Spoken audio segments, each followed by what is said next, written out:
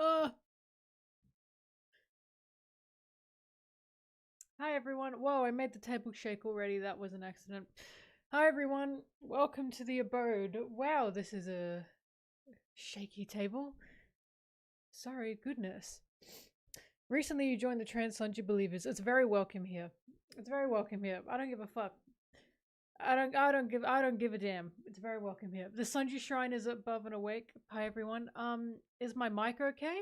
Is it loud enough? Please do tell me because I've been switching it around for a little bit to make sure that it's okay. Why is everything so oh, I know why it's shaky. Hang on.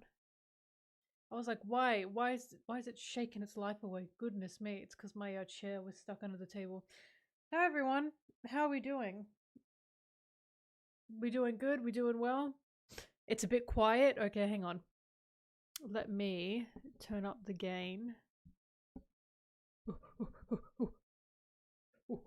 Actually, I don't want to turn up the gain. I'm going to do this instead. How's that? Is that any louder? Is that any better? Can you hear me? Sorry, I'm just double checking the... Yes, good, okay. How beautiful is my Sanji Shrine, by the way? How good is that? Isn't that like the most beautiful thing you've ever seen? Like, isn't that just, you know? Wow. Wow. Wow. It's perfect, isn't it? And soon it will be perfected. Well, I say soon, probably in a month. I'm gonna get the little bookshelves and the figurines will be put up and then it'll be actually perfect.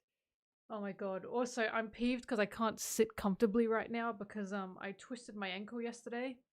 and she's a little bit tender. It wasn't a bad twist, but I went to the hardware store. I was forced to go to the hardware store. It was not by choice. I had to go. And yeah, guys, you channel the energy which you believe you will channel. I don't know how to say this because I was like, it's going to be a horrible day having to go to the hardware store. It was a horrible day. They didn't have what I wanted. Actually, I managed to get my chair. I had to put the head back on the chair, so that was fine. They had one thing of what I wanted. They didn't have the other thing of what I wanted. I nearly dropped my donuts when I bought them. And that must have looked fucking crazy. Now that I'm thinking about it.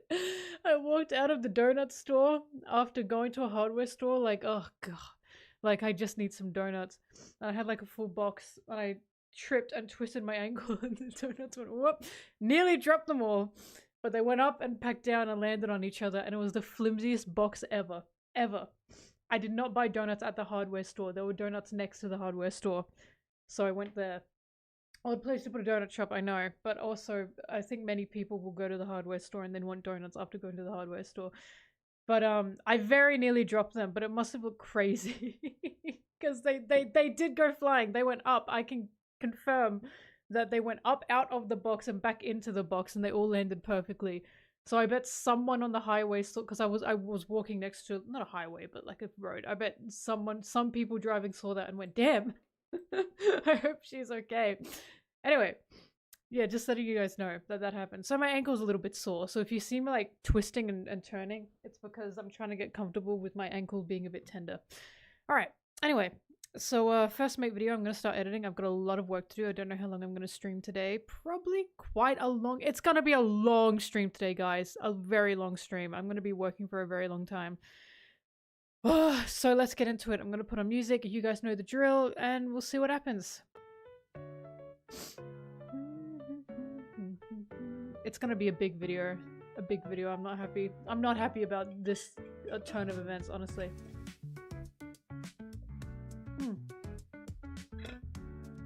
Okay.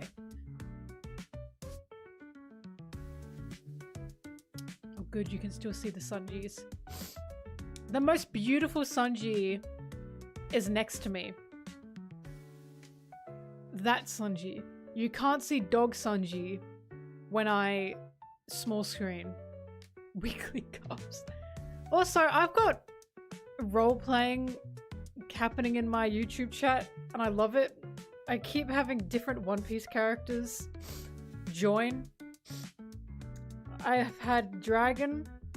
I've had Garp. Dragon's the #1 supporter, by the way. I love Dragon. I've had Dragon as my #1 supporter, which is fucking awesome. I know I'm doing something right. I have Garp come in here. I swear I had a Kainu at one point, but I don't exactly remember. And currently I've got... Who is it? I've got Jupiter. I've got Jupiter currently in the chat. Nice to know. Dragon is currently not here. Dragon's busy. What do you mean role-playing it's real? Sorry, yeah, my bad, it's real. Thank you for this. MelonTeee. Thanks, Brig. Thanks. I take back the thanks. I hate your sub.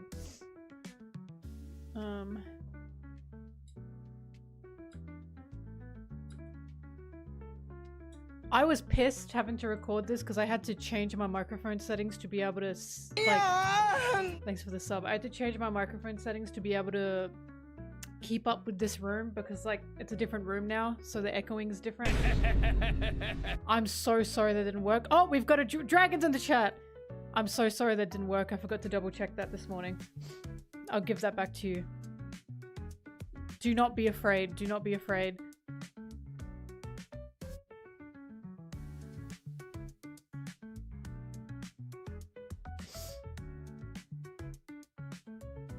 I've got there's two different dragons. Oh god, sorry, my nose is all sniffly.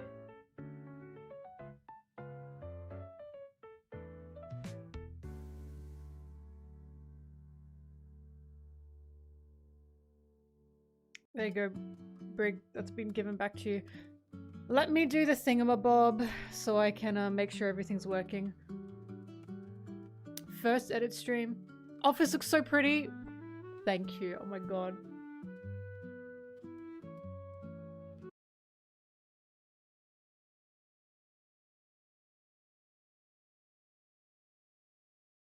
Why am I... Oh my god, that scared the shit out of me. Oh, I was like... I heard someone talking. And I was like, what is that? I was going to my Twitch account. It was someone streaming on Twitch. And I was like, oh my god, there's a fucking ghost in my house. There's someone in my house. That scared the shit out of me. I'm glad you couldn't hear that. Oh my god. Oh. Do I know Epic the Musical? I will fall in love with you over and over again. I don't care how or when. Something, something, something, you're mine. Of course I know it. I haven't seen it. I only know that song. But I've been waiting. That's what you're talking about, right? That's literally the only song I know from it because it's a... I want to say it's like a fandom thing. Like a lot of fandoms have been using it.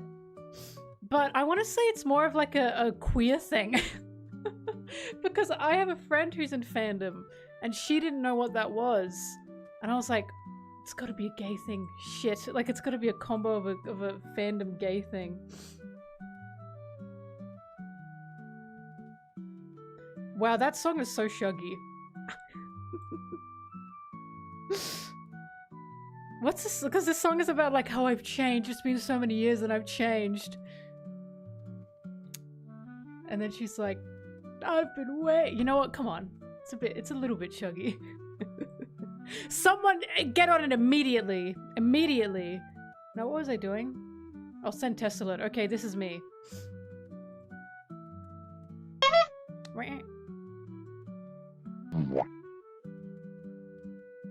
Loose uncoded? Not really, because the song is the guy is singing about all the shit he's gone through and all the shit he's done, and he's not like himself anymore. Isn't that kind of Shanks core? Whack his pee-pee. Like, he's literally got a line that's like, all the blood on my hands. Bro, Shanks was a fucking holy knight. That's so shuggy coded. Are you kidding me? Guys, I've unlocked it. My third eye. It's opened. Alright. And this one. There you go. No, I know whole cake, but Luffy, like, has not gone... Like, Luffy's gone through shit, but he's not gone through shit where it's like, I'm just not the same person anymore. You know what I mean? That's Shanks shit. That's Shanks kind of stuff. That's Shanks' shit. Ugh. I can read the poneglyphs. I get Oda's notes. Actually, no. I give him notes. That's why I've been guessing like everything this year. This year has been crazy for me. Has been insane for me in my One Piece guessings. Because I've been right a sickening amount of times this year. Just a sickening amount of times this year. I'm not in his walls. It's either he's in mine or you've never seen me and him in the same room.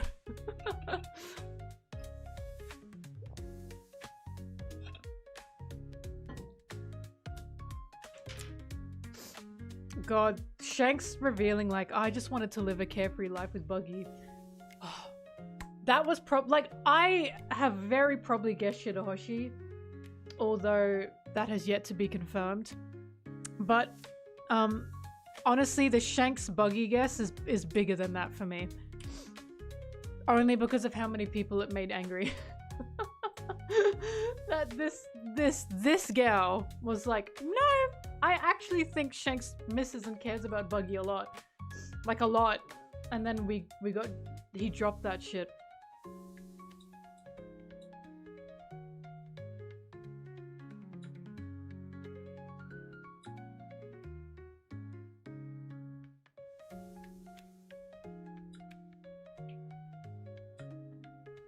Because I'm now in this, like, office, by the way, and I can yell when I record, there's gonna be some crazy lines in this video. There's gonna be some passion in this video. A lot of my other videos were kind of held back because I was, like, worried that I was gonna be waking my roommates up. Not this time, baby. I don't have roommates anymore.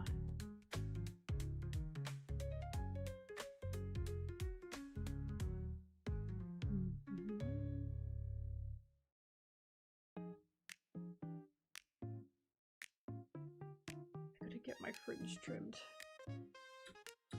I've got little scraggly hairs.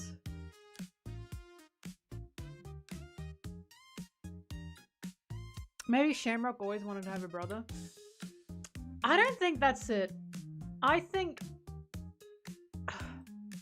Listen, I'm not putting aside the fact that Shamrock has probably done horrible war criminal things, but I can also only imagine Shamrock, like... How do I say this? I think it's quite clear Shamrock was a child soldier. Like, I think it's quite clear Shamrock was basically born and bred to be a holy knight, and he has had no ability to be anything else. Do you know what I mean? So I think having Shanks around would made him feel more human. Do you know what I mean? I think Shamrock basically would have grown up in an area where he would not have felt like a human being. He would have just been a machine, right? Because there is actually somewhat of a theme in One Piece regarding child soldiers and the damage that war does to everyone, especially to children. And Shamrock, again, I'm not saying Shamrock is dissolved of his crimes. I'm saying he's his father's property. Right, that's what I'm saying. So I feel like Shanks being around would have comforted him. And then Shanks, like, having this freedom would piss him off. Like, doesn't that make sense? Wouldn't Shanks having freedom that he never had make Shamrock unbelievably jealous? Unbelievably angry that Shanks can live the life that he can live and he can't?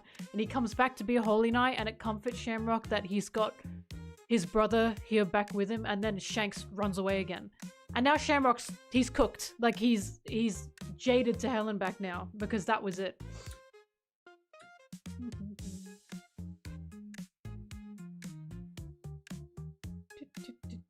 His mental state would be fried. No, Shamrock is a...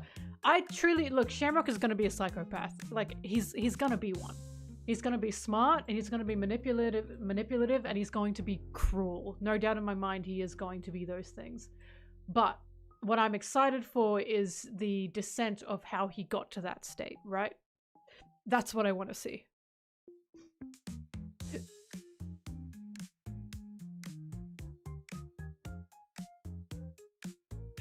Ugh.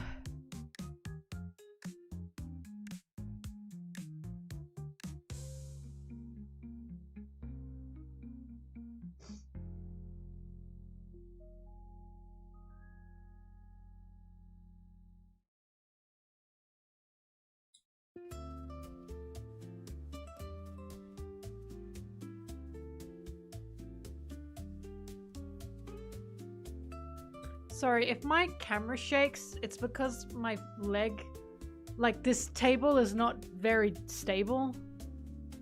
It's a bit wibbly wobbly. And the screen, my computer screens are also a bit wibbly wobbly, so that's why. There is no earthquake happening. I just be shaking that shit.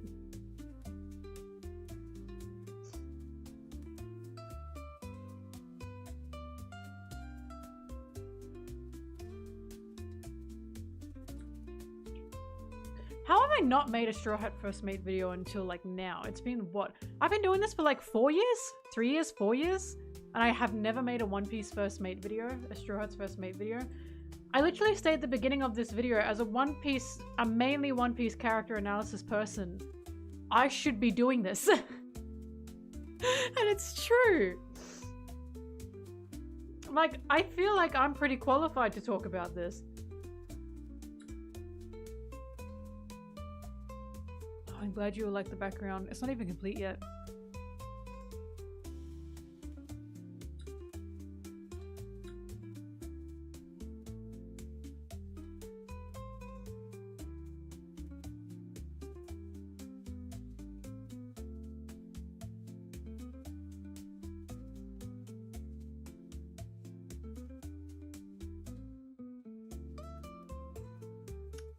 You weren't on board my notion until I said the groupthink aspect.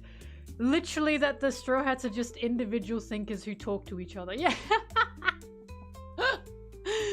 right? Because that's the thing. A lot of people go, well, if there's not a first mate, then how do they function? And it's like, they function as a whole. They're a community. Like, that's how they function.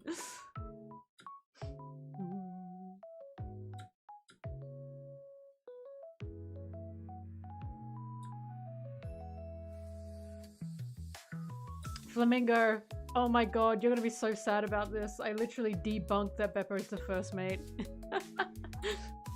I do talk about Beppo, and I do talk about how Beppo is not the first mate. I'm sorry, Flamingo.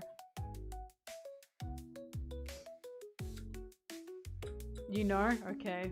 I had a feeling it was a joke, but I just have to be sure. I always think about when people say to me like, Mel, they're rage baiting you, they're rage baiting you. And it's like, and I've said to you guys, I don't know that because people are this stupid. And a lot of you guys have also been like, wait, are they actually like, is this something they actually think? Like, it's such a toss-up between if something is rage bait or if something is, if it's something someone genuinely believes. Because it's like, I've seen the opinion legitimately stated so many times by people who are serious about it.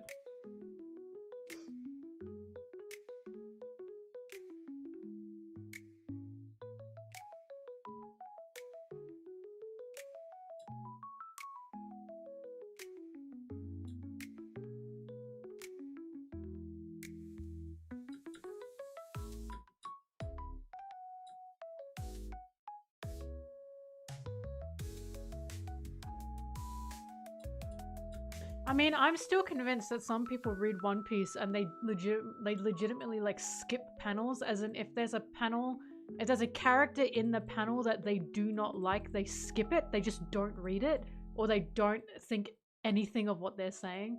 And the only reason I say this because I talked about this to you guys. Someone tried to use the Zoropunk Hazard thing, the Zoropunk Hazard moment where he yells at Luffy as a showing of, see, this is Zoro reprimanding Luffy. And on the very same page, Sanji is going, wow, he's so tough on himself. And I was like, I remember replying to them like, Sanji's literally on the page. Like, he's telling you what's going on, and it's not Zoro reprimanding Luffy. It's Zoro yelling at himself because he's anxious. And Sanji's going, wow, Zoro's so tough on himself. And I was like,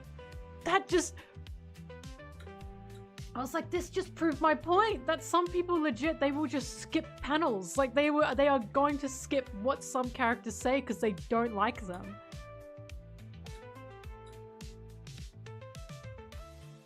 Oh, Crash. Thank you. I also like the lights on my Sanji shrine. It was just crazy. I'll never forget that one because I remember just replying, Sanji's right there. Sanji's right there telling you what's happening. What? God, that was funny.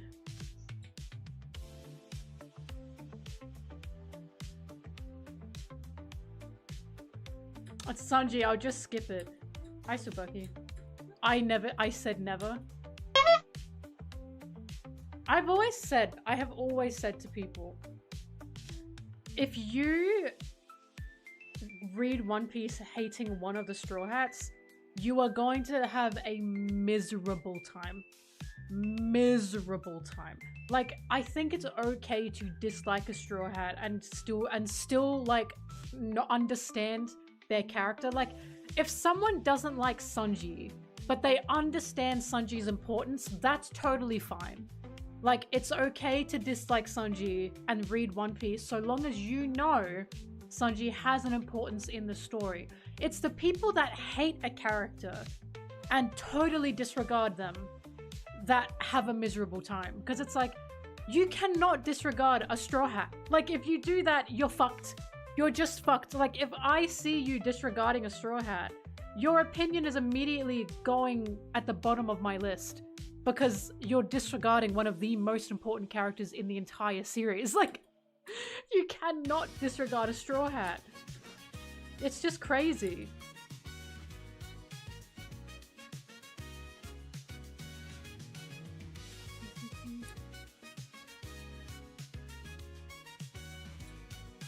Because I know people that don't like Sanji. But they still know Sanji has importance in the story. They personally just don't like his character. And that's fine, right? That's totally fine.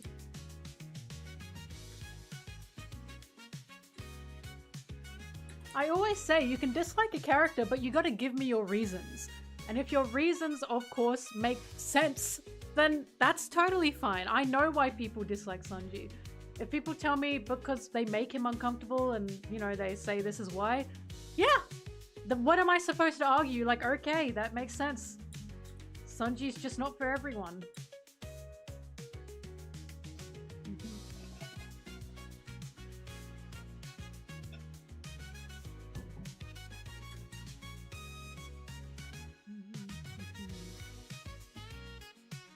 I've always said, I think one of my biggest strengths as like a One Piece content creator, as a One Piece content creator, is I love the Straw Hats. All of them. All of them. So while I do have a Sanji bias, and I admit that's there, I still do not disregard any Straw Hat and anything any Straw Hat is saying or doing.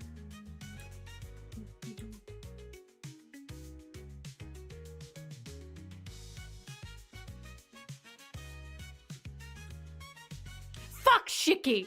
I hate that fucking bum! I don't even hate Shiki, I hate the way people like him! I don't care about that bum.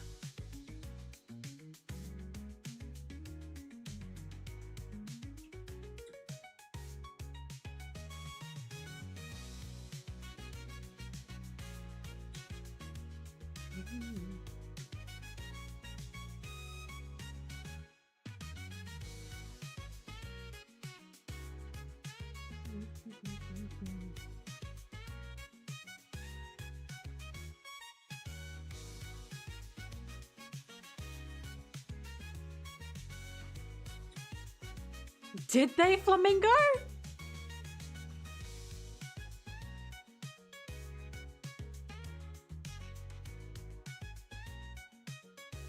They're always bickering. Yeah, but so are Kaido and Big Mom.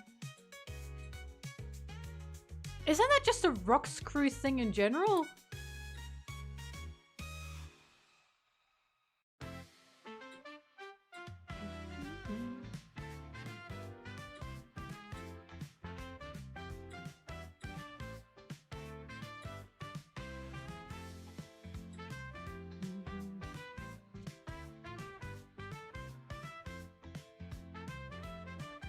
If Silver Axe has green hair, it's over.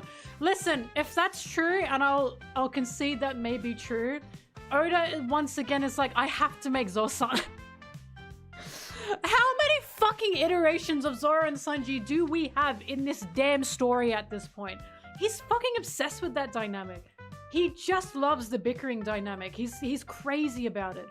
I'll never get over when he made Sanji leave Dressrosa and he went, fuck, I miss Zoro-san. And then he made Bartolomeo and Cavendish.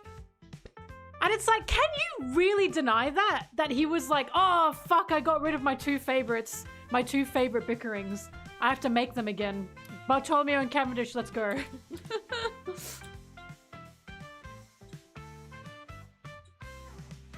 How do I make my bangs and fringe look full? I've got thick hair. And a lot of it. I've just got a lot of hair, my guy.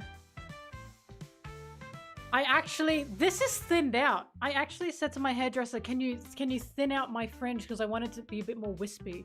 And my hairdresser said, I can't do that because your cowlick that I have is too strong. And if she did that, my fringe would just be like this. So it has to be thick. Rockshrew had power in numbers but zero cohesion. Indeed. I stand by. They liked each other. They enjoyed their time together. But they were messy. They were messy. Thank you for that, by the way. How Rayleigh and Gaman interact with each other. Flamingo, I'm gonna be jorking my shit. I'm sorry. Please, they have to interact with each other. I need to see them interact with each other. I need to jork my shit to it, please.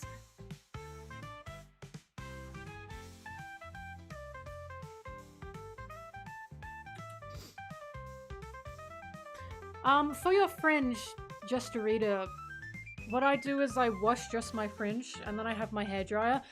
Guys, did you know the type of hairdryer changes your hair? Did you know this? I was using a cheap ass $30 hairdryer from Amazon for like 3 years. And I was like, they're all the same. I was like, they're all the same. They're all the same. All they do is dry your hair. I got a new, more expensive hairdryer recently because I was moving and I thought, fuck it, Black Friday, I might as well try it. My hair has noticeably changed and like felt better and looked better. I had no idea. I felt like a fucking fool. So I use my new hairdryer on my bangs, like on my fringe. And I just, right like this, and this is how it just sits like this now. I don't know if better hairdryers help maintain moisture. I was just shocked. I was shocked because I was like, you're just drying your hair. What can possibly be the difference? There's a difference. I hate when something is more expensive for a reason. Like, I hate when something is justifiably more expensive. Do you understand what I mean? Howdy do, boys. Like, this isn't like a $100 pen to $20 pen situation. Do you know what I mean? Like, a pen's a pen. No. This is like, no, hairdryer does actually matter. It really pissed me off. It pissed me the fuck off.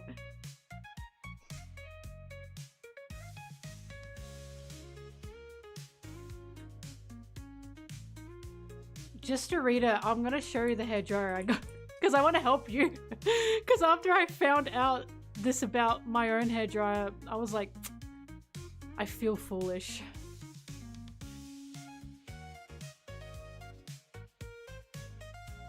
I got it for Black Friday, by the way.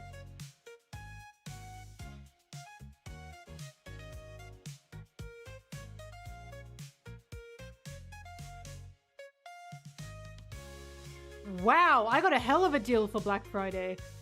It wasn't even $100 for me.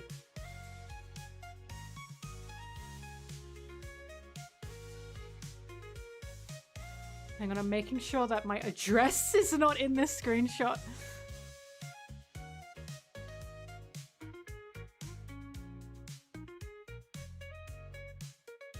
It's not? Okay.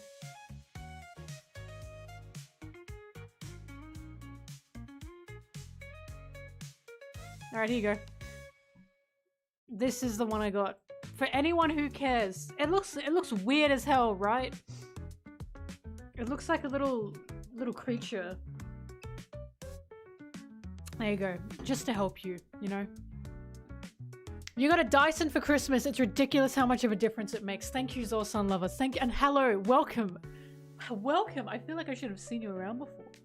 It's like a Dyson hairdryer, but it's not. I don't know if there's any difference here, but it's really good. And it's pink as well. It's pink. I love it. I'm so pissed off that it actually makes a difference. It really pissed me off. I said that to my friend and she looked at me and said, "Are you stupid?" And I said, "Yes, I'm stupid, bitch. I didn't know." But like, you guys understand my logic, right? Logically, why would something that dries your hair make a difference? It's just air at your hair. In my mind, I was like, there's no way that makes a difference. I don't know how it makes a difference. I don't know. I can't tell you, but I know it makes a difference. It makes a difference. Like, my hair is less fuzzy.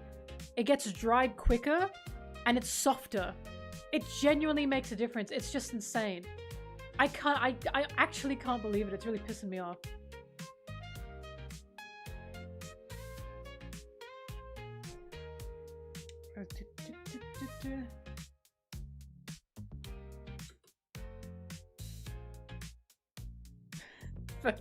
I wish they should hire me.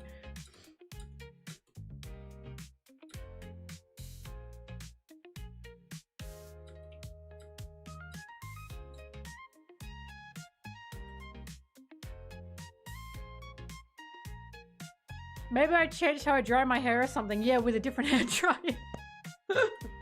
I'm telling you, I've changed nothing. I've changed nothing but the hairdryer. I know it's weird. Look, I can't wrap my head around it either.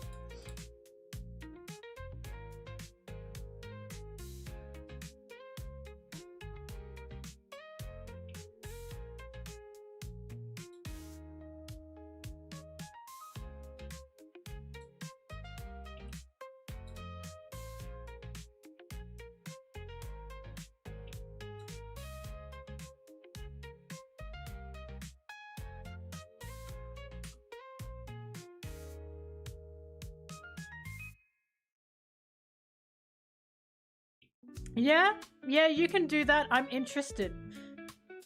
What's your name? Ron Quixote? I'm interested. I'm interested.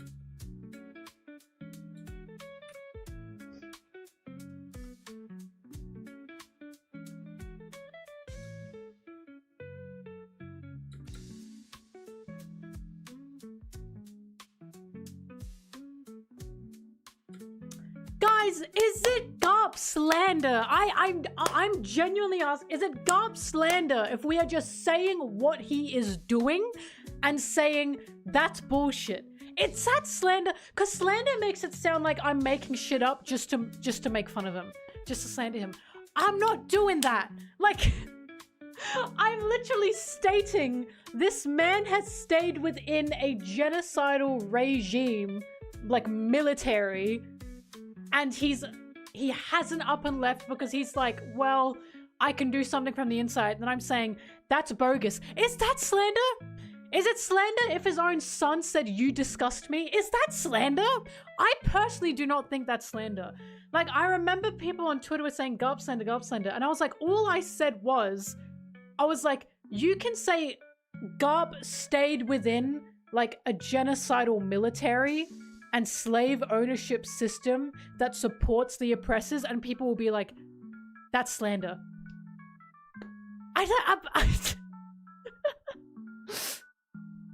Your hair is wet. It is at the most fragile state it can be.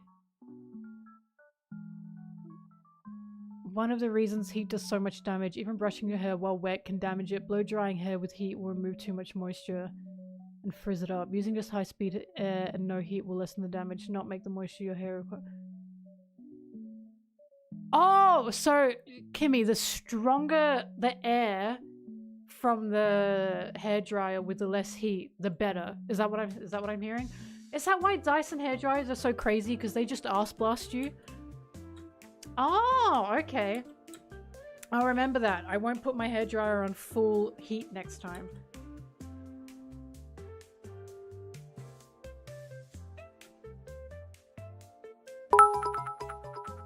Here it is.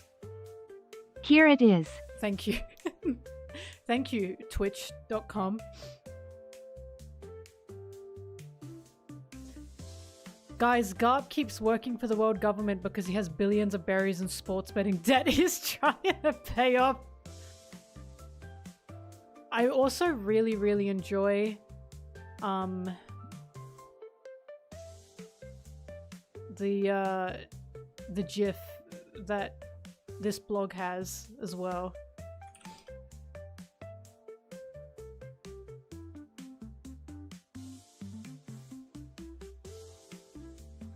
I really fucking like this guy. Ooh. Yeah, Garp was betting on the horses.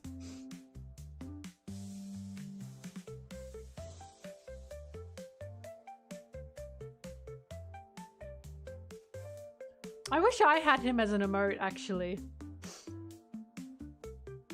Mods! I don't even know if I have any mods here right now. I'm gonna say that and Zim's gonna pop up and say, wow, Mel, I'm right here. But I think I'm safe. I don't think Zim's here.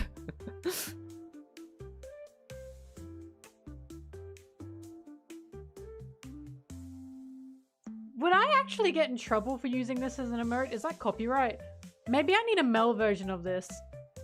Wait, maybe I can get Crash to do that for me. Crash has just left.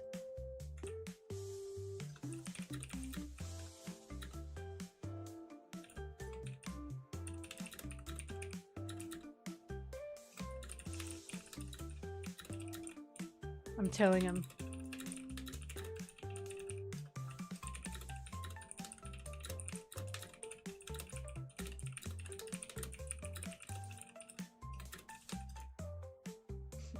I kind of want that real bad. No, I want a me version. I want that to be me. So every time I guess something right, you guys can send me hitting that shit. At this point, I need a Mel was right emote. Peanuts images are copyrighted. I mean, I knew that. I knew that. Damn. I love Peanuts for those who don't know. Look, I've got this little guy. Isn't he cute? I mean... Snoopy! Oh my god, I killed him! Oh, my leg. Poor little guy.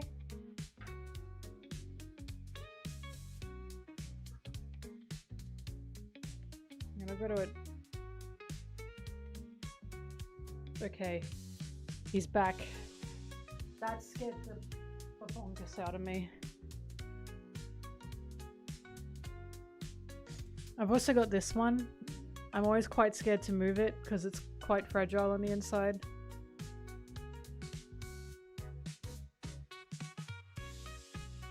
One of my favorites. He's drawing a little Woodstock. Really like him. Oh, for fuck's sake! I knew that was gonna happen, and it still happened. For God. Oh my God. See, I'm just useless, mate. I'm just useless. Now I've got to... For some reason, unbeknownst to me, they've made it so the painting that Snoopy's painting on is like a little separate thing. And I suppose that's cute, but it's a pain in the fucking ass to set up.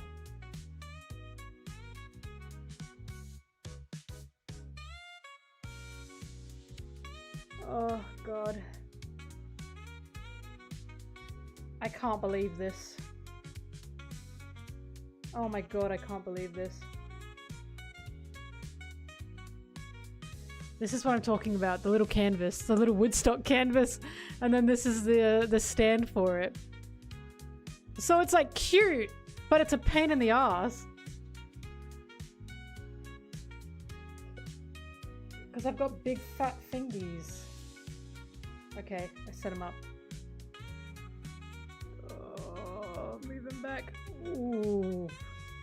Whew, that was a bit scary.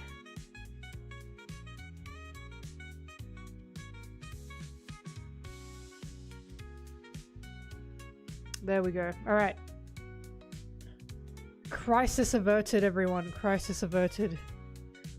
That was a bit scary.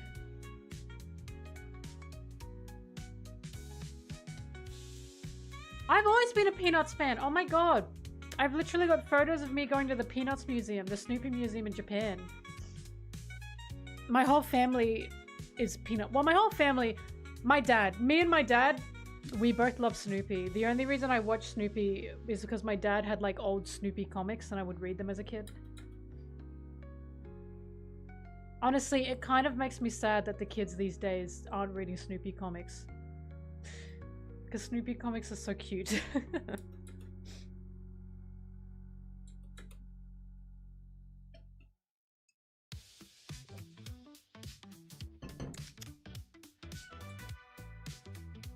My favorite characters were Lucy and Schroeder. Snoopy as well, of course. Lucy and Schroeder were just so funny to me. I just love how fucking annoying she is. I love how much she likes him, and I love how much she's like, oh my God, leave me alone. It's so good.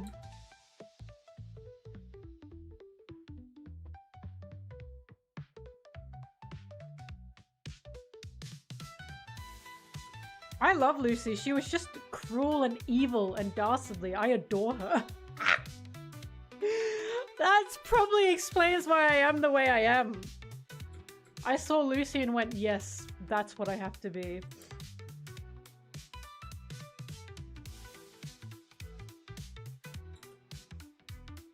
No, Lucy and Schrodinger. Schrodinger's the guy on the piano. Lucy would like bully everyone, even him.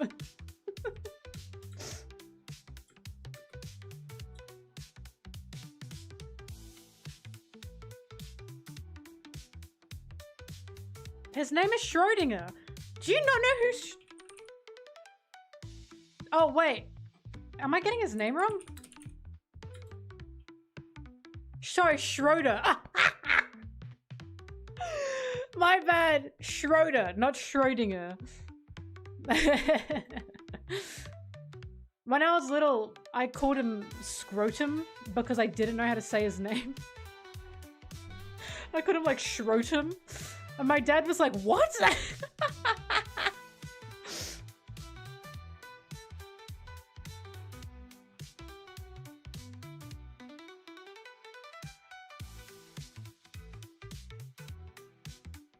See these two? Lucy and Schroeder. I like them a lot. She says, the top of your head is cute.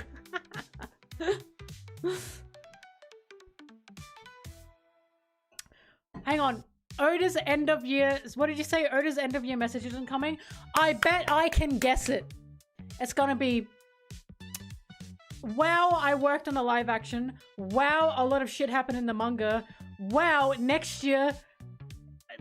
everyone's gonna be like, whoa, he's fighting him and he's fighting him. That's it. It's gonna be the same thing he said fucking every year. He's gonna say again... Whoa, next year, he's gonna fight him, and he's gonna fight him, and everyone's gonna be like, whoa. It's gonna be the exact same thing. It's gonna be the same thing you said, like, what, like 4 years in a row. So-and-so will make a move. Exactly.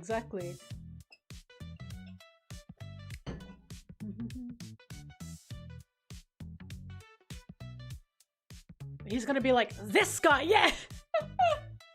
This guy is gonna do something. If he says the Stinkman will come back, we're popping bottles.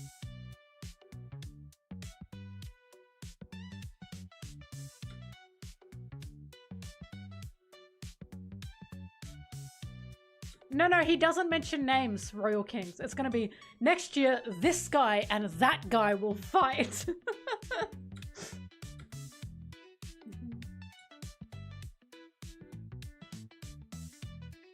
I kind of feel a little bad for him for having to like do this every year because I just wanted to work and then Shonen Jump were like, you gotta give a message, be like, oh my god, I just want to like I just want to work and go see my family, you know what I mean? And just hang out and go and get drinks. Stop making me write notes and messages for everyone. They're reading the manga.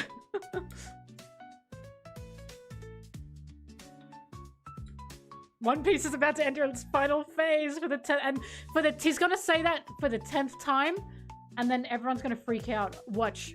He's gonna say again, One Piece is in its final phase, and everyone's gonna go, oh my god, it's gonna end next year. When will we learn? I just don't know when we'll learn.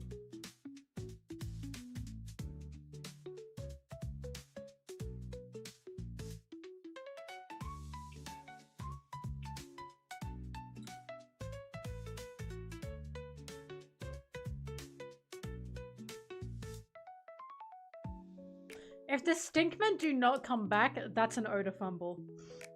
I will say he fumbled that shit.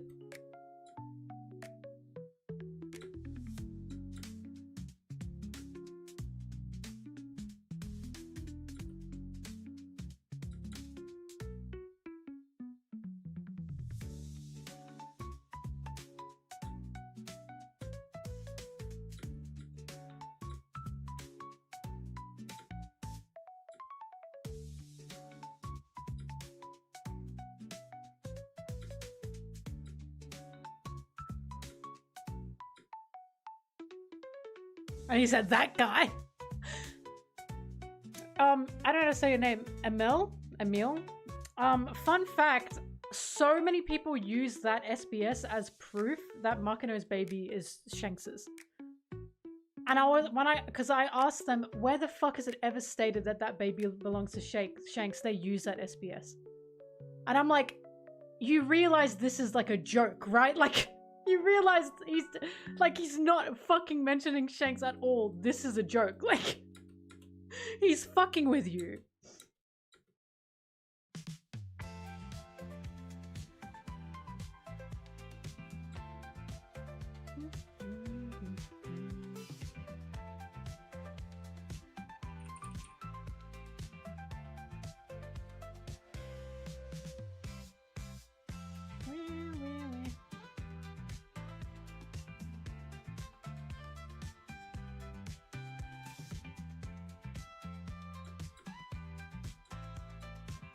Also, the further we get into One Piece, the more it makes less sense that Shanks would have, like, a baby. Like, am I crazy to say that? Because I think, like, the further we get into this series and the more we find out about Shanks, the more I'm like, why the fuck would this guy want to have a baby? Like, hi Sarah, what are you doing here?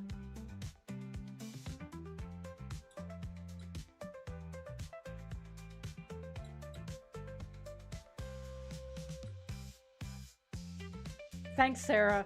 See what she does to me? She just likes fucking with me.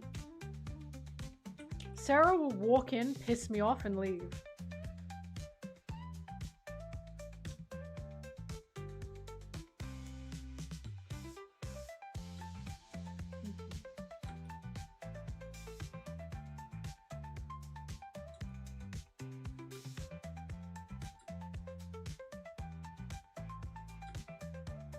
You know what Sarah said to me, by the way? She said, I need to get into another fandom because I've exhausted all the fan works and fan content of this other fandom I'm in. And she said that to me.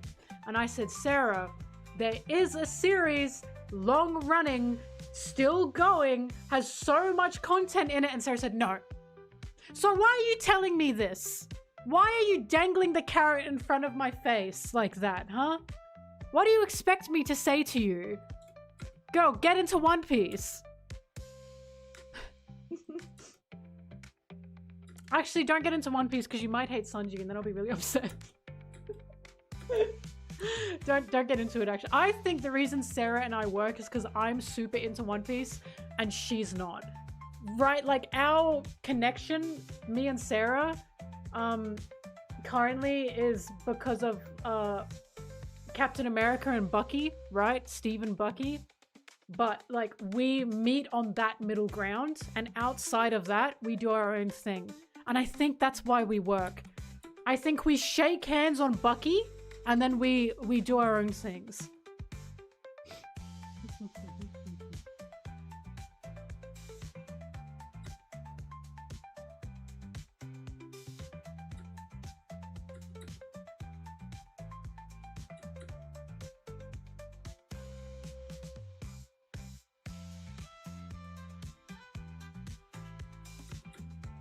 Ah, Sarah, you used to sound like me. That's what they all say. And one day you'll wake up and be a One Piece fan.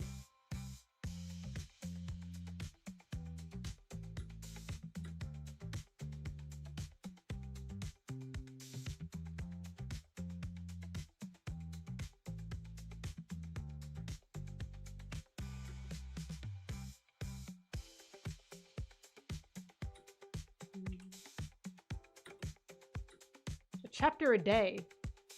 Wait, someone do the math for that. There's currently 1,168 chapters? So that's 1,168 days.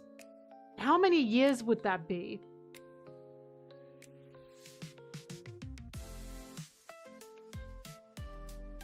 Like 4?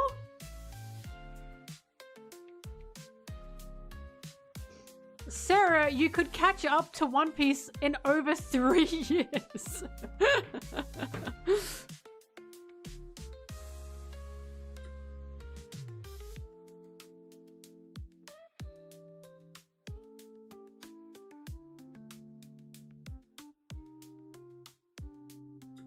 Sarah, I'm gonna kill. Oh, she's rage baiting me. Oh, I know you're laughing. I know she's smiling. I know she's smiling nefariously, grinning from ear to ear.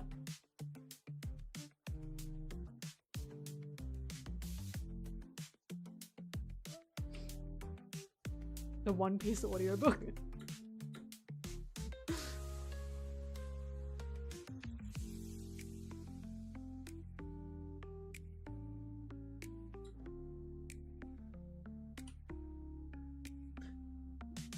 Fandom recommendations. Grumpy Menyawi.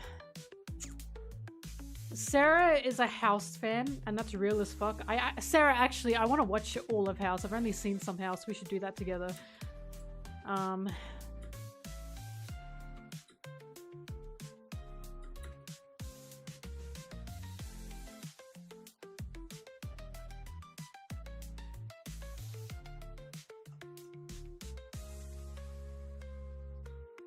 House is just so...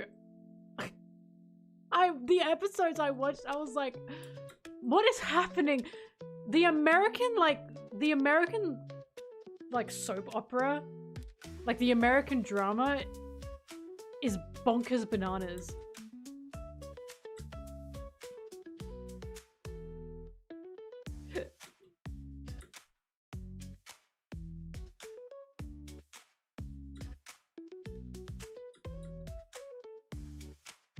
Grumpy Old Man Yowie. Oh, Sarah, I haven't seen it, but Good Omens, I think? Isn't Good Omens like Grumpy Old Man Yowie? You'd probably like that. It's got David Tennant in it.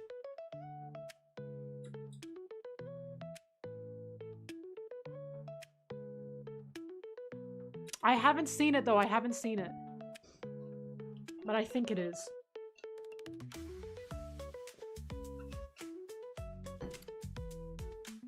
Sarah, watch it for me. Be my guinea pig.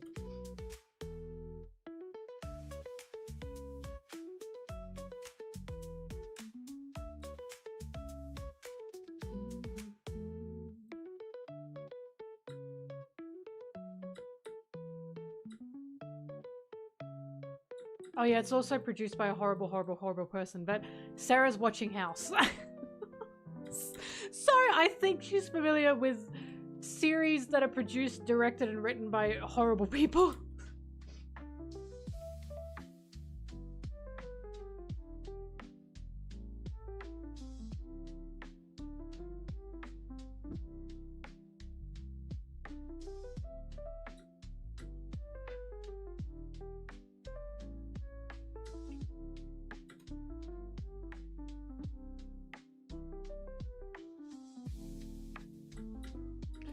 Fuck, I have to catch up with Witch Hat Atelier.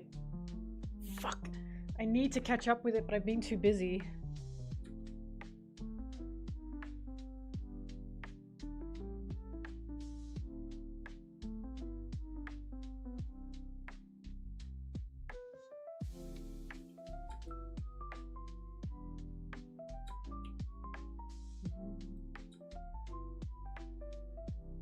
Witch Hat Atelier is going to get huge. Like, so long as the anime don't fuck up and it looks like they're gonna do good, Witch Hat Atelier is going to get massive. Because currently a lot of people know Witch Hat Atelier, but like, it's not known. Do you guys know what I mean? Like, Witch Hat Atelier is something when I tell people about it, it's a half-half.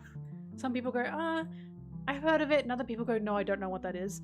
The anime is going to make it explode. Like, it's a no-brainer. It's really good. I still have to finish watching it, but everyone I've reading it, but everyone I've recommended it to and they've read it have just fallen in love with it. It's just beautiful. The anime is truly gonna make it go fucking crazy, but I'm excited for fuck. Oh my god, I forgot how to say his name because I read it in my head and then I forget about it. Hang on.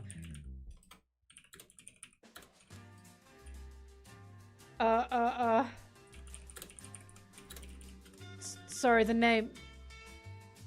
Kifri? It's Kifri, right? Not Quilfrey? Kifri? Kifri, it is quick Kifri.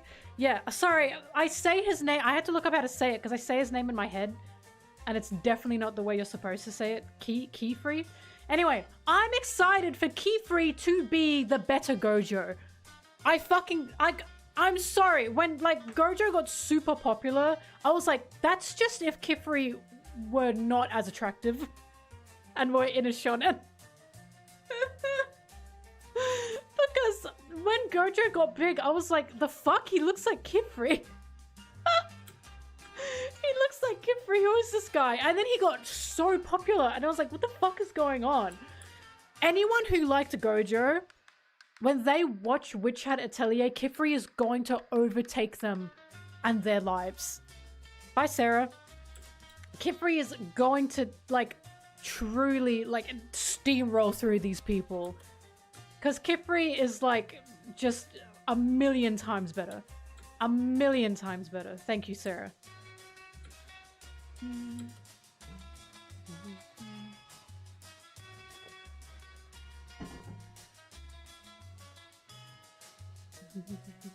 The art style is also good. Sorry, if you like Gojo, no beef. No harm, no foul. But I remember thinking the Gojo people would love Kifri. And it's gonna happen.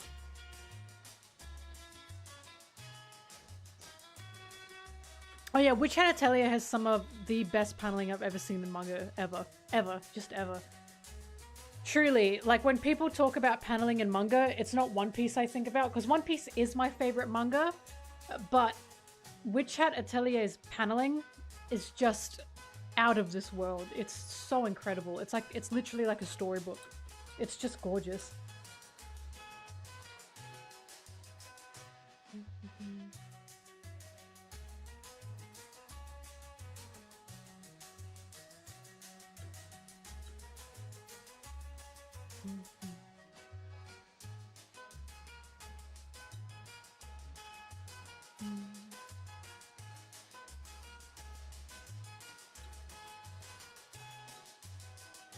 Anyway, read Witch Hat Atelier or wait for it to come out, but just know when Witch Hat Atelier gets animated, it's gonna overtake people. Like, I know it is, because the only reason it hasn't at this point in time is because a lot of people don't really know of it yet.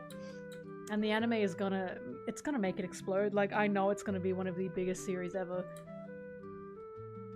It's got everything to make it one of the biggest series ever. There's nothing that can stop it apart from bad production.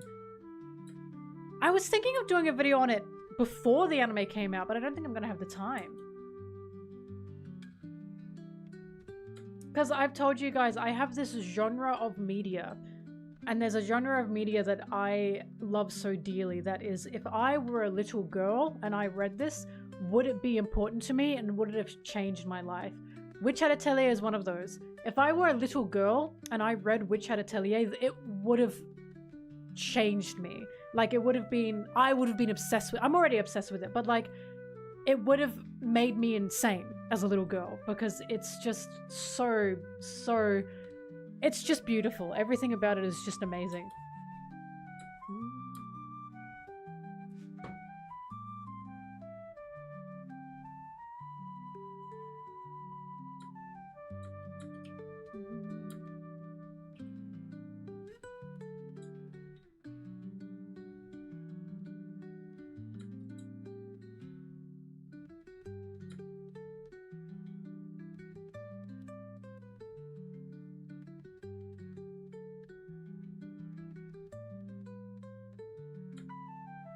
Hello.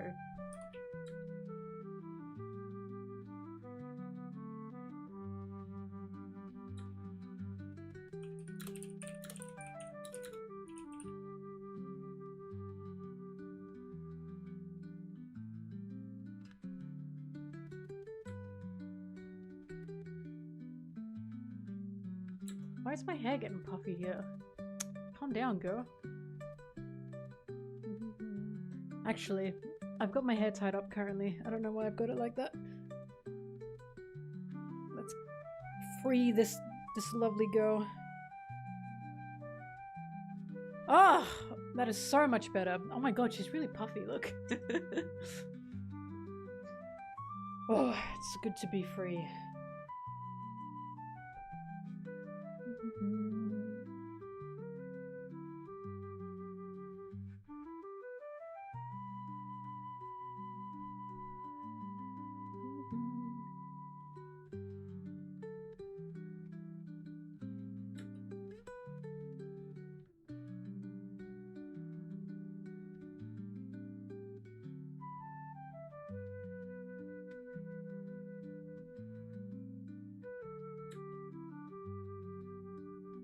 Why was this cut?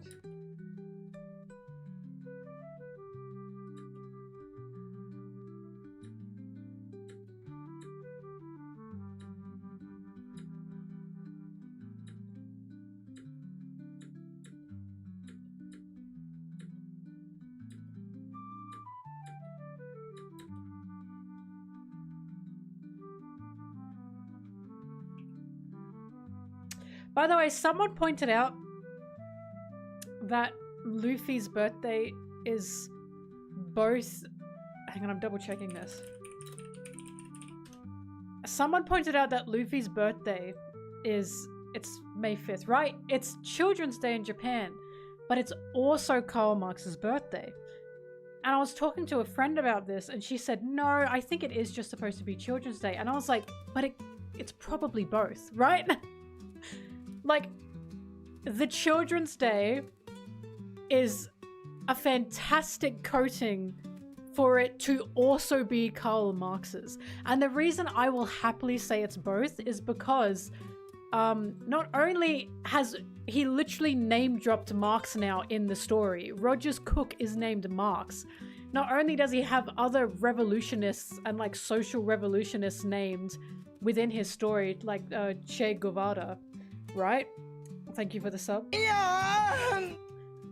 Dragon's own birthday is like the date of the beginning of like the socialist revolution or something. I forgot what it was exactly, but Dragon's own birthday... Wow, thank you for the subs. Dragon's own birthday falls on like a revolutionary uprising that happened in the real world. And it's like... Somehow I think this is on purpose. Like, I think it's purposefully that Luffy's birthday is both Children's Day while also happening to be Karl Marx's birthday. Like, even if Oda didn't intend that 100%, he'd love that shit. He literally has Marx name dropped in his fucking story. Like, who bought my room for me? You guys. All of you.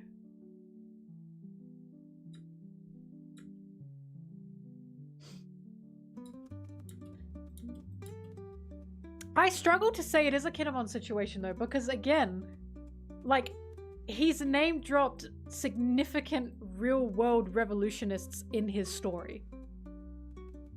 Do you know what I mean?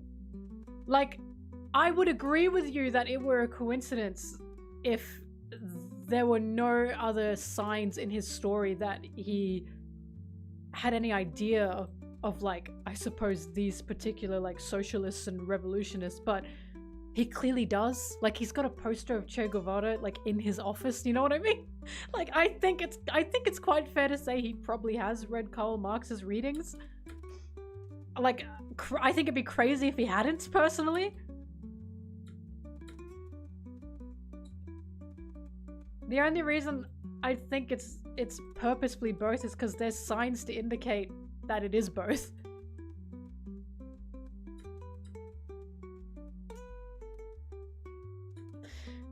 But even early in the story, Dragon existed, and Dragon was always a revolutionary. Do you know what I mean? Like, early in the story, Dragon existed as a revolutionist. As like a radical revolutionist, which Oda must have gotten like inspiration from somewhere for him to exist.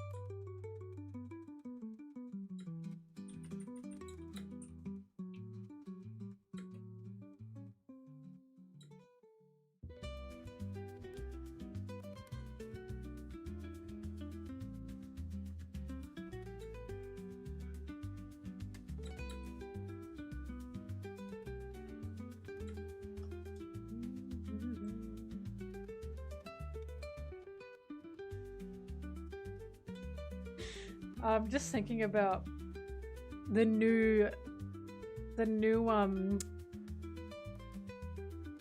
copy and pastes that some certain One Piece fans are using on me, that they're now saying everywhere, where it's like, One Piece isn't political, you're just inserting your own politics into One Piece. And I keep thinking about that, because now I keep encountering that. And I always tell you guys, whenever I see an opinion repeated like that, and recycled like that by different people, it's because someone has said it to their echo chamber, and then now they're saying that everywhere else to make themselves feel better that they are watching a series that clearly does not align with their own real life beliefs. You know what I mean?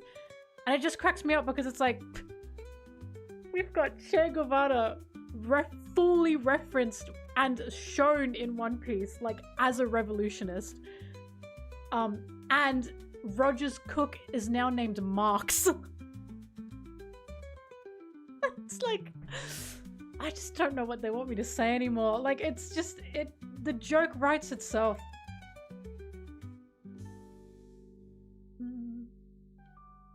One Piece isn't political. I've just named Roger's cooks after, like, the father of socialism as a joke. It's a joke! Guys, please. Please.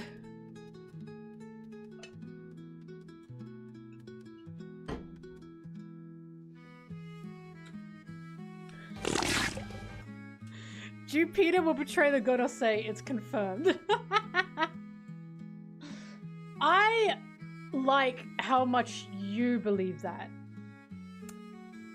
I enjoy that for you, but we'll see if it happens. Oh, don't look at that.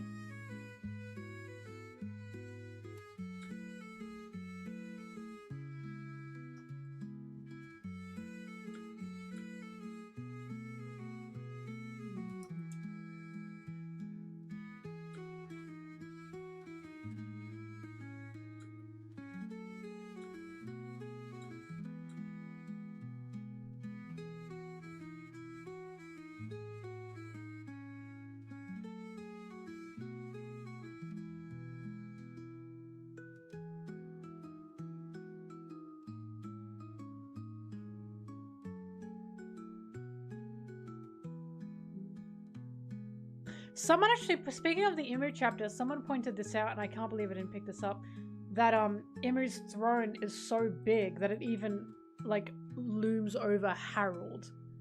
Like, God, just everything about Imu and Imu's design is just so good.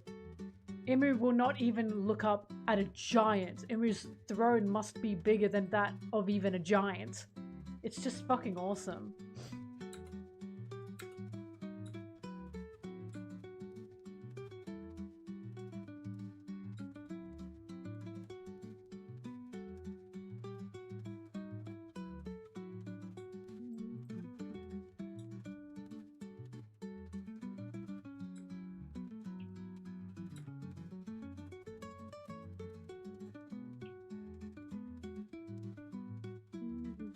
Imu's a Tantara.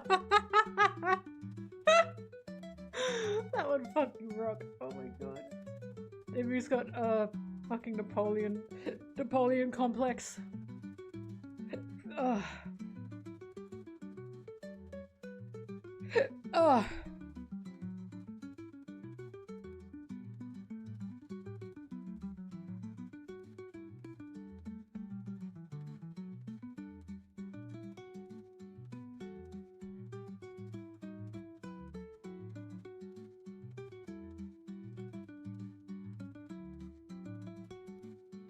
I mean, Boa got what she got because of what the Celestials did to her. That's why I like her so much. She was quite literally looked down upon and used to the point she was just an object to these Celestials, and now she refuses to ever be looked down on again. And instead, she looks so far down on you that she looks up. She's just fantastic. The Amazon Lily women in general are just fantastic. In fact, I was talking about Shaki because a lot of people were upset with what happened with Shaki. And at first I was like, I don't know why Oda would go down this route, because he's talked about how he doesn't like when women are just made into damsels in distress. The thing with Shaki is she, of course, was not just a damsel in distress. She was, like, I was telling Nino, I think it was, Oda made sure to clarify to us just how strong Shaki was before she got kidnapped, right? Like, we got so many scenes of Shaki being powerful, being strong, turning the most powerful men ever into mush, basically. And then she still got kidnapped. So, like, he's still making sure to show us this is still a very powerful woman. She just got blindsided. And that makes sense because she built a community in Fullerlet. She literally created a place where some of the most powerful pirates in the world could come together and talk. Because she had the rule in her bar, no fighting. No one was allowed to fight so long as they were in her bar. And Nino brought up something that was a really good point. That was the community that Shaki created is terrifying to someone like Imu. Do you know what I mean? The community that Shaki made for pirates to actually come together and talk to each other, that is something that would scare the shit out of Imu, especially with how powerful these pirates are, right? So she had to go. She had to be taken away. So she got kidnapped and again blindsided on her own turf, where she created some type of community that was safe.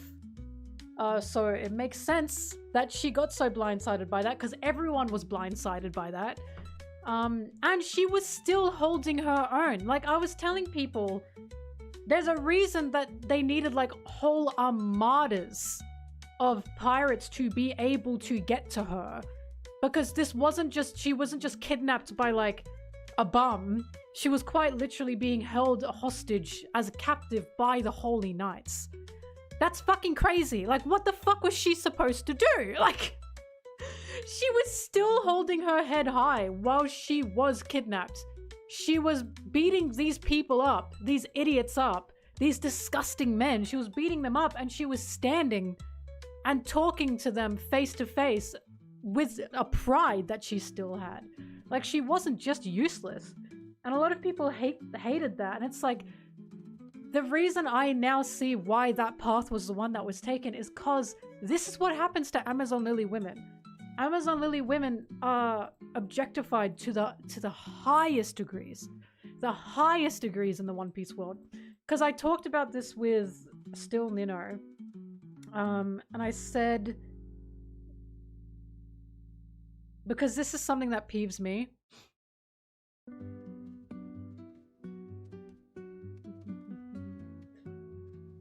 Where is it?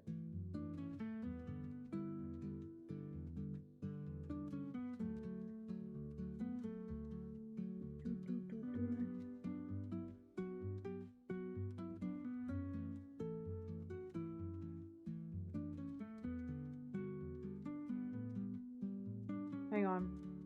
I made a point.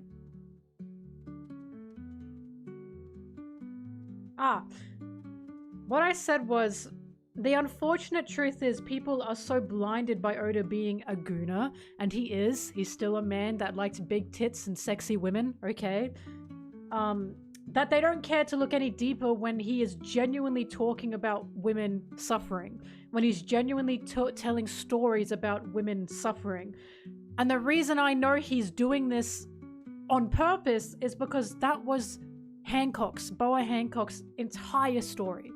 Her entire story was how this world government system, the Celestial Dragon system, has objectified her and ruined her and turned her into a slave. And now she has PTSD from that treatment, right? And this is the theme of Amazon Lily women. Like, why do you think Amazon Lily women exist by themselves, away from mainland society, away from the men in the world? Why do you think Amazon Lily as an island exists, right? It's not because it just happens to exist. It's because they are an example of women have gone off to create their own community, their own island, because they are fucking terrified of what the powerful will do to them. They are terrified of what these men are going to do to them. That's why they exist where they do. That's why they have that no men rule. Because they are constantly targeted and attacked, right? I don't know if there's a relationship with Lily personally, but they're preyed upon. They're preyed upon. So what happened to Shaki wasn't just, oh, this is just a woman getting kidnapped. This is an example of what, like, again, she was powerful. She was shown to be powerful. She wasn't just a useless character. This is a showing of even some of the most powerful people, like women in One Piece's world, still get targeted and preyed upon by these powerful men. Like, by the Holy Knights, by the Celestial Dragons, even by the Marines, right? The Amazon Lily women are constantly harassed. Constantly. Because they are seen as objects. That's why they have the love sickness.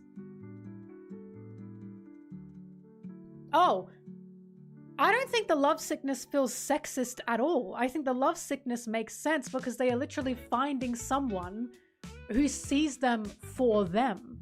That's the whole point. I don't believe the love sickness is sexist. I believe the love sickness is an idea of what happens when there's actually someone out there that sees them for who they are. Because again, the Amazon Lily women are in a world where they are constantly objectified. That's why Luffy was so much to Boa Hancock. Because Boa, and also they don't just immediately up and leave. Even the Boa sisters are taken advantage of. Exactly. Because the idea of love sickness is, oh, they just abandon everything and everyone when they get love sickness. That is not true. That's not true at all. While Shaki did like Rayleigh, and while she probably did make that bar for Rayleigh, she didn't up and abandon everything and everyone just for Rayleigh, did she? That bar she created was a community. It wasn't a, if you're not Rayleigh, get out. It was a community that she created on Fullerled that would have been safe also for the women that entered the bar because it was a no fighting rule, right? The only thing that would make the love sickness super sexist is if they did suddenly up and abandon everything. They don't. We constantly see the Amazon Lily women still supporting each other, still loving each other, right? And still protecting each other, even when they have this love sickness. Gloriosa loved Shaki. She loved her. She was distraught when she found out Shaki was kidnapped, right? Like, there's this idea that because they fell for this guy, suddenly they're abandoning everything. That's not true at all. We do not see the Amazon Lily women abandon who and what is important to them just because they get love sickness. They still want to protect each other. Very much so, they still want to protect each other. Like Hancock, right? She didn't up and leave Amazon Lily because she got love sickness for Luffy. She likes him a lot. She loves him. But she hasn't left Amazon Lily. She's still protecting it. And she's still going to be there to protect it. Gloriosa is doing the same.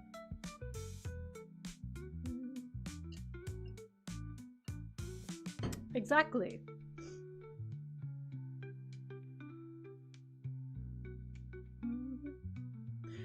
Because that's what I mean. So the Amazon Lily women have this pattern, and they have this pattern because of the shit they face in the world. They have this pattern because they are literally in a world that is objectified. In a world where they get objectified.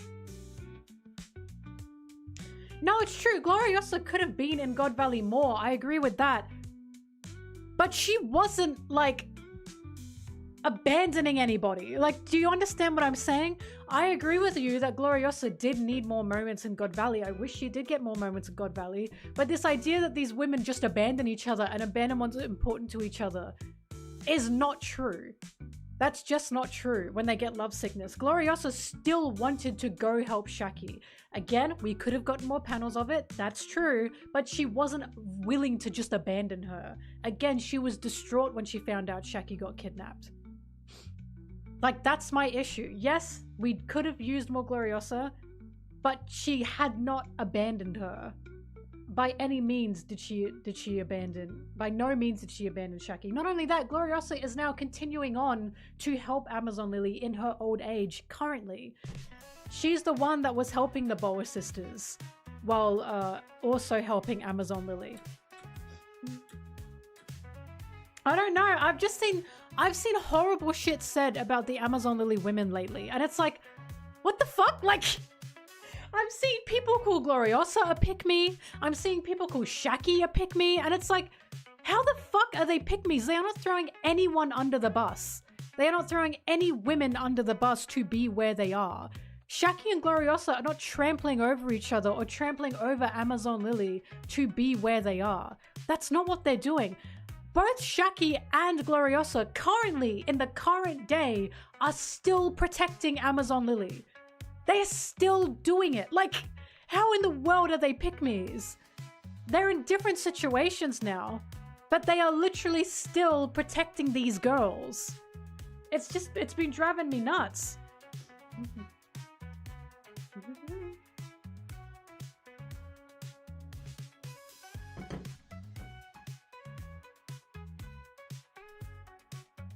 I don't think Gloriosa joined the Roger Pirates, no. I think she needed a way to get off the island. And also, Shaki was with the Roger Pirates.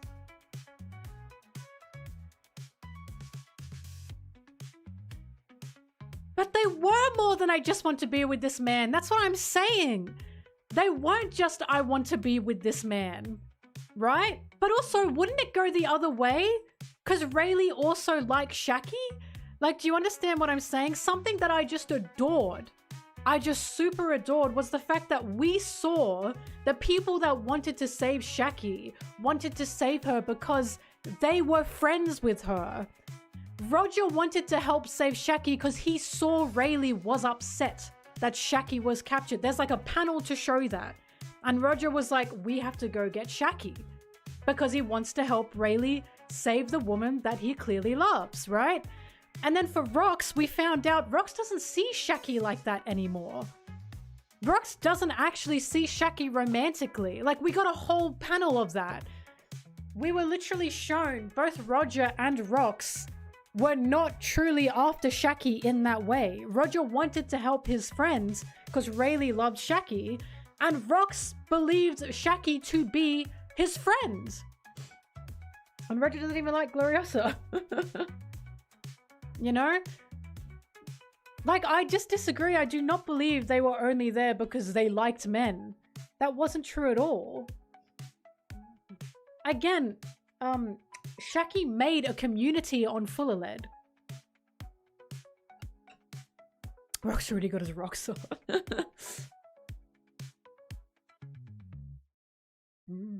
But also, we are supposed to see the love sickness because remember what Boa was told. Gloriosa talks about the love sickness curse. Of course they are going to get love sickness. This is something that happens to Amazon Lily women, again, because they very, very rarely encounter people that actually see them for who they are. That's incredibly rare, because they get objectified constantly. But one of my favorite scenes was Rayleigh and Shaki hugging each other and crying. Like, the fact that Rayleigh cried as well, like, they are both vulnerable around each other. It wasn't just, oh, cool man Rayleigh moment. It was also, he is as vulnerable with her as she is with him. Like, I'm not against, like, love, I suppose. I'm not against it in that way. I just think it's kind of... I personally think it's a bit in bad faith to say that Shaki and Gloriosa just existed as, oh, we just like men. Like, I just don't think that's how they existed. Because especially now, in the current day, that is not how they exist.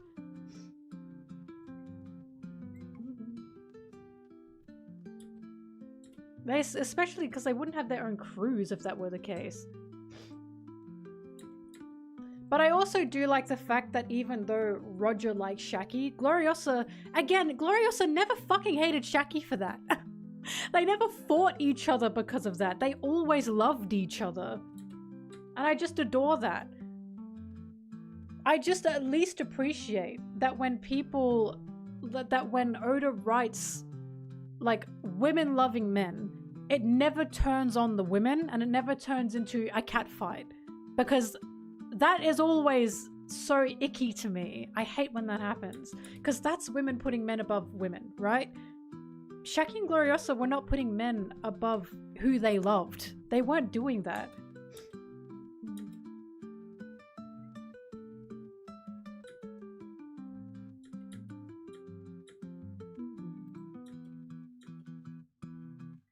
Well, look, the way I see it is, or putting men above themselves.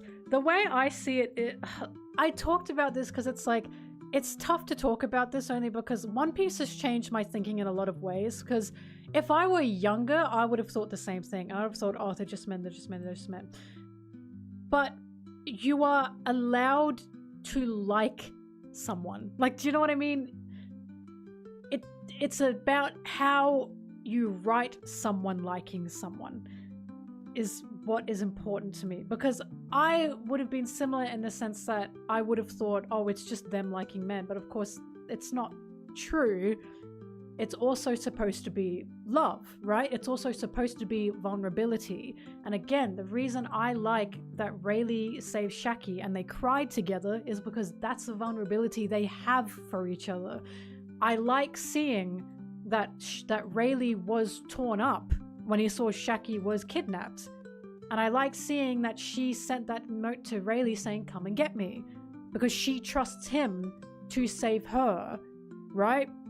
And eventually when he did, they cried together. Because they cared about each other like that. And I think that's like, if it were just Rayleigh saving her and there was just, you know, and Rayleigh was just, bah, that would fucking suck, because then it feels like, oh, he doesn't seem to really care about her in the way that he should, you know? It wouldn't feel like that. It's like a sense of there's a toxic masculinity in the belief of, like, I care about this woman, but no, I'm the stronger one. I can't do anything about that. You know what I mean? No, Rayleigh cried with her. And I just think that's an important thing to show. And I really like that he did that. Because again, it's these two loving each other. It's not just a woman being man obsessed. They are both in love with each other.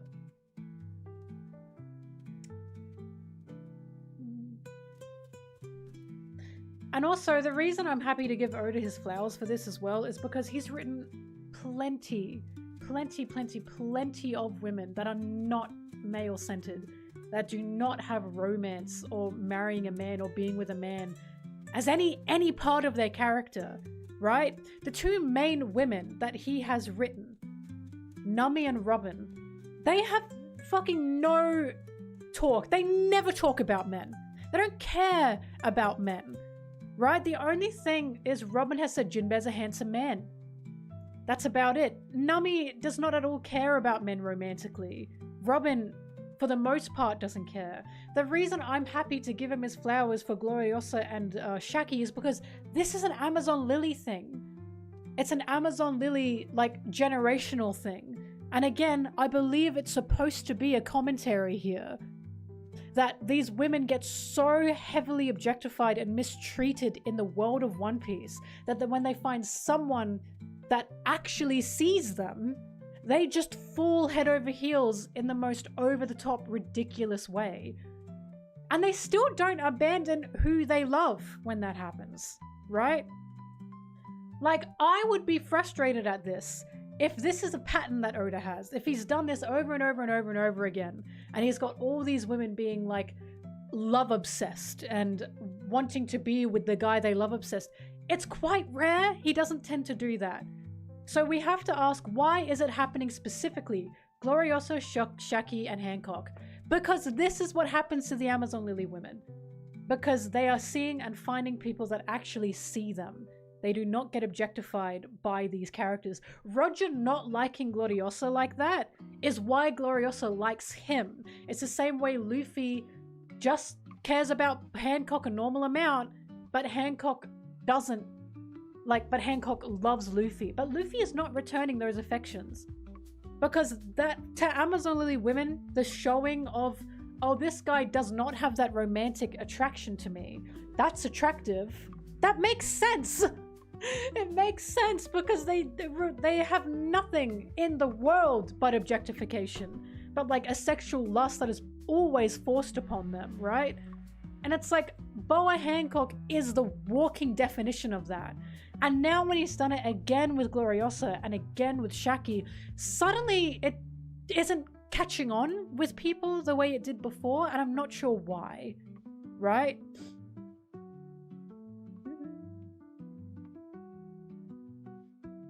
Stussy was into Whitebeard and he didn't like her back. I don't know what Stussy's whole thing is, because Stussy now currently has that kid that is supposed to be with Whitebeard, but I'm not commenting on Stussy. I don't know what Stussy's whole thing is going on, right? Like, I know what you mean, but for Stussy, the reason it's like, that's not something to really, I'm really adding on to here is because this is an Amazon Lily thing. And Stussy is her own area. Like, I don't know what to say about Stussy personally. But again, while Stussy exists, it's still quite rare that he writes like that. Stussy liked Whitebeard, but Stussy's whole character still wasn't Whitebeard, was it? Right? Like, how many times did she truly mention Whitebeard in that flashback? She was still there for a reason outside of Whitebeard. That much is obvious. She did like him, but she wasn't just there for him.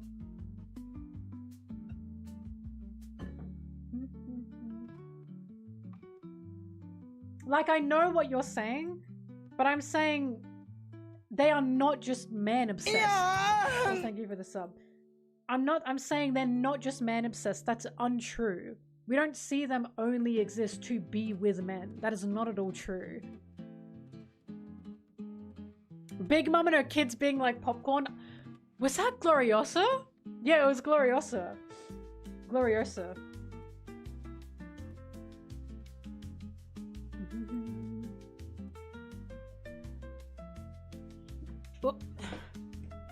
Oops.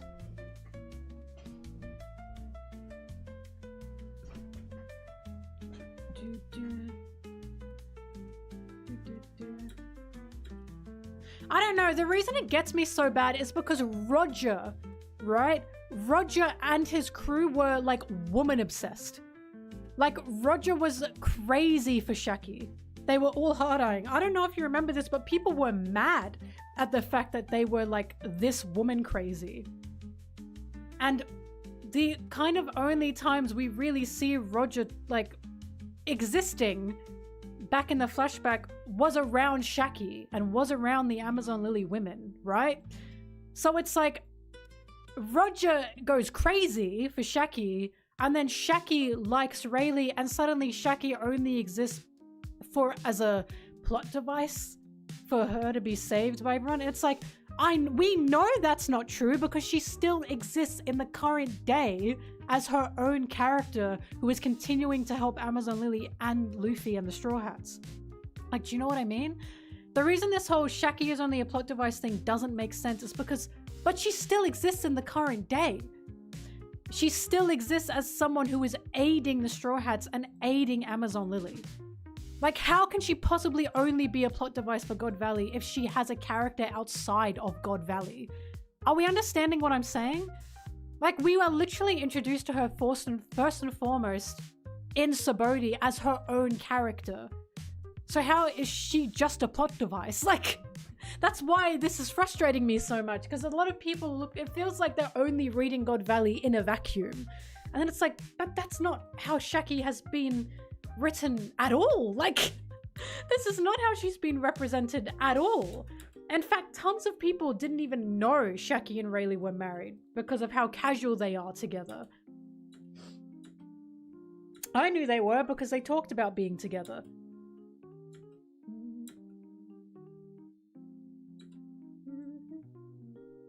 Like, I don't know, it's just, we already know that Shaki and Rayleigh are together, so of course her flashback is going to be how they liked each other. Like, it wasn't done in any kind of malicious way to me, because everyone was fucking obsessing over Shaki as well.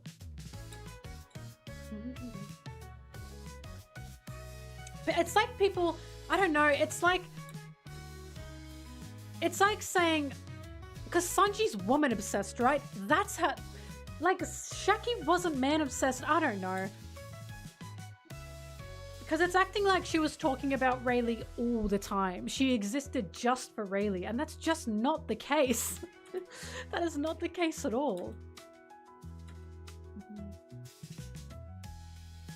And the same way Gloriosa didn't just exist for Roger. She wasn't even on Roger's crew.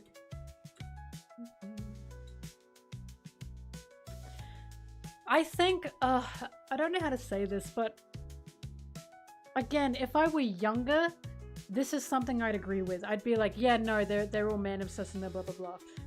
But I think there's something to be said about writing characters who like each other and differentiating that to like man-obsessed characters. Do you know what I mean? Because I personally would not call Shaki like man-obsessed. She liked Rayleigh at most, but that does not define her whole character and her whole being. In the same way, Stussy liking Whitebeard does not define her whole character. There were maybe 1 or 2 panels of Stussy liking Whitebeard in the flashback, but a lot of the other panels were also her clearly wanting something and being part of Rox's crew for something.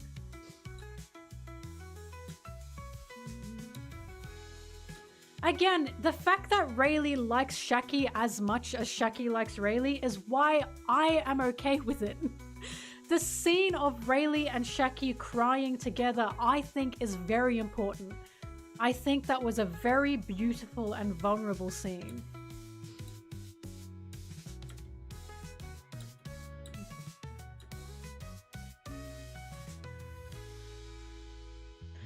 Look, it is about, like, what I would define as a horribly man-obsessed character is, again, fighting with other women for that man, throwing other women under the bus for the man, dropping everything and everyone you love for a man, right? And that man feeling only halfway about you, personally. And again, Boa, like a character like Boa Hancock doesn't do that. She doesn't do that. Her reasonings for why she likes Luffy, it just makes sense. It's not like she's love obsessed for no reason. It's not like Luffy is just a random guy. Like, it just makes sense because, like, man obsessed was fucking Bulma in the original Dragon Ball. And a lot of people forgot about this. Man obsessed was Bulma because Bulma, her dream was literally to get a boyfriend. That was her wish. Shaki's wish was to not get a boyfriend. Like, Shaki's wish was to not have a husband. That wasn't what she was about. She was her own pirate. For Bulma, her technology was a means for her to get a boyfriend. Shaki didn't exist to get a boyfriend first, right? She just happened to meet Rayleigh and like Rayleigh.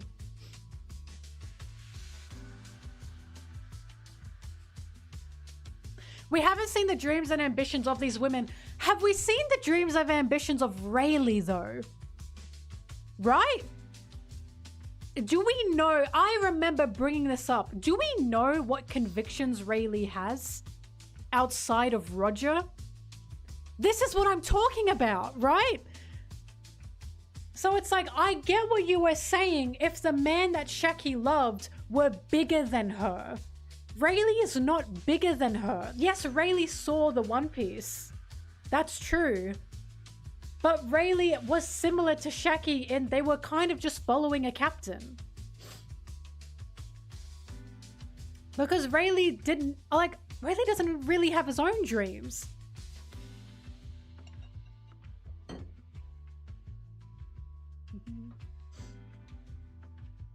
Currently, Gloriosa is also looking after Amazon Lily.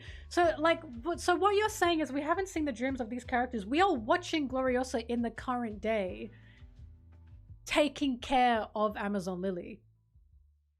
Rayleigh wanted to have an adventure and went with Roger even after saving Shaki. We don't know where Shaki was when that was happening. And we know that Shaki right, either had her bar or was looking after Amazon Lily. And with Shaki's bar while Rayleigh is off having an adventure, why is that not enough? Like, do you know what I'm saying? It sounds like, oh, Shaki was just sitting there and waiting for Rayleigh to finish his adventure. I do not think that was the case. Or Gloriosa was just sitting there and waiting for Roger to finish his adventure. These are two characters that are still currently existing and still aiding people. They are still helping people. Like, I would agree with you if these characters didn't exist outside of this flashback. But these characters do exist outside of these flashbacks. They are doing other things outside of this flashback. I would agree with you if Rayleigh had a dream and Shaki didn't. But that's not the case. Shaki and Rayleigh by all means are presented as equals.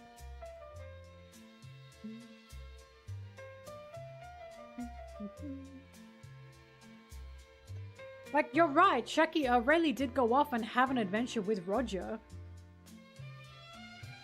But Shaki had either her bar or Amazon Lily.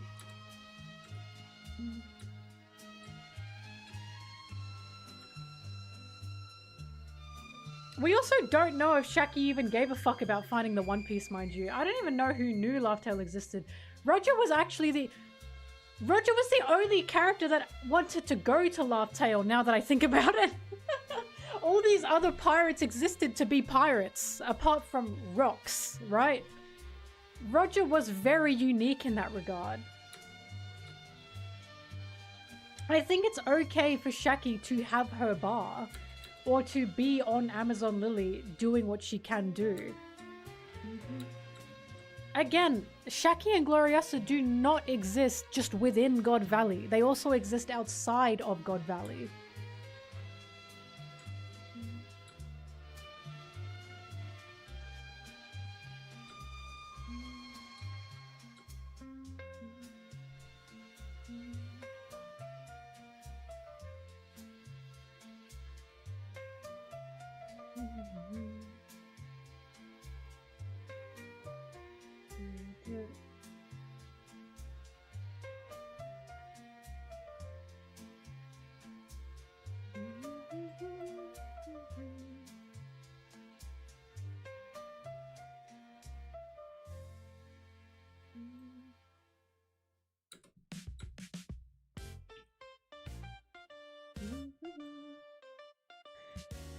But yeah, again, the reason I am fine with Shaki and Gloriosa, while we could have gotten more with them, is because we literally saw the men also being obsessed with them.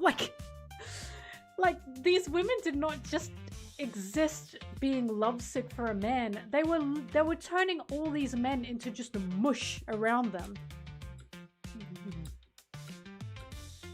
It would be one thing if they were lovesick and these men didn't even bat an eye at them. But that wasn't the case at all.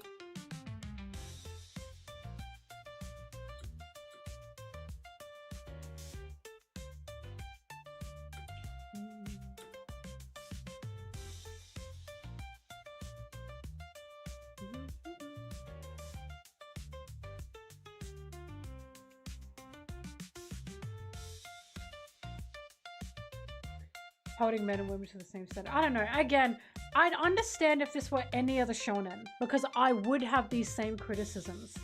But because it's One Piece, and because Oda's got incredibly written characters such as Nami and Robin, and those two characters have their own dreams, they have their own ambitions, they have been chasing these huge dreams for over 20 years in our real world, I am personally not looking at Gloriosa and Shaki and going, oh, he's doing it again.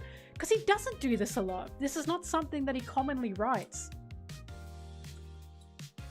Again, it's a trend for Amazon Lily women.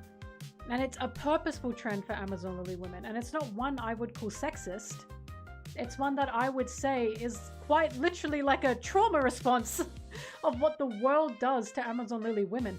Like, one of my favorite panels, I put it on Twitter, is when there's a man oogling Shaki. A marine is oogling Shaki. She's literally in a cage. Because there's someone that said, I just didn't like that, like, Shaki was just objectified. And I was like, I think that's the point. Like, like this. This is a Marine saying, I'm so jealous of St. Garling. He's gonna bag this beauty to be his wife. Nothing's official. And Shaki is just listening.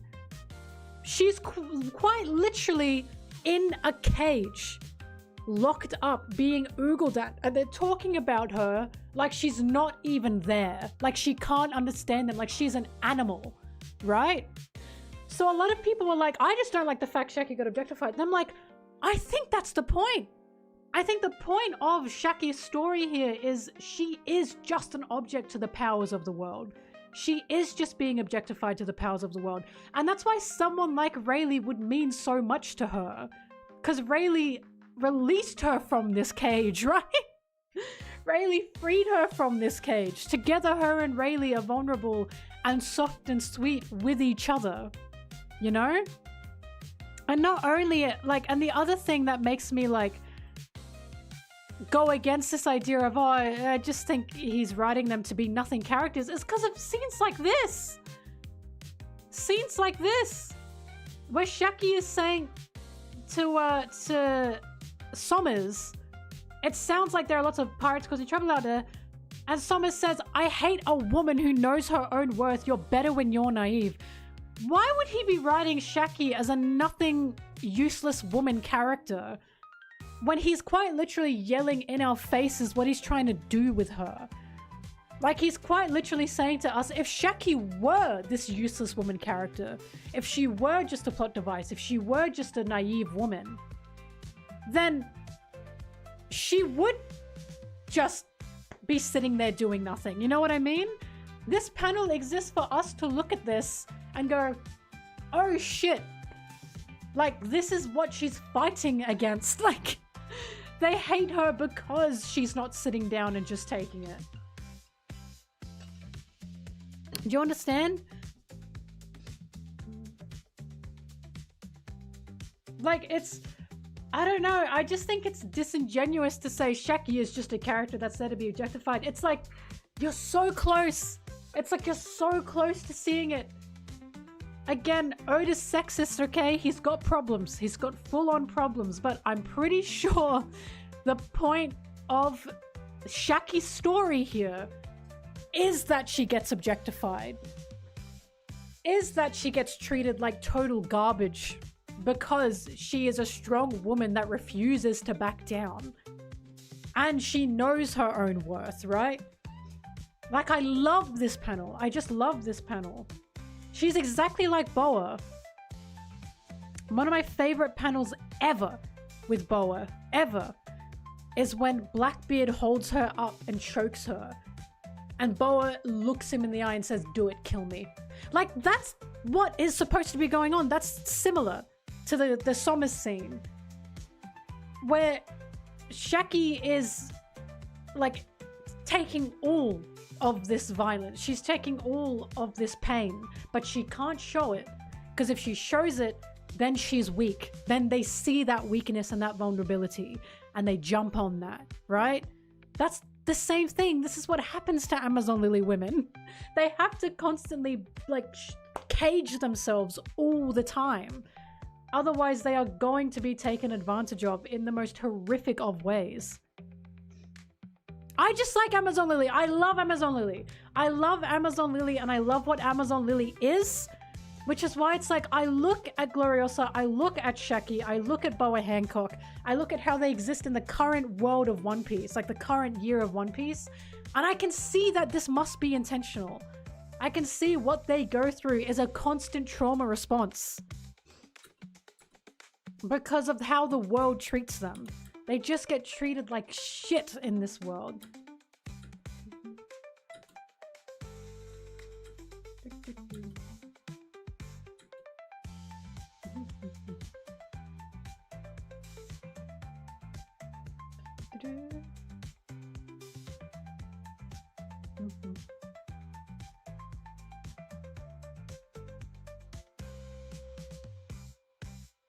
Again, I agree. I do wish we got a Shaki Gloriosa scene. But we do know that Shaki and Gloriosa love each other. Like, my issue with what you were previously arguing was, oh, they just feel like they're just totally man-obsessed. But that's just not the case. Because I'd understand it if Gloriosa and Shaki didn't have that relationship. If they were throwing each other under the bus. If they were having catfights over these men that they liked. But they're not. While there still could have been scenes between them, and there could have been, they still love each other, right? Gloriosa is still jumping on with the Roger Pirates because Shaki is with them now. Rayleigh carried Shaki to the Roger Pirate ship and Gloriosa popped up and went with them. Because Shaki is also there. Oops.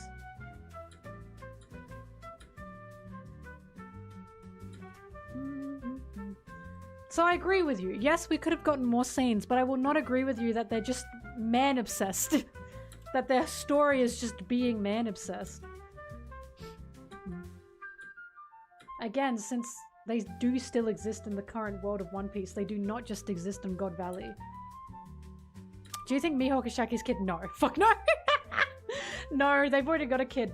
They've already got one and it's Hachi.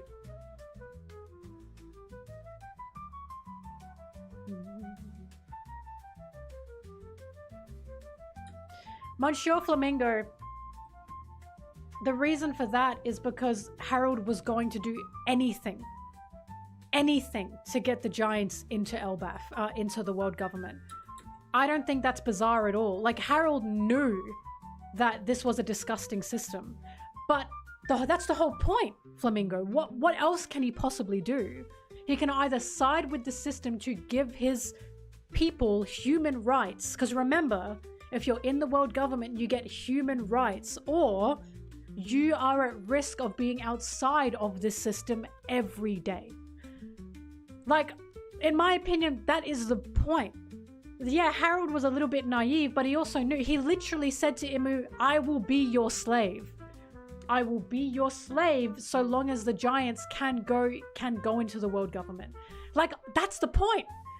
That he was trying to take the brunt of that, like, oppression.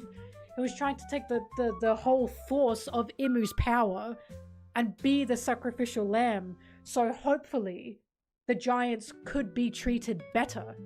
And of course that didn't happen because he didn't know that Imu wanted the Giants. Rox didn't know that Imu wanted the Giants, by the way. Because Imu was like, haha, I've got like Harold and I've got the Giants. And Rox was shocked that he said, leave them alone. Leave the Giants alone. Like, Rox didn't actually know that. In my opinion, that's the whole point of Harold.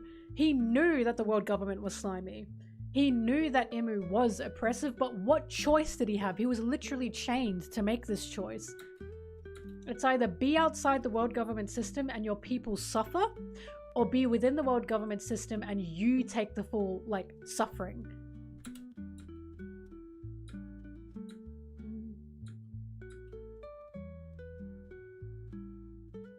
But he did question Imu's presence on the empty throne, Flamingo. He was shocked that Imu was there. What are you talking about? He was shocked about it. He saw it and said, what the fuck? Someone's sitting on the throne. So hang on, what do you want? What? Sorry, I'm confused. So what do you want?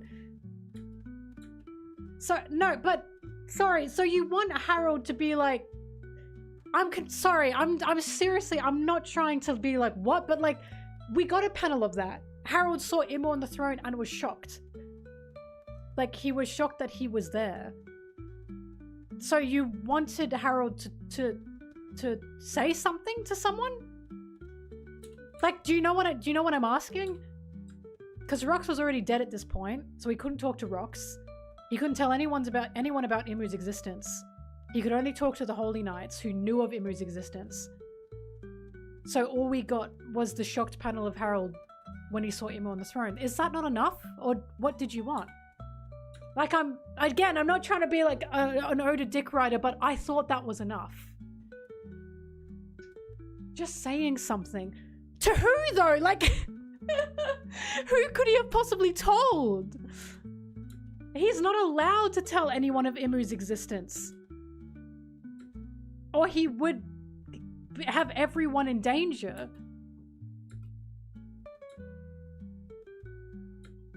He couldn't question it to the Saints, because otherwise, what were they gonna fucking say? Yeah, he's there. I think the reason we don't have Harold doing that is because it's pretty cut and dry. No one's going to tell him what's going on.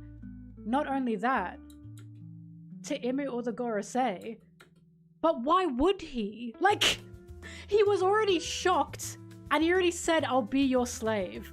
Like, do you know what I'm saying? Like, he's already in a position where he is like, I'm your slave. So what's he going to question exactly? He's already in a position where he's like, I'm not going to question anything. He does say, why is someone on the throne? He does say that. So he can't tell anybody. He already questions why someone is on the throne. He doesn't get an answer, and he's not going to get an answer. So... But Flamingo, he does question it though. Like, he does question it. He just doesn't get an answer. He literally... See, he does. That's why I'm like, but he does question it. They just don't say anything because they're not gonna answer him.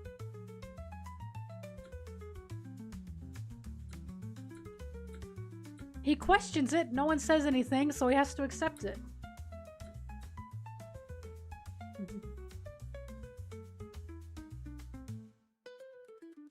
I think what we got was plenty enough. Harold... Yeah, I'm sorry, Flamingo. I really did not mean to pile on you, but I was...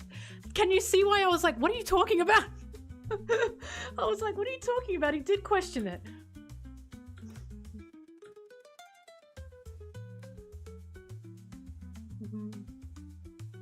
It's just no one's gonna answer him. The same thing happened to Cobra. Remember when Cobra went into the throne and he was like, why the fuck is some guy on the throne? No one fucking said anything. Every time someone sees Imu on the throne, they say, huh? And then Imu just doesn't answer them. He goes, like, Imu's not gonna fucking tell him. It's like happened 3 times now.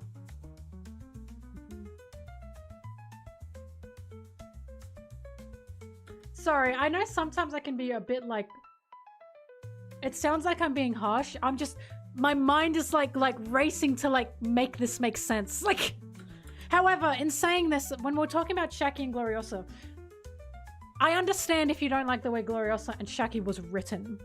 I totally get that because again, I can understand where that mindset is coming from. But because I've been reading this series for so long and because I have seen strong characters such as Nami and Robin, right? Such as a character like Shirahoshi, who I will stand by is fantastic, such as Vivi, such as Boa Hancock, and I look at Shaki and Gloriosa and I see them as more than just God Valley because they are. I think they're perfectly fine the way they're written. I think they are strong characters in their own right. Gloriosa not as much as Shaki. Shaki is definitely the stronger character between the two, but Gloriosa still exists as a protector of Amazon Lily, and I appreciate that so much.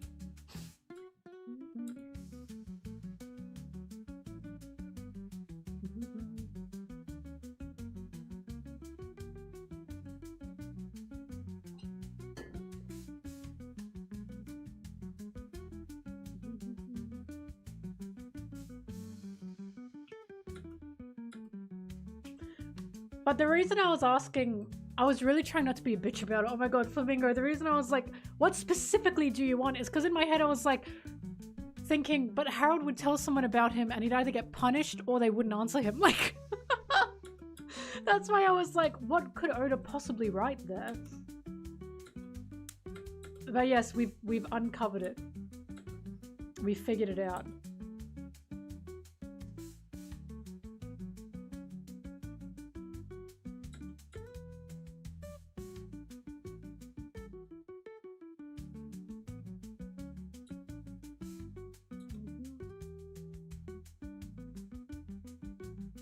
I am also greedy with panels. We did need more Shaki and Gloriosa. I totally agree with that. I would have liked to see them more. But what we did get of them, I appreciate. Because again, every time we like saw them talking about each other, it was just love. They just loved each other. They truly loved each other. I will always appreciate that when Oda does write his women, he will always write a strong sisterhood between them. It's very rare that he writes women disliking each other. Honestly, it's hard for me to think of when he's even done that, personally.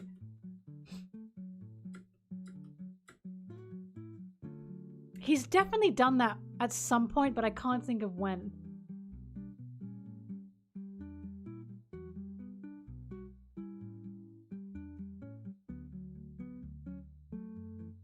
Has he actually? I'm trying to think. Surely it exists, right?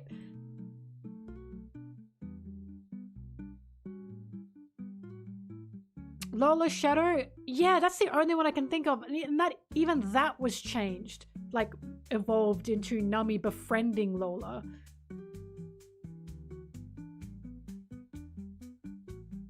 So even when he writes, burr, jealous of this guy, it turns into a sisterhood. I just think, personally, I think that's quite rare for a man to write. I think it's very rare. Stussy? But did Stussy pick fights with other women over Whitebeard? Do you know what I mean? Like, I'm talking about like women hating each other over a man. Did Stussy hate any woman because of Whitebeard?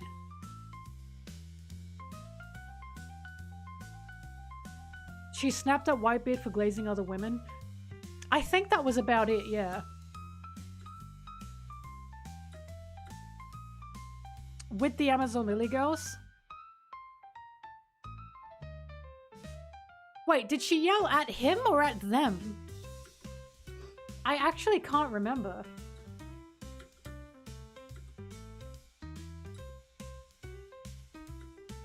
Yeah, at Whitebeard. Yeah, that's not the same. So she's getting mad at him, not at the women. Do you see what I mean? It's like... Oh God, Oda's such a wife guy. Every time this shit happens, it's always targeting the man going, like, don't be a pig, instead of looking at the woman and going, how dare you seduce my man? Howdy do, boys. Again, it's quite rare. That's really what stuck out to me with One Piece. The way Oda wrote, especially Nami and Robin. Nami and Robin have such a strong connection, right?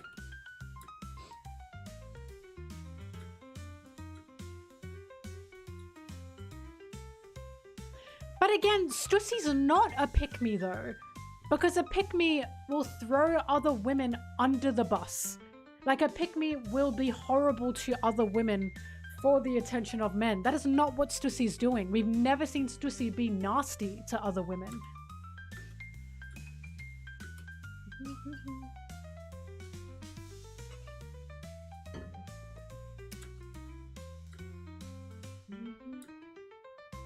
That's something that I really like about Boa Hancock. She's never been mad or upset or angry or jealous at other women over Luffy. She does get mad at men.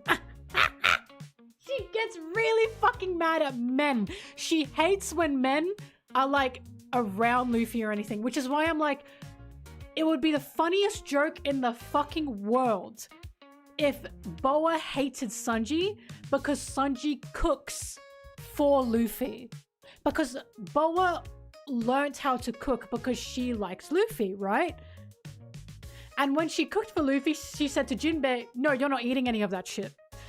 It would be fucking hilarious. It would be the best gag in the fucking world if the hottest woman in all of One Piece hated Sanji because of how much Luffy likes Sanji. That would be fucking hilarious. Like, come on, Oda, you can make the funniest bit in the world.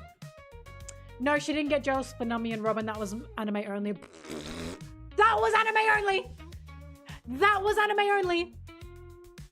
It's never, ever, ever been in the manga that Boa has ever been jealous over Nami and Robin. Ever. Ever. It's never happened. Which is why I get really upset when people say Boa would be mad at Nami and Robin, because there's no implication that Oda would write that. Ever. He's never written women being nasty to women over liking a guy. He's never written women hating another woman over liking a guy. And when he has, it's turned into a friendship, such as Lola and Nami. That's the only time it's turned into a friendship. Like, that's the only time that's happened, and that turned into a friendship anyway. Do you know what I mean? And also, Boa likes women. Like, she feels safe around women. If anything, she'd be like, thank God Luffy's got Nami and Robin on his crew. Like, she hates men. She just hates them.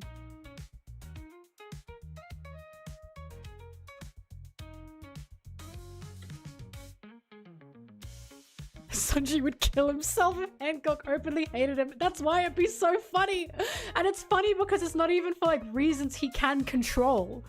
It's just Luffy. He's Luffy's cook. And he cooks for Luffy.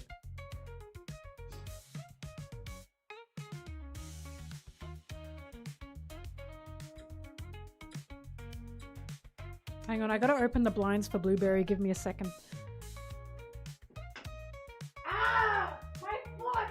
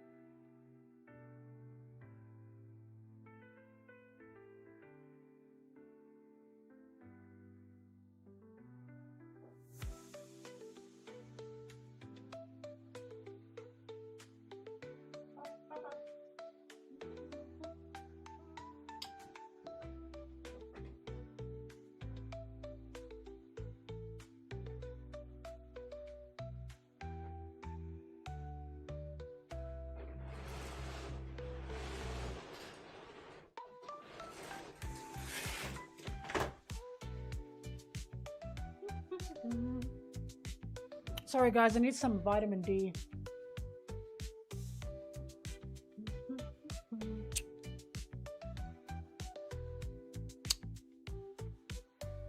Whoa! Calm down! Ah! Why is it so fucking bright? That's the dimension you're going to, okay? You will go in there.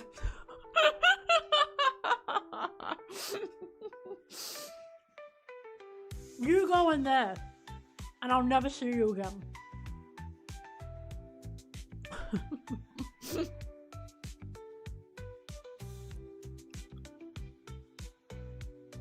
Thank you.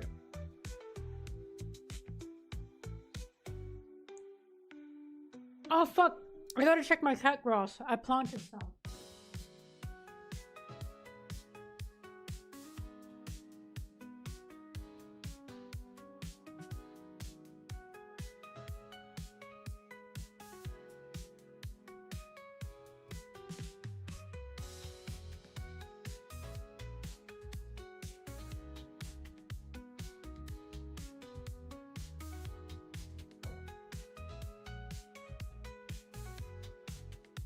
Grass hasn't sprouted yet.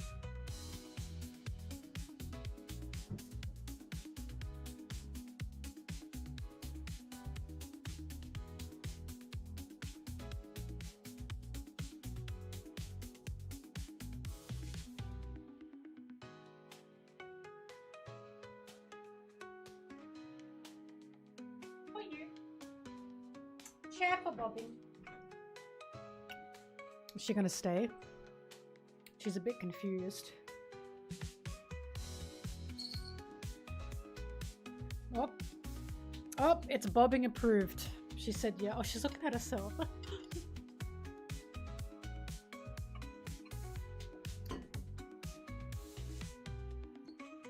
Anyway.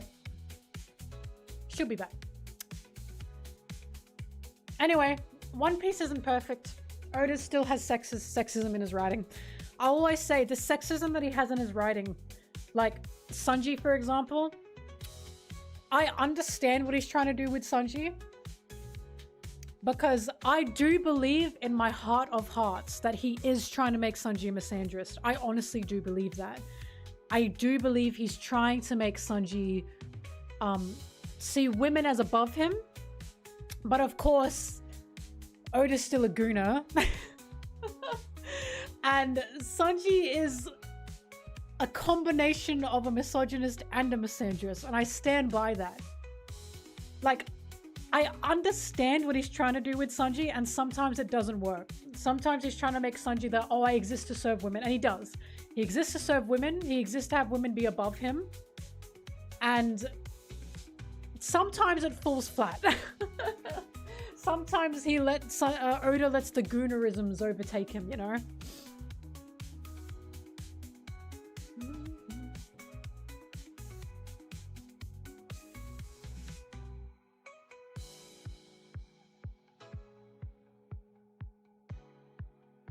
Misogyny and misandry, and they both hold both.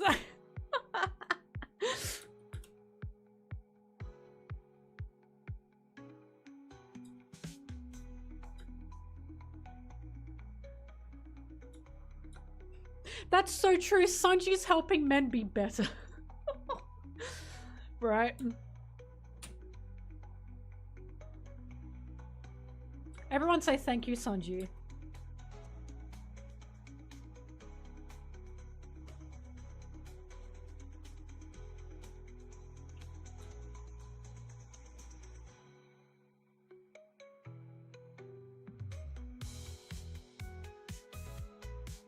The way you all said thank you. Are you serious? You're all such sheep.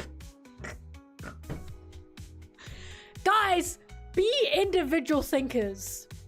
Yeah. Thank you for the sub. Glasses and cake.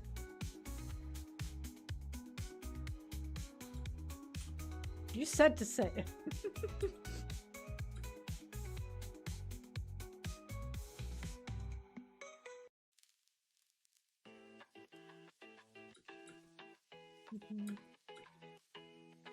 Bobbin, jump on your stool. I put that there for you. Oh, there she goes. Yeah.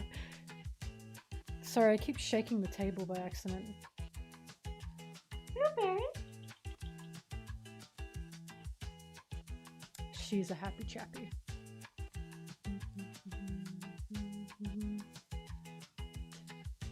I don't know ship names. Bellamy's ship name. Who's he shipped with? I might be able to tell you. What would be a Bellamy ship? Surely people ship Bellamy with someone. Maybe Doflamingo. That's a bit toxic, isn't it?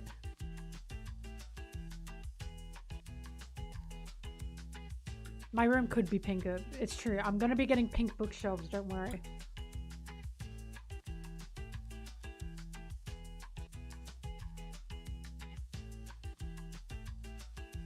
This light is horrible because you can see my my eye bags.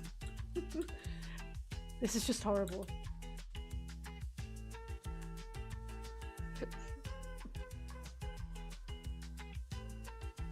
Oh.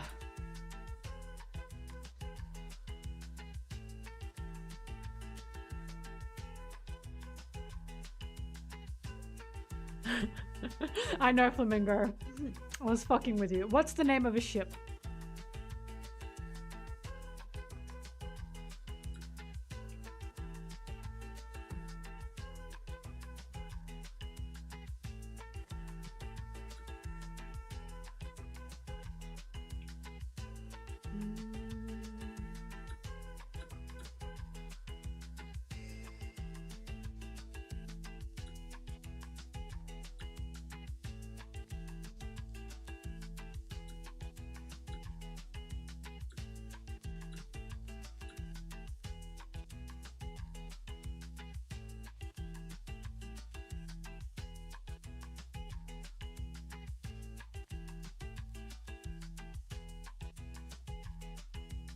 By the way, with Shaki being the Empress, the former Empress of Amazon Lily, it makes so much more sense why she guessed that Boa fell for Luffy.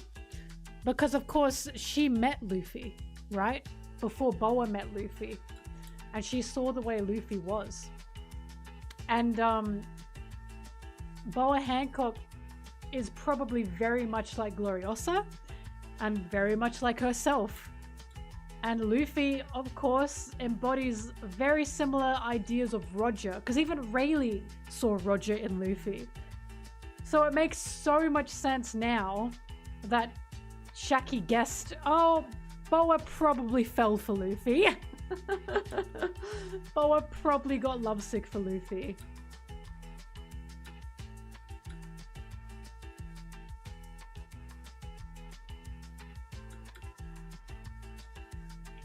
One of my favorite panels ever, currently, is after Rayleigh helped Amazon Lily, and Shaki and Rayleigh are talking together on Amazon Lily with Boa lying on Rayleigh's lap. Oh, it was so sweet. It was just so unbelievably sweet. Like, this is why Shaki likes this man. Because he's clearly just a very kind-hearted man. A very kind-hearted man who helped these girls alongside Shaki get away from their enslavement.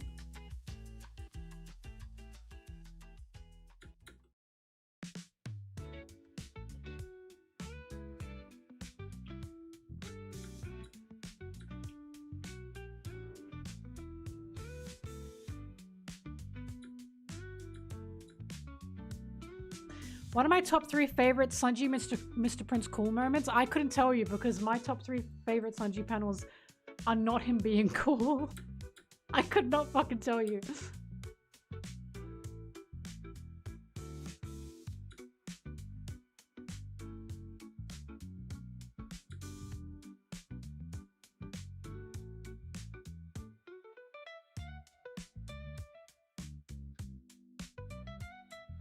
About the cool moments? Do you think I think about that? I don't know. They're on that towel. Actually, one of my favorite cool moments is on that towel there. And it's Sanji saying, "A man always forgives a woman's lies." Yes, bitch. I'll take that one. I'll take that one. A man always forgives a woman's lies. Sanji saying Luffy will be king of pirates.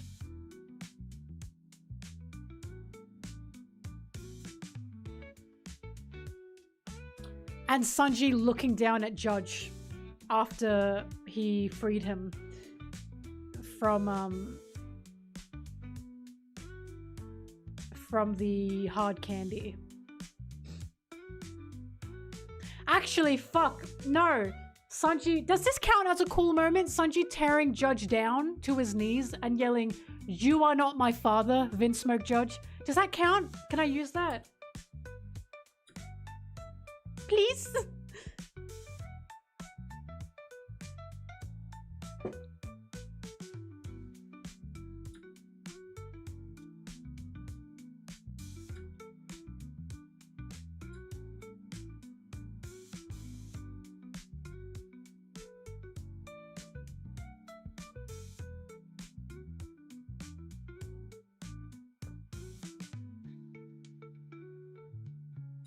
Sanji's really, like, he's got observation hockey for a reason.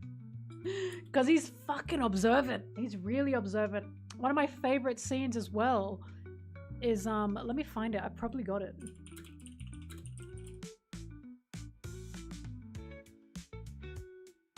This one.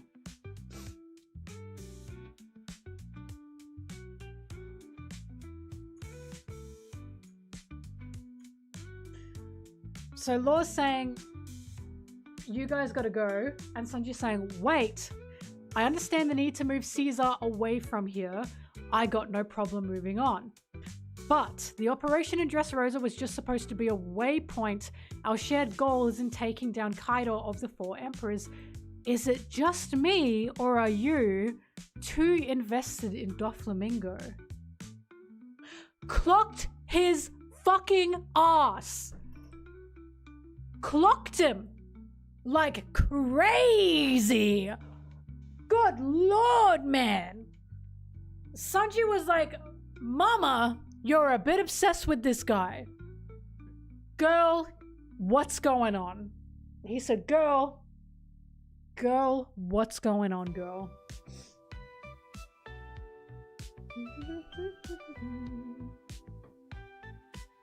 He didn't draw his middle finger here. He literally, yeah, Sanji literally said, "I know a guy that's been abused by a monster when I see one."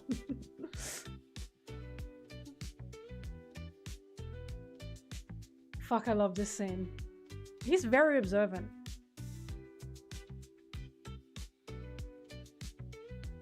No, it's very natural for Sanji to say that because Sanji's observant. He's always been very observant. Sanji was also the one that whispered to Law, "Watch out, because Luffy's alliance is not the same as yours." Like, Sanji's always been very, very observant.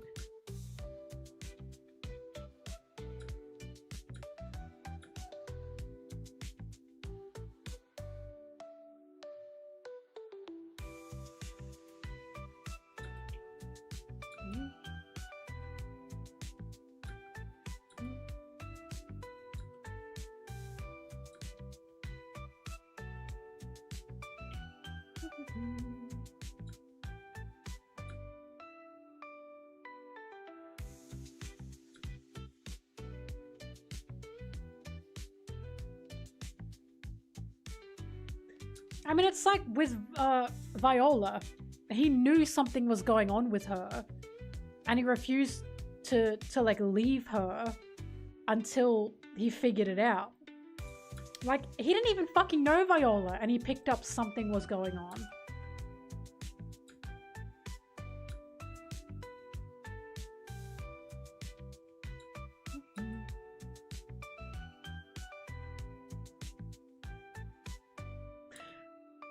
The thing of Sanji dodging Katakuri's jelly bean, I didn't realize that that was like a hot topic among power scalers. I didn't realize that that was like Armageddon for Sanji haters, because Katakuri has future sight, and Sanji dodged a jelly bean from the guy that has future sight. I had no idea that that scene, like, is haunting to Sanji haters.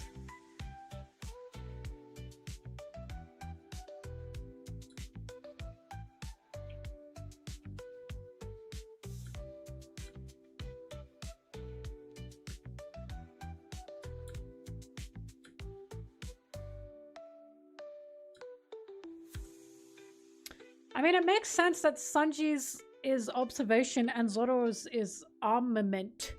Armamente. Because Zoro's the muscle, bitch. Like, he's the muscle!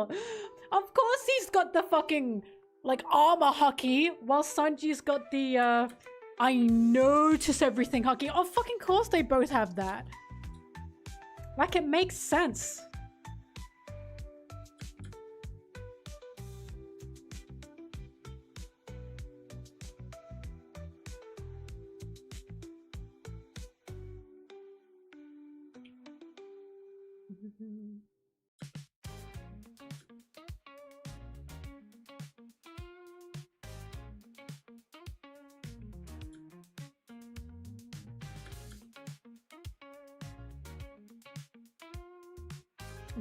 Sanji's got observation haki so he can observe the herbs and spices around him.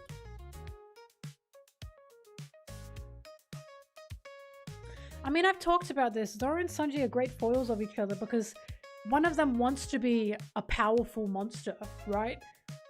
And the other one doesn't want to be, but is forced to be, right? Like, Sanji doesn't particularly want the strength that he has to be this powerful monster. Zoro, on the other hand, wants to be that. He clearly wants to be somewhat cold and somewhat unfeeling to be able to be powerful, because I still believe that's what he thinks strength is. He thinks strength is to be just somewhat unfeeling, to be the king of hell, so to speak. And meanwhile, Sanji is like fighting for his fucking life to not be that. Like, like they're clearly mirroring each other.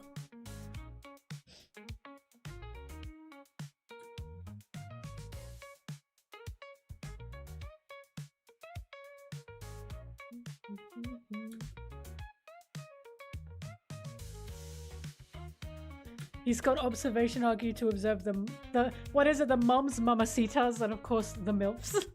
Fuck, I love that pipple tweet.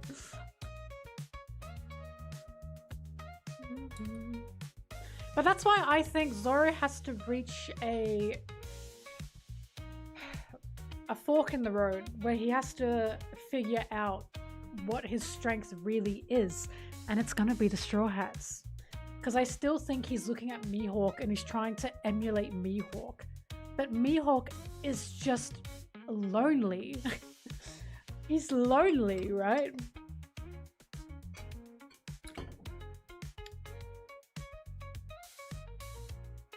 Mihawk is miserable!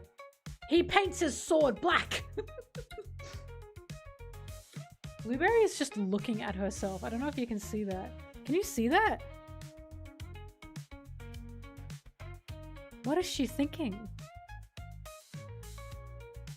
She looks like a slug. Sorry, I keep banging my table. Doesn't she look like a slug? Must be hard for an orphan who slept on the floor. It's true. What if I do this? Oh, that's much better.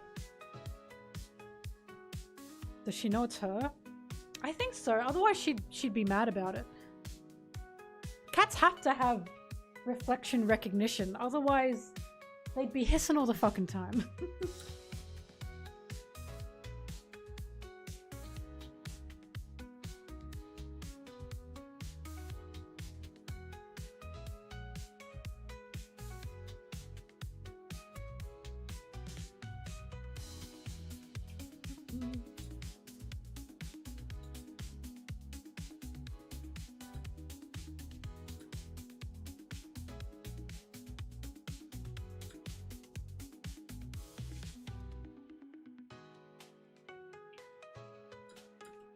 Look, my favorite bit is Mihawk teaming up with Buggy. Because he remembered Marineford and remembered how he could not get past Buggy.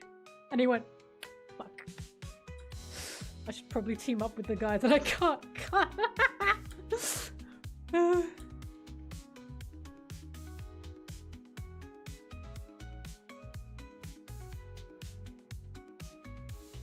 It still cracks me up that Mihawk saw Shanks without his arm and said, "You're a bum. You're a fucking has-been."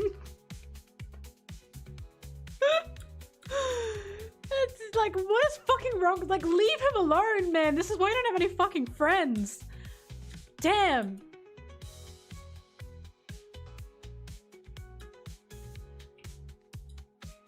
I mean, you can easily interpret it as Mihawk is upset because he's lost a rival, right? It's quite easy to believe that Mihawk had fun with Shanks, not in a sexual way, but maybe a bit in a sexual way. Maybe they were a bit homosexual, but it's easy to believe that Mihawk had fun with Shanks when Shanks had 2 arms, and now that fun is gone.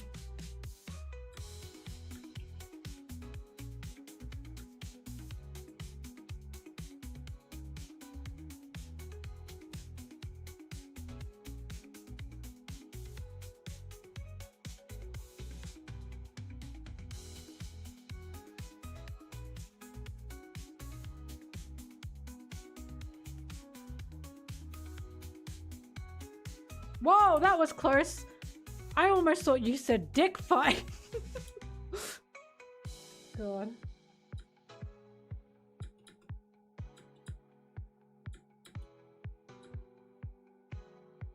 You know what that SBS means? It means it's canon that for a moment Oda thought about Zoro and Sanji whipping their dicks out with each other. Just saying. I'm just saying.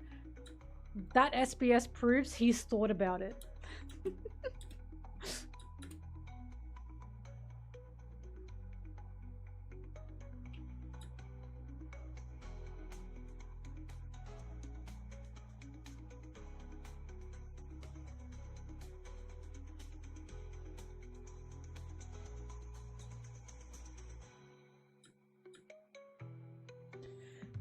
Poor Mihawk is just a lonely old wine-drinking loser, tired of being on the throne, who was suddenly burdened with the task of training a slop jock.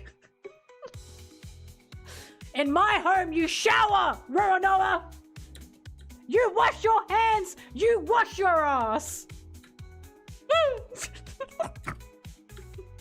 I'm sorry. More than once a week. Just because you're a pirate doesn't mean you have to stink like one.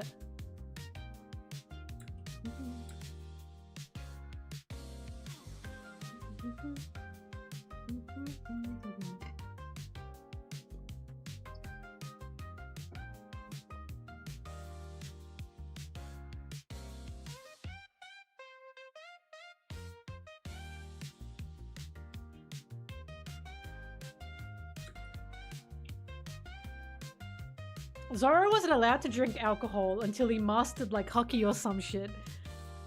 Mihawk had him on an alcohol ban. I know! Zoro was sitting in his room. I know he was having like the sweats, you know? He was slashing that sword back and forth, desperate for a drop of alcohol.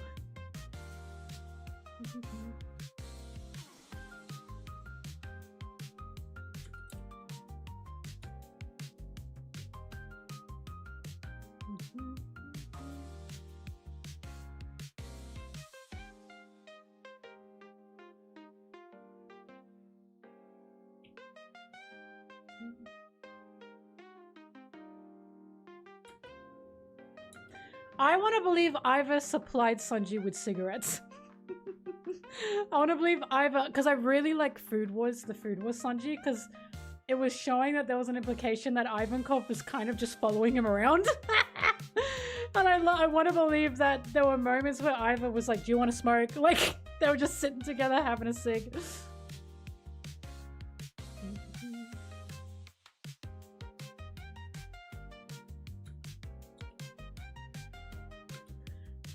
Can you imagine being Ivankov and this little fucking bitch pops up on your island and he's like, I'm not like that, I'm not fruity.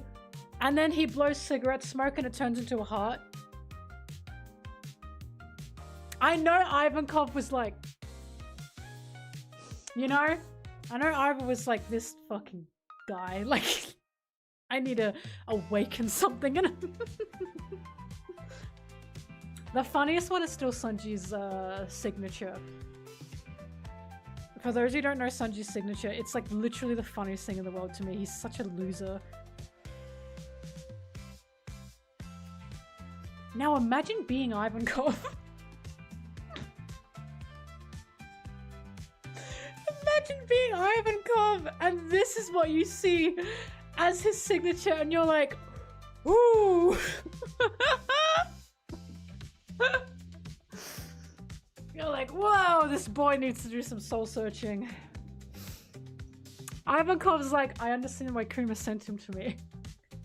You know what this implies? It implies Sanji's always got lipstick on him. At all fucking times. Because, like... it just cracks me the fuck up. Oh... Sign this, pulls out. I mean, I want to believe it's colored lipstick. I said on Twitter, I think when he signs signatures for women, he's like, what color lipstick do you want?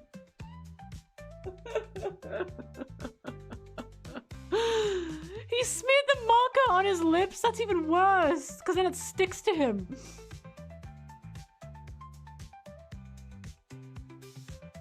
I said on Twitter, I think for men, Sanji spits. I think he spits above the eye when he's signing it for a man. Wait, I had my mutual draw that. And it cracked me up so bad.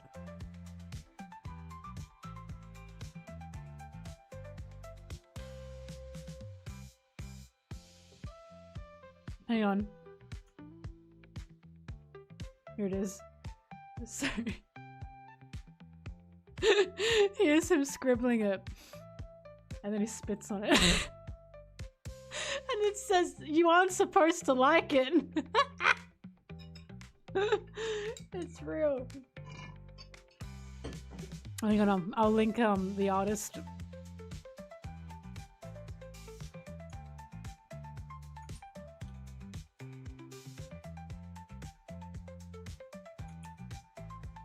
There you go, everyone.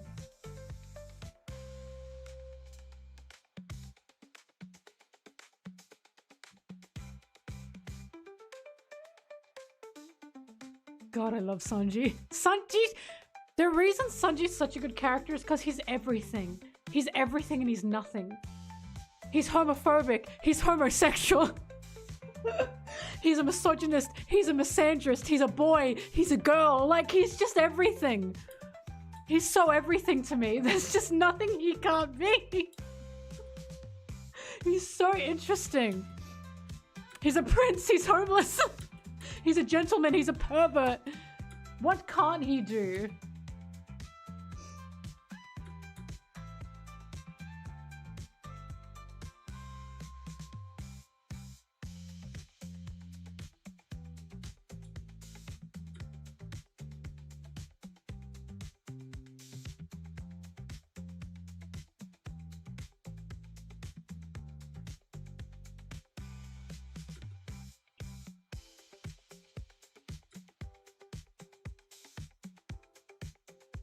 Mama, why are you disguised? I know that's you. I know that's you. Is that Sanji talk I'm hearing?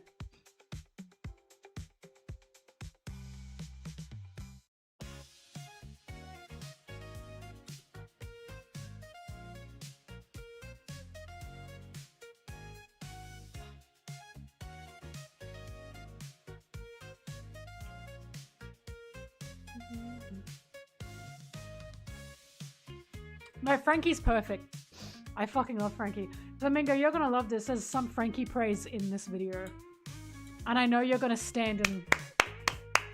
I know every time I mention Frankie and how good Frankie is, you're gonna be like, yes!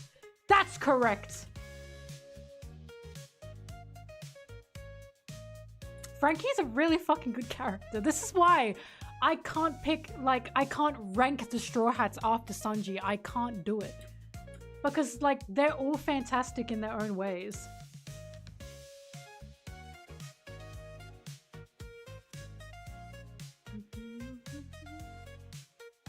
When I was, like, building shit for, like, this place that I'm living in now, that is really bright.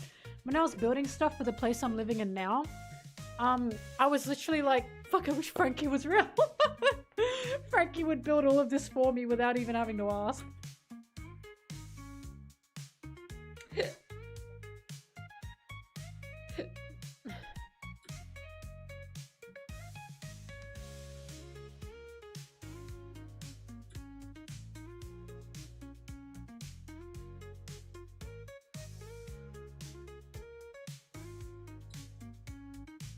I've talked about this. If I had a gun to my head and I was forced to pick a first mate, forced, because I don't think there is one, but I was truly forced, I would pick Jinbei. Jinbei makes the most sense ever. That's how I know there's no first mate, because if there was one, it would be Jinbei. Like, Jinbei has the qualifications.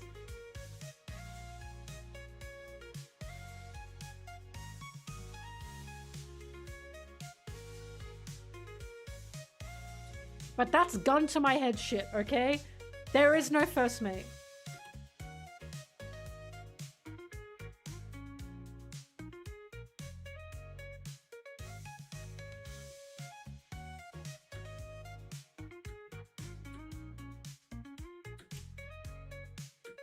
Unless Vivi joins.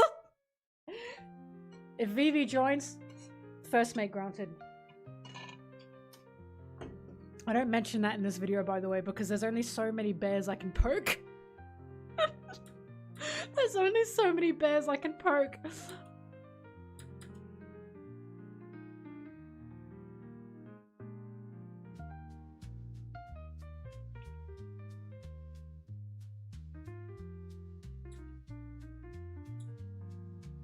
Vivi, by the way, for those who don't know, she's literally my third favorite character. My favorite characters go Sanji, Law, Vivi. Like, I just adore Vivi. Vivi's very important to me.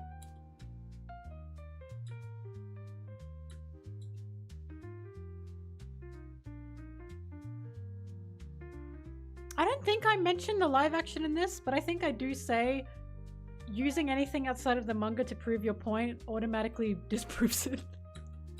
Like, unless it's in the manga, then what are we doing? Unless it's in the manga or Oda has actively said something in his own words, what are we doing?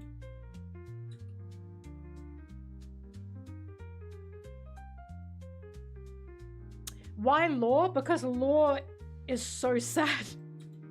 Because Law's so gap moe. For those who don't know what that is, he looks tough, but he's actually quite cute. Like, I think Law's a very cute character.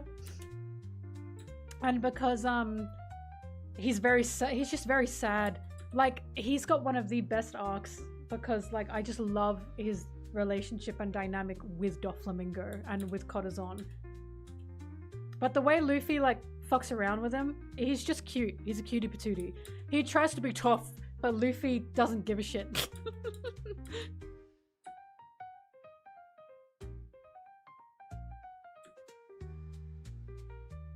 Pathetic minute of One Piece tier list. How could I possibly? Everyone knows what my top pick would be.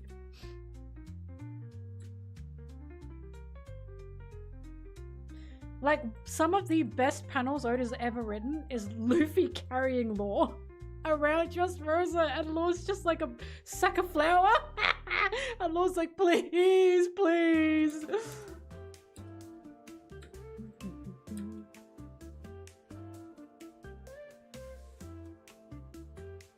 They don't say goodbye, Flamingo.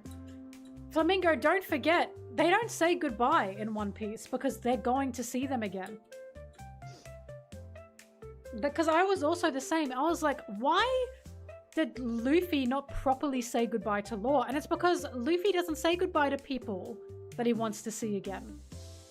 So if anything, there's full indication Law's coming back. And I believe he is. He just got his ass beat by Blackbeard. As if Luffy's gonna do nothing about that. Yeah, Chopper doesn't have the rule.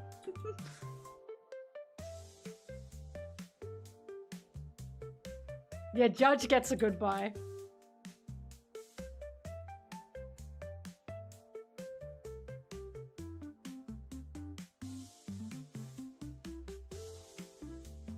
Yeah, Kid will be back. He's not dead.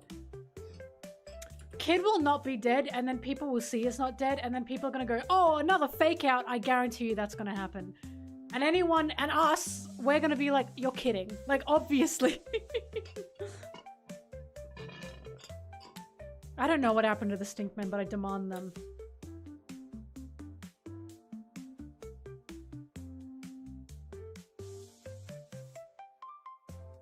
One of the Stinkmen is going to be Kid's crew. Bet. I'm betting it.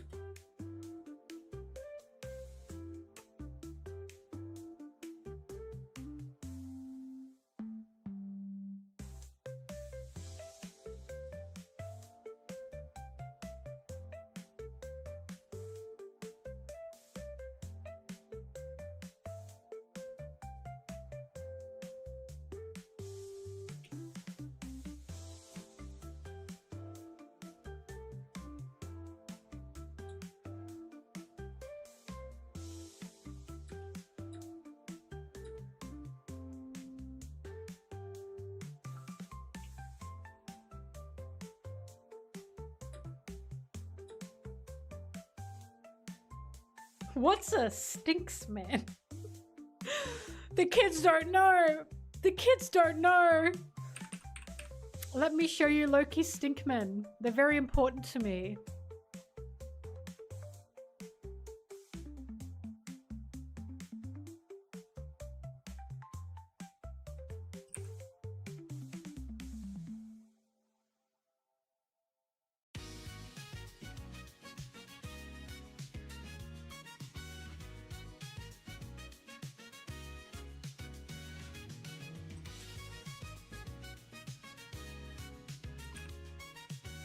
I'm getting the panels.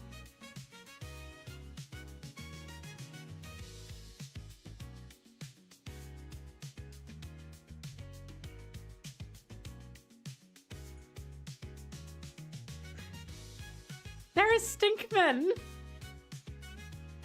The little ones. They wear stinking robes to turn away the ravenous beasts. There is stinkmen. I want them back. I miss them. That's really uncalled for, sir. I love a stinkman. I want them back.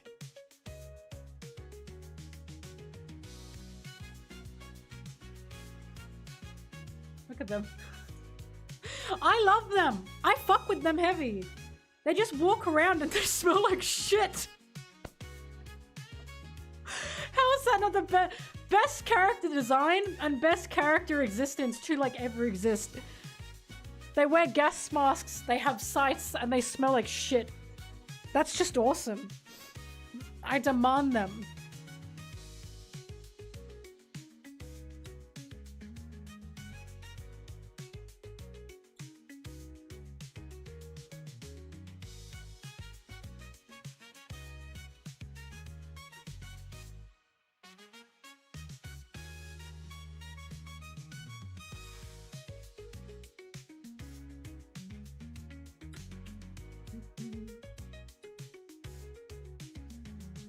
I'd never forget about Stinkman.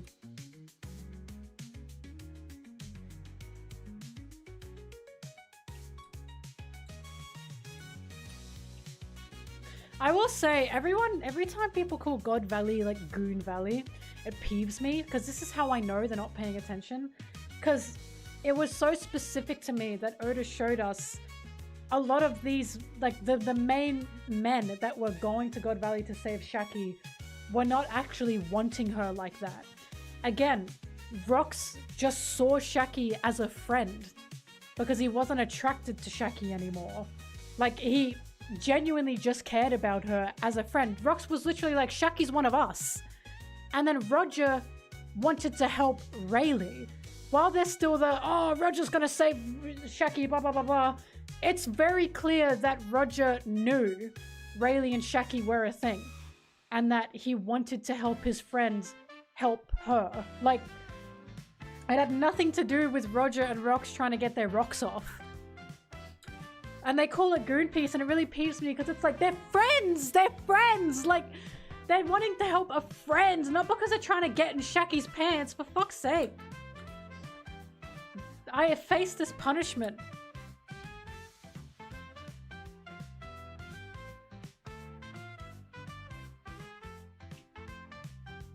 They literally cried together, Rayleigh and Shaki, and Roger was like, oh my god. He was like, save it for later. Like it was a joke. Yeah, they still got hard eyes for her. Like, Shaki is still attractive. Don't get me wrong, Roger's still attracted to Shaki, but he was not going to get Shaki to get some. He was going to get Shaki because he knew Shaki was important to Rayleigh, right?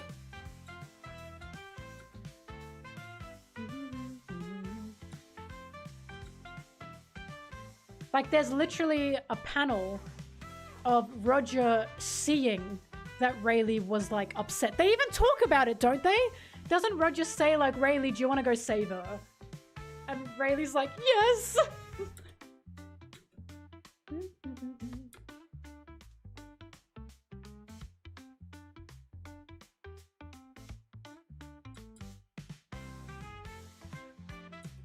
But that's why when people call it Goon Piece, I'm like, shut the fuck up! They were friends, for God's sake. Yes, they still thought she was hottie sexy hottie, but Roger was not trying to get in her fucking pants. And neither was Rox, for that matter.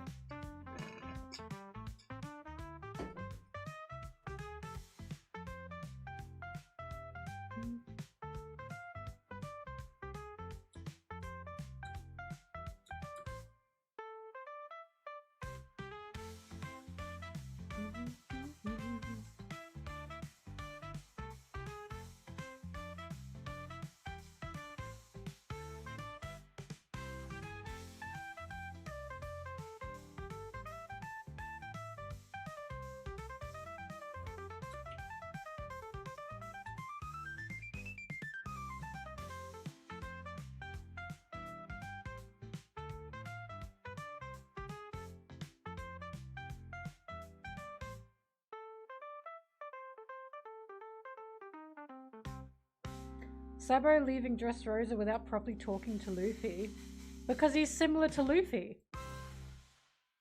He was making sure Luffy was okay and he knew he's gonna see him again.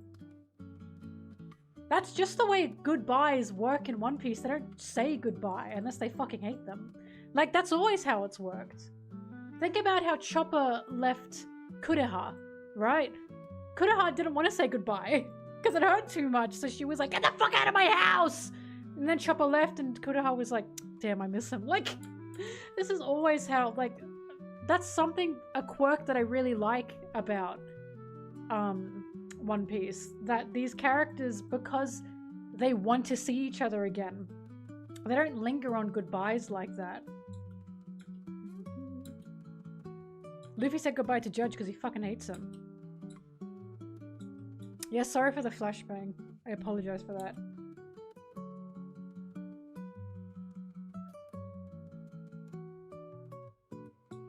I do say goodbye to friends, and now I'm like, damn, I gotta be more like Luffy. I just gotta be like, see you tomorrow, you know?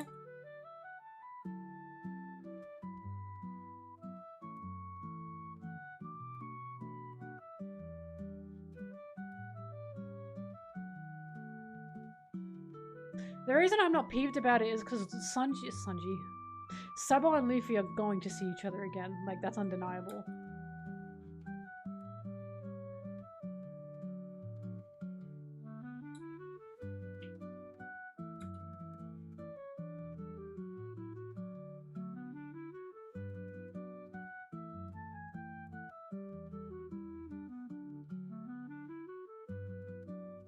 True, we need another Sabo fake out death.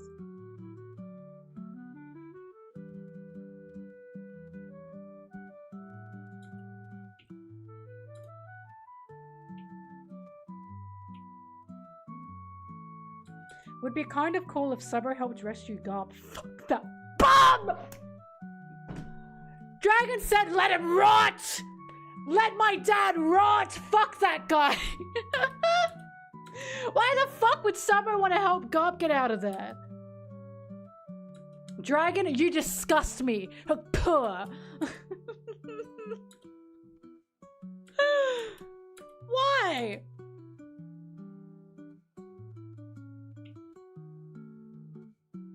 Look, I don't actually think Dragon hates Garp, but I also don't know why Dragon would go out of his way to save Garp. Dragon, well, you reap what you sow.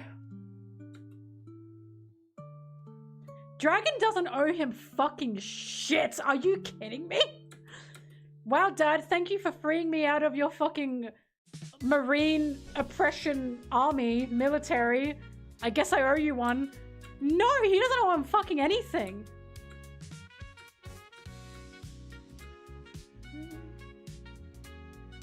Yeah, it's more than he did for Ace. And he didn't save Ace, so why does Garp deserve that? Like, why does Garp deserve, like, that from Dragon? I don't think he does. You know what Dragon should say to Garp? He made his choice. Dragon, why don't you go help Garp? He made his choice, you know? I guess he'll just rot in that prison. The choice was made. Well, look, he should have known this was going to happen when he became a Marine, you know?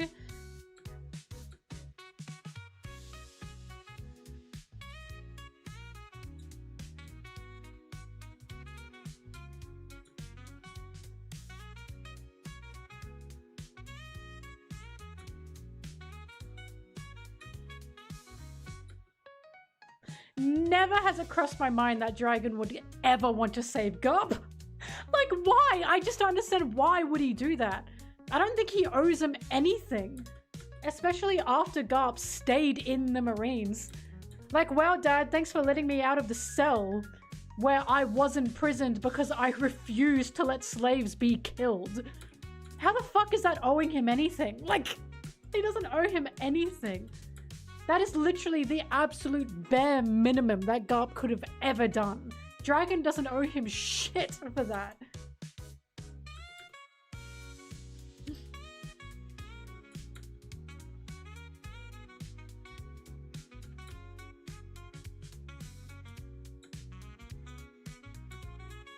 Dragon said, "You disgust me." And then years later he said, "I don't see any justice in the Marines."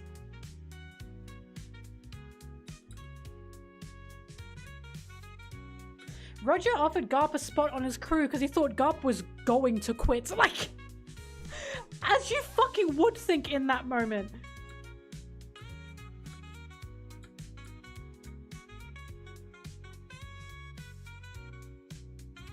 Hi, hi.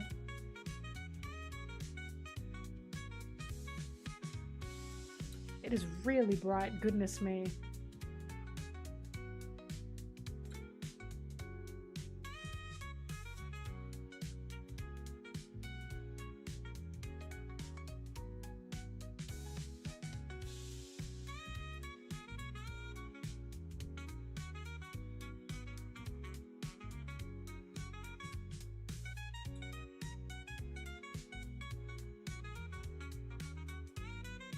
Garp's not gonna leave the Marines, but I've talked about what I think Garp is supposed to represent.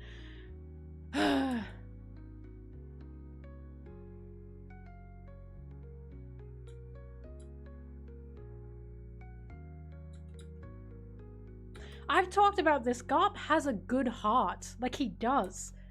He's just in the wrong place.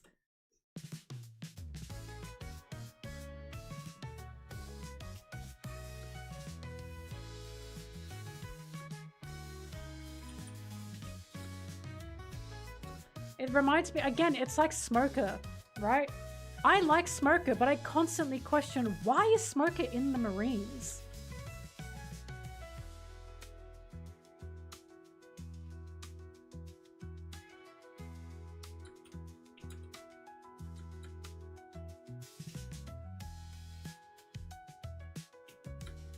I will say, Garp trying to enlist people such as Ace and Luffy after what he saw at God Valley, that's insanity. That's how I'm like, I know this man is not thinking this shit through, because that is honestly crazy.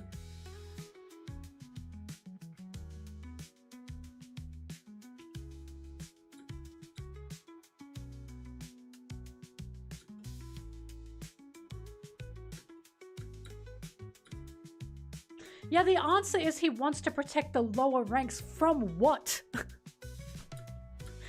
From what? It's like, you understand? This is a job that you can sign up for. If the hero of the Marines was like, guys, the Marines are fucking cooked, there would be less people to sign up to the Marines that Garp would have to protect. Like, that's why it's like, oh my god. Like, why are people acting like the Marines are something you're born into? You're not. This is a job that you can enlist in. Unless you get drafted.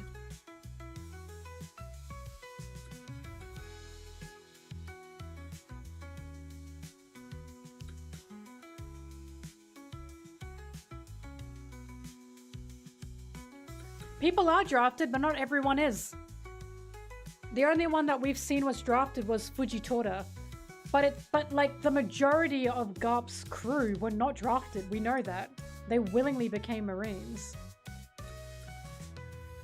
Garp would... It's the way Garp would be helping more by saying, buddy, join the Revs. Like, that's what fucking gets me.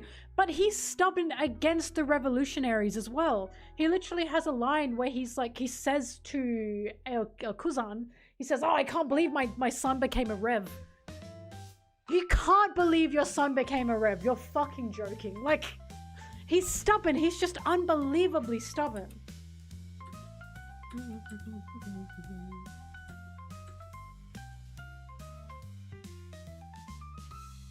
I think Green Ball was drafted. Kaido was going to be drafted, but he got out of that.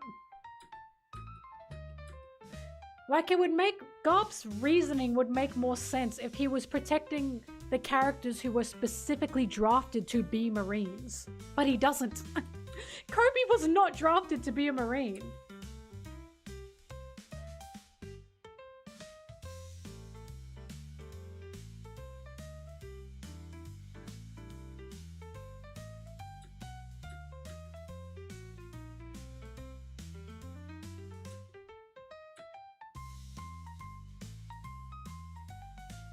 The Marines and Dressrosa under Fujitora, they helped a lot. I love that because Fujitora thinks the Marines are horribly, horribly broken.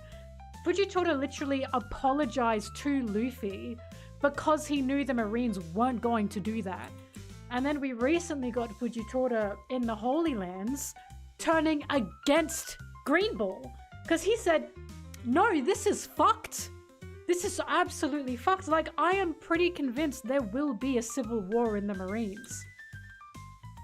And there'll be a civil war because there's clearly an unrest happening in the Marines.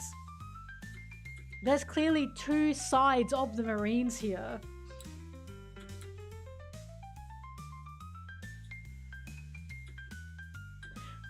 What? Hang on.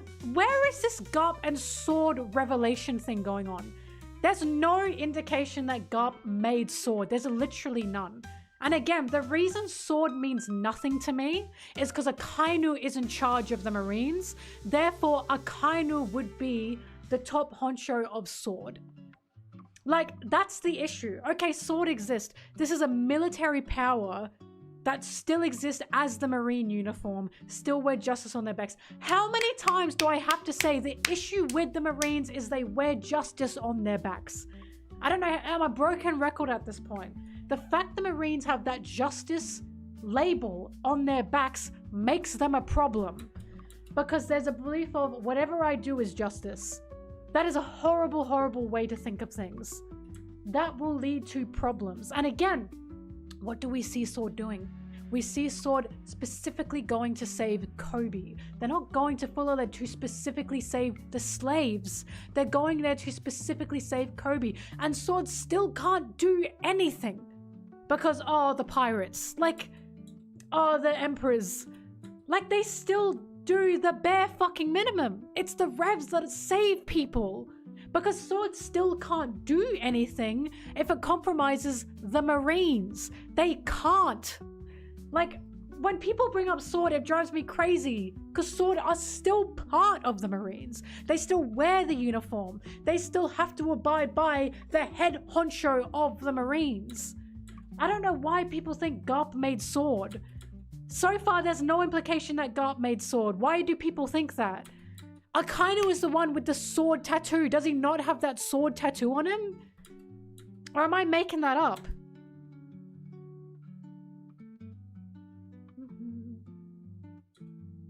Like, swords still exist against pirates. They do not exist for the common person. The revs exist for the common person. It just drives me nuts.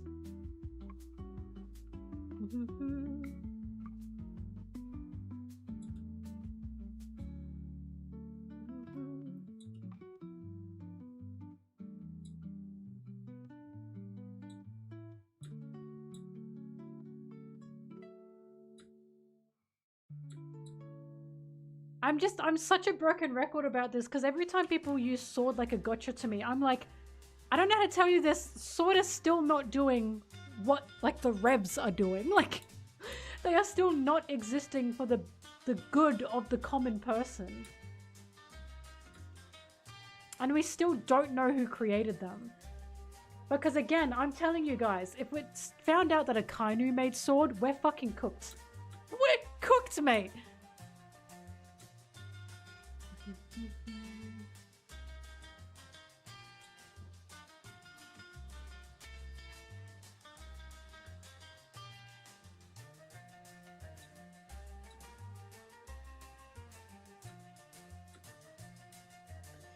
The world warmed up to the giants only after Harold joined the world government because that's the power of the world government.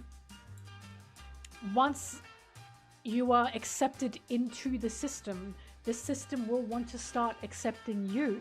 Like, that's the whole point of why Harold wanted the giants into the world government. But, of course, that makes Harold the sacrificial lamb, and that makes the giants have to abide by the world government. And they get used. They're getting totally used.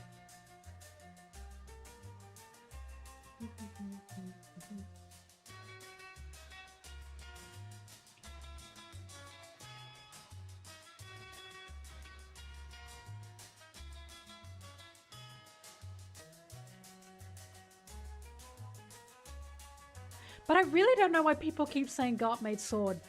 That's another misconception that is driving me crazy. Nowhere in the story has that ever... Because people said that to me so many times. I was like, did I miss something? Has something happened here that I've missed? People are just saying that.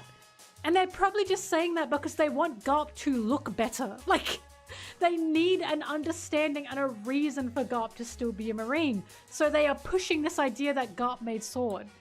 There's absolutely no indication that he did.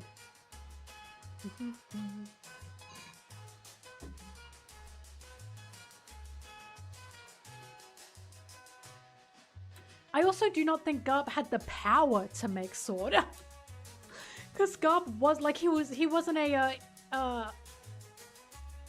the level of Sengoku, Kuzan, Akainu, and Kizuru. He actively didn't want to be on that level.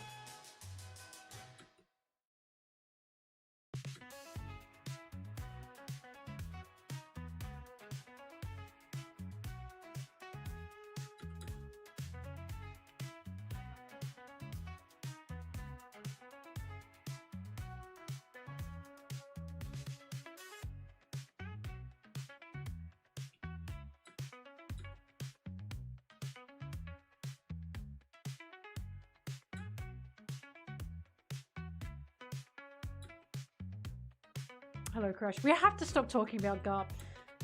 I'll always tell people the reason Garp is such a hot topic is because some people look at Garp and think, oh, what can he do? I guess he's doing enough. Other people, such as me, look at Garp and go, I don't think he's doing enough. Because I see his son, and I think his son is doing so much more. And we're just never going to agree, right? We're never going to agree on how we view Garp. Yeah, there's a cat in the back. Cat in the back in a hat.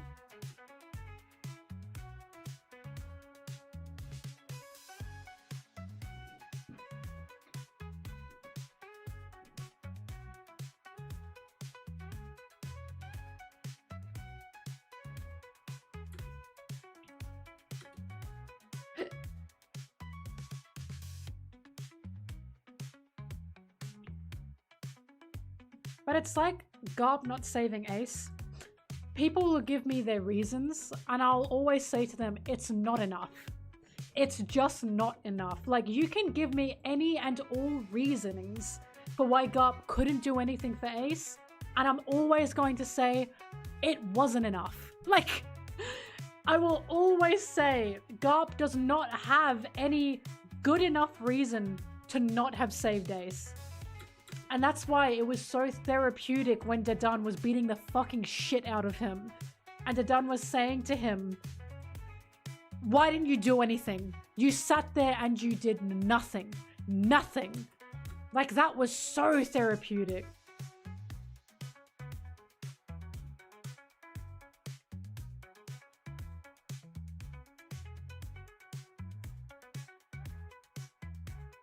Because there was someone that said to me, the issue with when we say Garp should have done something is you guys never say what he should have done. And I was like, easy. He should have given him the key. He could, on his own, enter Impel down and see Ace. At any point, he could have given him the key. And he just didn't. It's truly that. And no one would have known, by the way. No one would have known Garp did that. No one. Maybe Sengoku, but no one would have known that that was specifically Garp. Like, it's truly that simple. Garp could have stopped the war between the Whitebeard pirates and the Marines. He could have stopped that. But he went, welp, guess this is gonna happen.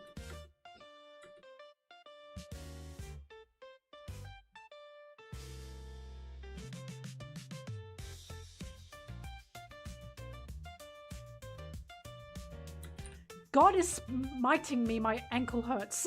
My ankle is starting to hurt. For those who don't know, I twisted my ankle and she hurts a little bit. Thank God I don't do anything and I just sit here and I edit.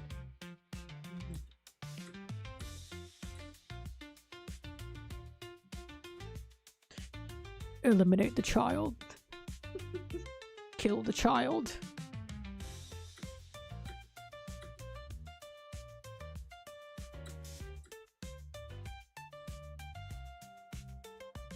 At the same time, I'm like, fuck the Marines, fuck them. And then we get Tashigi, Hibari, Kujaku, and I'm like, Dole.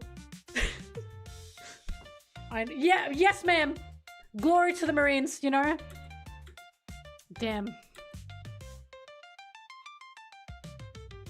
Hina? Yeah.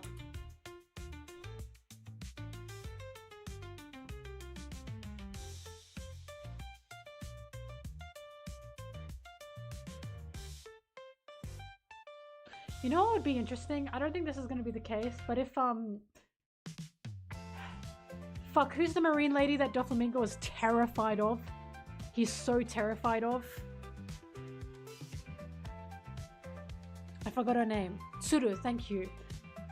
If Tsuru was an Amazon Lily, originally an Amazon Lily, a Lily woman, I don't think that's going to be the case, but that would be so interesting if she were.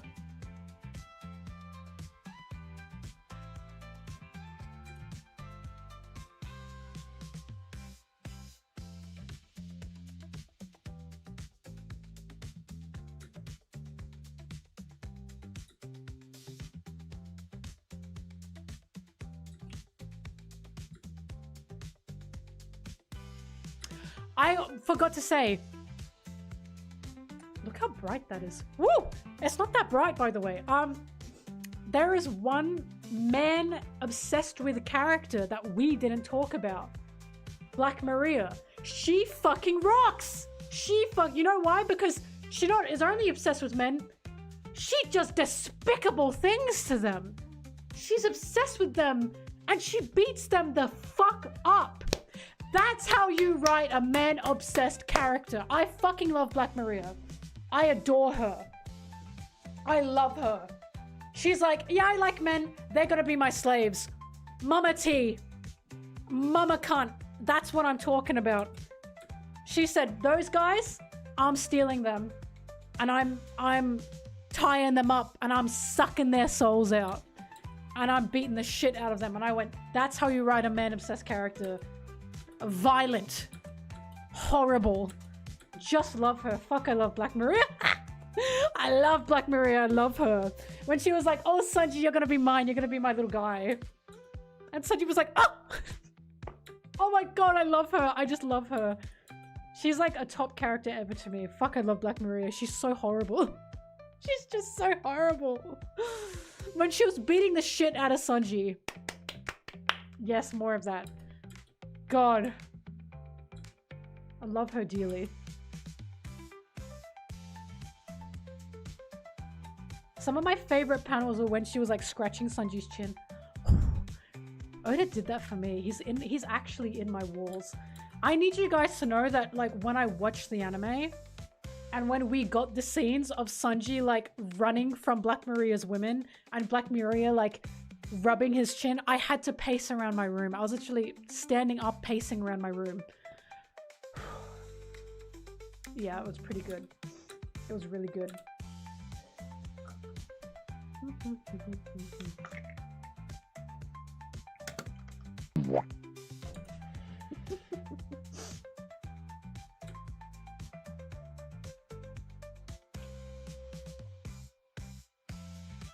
One Piece has a secret fashion economy. I haven't seen that, but I assume it's about the Krimen, whatever it is, art. And Doskoi Panda.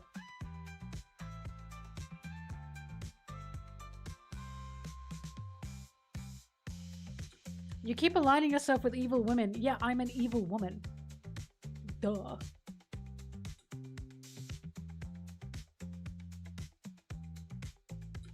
Interesting comment there.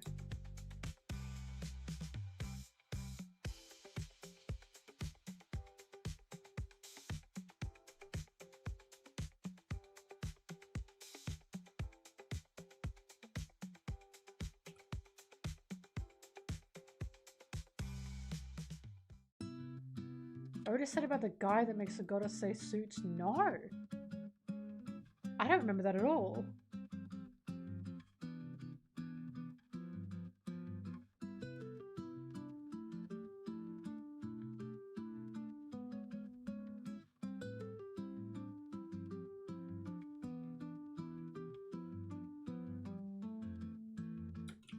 Maybe I should make an essay, The Evil Women of One Piece. Actually, that would be a fucking fantastic video. Hang on.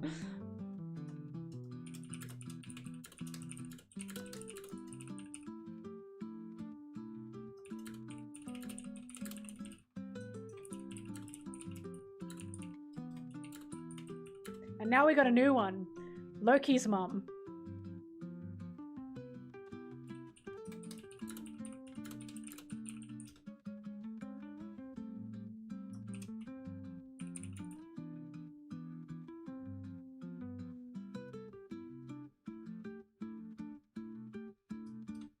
Estrid, that's her name.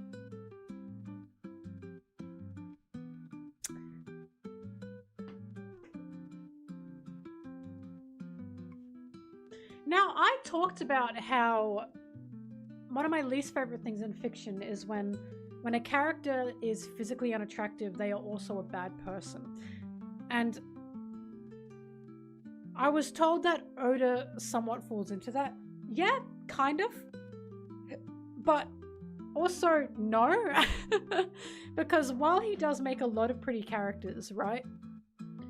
While he does make a lot of pretty characters, and while a lot of those pretty characters are usually good people, he's also made pretty characters who are just fucking horrible. Like,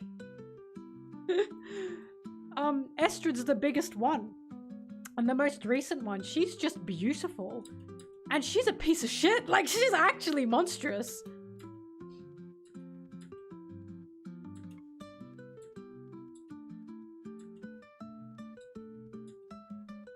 Khalifa and Alpha as well.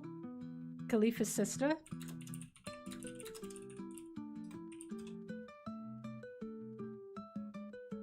Piranha's not evil, she's just fun. Boa? Actually, I do have to put Boa because a lot of people say Boa is evil.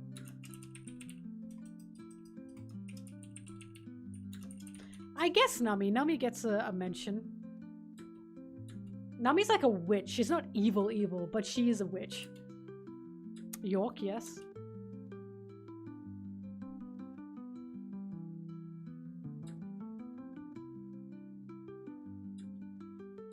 and multiple good ugly peeps. I've always talked about I despise. I think Kureha does count. I think she does. I just despise the lesson of teaching children an attractive person is a good person, an unattractive person is a bad person. I despise that. I think that is so damaging, just an unbelievably damaging message.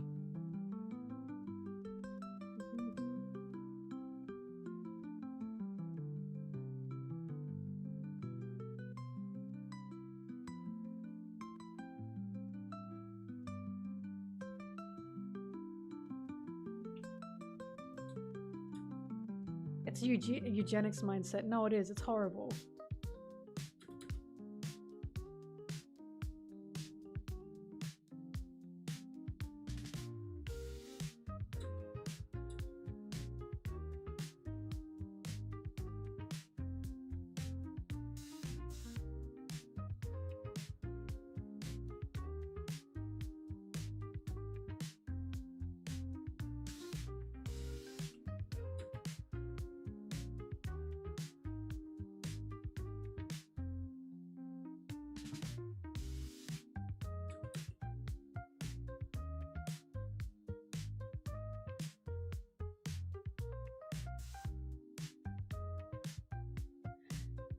Well, I mean, now we know not all the celestial dragons are ugly because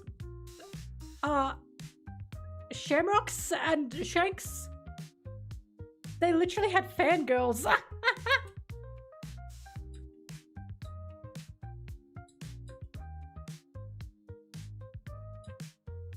Ida as well. Yeah, Ida's the most recent one. Ida and Estrid were literally, Estrid was beautiful and Ida was not conventionally attractive. But Estrid was the most fucking dastardly one ever. And Ida was just beautiful. A beautiful soul.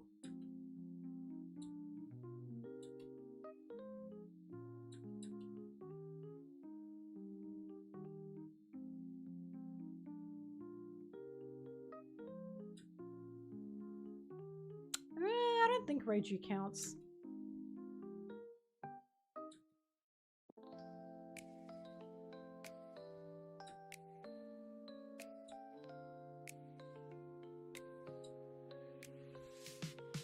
Black Maria's just such a show stealer. I'm afraid she's the best one.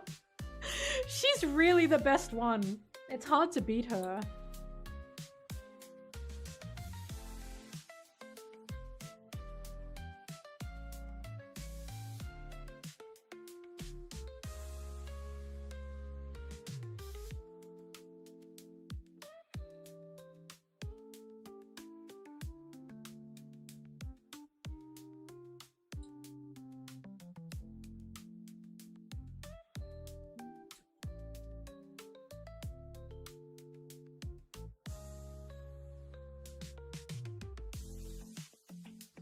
Ulti's pretty bad. She does beat up children. Alright, I'll put Ulti in there.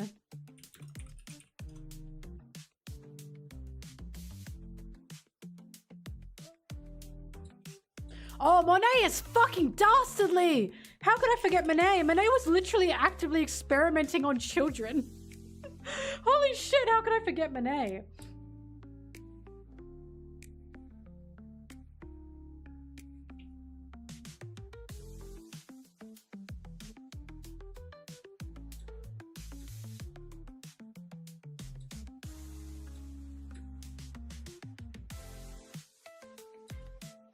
Go with 3 eyes. Shh. Shh, shh, shh. Don't say that. Don't say that. Shh, shh, shh. I'm trying something. No, the whole thing went with it. I knew it would do that.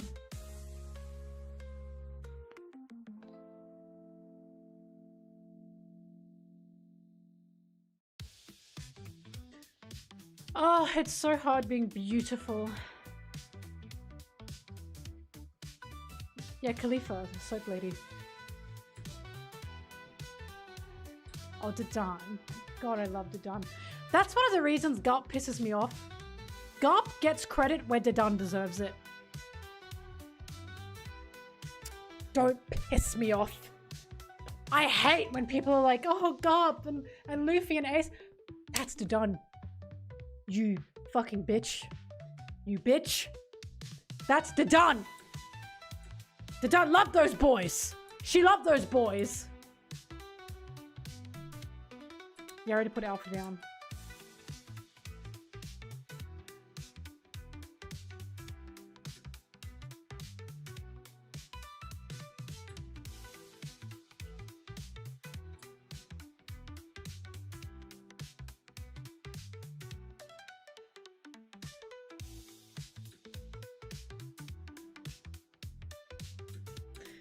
One of the best cover arts that Oda's ever made.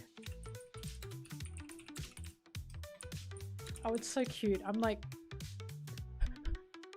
emotional just thinking about it.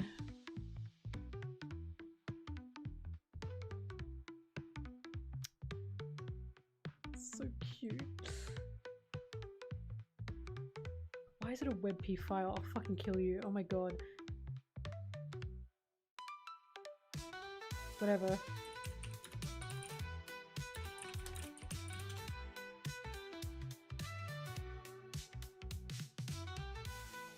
Oh. Don't worry about that. This. It is so cute. It makes me sick to my stomach. Oh, it's so cute. She loved those boys. She loved those boys. Look at this. She is Gap Moa. Oh. Man. Like, no wonder Dadan was beating the ever-loving fuck out of Garp after Marineford. Because she was the one that raised him. She was Ace's mum. And Dadan, imagine Dadan having to watch Garp not do anything. How heartbroken she would have been, right? Just imagine the rage she would have felt over this man doing nothing to save the boy that she loved. Like, God, I love Dadan. I adore when she beat the shit out of him because it was so deserved. It was so deserved.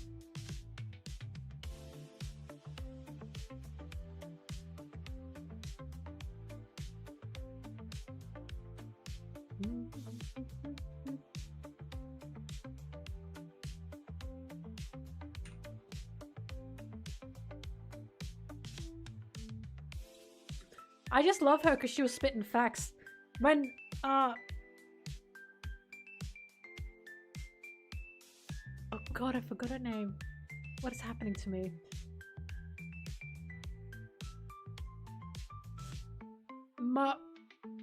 Oh my god, help me. Girl with a baby. Everyone thinks Shanks had that baby. Makino, thank you. Fuck, totally forgot. When Makino was like, no, Dadan, think about what Garp's going through. And Dadan said, I don't give a fuck. How about you think about what Luffy's going through? T, sis. T. Get his ass.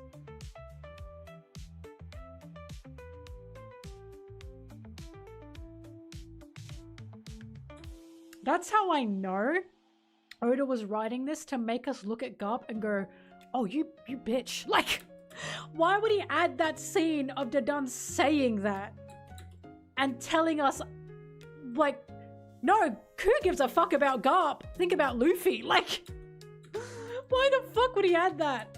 Were we not supposed to be like, oh yeah, actually, maybe Dadan's got a point.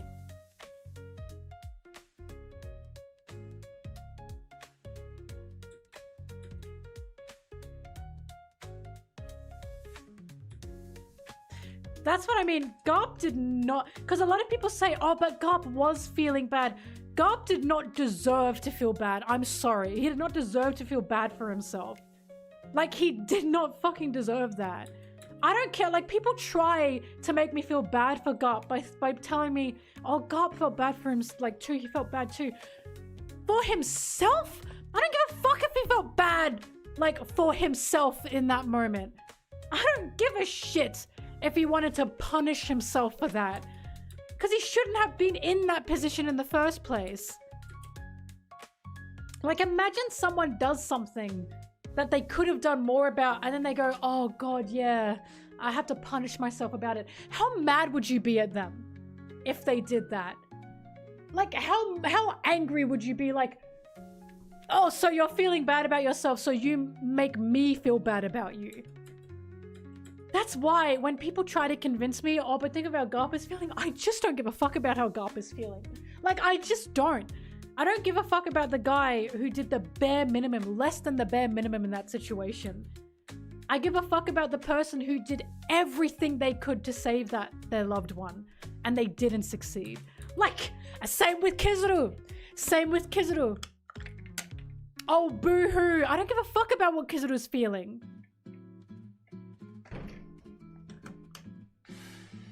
It's just unbelievable to me. Like, we clearly see there are people who are suffering more. And I'm meant to look at Garp and the Marines and Kizaru and go, oh, no, bitch! I'm meant to look at them and go, this is what you signed up for.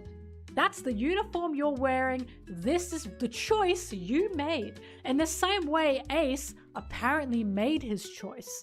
But Ace was not the same because he was literally born into this. Like, Ace was literally born a criminal. And people want me to look at Ace and say, oh, Ace made that choice. You're not getting me. I don't think so.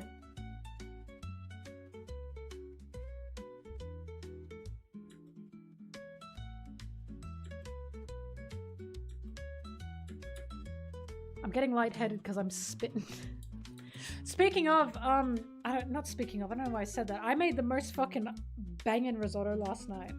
Like, the best risotto I've ever had in my life, and I made it. It's in my fridge, and I'm thinking about it.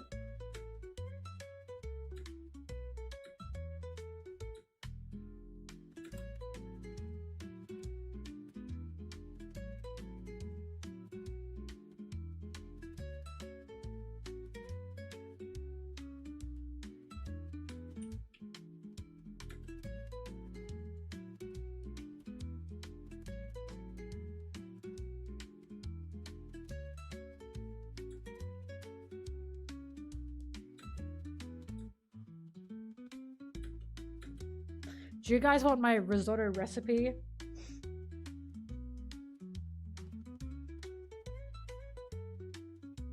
So you can understand how banging it was?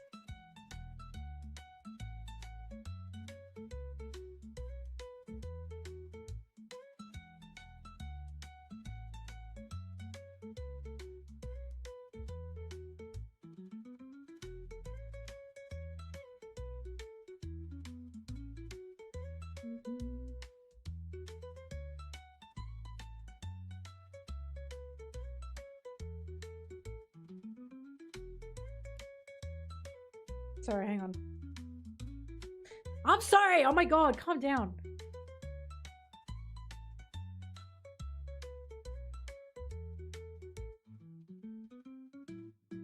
Okay, so first off, I got a cheese and black pepper risotto. So like the risotto itself was cheese and black pepper. It's called cacio e pepe. I assume that's just cheese and black pepper. And then I also got beef stock. I got 500 grams of beef stock. And while I was cooking it, I used beef stock instead of like water, which is what you're supposed to do. So I used olive oil, beef stock, and then I put in garlic powder, onion powder, rosemary, paprika, a little bit of nutmeg, just a tiny bit, chili, like chili flakes, and then sour cream and cream cheese. Just like, I think maybe a cup of each, probably. Butter, then some pepper, and then some chives on top after when I served it up. Oh, and water as well to even out the beef stock a little bit.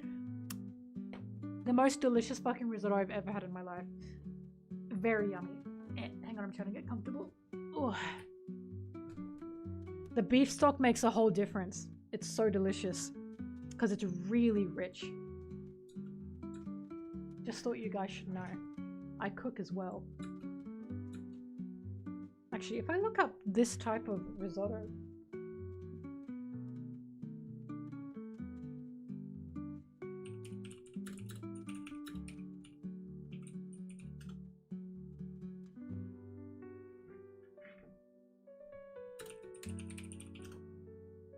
Yeah, you can just buy it in a pack.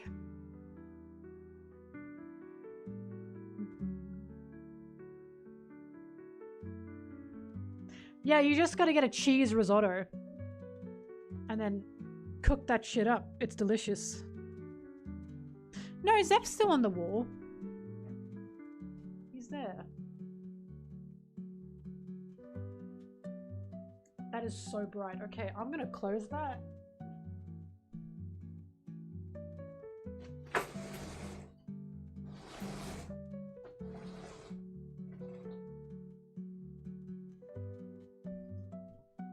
He's there.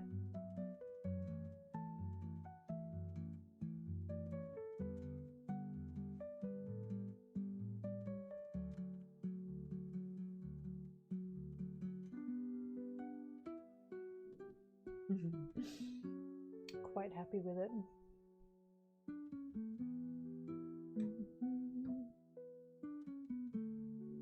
Good morning. Up and awake. Why are you looking at yourself like that?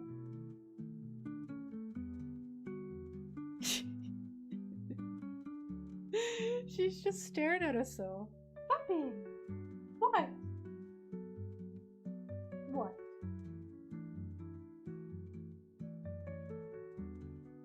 I really need a way to have this camera not shake, but I'm not sure what to do because it's like a webcam camera and I would not know how to go about that.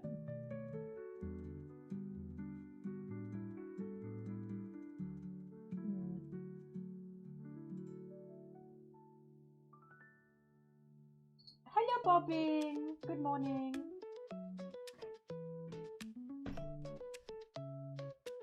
Oh, come to say hi. Oh, good morning.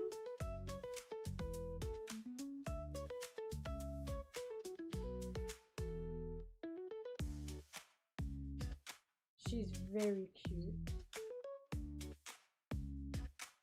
Look at her legs stretching out. Can you see that? Are you comfy?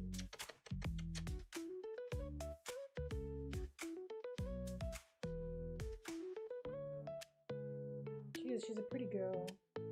Her fur is flying everywhere though. Look at your leg. What are you doing? Alright, downtime. I'm sorry.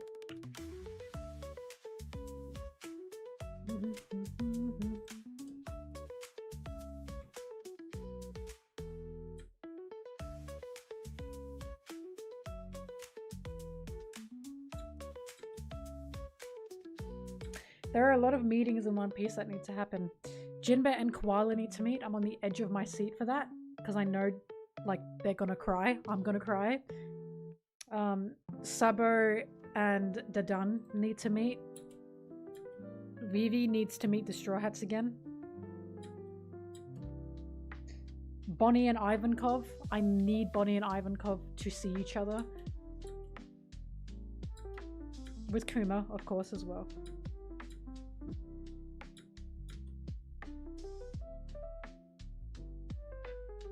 Gwima, I don't know.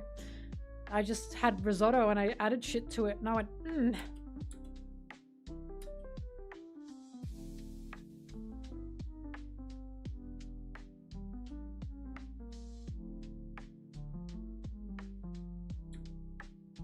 That's something I know I'm going to be right about. Bonnie being with the Revs. I know I'm going to be correct in that one. I know everyone's going to be like, Mel, how did you guess that? Because it's just obvious. It's just obvious.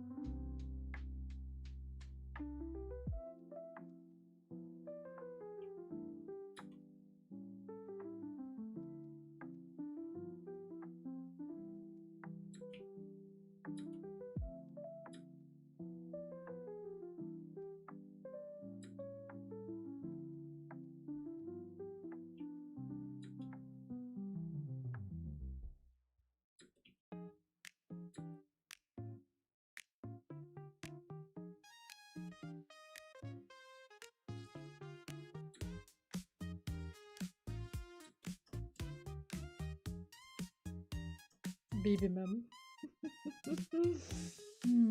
Baby mem. Lola, I love you, but how did you reject Loki?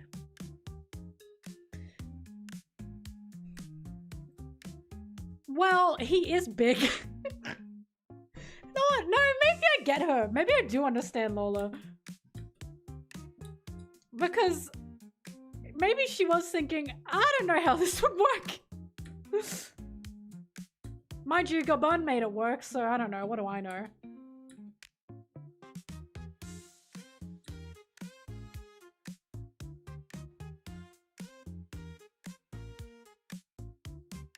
I can make it work.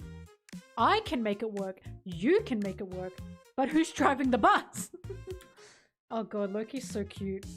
Loki's such a good character. I love him.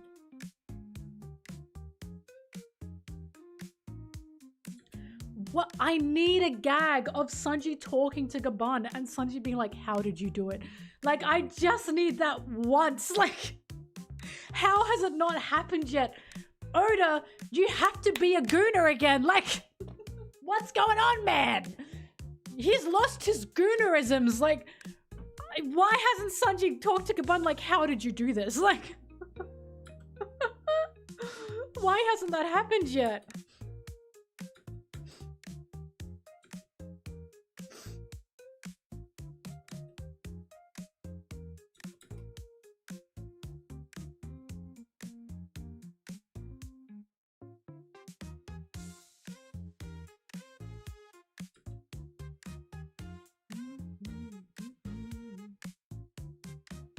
That's what Gabon whispered to Sanji. Sanji said, I've got it, right? I've got conquerors. And then Gabon said, you gotta get a giant pregnant first. Sanji went, fuck. Damn it.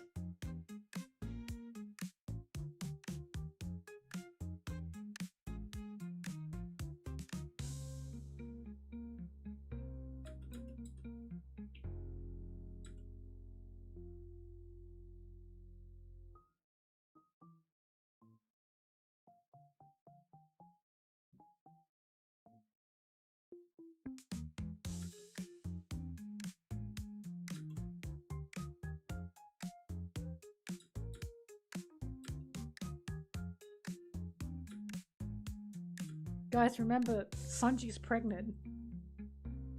Zora's locked in.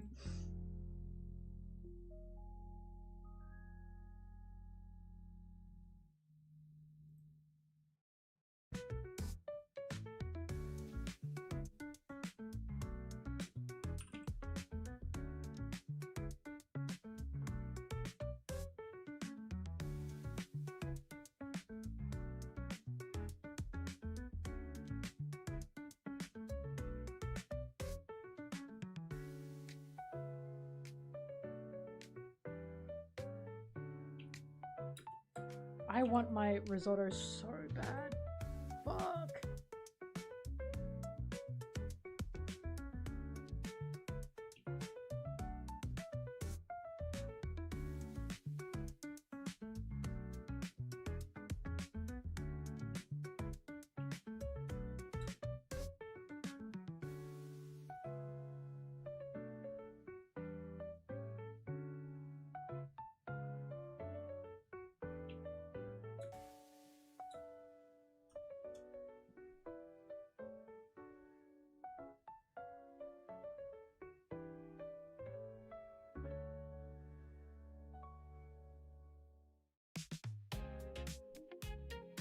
Oh, it must have been a garbage truck.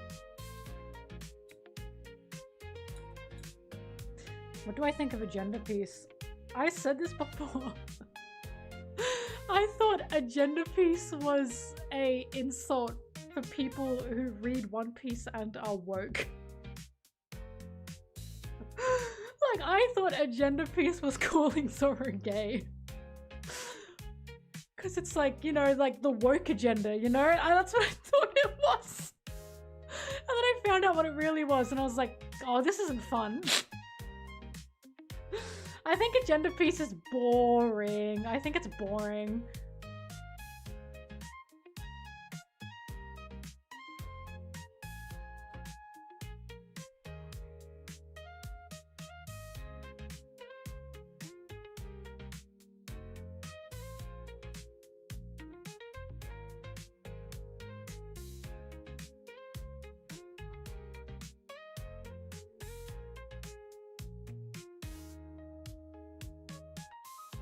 Agenda piece, okay, it does give us good memes. It gave us Captain Useless Mid, and it gave us, I will show it one more time, this beautiful fuck. I just love this. I just love this. And I gave it Sanji being a little cheerleader with like the teest body ever.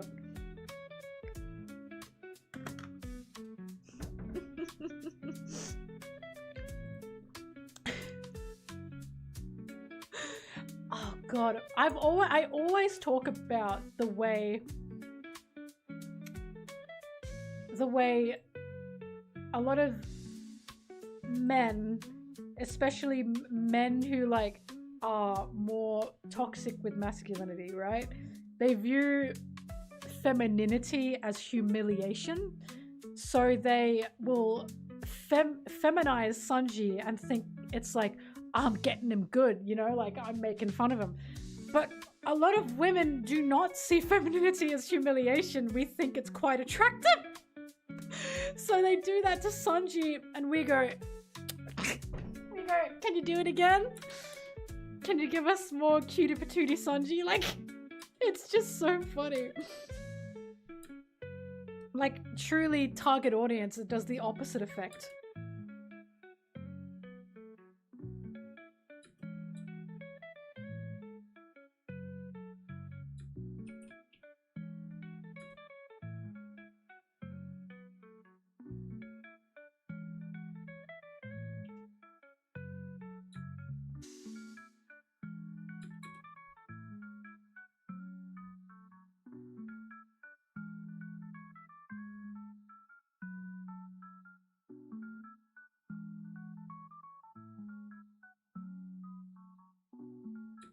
Oh, one of my stupid theories made it to agenda piece, and that was like a really proud day.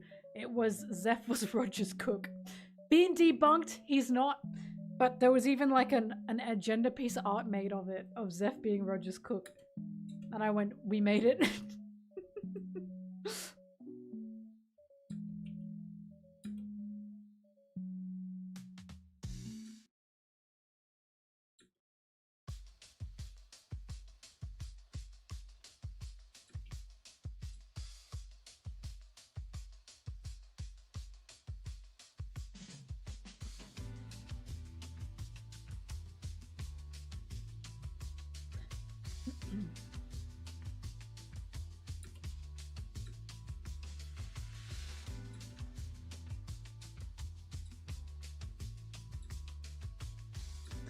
Now hang on, I see what you guys are talking about in the chat. At the risk of sounding insane and being a pervert.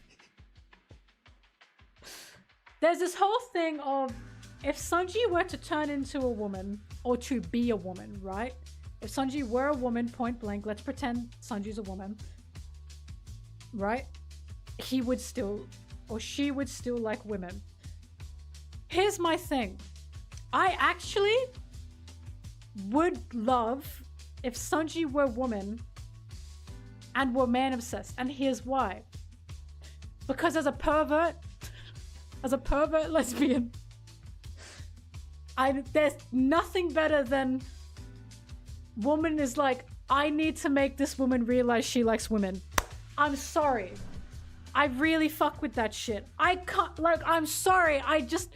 Do you understand what I'm saying? Like, do we understand what I'm trying to say here? As a pervert lesbian, compat femme Sanji, yes. Yes. I unfortunately love that trope. I unfortunately love the trope of woman likes men, lesbian sees woman who likes men, and she's like, I need to make her realize she likes women. I'm sorry. I'm sorry. I apologize for being a pervert lesbian, but I love that. I love that trope. I'm sorry, I love that trope. I know it's not for everyone, but I fuck with it heavy. That's my only like that's my only argument for that.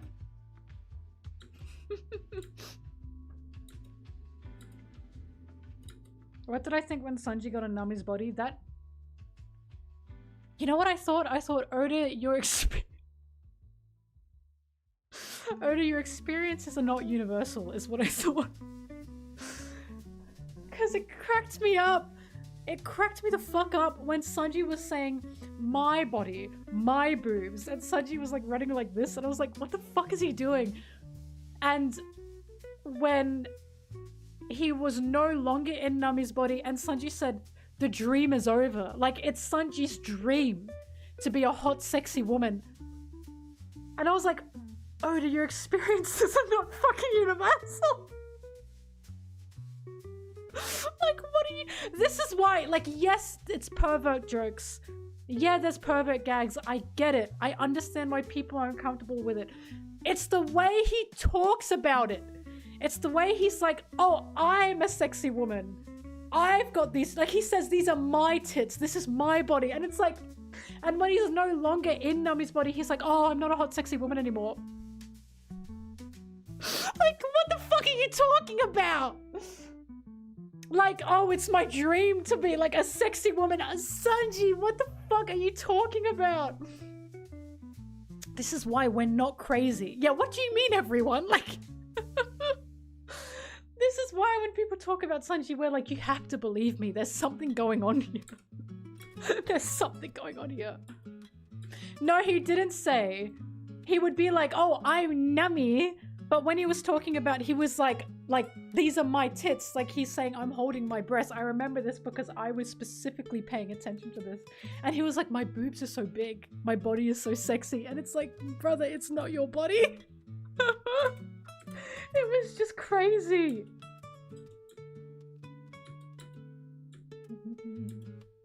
But also, his dream is to be Nami. Are we understanding? But it wasn't his body. Because every other character was like, ugh, I'm in Sanji's body. Ugh, I'm in Chopper's body. Like, he was like, oh, my boobs are so big. My body's so sexy. The only time he mentions it being Nami's body is when he, like, has to save Kinemon. And he's like, I'm going to damage Nami's body.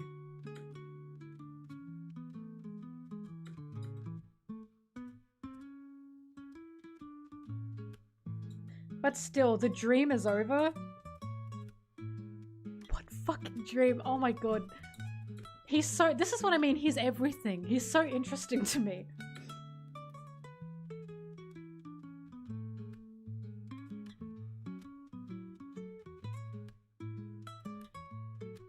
Hi, Anna. I might be.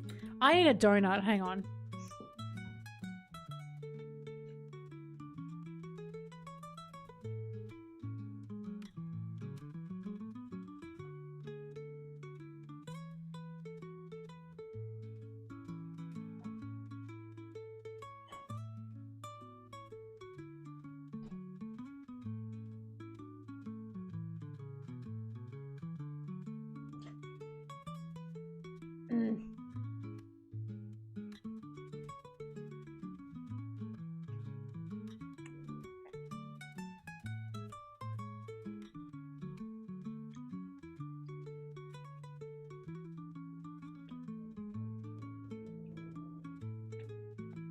No, Yonera, you're missing what I'm saying. Yes, he says, like, I'm Nami when they're first doing a roll call. Because they're saying, who's who? And Sanji goes, Nami. But every time he talks about, like, being in the body, he's like, wow, my tits are so big. Oh, wow, I'm so sexy. Like, he doesn't just mention Nami's body.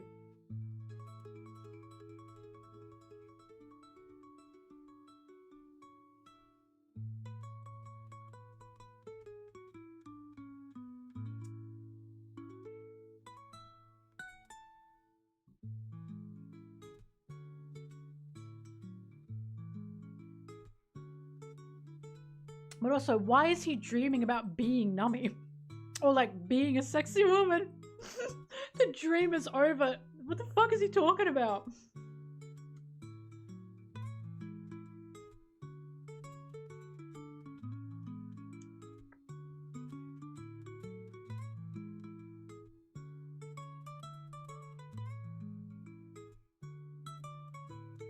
Who wouldn't dream of Nami? Your experiences are not universal. That's what Oda's thinking.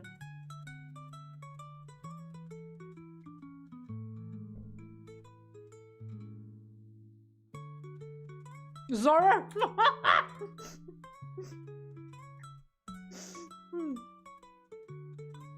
But yeah, Sanji still was like, whoa, Nami's body. But there were also multiple moments he was like, wow, my big fat tits. And it was just like, what the fuck?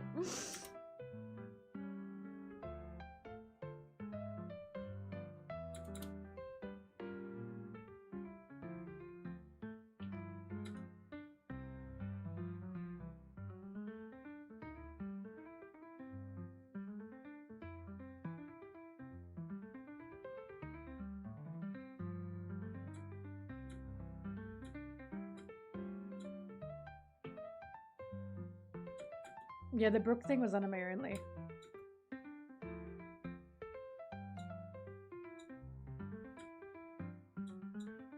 What the Strawhats have in their mind? Yeah. Zoro's got like Boo's sword, doesn't he?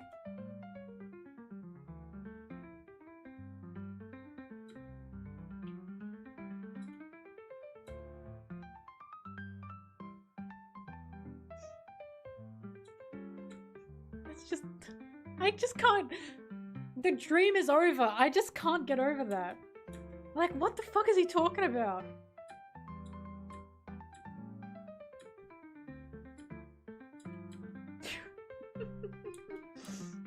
I remember when he said that, I was watching it with Anna, and we were like, what? Is this common?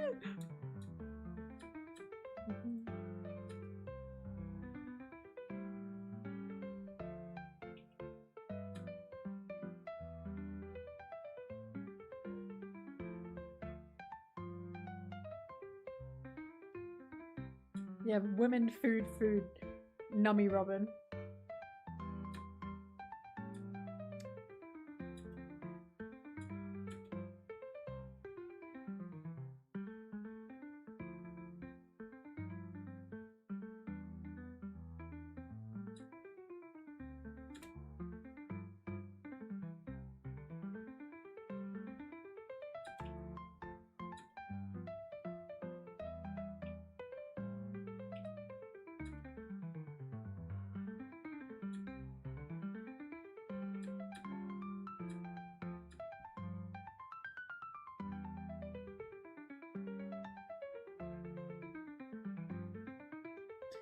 Robin has study old history and secret. The secret is Zosan Yaoi. I'm telling you, that's what the secret is.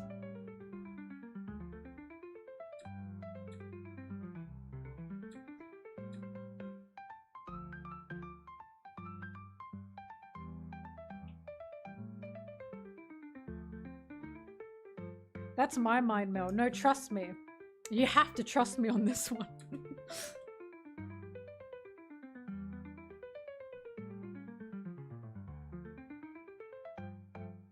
Antonio, that is such a Twitter opinion that I just have to tell you, don't listen, that's a stupid opinion. That's a dumb, stupid opinion. I'm glad you don't agree. Source do trust me.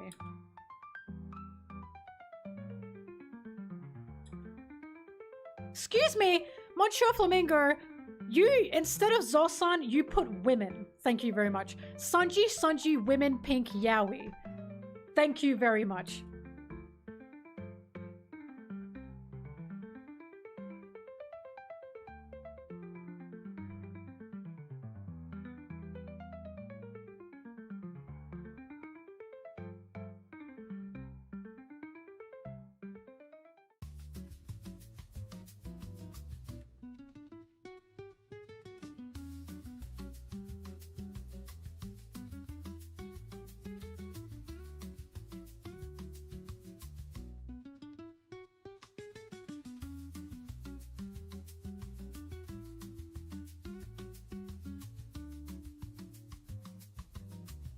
Sanji and Mel's minds aren't that different.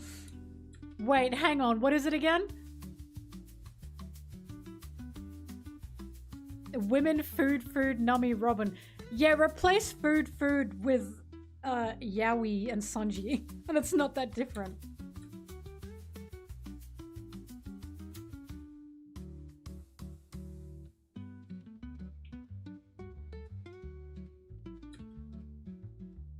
I think Blueberry deserves to be there. I think about Blueberry a lot.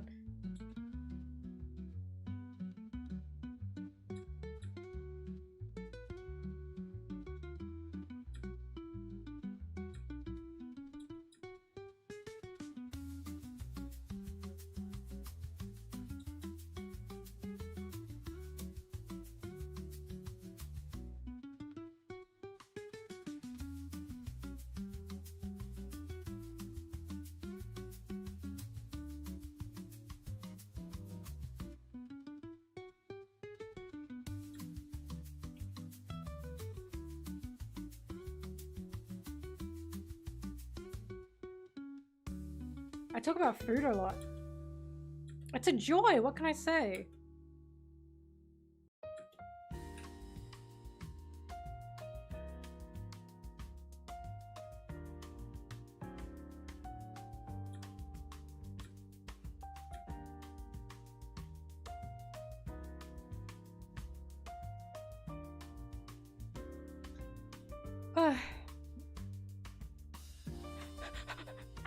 Okay, I want my risotto.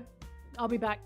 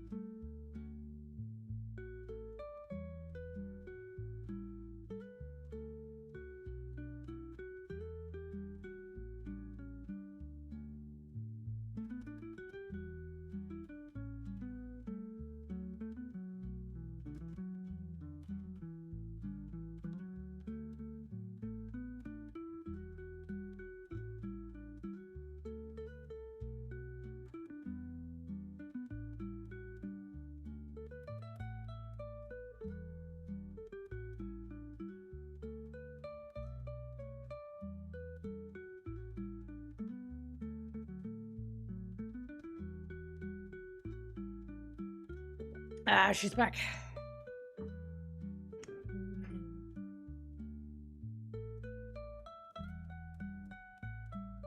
Yay. A bit of sour cream on top because it's very rich. The sour cream helps even it out.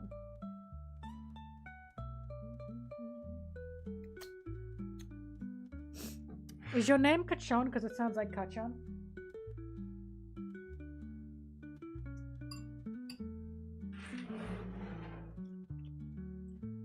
Oh, Hero Academia ended officially. Congratulations.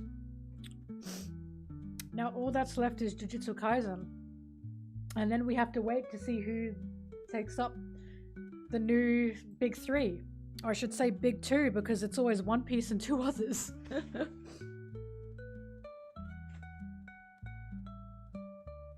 Oh, the little guys are missing! Fuck.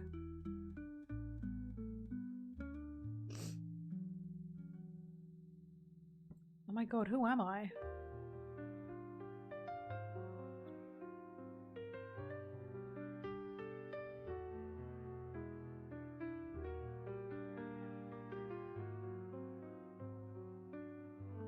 Here they come. Whee. Vigilantes is probably getting animated, but it's not Hero Academia. Do you know what I mean? It's like Boruto. But I've heard that Vigilante is still good. Although I'm not sure. But I've heard, so what I'm saying is Vigilantes is not gonna take the top 3 spot because it's just a spin-off, right? It's technically a spin-off. So I don't know who's gonna take the top 3. But now, we've got a new decade of shonen to wait for. Which Hat's not a shonen? I'm talking about who's gonna be side by side with Luffy on that cover.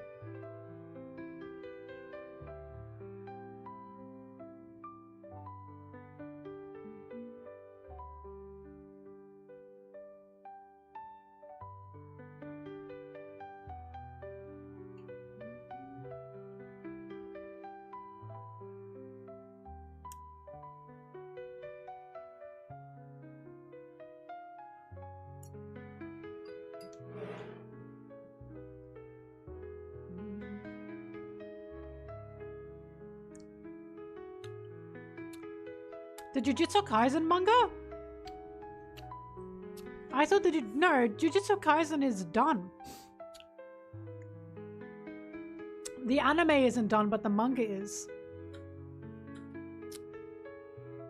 Chainsaw Man's not a shonen.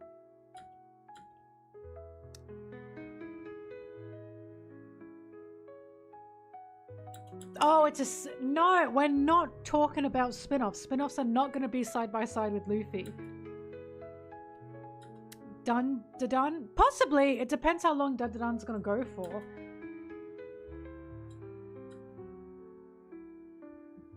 It's not a spin-off. Then why have I heard nothing about it? Usually I hear of Jujutsu Kaisen through osmosis and through leaks. Does no one care? Jump Plus.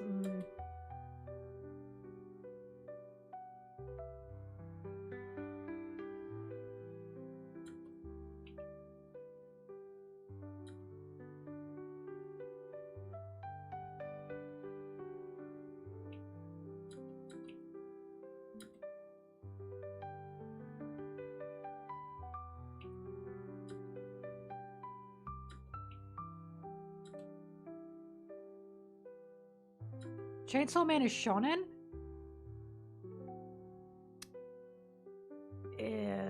It's not on Shonen Jump though. I don't think Chainsaw Man is Shonen Jump.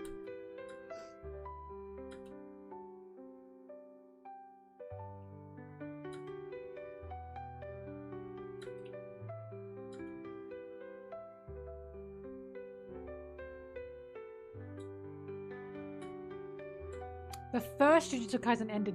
So it is like a so it's not actually the main manga. Like, it's not on the cover with Luffy, is it?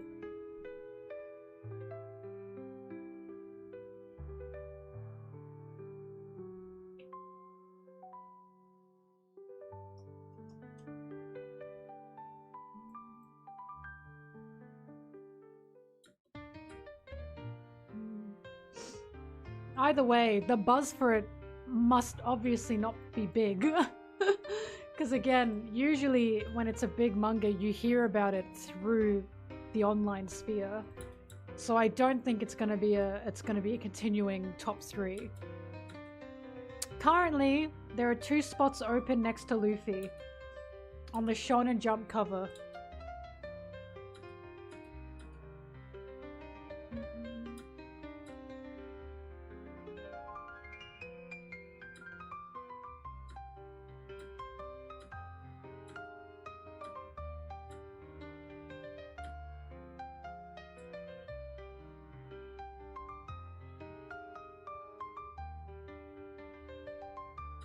Is Gojo in the new one?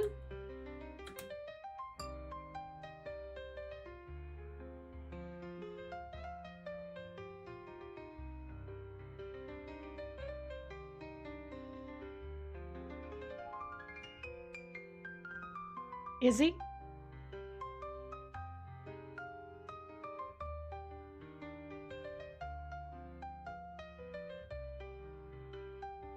Why am I not getting an answer?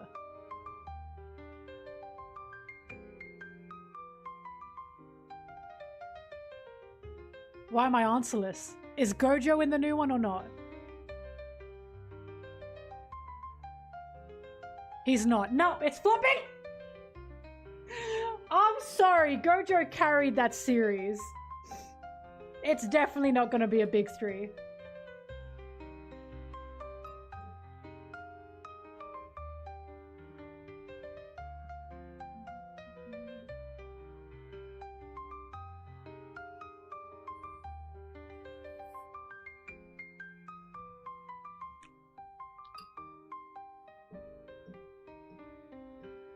That's not to say it's not good, by the way. I don't know anything about it. But I just know if Gojo's not in it, the masses are not going to read it.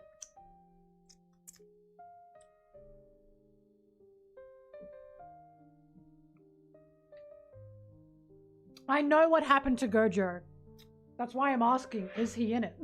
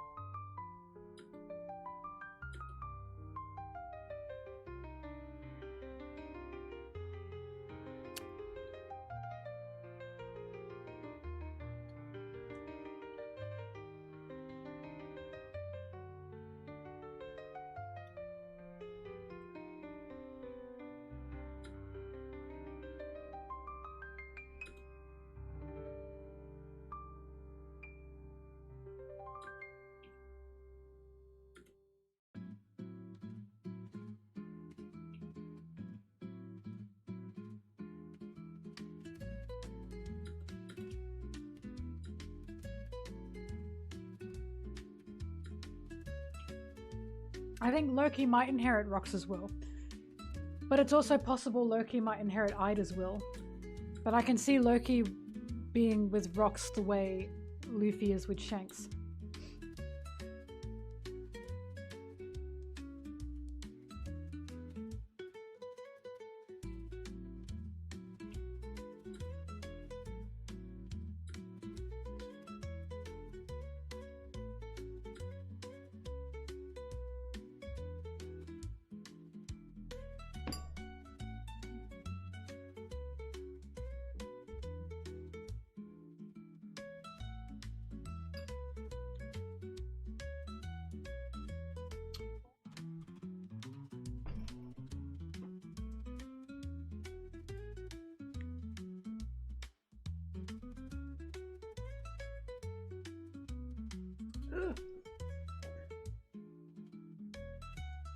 Bonnie could give us 40-year-old Sanji. And because she likes Sanji, she'd make him very attractive. And it's pissing me off that Oda hasn't done that yet.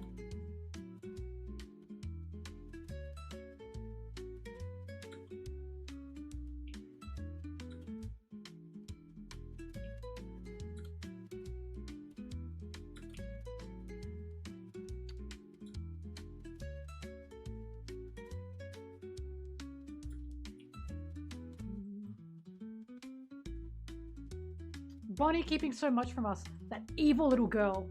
That evil, evil little girl. A queer future. Exactly, bitch.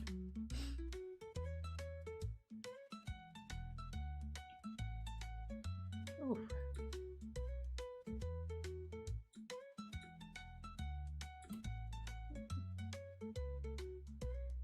Ow.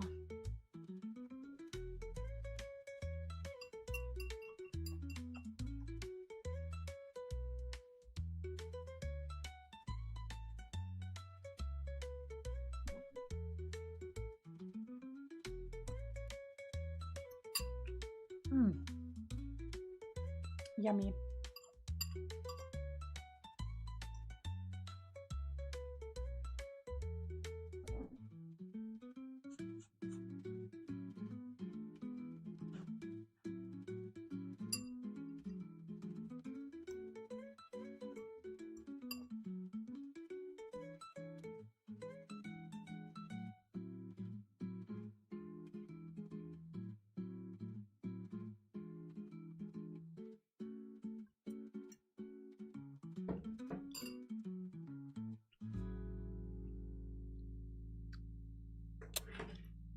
The jump cover.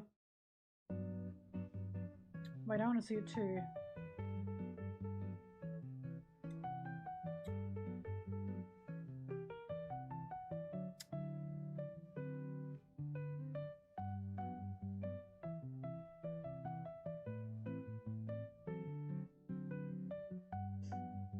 Apparently I was in the top 10% of One Piece readers or some shit.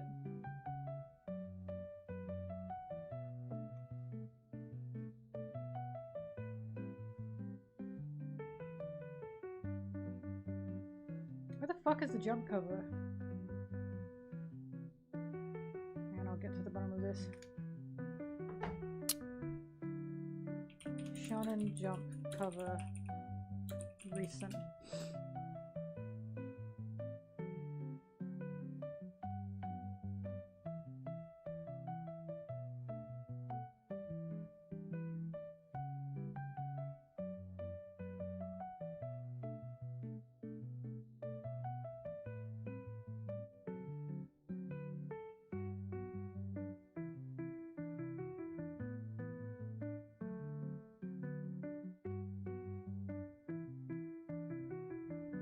That can't be it.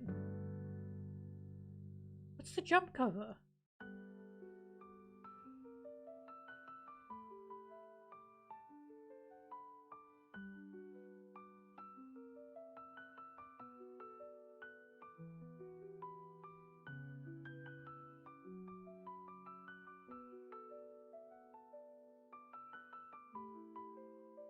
That can't be it either. I can't find the jump cover where they all... they have all the characters on it. Did they not do one?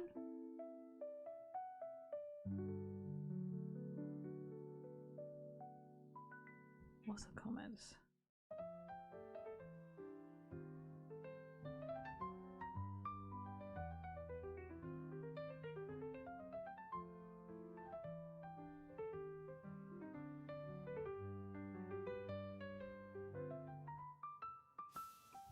I have Shonen Jump. I don't know if I can find the author comments.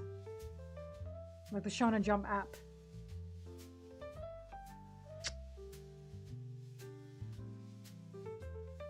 It looks like it's from the same manga though. Because I think I see the trio. I don't know who they are either. Yeah, maybe I should just look up Shonen Jump.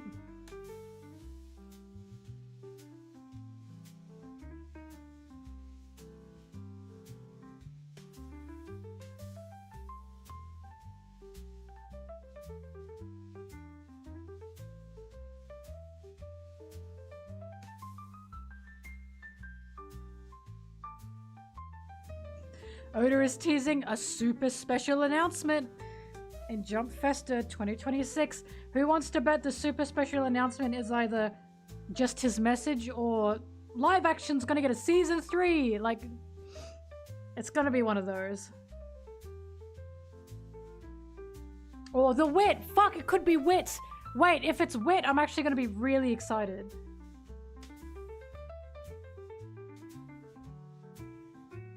Oh, that's right. I already got approved for season 3. Then it's probably gonna be wit. I will actually be excited if it's wit.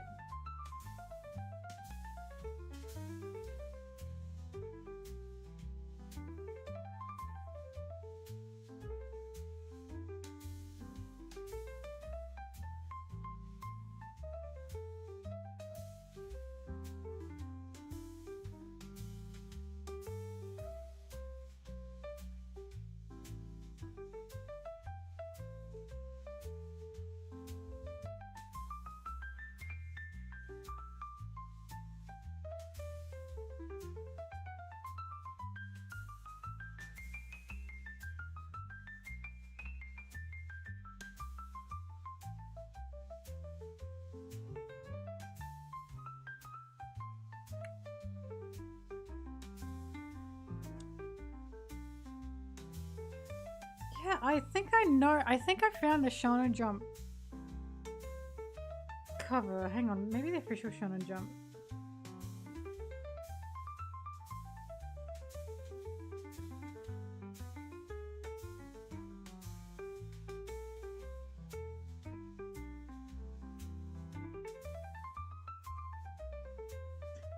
Is Chainsaw Man actually in Shonen Jump? Like, holy fuck, Boruto, it looks so... Why does Boruto fucking look like that? He's like mugging me. Every fucking time I see an image of like the current Boruto, it cracks me the fuck up because he's mewing. Hang on, I'll show you exactly what I'm talking about.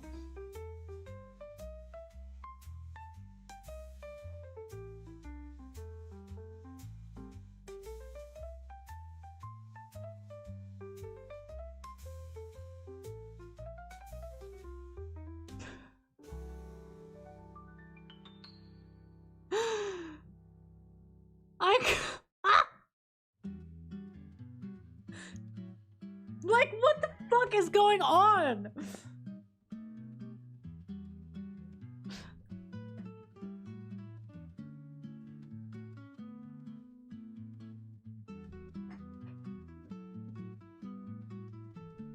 Why is he mewing so hard?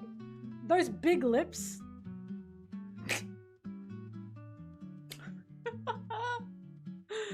Oh my god.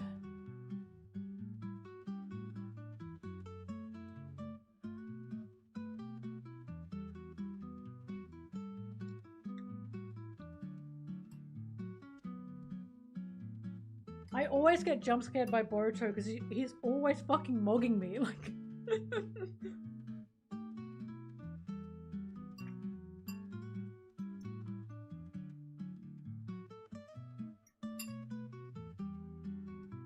And then... next to him... just a happy guy. What's this fucking guy so mad about? This truly shows the fundamental differences between One Piece and Naruto, doesn't it? Like, unironically. This actually genuinely shows like the difference between them.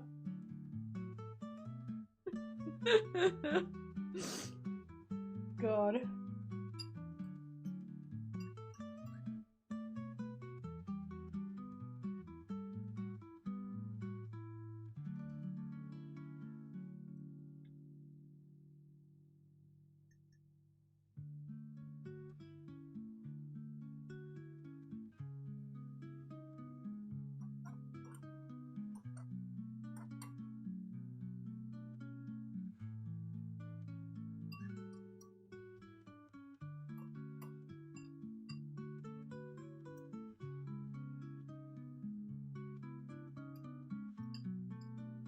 Oh, so Chainsaw Man also isn't actually in Shonen Jump? I thought so.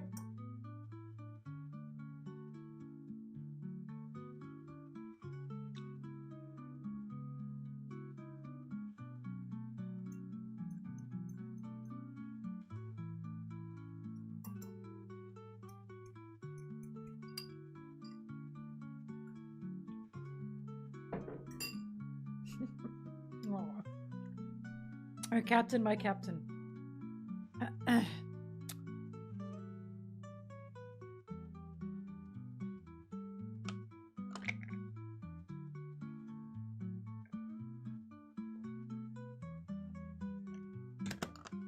Oh, okay, done. Let's get back to work. Sorry, Zara.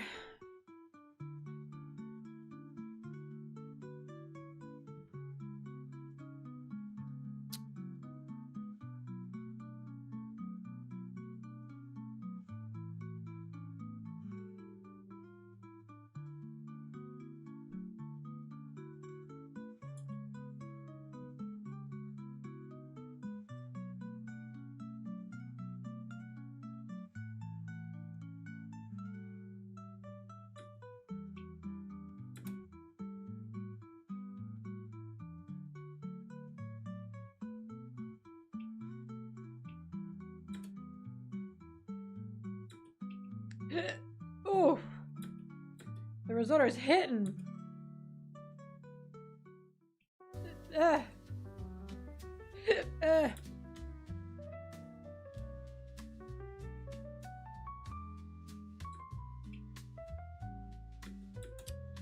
If you look up Zoro Sanji Shimeji Twitter, the artist should be there. I'm sorry, I always forget the @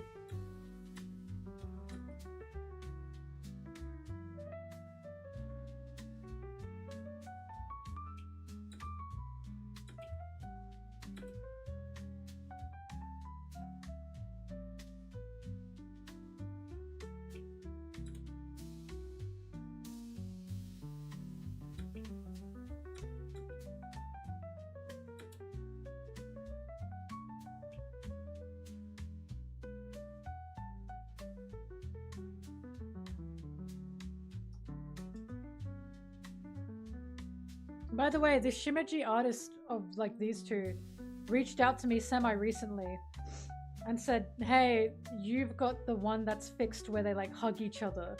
Because the one they made, the Zoro and Sanji didn't hug because the code was broken or something. And my friend fixed the code on Zoro and Sanji for this one. So I gave it to them. And I think they uploaded that version, not 100% sure. But then I said, by the way, I've been using them for my streams, is that okay? And they said yes. So now I'm not scared.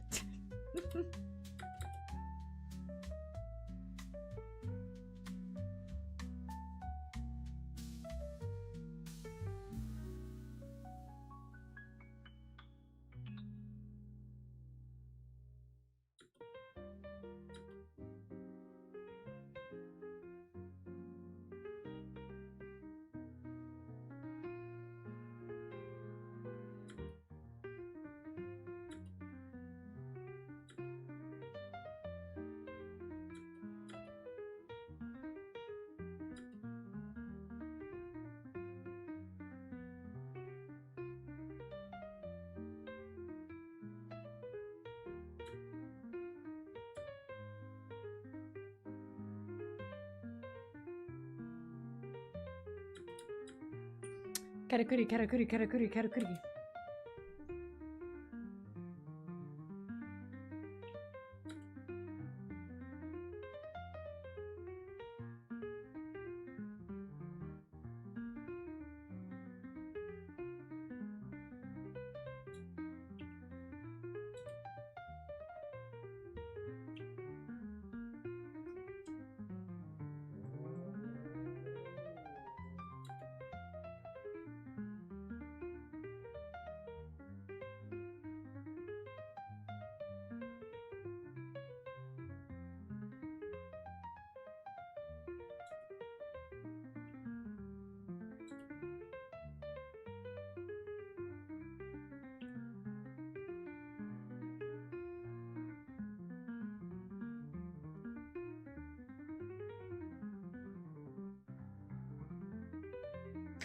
I'm gonna put my bowl away. Give me a sec.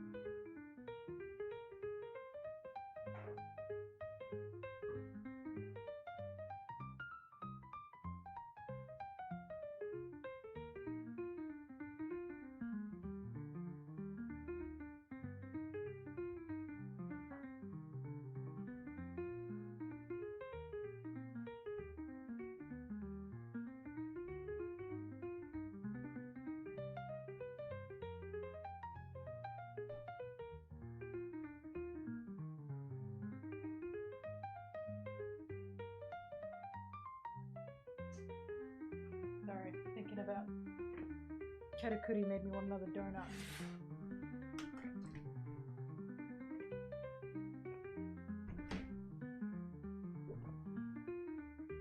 Ba ba ba ba ba.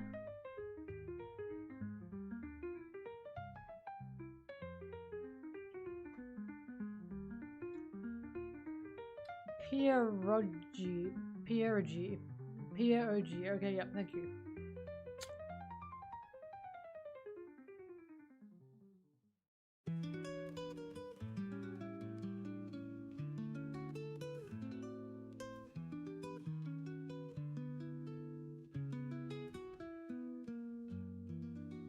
Hama.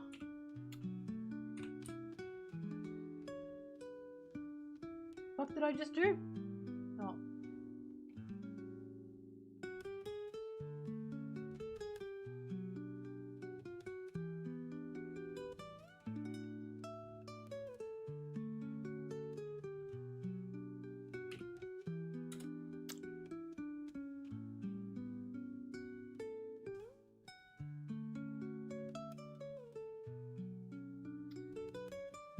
You know, every time I think about Jinbei, I get mad. Because there are people who are like, Jinbei doesn't make sense. Jinbei doesn't fit in with the Straw Hats. Jinbei shouldn't be a Straw Hat. And then I want to kill someone.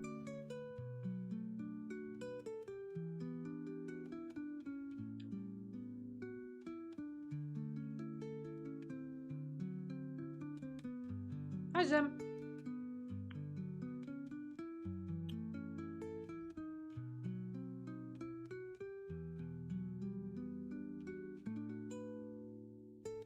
Jinbei is just so soothing. He's also sexy.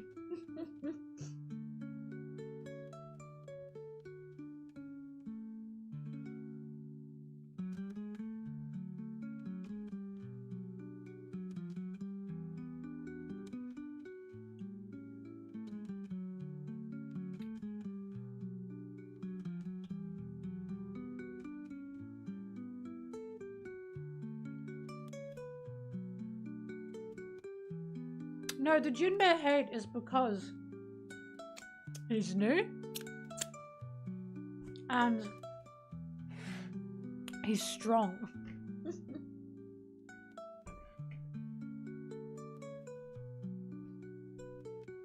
The Jinbei hate is because Jinbei is a threat to the made-up hierarchy on the crew that a lot of people have in their heads. There's also the fishman racism. That's true. They're who's who in this bitch. Fishman racism in the current fucking year. Unbelievable. Jinbei was... I fucking love that. Jinbei's fight with who's who is just awesome. I always think about when he's like, wow, fishman racism. God, I love him.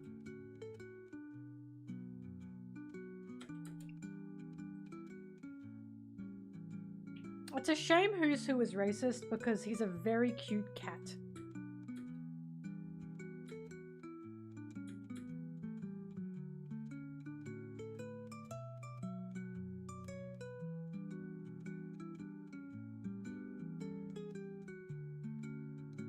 I don't know about Jinbei being numbered the strongest or second strongest or whatever. All I know is this man was a warlord. He was a previous captain and a warlord. And the other crewmates, like the other pirate crews, saw Jinbei joining the Straw Hats and they went... Like, they went, it's so fucking over. It's so over. Because Jinbei is insane. He's insane. Which is why it's like, I feel the reason a lot of people don't like Jinbei is because they have this made-up hierarchy of the Straw Hats in their heads and Jinbei makes it unstable. It's not fair!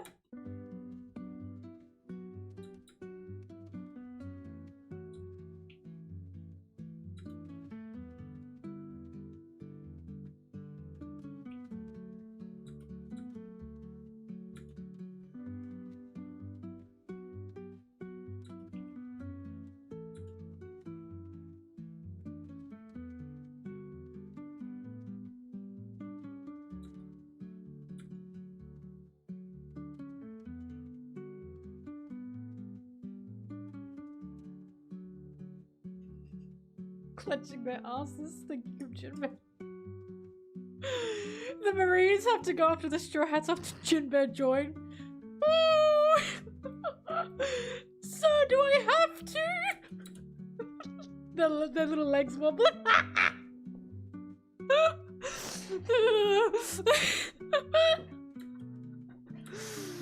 Oh my god, that's so true. Jinbei would scare the shit out of them.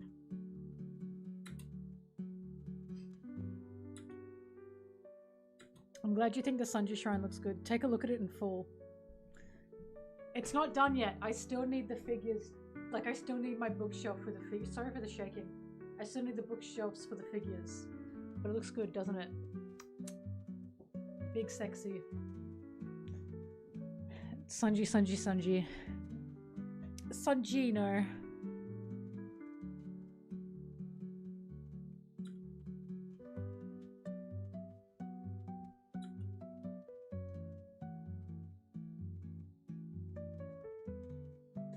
I'll never forget that person in my chapter stream. I forgot their name, but if you're here, please speak up. And they were like, I'll be honest, if Buggy gets the One Piece, it's gonna ruin the whole story for me. And I was like, I put my hand on their shoulder and I was like, brother. I was like, I'm letting you know now. You should probably stop reading One Piece. It was really funny. They were like, no, I know it's a possibility. And I was like, you don't understand. It's more than a possibility. You should probably stop reading.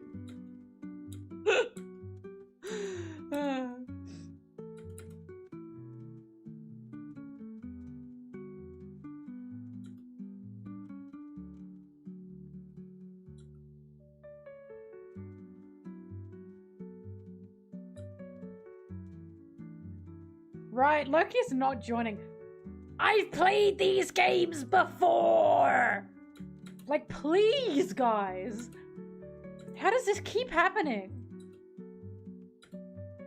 Author shocks with the same plot he's written 10 times over.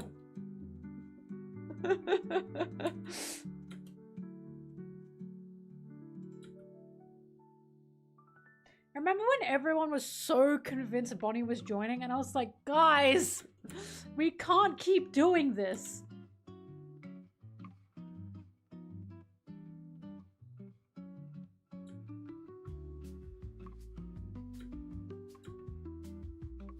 It's every arc. It's genuinely every fucking arc without fail. And I'm the only one going, guys, we've been over this. Like, come on.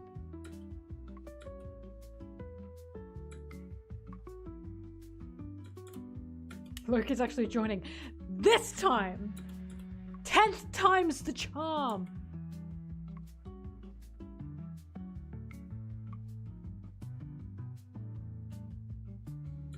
I'll tell you what's gonna happen. Loki and Hyrule are gonna become the new kings of Elbaf, and then Elbaf is going to be under Luffy's domain. As in, Elbaf are going to have the Straw Hat flag in the same way Wano had the Straw Hat flag. And Fishman Island also got given the Straw Hat flag. That's what's gonna happen. Cuckoo Kachoo.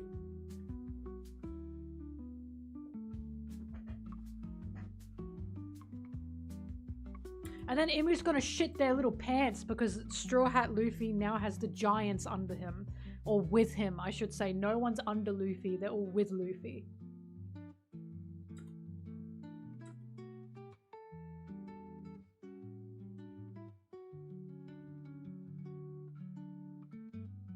How do I think Shanks would feel about that? I think he'd think that would fucking rock.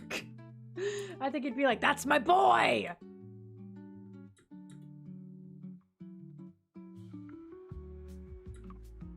Loki and Hyrule are going to become the kings together. Flamingo, you're gonna feel so stupid when that happens. Oh boy, are you gonna feel ridiculous when that happens. It's gonna happen and you're gonna go, fuck. Just like the Shirahoshi thing. Watch and learn, mon ami. And if it doesn't happen, I don't know what you're talking about, then I didn't say anything. I didn't say anything if it didn't happen.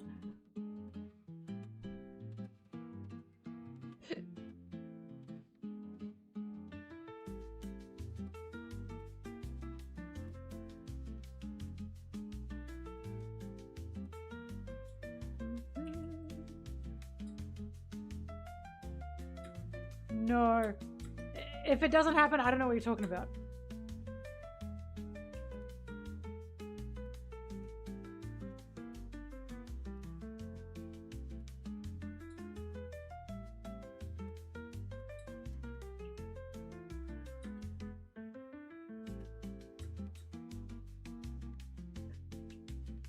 It's gonna use Scorched. I don't think that's how his power works. But I'm imagining it and it's beautiful. He should make Loki pocket sized. And now they've just always got Loki in their pocket. That's fantastic. I love your vision. Wow. I really like that actually. I now believe in pocket Loki theory.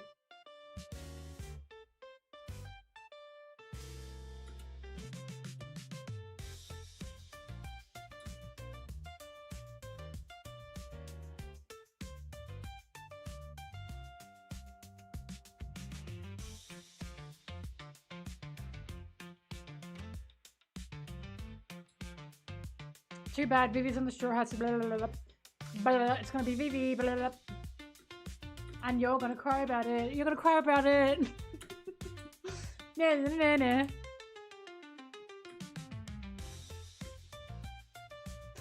So many people keep saying Loki's gonna join. I haven't seen people this confident. I did when Bonnie was around. Everyone was so confident Bonnie was gonna join. I remember it so well because I was the only one saying, guys, she's not joining. And the amount of, yes, she is. Yes, she is. Bonnie is a child. You know how I kept fucking saying that? And people would say to me, it doesn't matter. It was unreal.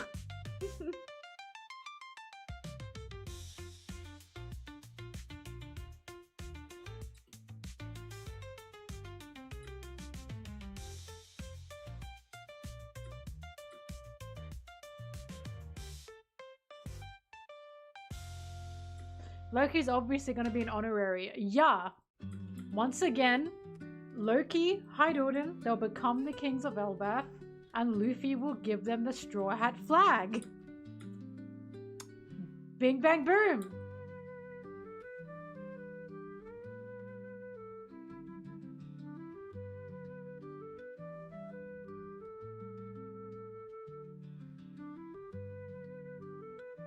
Guys, I think Elbaf is going to be Sanji's whole cake island.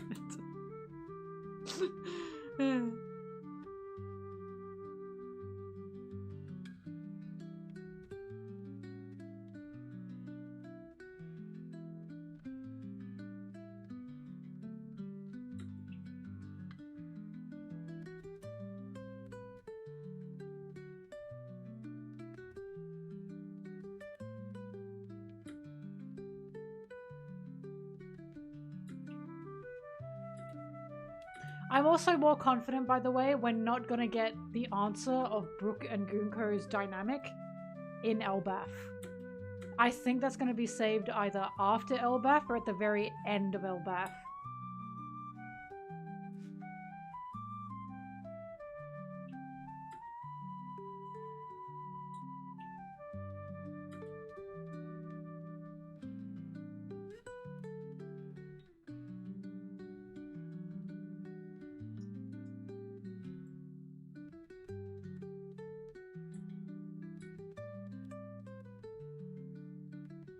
No, we still got more to go with Elbaf. We got Imi to take care of, baby.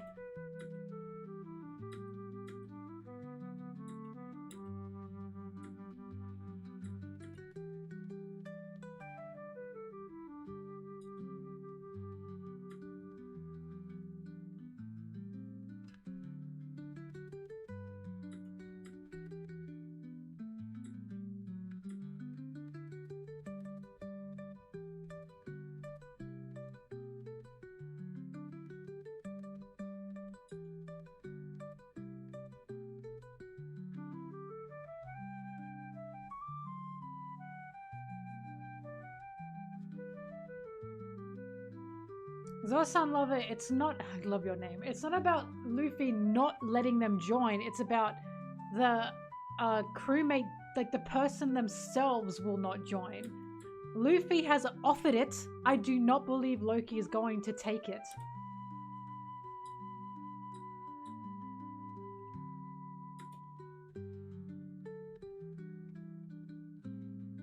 But the fact that Luffy offered that and gave Loki his trust is what's important.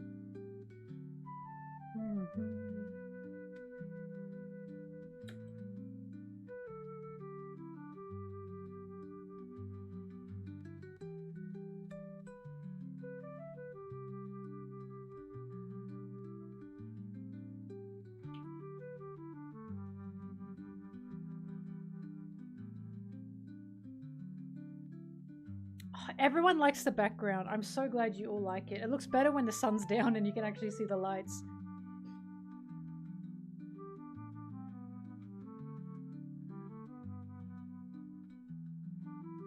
I really don't want Dorio Brogu to die. Thank God it's One Piece. Woo! Thank God it's One Piece. I'll be a fool if Dorian Brogy actually dies.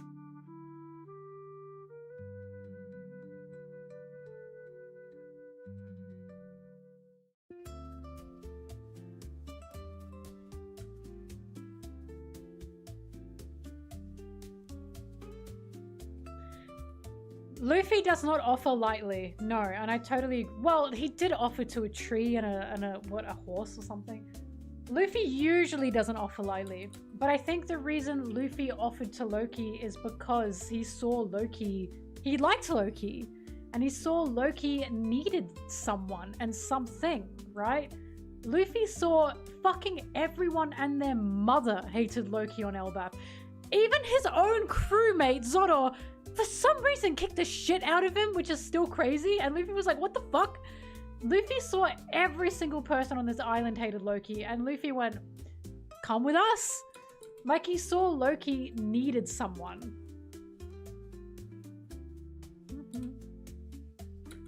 Because remember, Luffy does not offer based on strength, he offers based on if he liked someone. And he liked Luffy and He liked Loki and no one else liked Loki, so he said, well, come with me. He said, baby, I'll save you from all this. And Loki went, baka! Like, you know? He went, yeah! Yeah, shut up, you know? Loki's really cute. Loki's really Gap Moe as well. Yeah. Like, you can see how much Luffy likes Loki because of how he was trying to help him when he was like feeding him and offering him drinks. And I stand by the reason he was so desperate because he was like running around and he was like accidentally hurting him, and Luffy was like, oh my god, I'm sorry. And Loki was like, stay away from me, keep him away from me.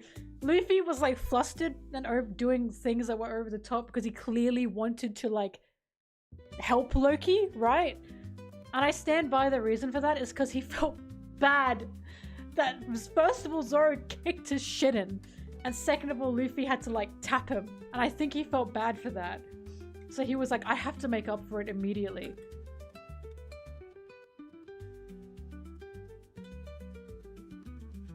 Luffy's definitely gonna compliment his eyes. Fuck, I'm excited for that. Luffy's gonna see Loki's eyes and go, oh, they're so cool, and Loki's gonna go, no, no, no, stupid. Loki's gonna go, yeah.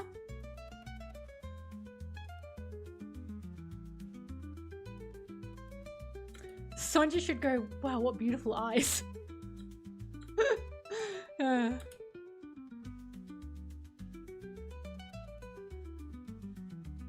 What do I think Loki's devil fruit is? Big wolf. Big animal.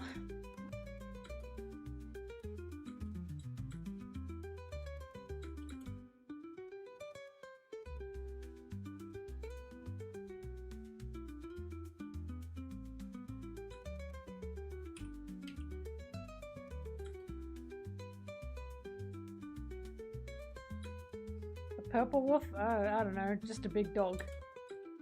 Big wolf. Big wolf.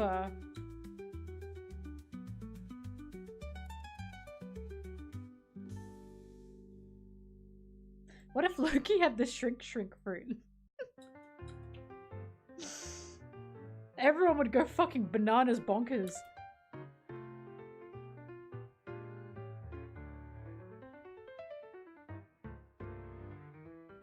What if his fruit is turned into a hammer? Yeah, didn't think about that, did you?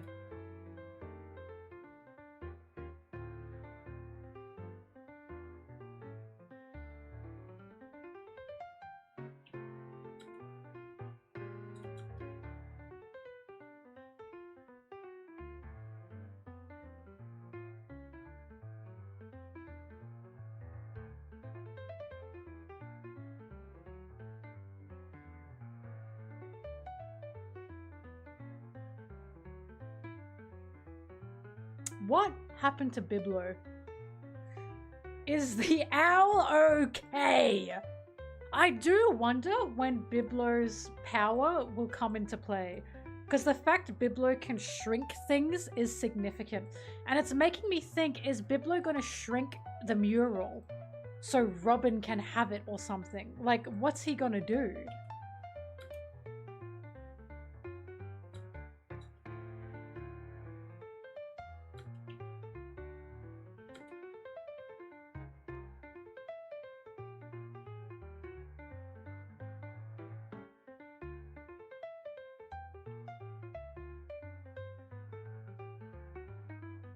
Also, what's Vegapunk's clone going to do? So many questions, so many questions.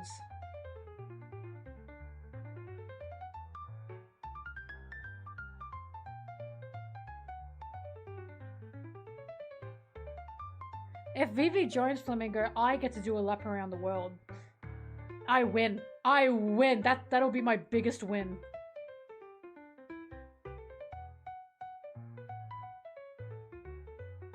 That laboratory.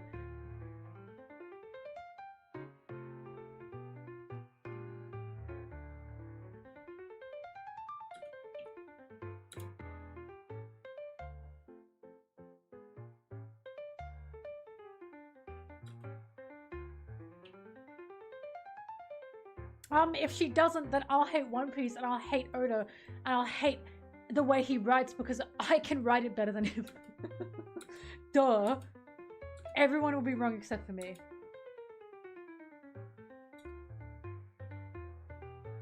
In all honesty, if Vivi doesn't join, I'm not gonna be upset because she will definitely still be a big part of the story. Like, she has to be now. But I will still jump for joy and go whoopee if she does join.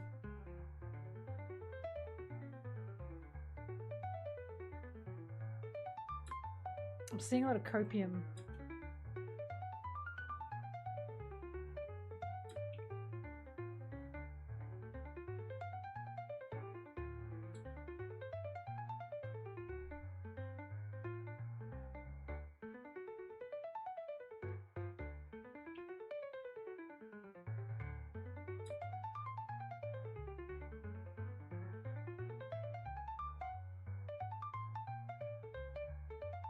Oh, we've talked about this. Do we think we've seen Big News Morgans before?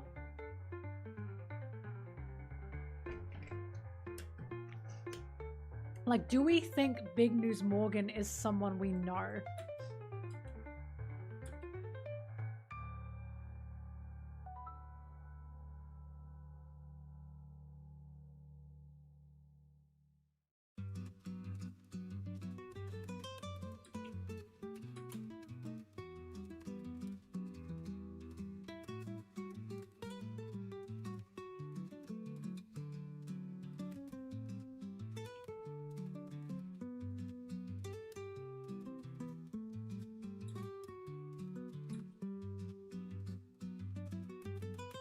What? And hear me out here. What if it's Shiki? Yeah, bet you didn't think of that.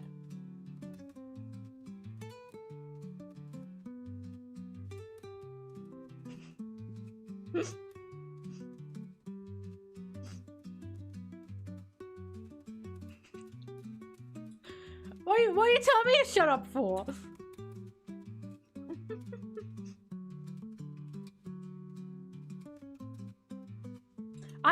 actually hate Shiki. Like, I don't actually hate him. I just couldn't believe that I had these bums telling me it's not Gaban, it's Shiki.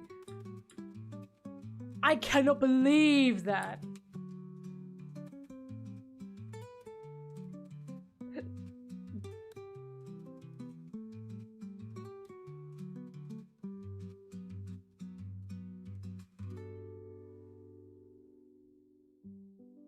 Oh god, Turlins, you were not here for that, were you?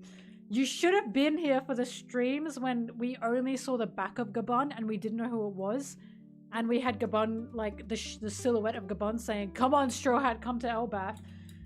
Every time I said it was Gabon, a lot of people were like, "It's Shiki! It's Shiki!" And I was like, oh my god, I can't do this. I can't do this. It's clearly not Shiki.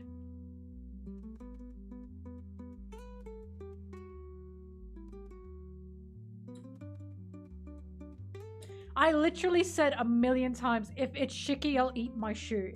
A shoe has yet to be eaten. Thank you very much.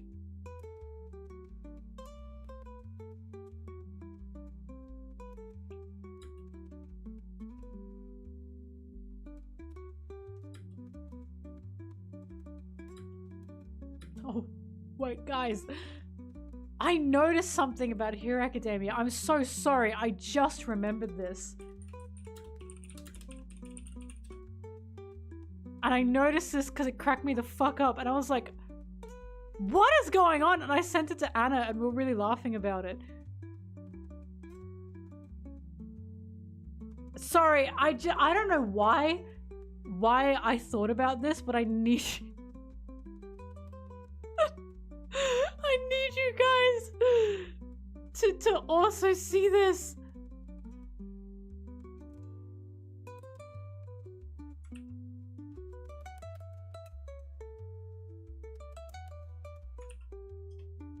Because this is like, it's like egregious what I'm about to show you, because I'm like, this is just so... I have a lot of questions. And Anna said the funniest fucking thing to me about it. Okay, hang on. So... this has probably already been brought up. So, Hero Academia just finished, okay? Now, this is the character Momo. This is her outfit when she's in high school. And the reason she has this outfit is because she has a power where she can like tear things from her skin so long as she remembers the atoms or whatever the fuck, right? And then we get a time skip when they're adults, and this is her when she's an adult. Now, are you seeing what I'm putting down? I checked the manga to see if this is true. It's also in the manga. Now, what is going on? I sent this to Anna, and I said, what is happening? And she said, what in the Leonardo DiCaprio? It's fucking happening. My God. What? That's crazy. Like, I saw this screenshot of like the end of Hero Academia and I went, wait, that cannot be. Like, I told you, this is like nefarious. Like, I just had to bring that up because I was like, fuck, I just remembered this. It's like, oh, sweet shonen. Ooh. Very cool. Some choices were made. What do you mean same thing for Invisible Girl? I just thought she had gloves and boots.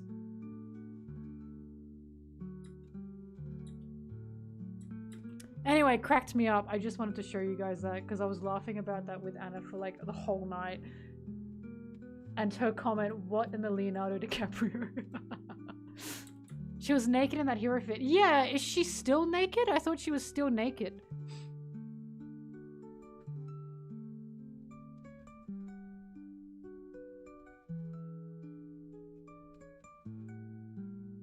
She has actual... Does she really? Oh, I had no idea. I had no clue they gave her clothes in the final time skip. That's so funny.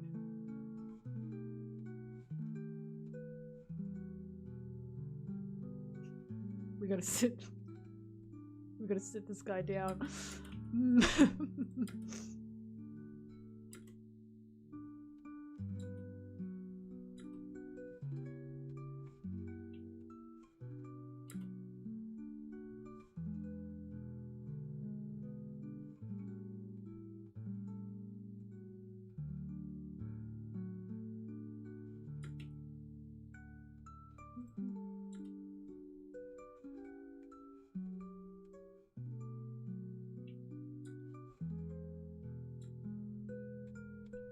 They gotta grow up and be mature, don't you know?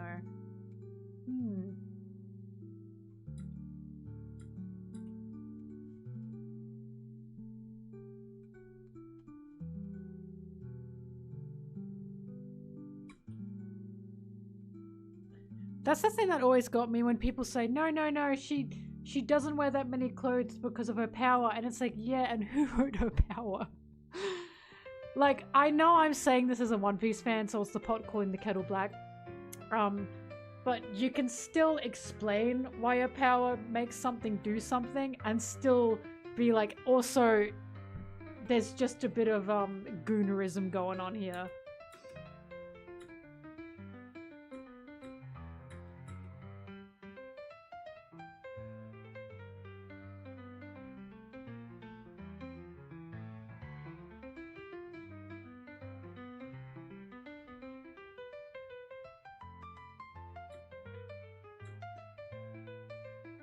I've been editing nearly all my life. I've been editing out of the womb. The first ever editing software was Windows Movie Maker. The real ones know. When I was like, what, 10?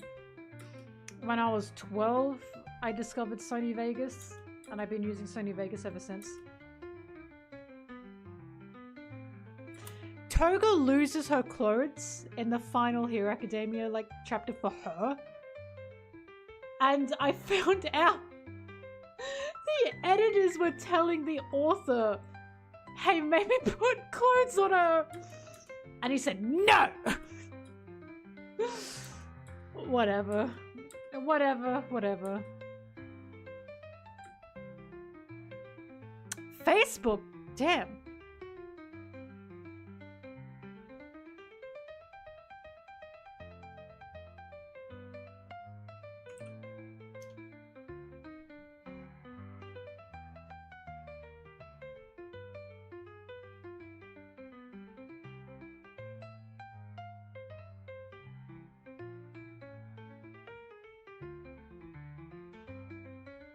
They did put clothes on her.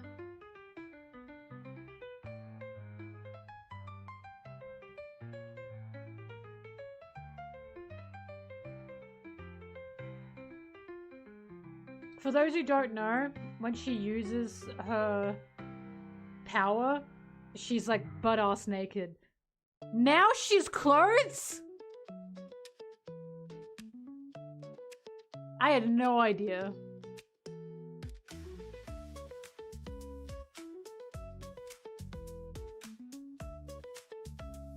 She's a very pretty character.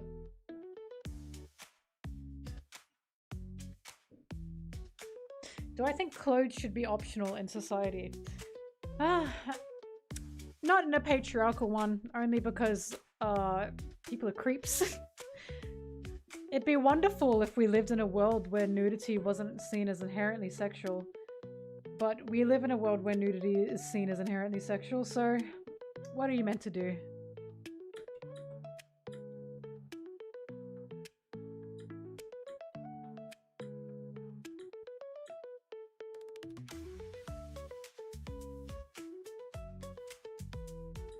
Bye, Subaki.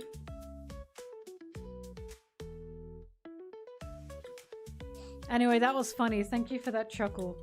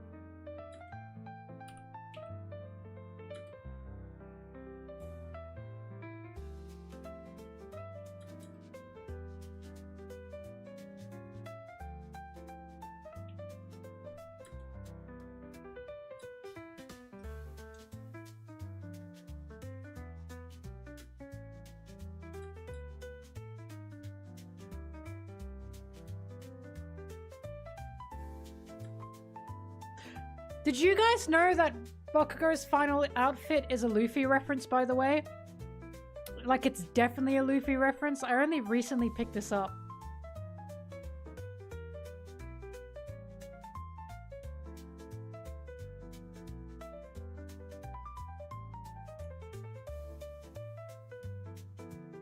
It's so clearly a Luffy reference. He's got the scar on his cheek, and he's got the X on his chest. And I know I'm not crazy because the author of Hero Academia is a One Piece fan. Like, this is definitely supposed to be a Luffy reference. Without a doubt in my mind, it's a Luffy reference. Like, the scar is exactly the same spot, just on a different side. And then his outfit has the X on the chest. That's Monkey D! That's McMonkey.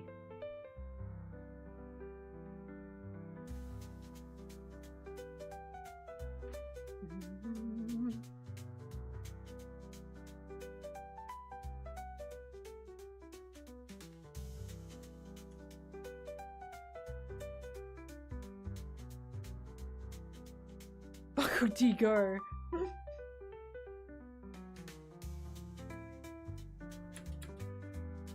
Bakugo rocks because he's a cunt. He's the best character. I will not talk about this again. He was the best character. He was the only character that mattered to me. And I still think he wasn't utilized properly.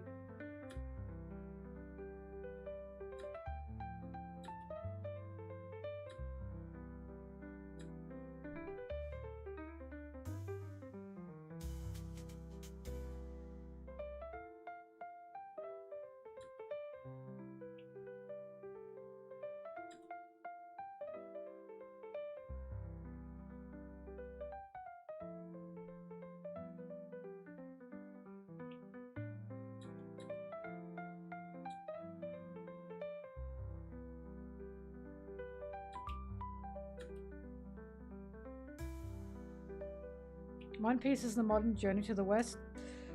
Yeah, I fuck with that. I'd agree with that.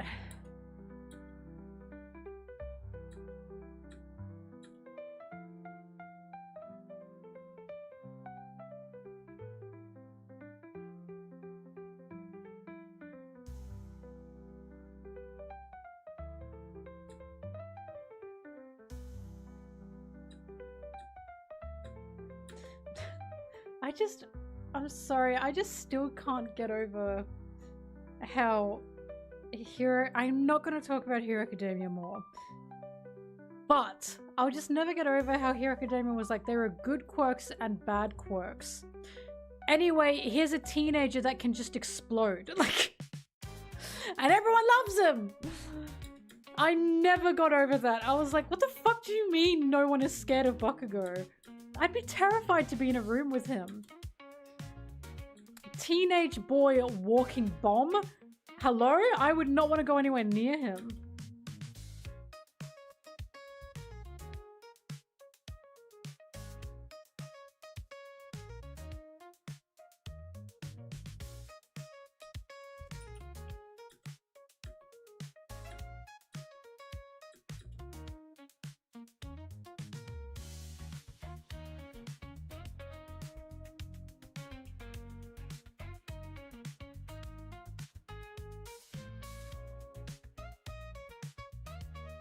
It's like Bakugo was literally popular.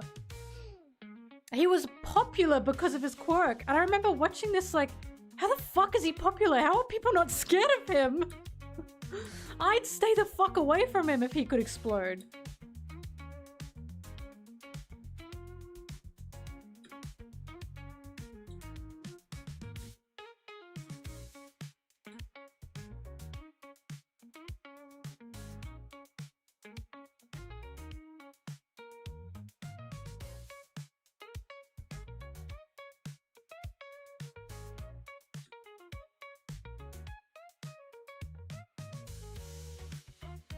So much to do. Loki has the explode fruit. Yeah. Yes.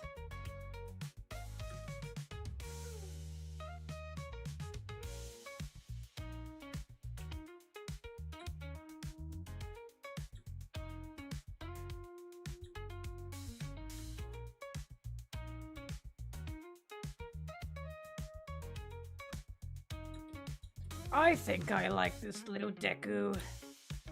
This little Deku.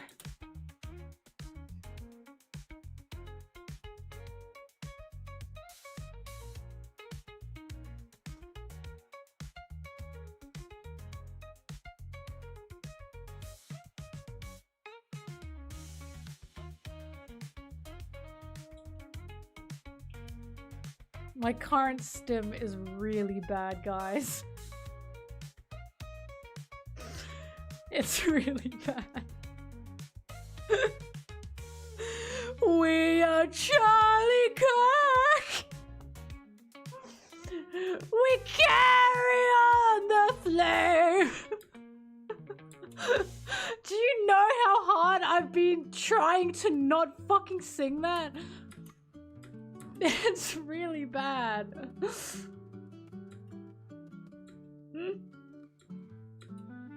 It's fucking all over the internet right now. See, the people who don't know that it's like ironic, and the people that don't know it's stupid are like, what? That's why it's a bad stim. If I sing that to if I stim that to the wrong crowd, I'm gonna get the shit beaten out of me.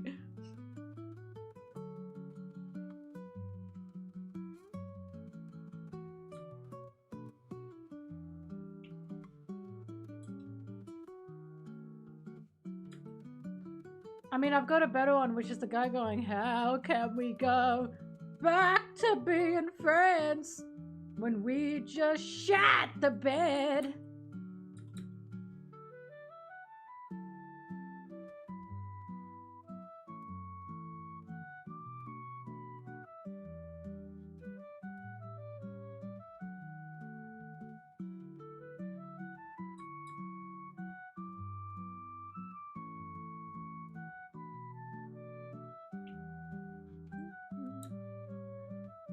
I want to sing it again. Fuck! Actually, the Wicked Stims did come back. It's me! And the ho.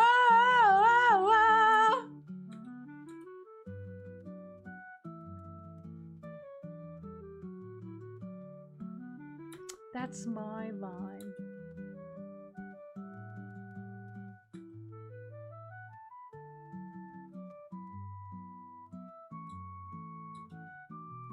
I've also remembered what is his quirk. I've remembered that recently too. Oh.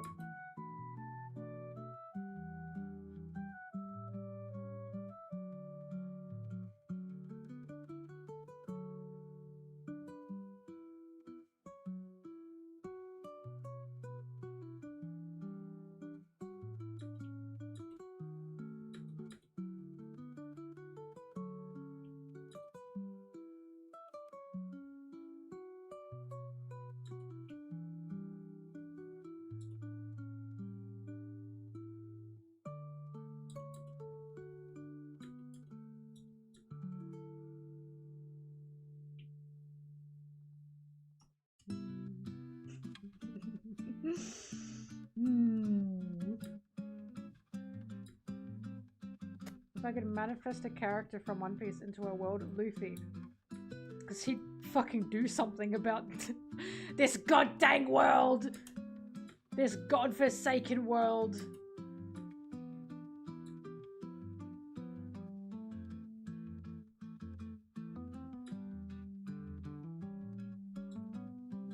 Or dragon, actually.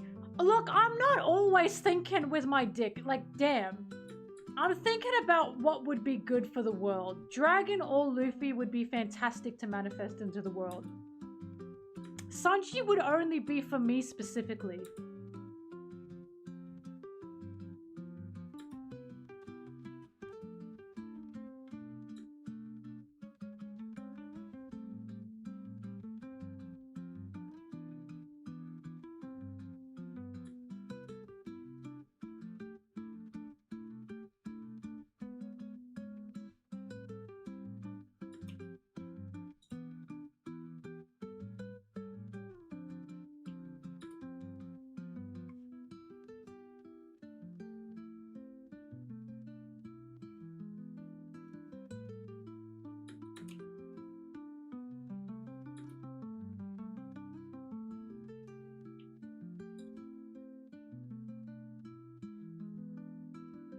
I could spawn Loki in and then I could be Gabon too.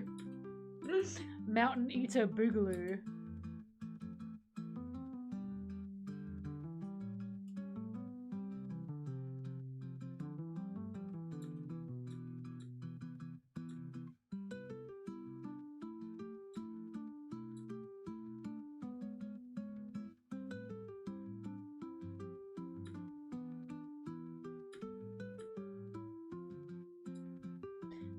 Isn't it crazy that Roger was called Pirate King and Rayleigh was called the Dark King? What were they, gay? Like, why were they both kings? And Gabon just got Mountain Eater? Because I'm thinking of the Straw Hat's epithets. And Luffy's is just Straw Hat, isn't it? Like, he's kind of just Straw Hat. And then Zoro's is Pirate Hunter because he's supposed to mirror Mihawk's, who's a Marine Hunter. And then Sanji's is Blackleg Sanji because of Zeph being red, was it Redfoot Zeph? It was Redfoot, wasn't it? Or was it Red Leg? It was Red Leg Sanji, I think. No, sorry, Red Leg Zeph. Yeah, Redfoot. Oh, it was Redfoot. So, I think Luffy's really is just Straw Hat.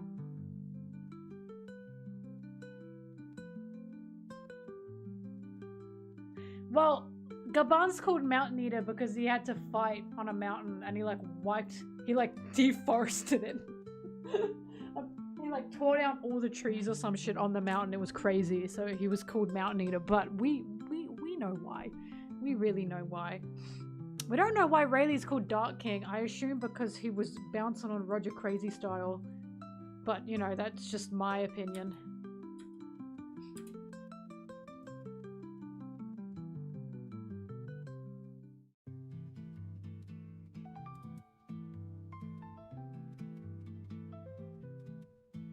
Eating those big old bitties.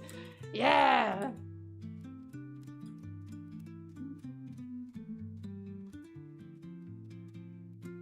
Nami is Cat Burglar. Usopp is, well, he's Soga King, or like, God Usopp, I suppose is his fucking epithet. Demon Child for Robin. Brook is, we said, Soul King. Fishman is Jinbei. Fishman. Jinbei's first son of the sea. Frankie is Frankie the Cyborg, yeah. Who are we missing? And Chopper is just like pet.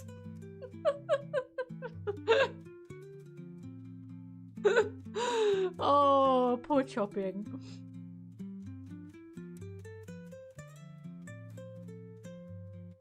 I think we said Double Child Robin.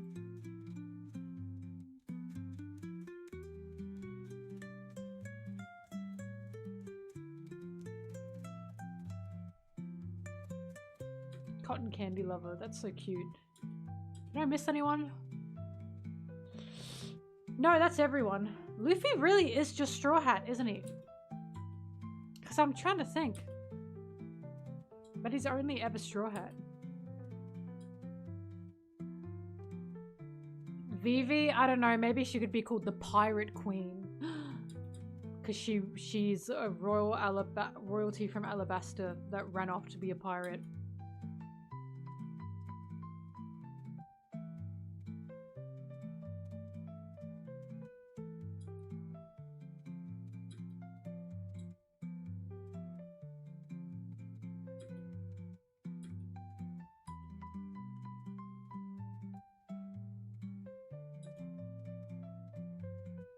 Big eater. That's what Gabon is. Ayo!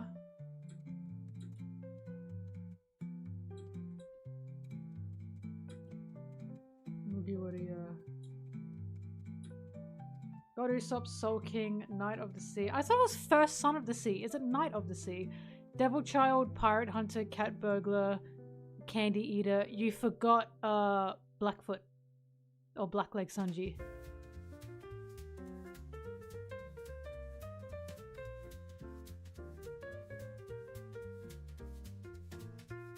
Frankie the Cyborg. Or General Frankie, sometimes I suppose, but that's his machine.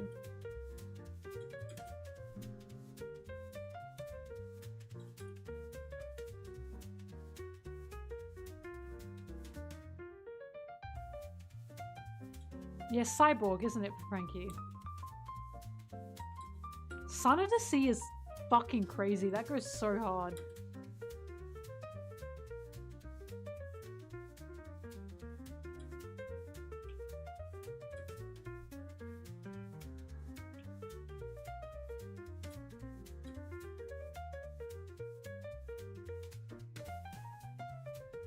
What Shanks's? Red hair.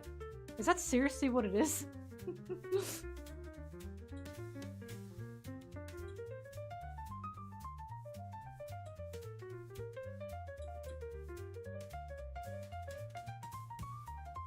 Wait, what's kids?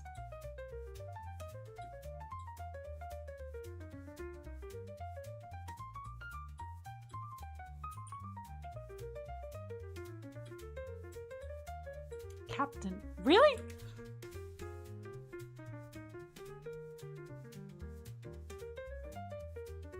Murder Machine Killer is really good. And Laws is Surgeon of Death. Yeah, bitch. I know that's right. That one goes pretty hard, Surgeon of Death. It goes really hard for a fucking loser with a battle name that is Antibacterial Curtain. He does not deserve that epithet. Not at all. Blackbeard's is Blackbeard. His name is not Blackbeard. It's Teach.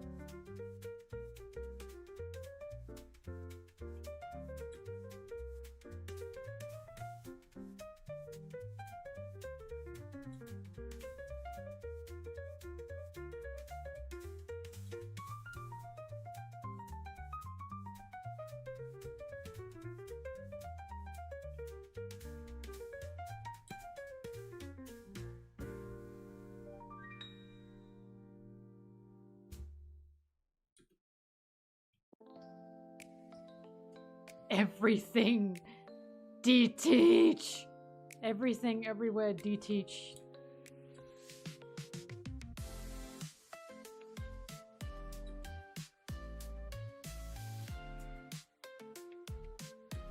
What is Big Mums and Kaidos? Is Kaidos Oni King? Oh, wait, Big Mom's is Big Mom. Fuck, I'm an idiot. Yeah, no, I'm stupid. I forgot her name was Linlin. Whoopsie! Oh, whoops, I just did what the other guy did where I was like, what's Blackbeard's? Oopsie, my bad. Her birth name is Big and her last name is Mum.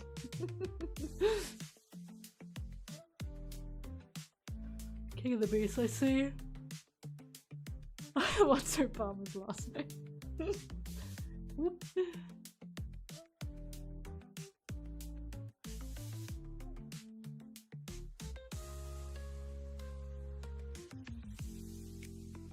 Yeah, Luffy's is just Straw Hat. That's what I'm gagged about. But I think it's because Luffy is going to be King of the Pirates.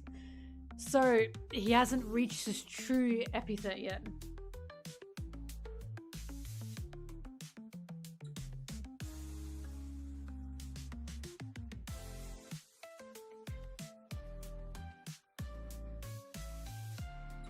And then Buggy's is Genius Jester. Ooh. Yeah, baby.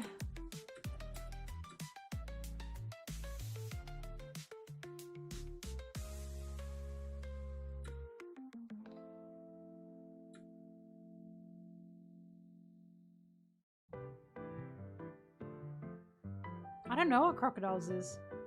His epithet is Sashi Buri Dana Boogie Waria. The one line that got everyone just gushing. Except for me, apparently. I didn't know people went crazy for his voice like that.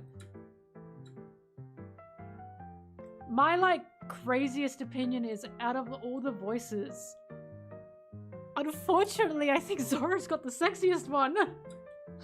I always thought his voice was really attractive and I didn't pay any attention to anyone else's like that. I don't know, I like a slop jock, I suppose. Nah. Laws is okay, but I don't see it like that. I know it's awful. I know it's awful. I know it's awful. I know. I always really like Zoro's voice.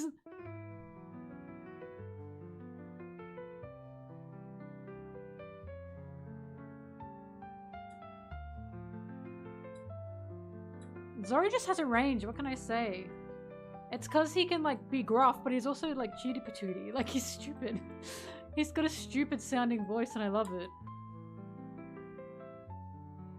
At least it's not Garp's voice. Oh god, you know someone out there is like that. Oh, Sabo's new voice is really sweet. Cobra! Why did he yell that loud? I just can't get over why. Like he only knew Cobra for like 5 minutes.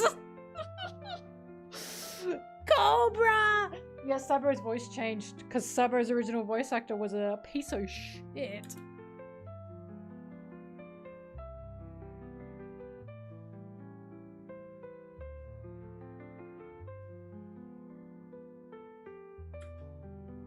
Cobra got him through a tough time. My buddy Cobra.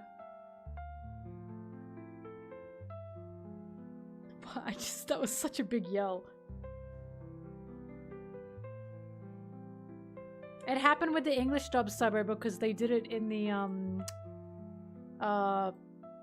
original Japanese. They made him, he yelled like crazy. It was insane. I was like, what the fuck is he yelling like that? He doesn't even know the guy. Spill the tea on Sabo's OG voice actor. I don't exactly remember. I think he was just sexually harassing people. I swear that's what was going on. I think he was harassing women.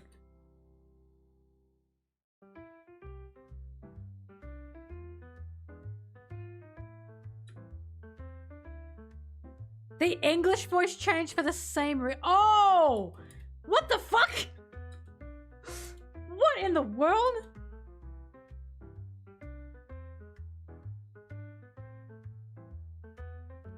I guess he's... Is the boy cursed or is it just that these men are horrible? Ooh!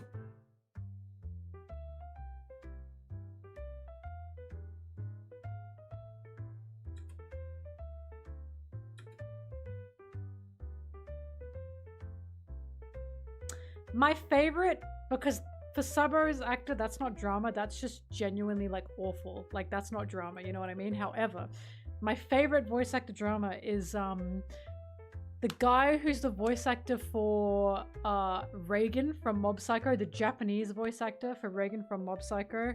I forget who else he was at this point in time, but he's been many characters.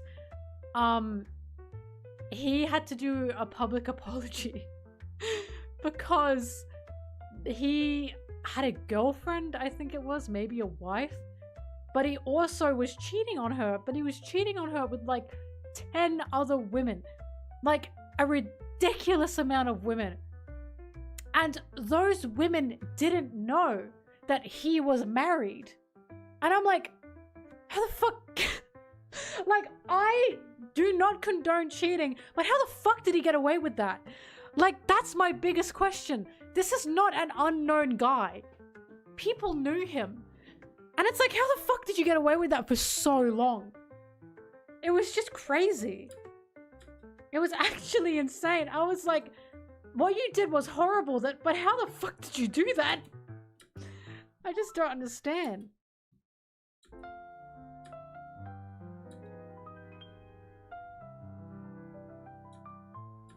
At the same time, yep, at the same time. It was the craziest voice actor drama I'd ever seen. I don't have the timetable.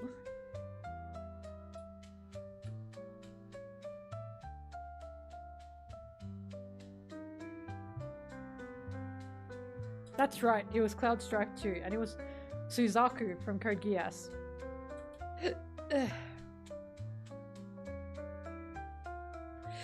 Oh god. Because it's like, if he were cheating and those women didn't they knew he was married, okay. As in like, that makes sense. But they didn't. They didn't know. And it's like, okay. Like, how'd they, I just don't know how he got away with that.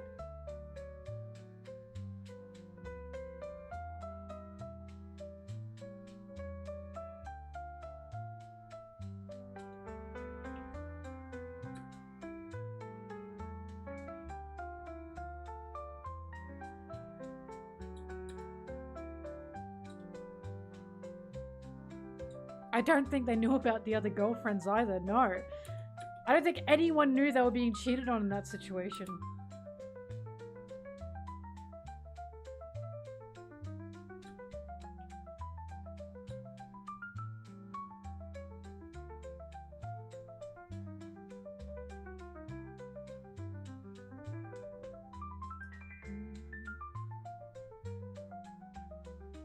Sanji Will looks amazing every time someone says it. You get to see it. My beautiful Sanji Will. It is amazing, isn't it? Wow.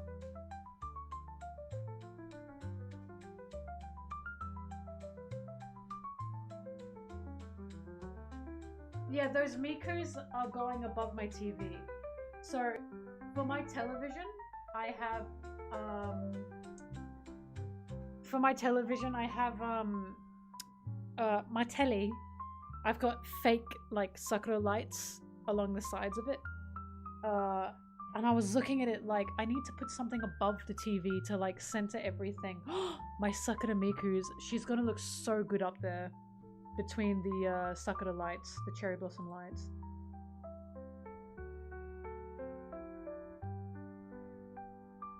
I just have to put the shelf up, and I've got a friend helping me with that because I don't want to draw holes in my wall.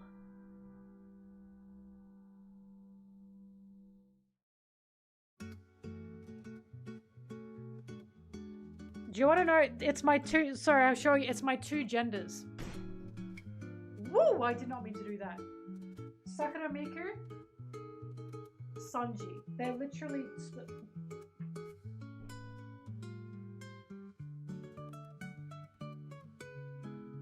Sorry, that was bugging me. Anyway.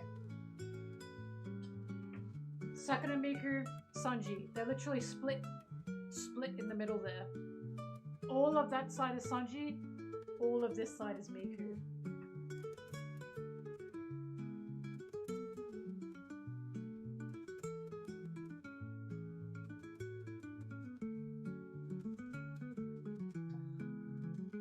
I want to get him out of the box.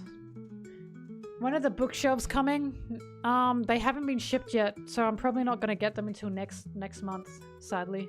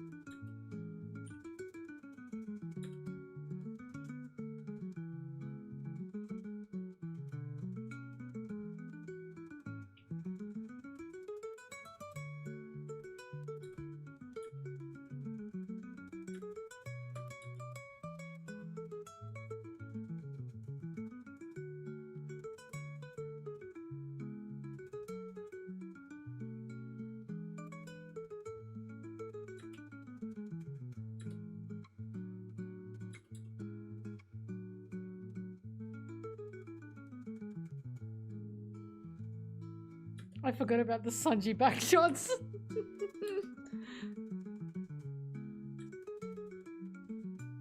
I've got many a figures.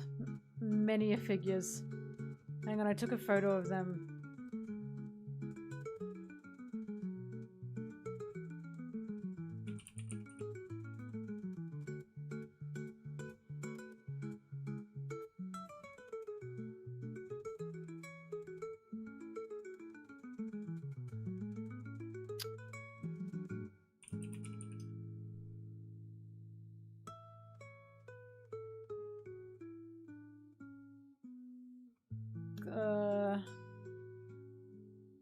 Hang on, I'll just send the image to myself.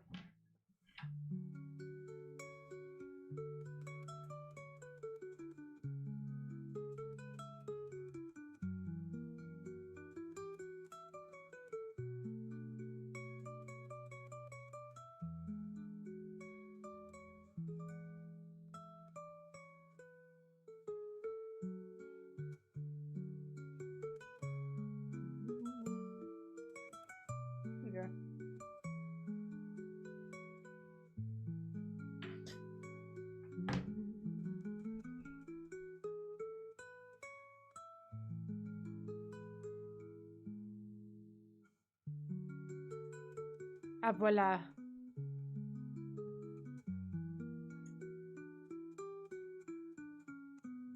Oh, hang on. Why is it so...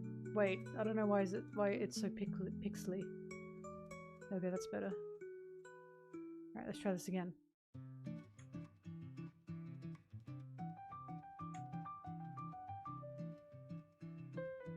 Alright.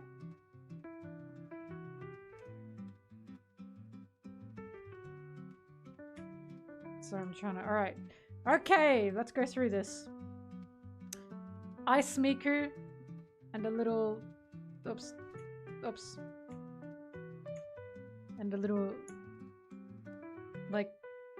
painter Miku that I could pose, and I made her do that, and she's got like a little hand up and she's got her wand out like that. Zoro with his cock out. He's got his cock out, it's just he's got pants on, but trust me, he's got his cock out. Law. I really like this little figure. My Nummy Robin shelf.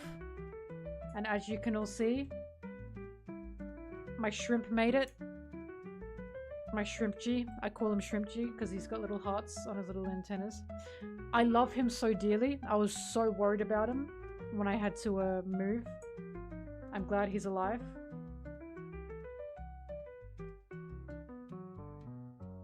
So my Nummy Robin shelf. I've got two of her, they're different colors.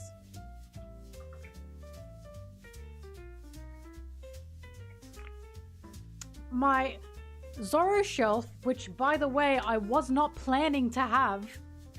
I just happened to have so many Zoros that I didn't realize I had. And his swords are so fucking annoying that I was like, fuck it, he's getting his own shelf. He's getting his own damn shelf because I cannot deal with how his swords get in the way of everyone and everything. So there he is. Zoro full. Moss infestation. My old man shelf. That's got Smoker, Time Skip Smoker, Smoker's little birthday thing. My prized Roger figure, and Duffy going whoopee in the back. And my cats and a little Luffy thing there. And the non-One Piece section. Yusei, Asuka from GX, and Judai, or Jaden, who I also adore. The non-One Piece section. And then if we go next...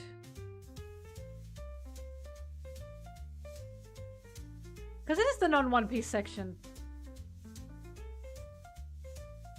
My prized pudding figure, who I adore. Reiju, Boa, or Hancock. My little lord that I got from Japan, and my big Femlore. I love this Femlore. She's currently one of my favorites. I found her in a shop and I went, oh, I need her immediately. Thank you very much. I adore her. My princess shelf plus Uta. Wait. Yeah. Princess shelf plus Uta, because Uta's also like the pop princess. My Vivis, who I hope to soon obtain more of. My Shirahoshis. Little Vivi bubble there. Shirahoshi, Vivi, and Hiyori. I want more Vivi figurines.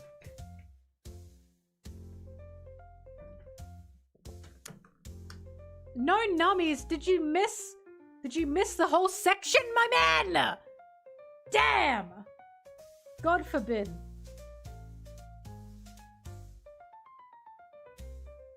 Missed it. I really like the Hiyori. She's very graceful. I love this beautiful Vivi, and then I love bad bitch Vivi. So beautiful. Shirahoshi's just so cute too. I love little bubble Vivi too. And then Luffy and Law, because Zoro was gonna go with them. But again, he didn't fucking fit because he's got too many swords, so it just turned into a Luffy Law shelf by accident. It was meant to be the youngins. I was wanting to have 2 shelves for the women so I could free up shelf space to get more women. This fucking greedy bitch. He needed his own shelf. It really pissed me off. So now it's a Luffy Law shelf by accident. And it wasn't supposed to be. I got Sabo on the back. I got a Jimb. I got a Big Law. I got a Katakuri. I got this. I think it was the Kid Pirates. I've got the cats. And then my non-One Piece shelf. Link, Zelda, and Dawn with Pachama Piplup. I really like this Dawn figurine. How did I end up with so much Zoro? You're gonna be shocked. You're gonna be shocked. I actually like him. I like him.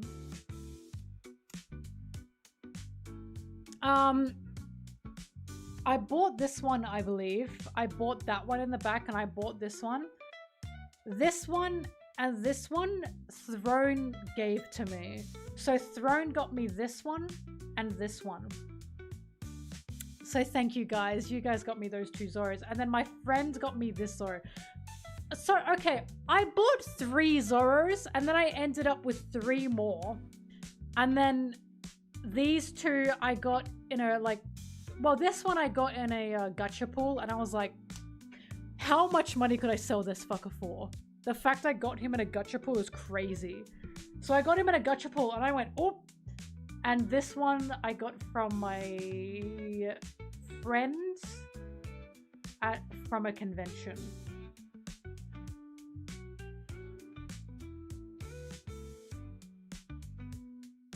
I just like figurines a lot. I really like them. I think they're like the modern day like sculptures. like marble sculptures. If I can't have a marble sculpture in my house of Sanji, then it's gonna be figurines. I just think they're gorgeous.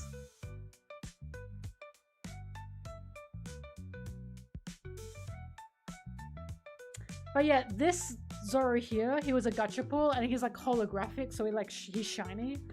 And I remember pulling him and I was like, I could make a lot of money off him. Oh, the Sanji shelf. Where do you think that's gonna go? When I get those bookcases, the Sanjis will be released. They will be released.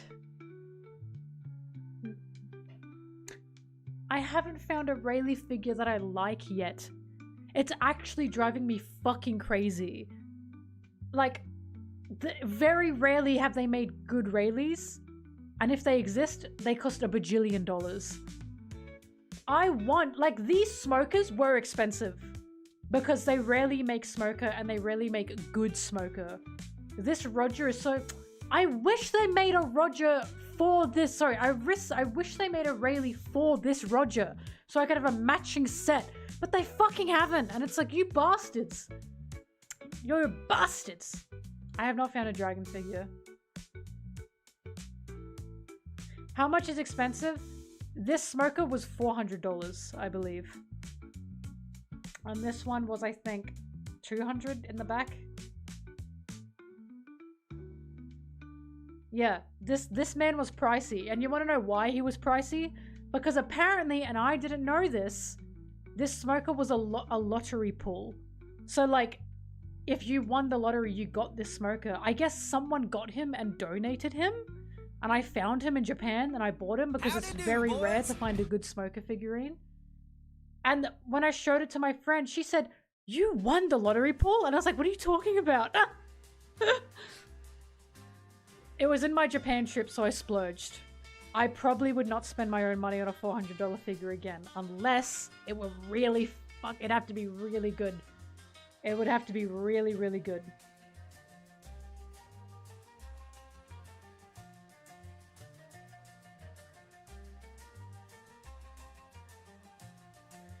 I'm pretty sure one of the most expensive figures I own is the Sanji there.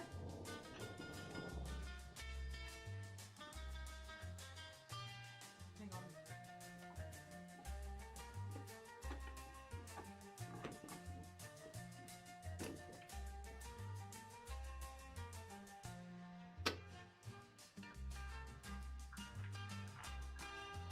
How does he sit again?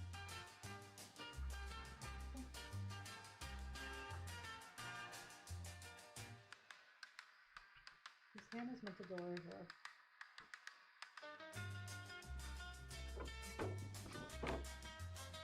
Oh, he's got a cigarette.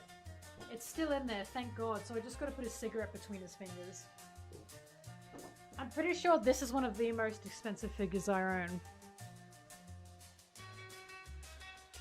And I think he's one of the most expensive because they don't make him anymore. They made only a few of them, and I got one of the last ones they were selling. And I'm pretty sure his resale price is kind of crazy. So he's got a cigarette, it's in there. You just bought that one from a seller? Woof! Was it the big one or the small one? Because this is the big one. There's two of them. You got him for a good price? I'm happy for you, man. They don't make him anymore. If you can get him, you should get him. They just hate women. I'm telling you, like, they make a figurine like this that's actually one of the better, like, more attractive Sanji figurines, and then they stop making them. And it's like, you guys hate women. You just hate women.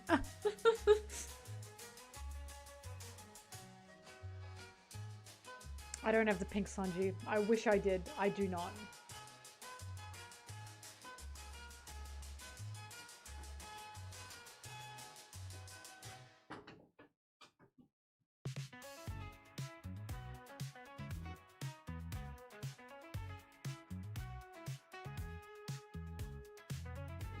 I do want to know how much.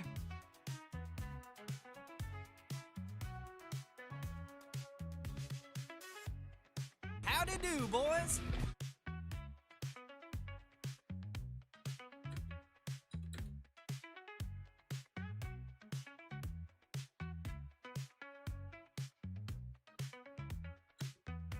I don't think I've got Pink Sanji on my throne, but I can look for him.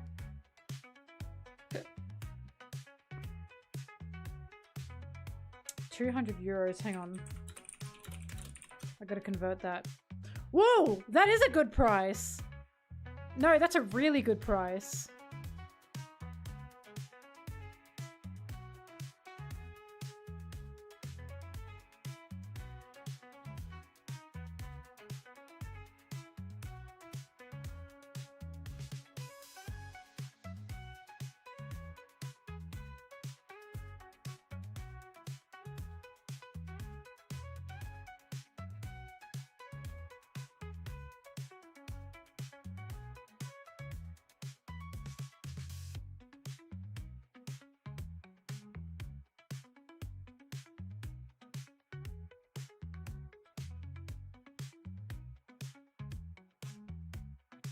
So I gotta update some of these.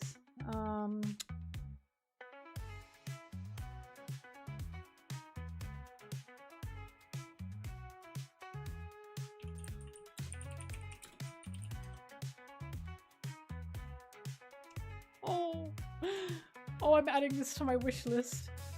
There's a little... Oh, they've got a new Sanji looking up and it's in his egghead outfit. It's very cute.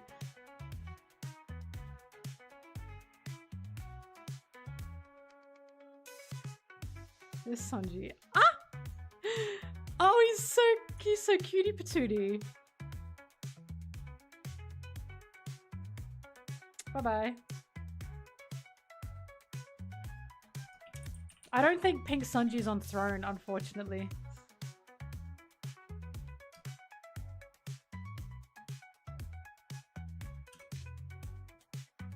Mine will work.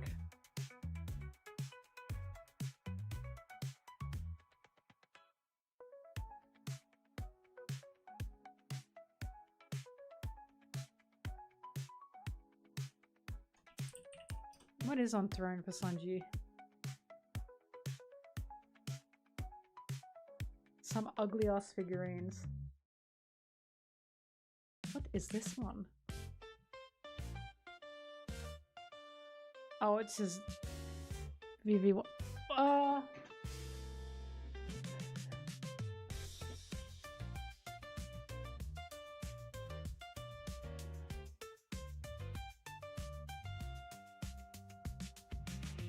Oh, wait a minute.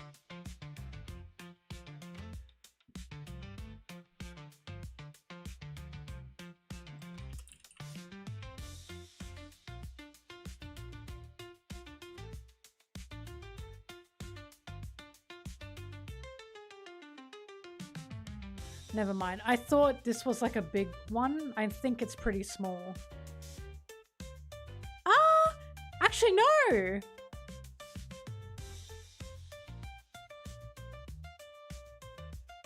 Why can't I add it to my wish list? Is it sold out? Oh, it's not. To the wish list you go!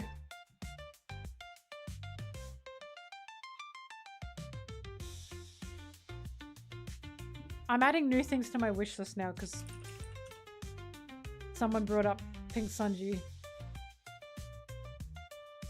I thought Boo Boo Sanji. No, thank you. I'm good.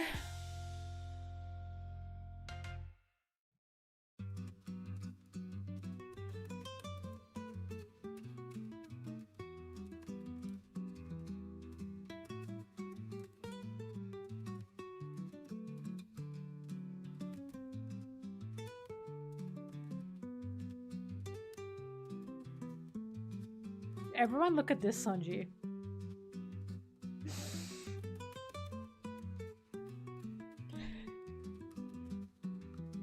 He's only $30. I could not hazard a guess as to why.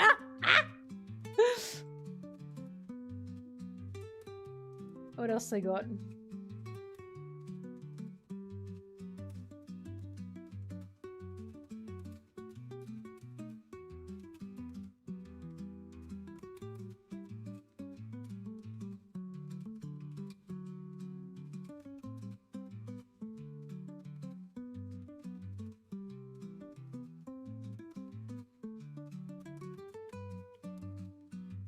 I feel like I have to add this one. I feel like I need to.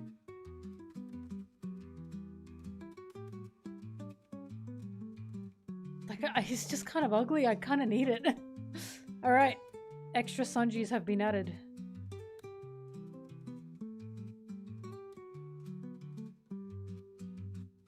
No, that outfit I believe is from either a cover art or...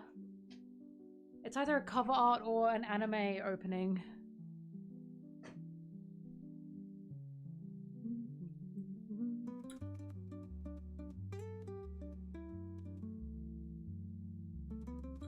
I'll open my One Piece cards on stream, I just haven't received them yet.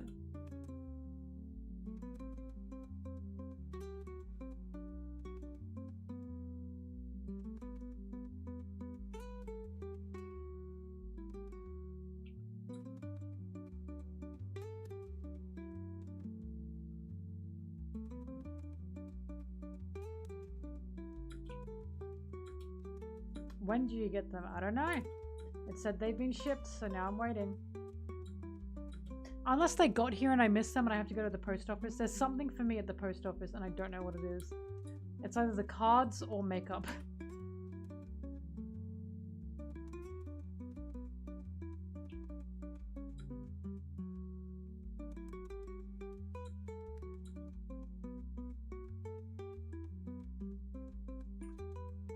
I should probably put the new cards on my because there's already like a new version.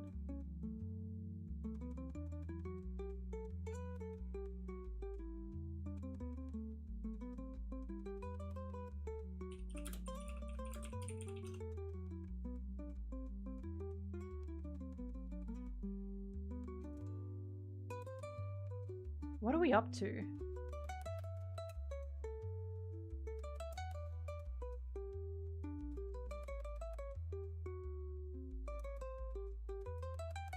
Can buy them individually? I had no idea. I mean, I knew, but not on Throne. Do they have the one Sanji card that I really like? Yeah! Hey, Danny. Good night.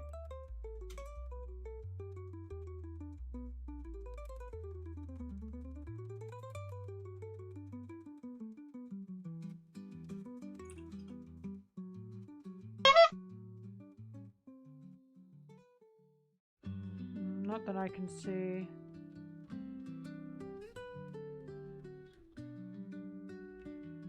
No, they don't. Thanks for that. Appreciate it.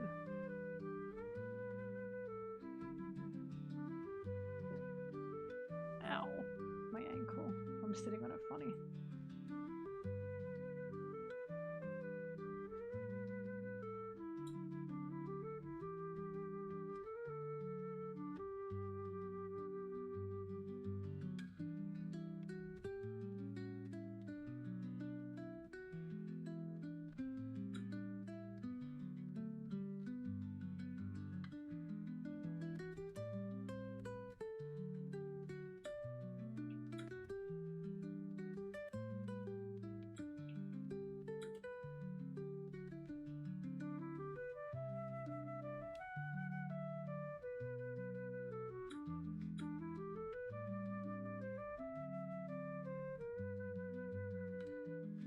How many editing streams for the First Mate video?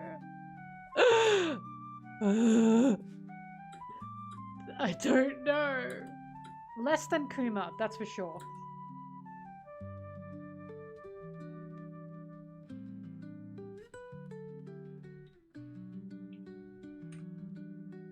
Like, guys.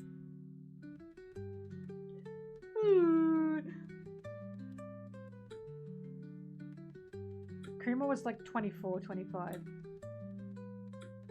But Kuma was a lot because they were shorter streams, and I was also very busy, as you guys knew.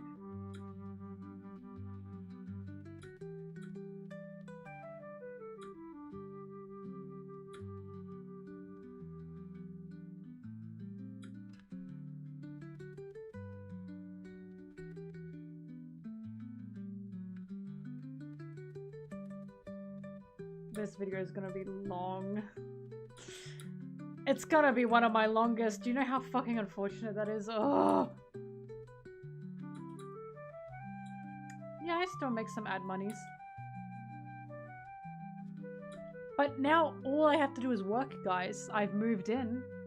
I'm settled. I've got nothing to do but work. I'm pissed that Christmas is coming up. Because I have to leave for Christmas and I'm really peeved about that.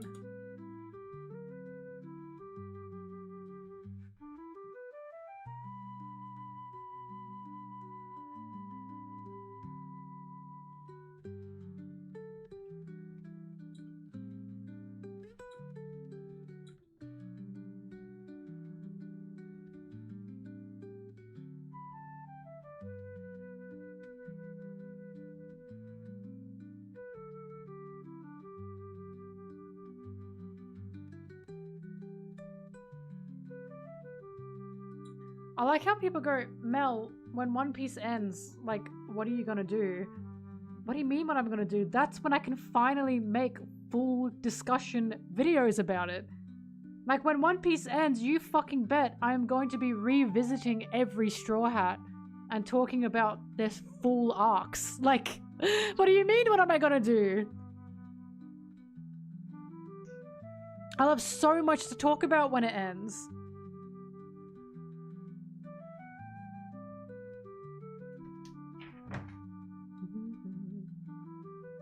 The end of One Piece makes you... oh my god, that fucking reminds me. He laughed. Look what the artist Toadine, look what they made for me. Mel tools.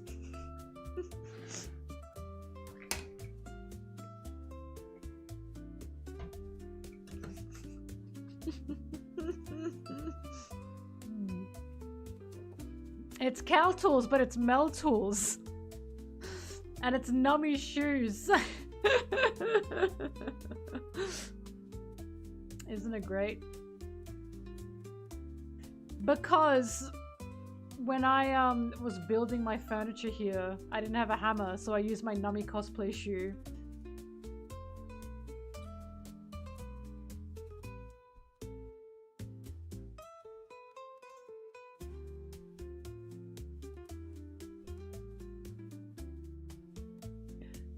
Do you know how much it pisses me off that this is my best joke and no one appreciates it?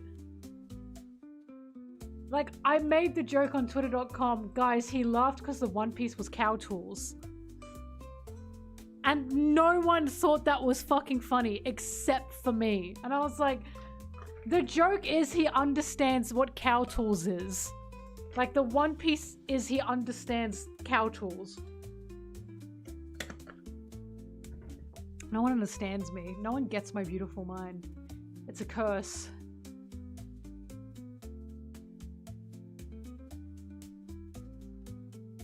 I don't get it. I have such a love for this comic.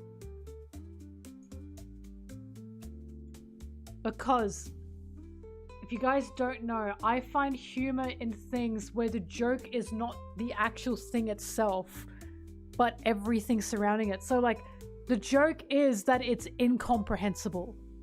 It cracks me the fuck up. If something is incomprehensible, I laugh because it's not that the thing itself is funny. It's that everyone gets pissed off at it. The reason this is so funny is because for those who don't know, you need to know the lore. For those who don't know the lore of cow tools, Gary Larson released this comic in the newspaper. The newspaper company then got an unbelievable amount of like phone calls of people who were pissed off because they were like, what's the joke? newspaper company was literally overrun with callers asking, what is the fucking joke? What's the joke? And Gary Larson was like, the joke is cow tools. Like, no one understands. It's so funny because this pissed people. Like, people were pissed. Like, the reports of the calls were, they were angry. They were angry because they wanted to know, what is the joke? The joke is, there fucking is no joke here. The joke is cow tools.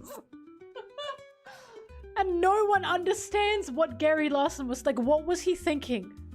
What was possibly his mindset to this?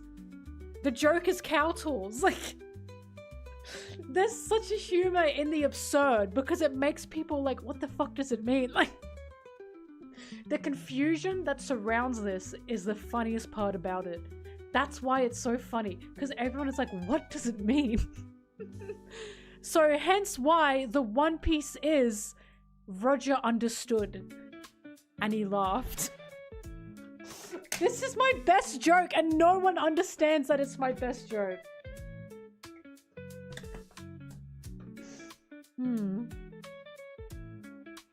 Take an Animal Farm. Gary Larson's a genius.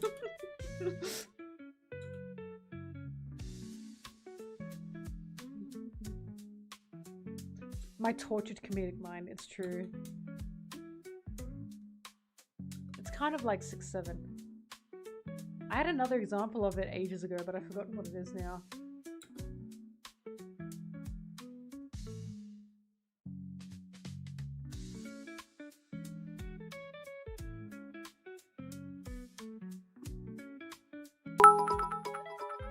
Thank you.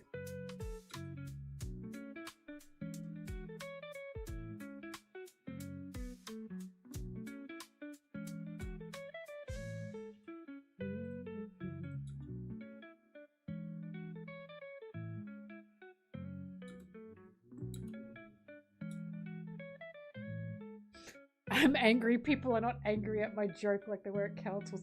A joke that is so incomprehensible it pisses people off is unfortunately very funny. The joke itself is not funny. It's the reaction of people being mad at it. Thank you for the sub. Oh, one of them is the guy going, "Daddy, chill." And the guy gets mad at him and he's like, what? Like, "Daddy, chill" is not that funny. But the reaction of him being mad at the fact, oh, what are you, sugar gay, dude? That one cracks me the fuck up. Sugar gay is not funny. Like, what are you, sugar gay, dude? And the guy gets so unbelievably mad that he was like, and he's like, what did you say? What did you say? What is sugar gay, dude? It's not even sugar gay. Like, it's incomprehensible. It's not that funny. But the fact the man got mad at being called sugar gay, like, that kind of humor, it tickles me. It's literally rage bait humor. But it's so harmless. Daddy, chill. What? How?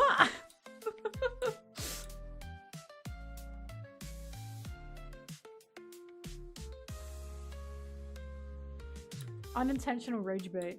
Cow tools is like the supreme version of that. It truly is. Just the idea, the thought that so many people were calling in and being like, what's the joke? It's so funny. He's such a genius.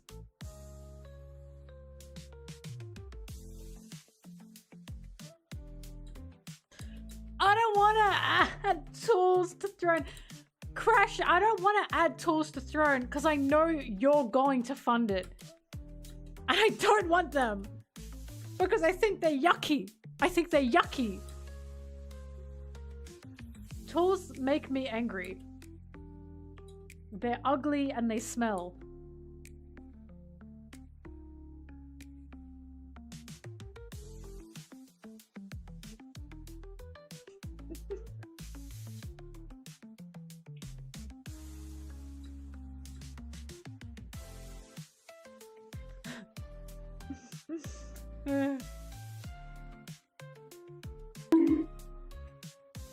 Tilda sent via throne.com.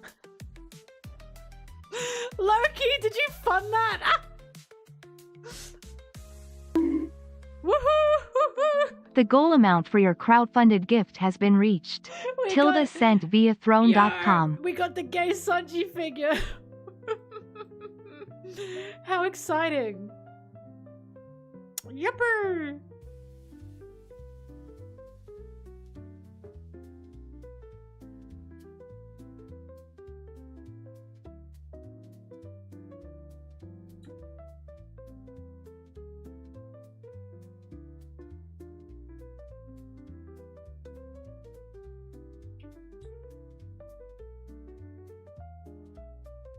You are funding my shelves, thank you.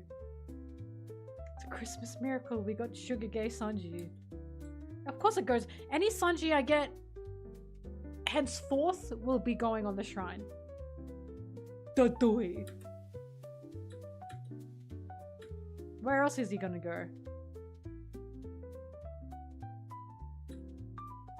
2 henceforth width will be going on the throne. The shrine.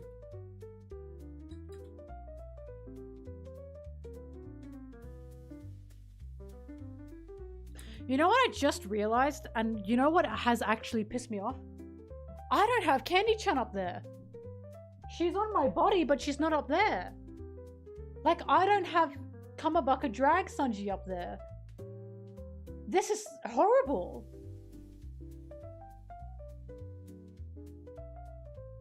I've got her as a tattoo, so I think it evens out, but I've just realized this. It is an immediate need, but no one's made like a big print that I can get.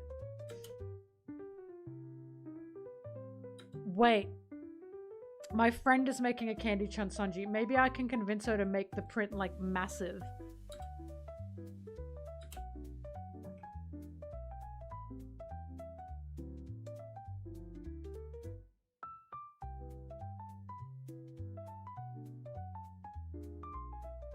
Maybe she's listening in to me right now. Because I know she knows who she is.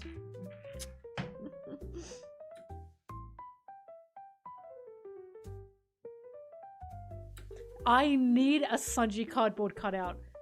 Fuck, that would complete everything! Shit, I need one! God.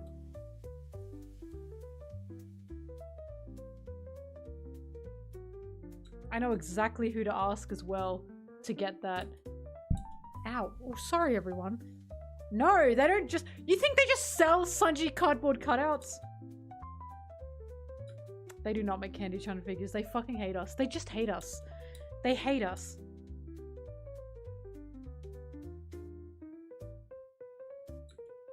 You know what? I'll look it up. Life-size Sanji cutout.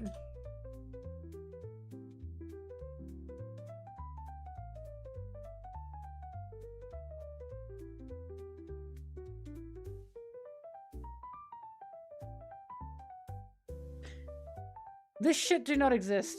You can't just buy this. Wait, Amazon? Oh, never mind.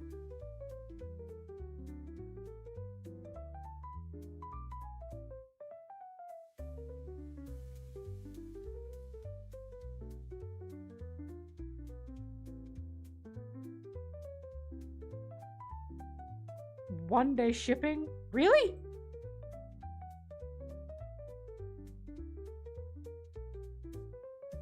Bro, they got Ryan Gosling. Wait, that's him? Hang on.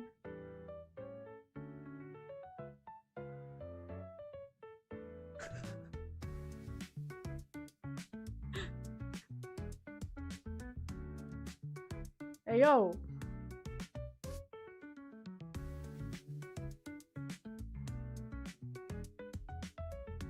Oh, it's in England! Fuck, I can't get this.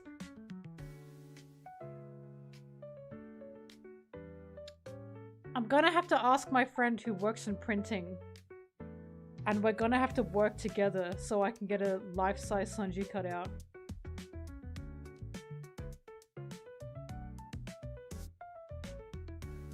Yeah, it's also not 2D enough.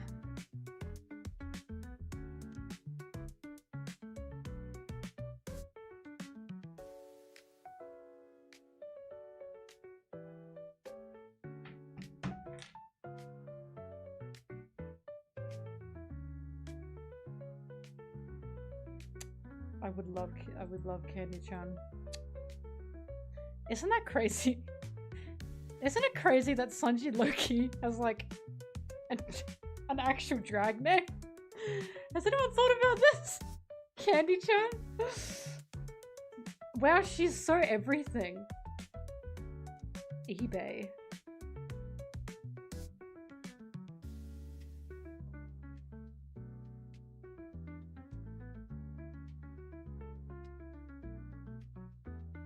Oh my god, she's tiny.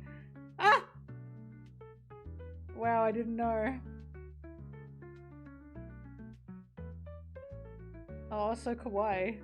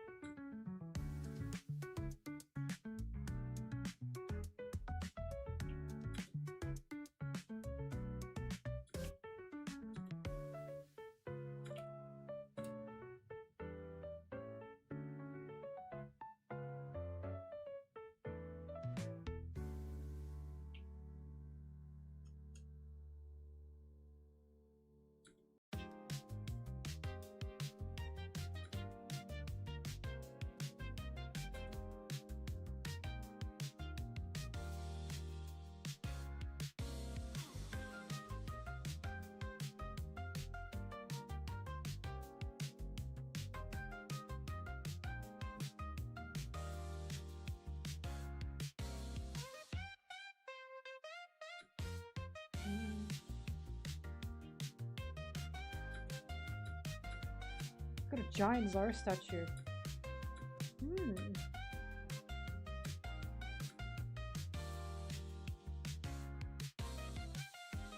Now that I own this place, what's stopping me? Well, money, you know? I was like, I could get a Sanji statue. Oh, wait, I do not have the money for that.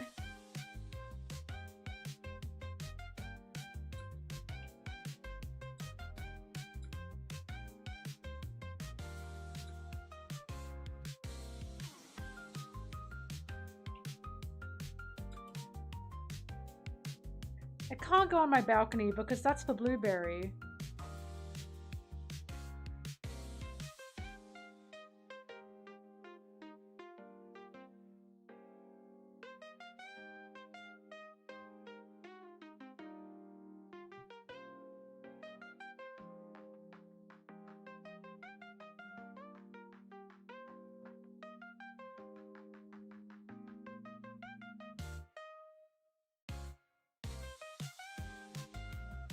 Blueberry loves it here.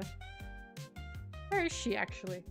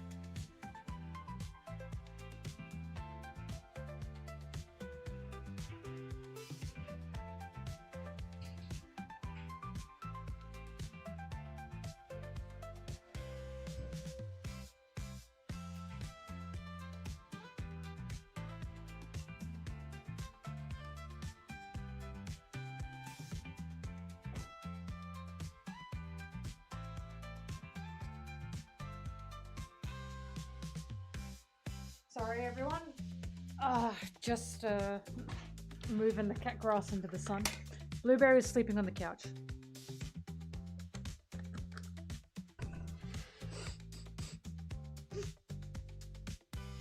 Would I ever hire a Sanji impersonator to be my maid and cook food? No.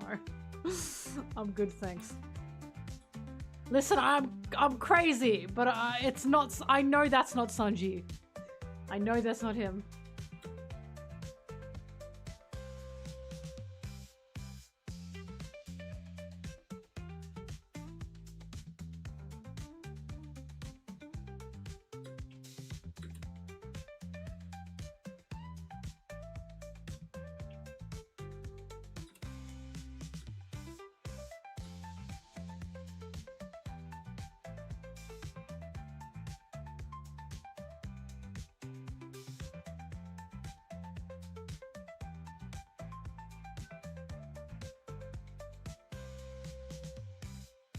Hey, Bobby.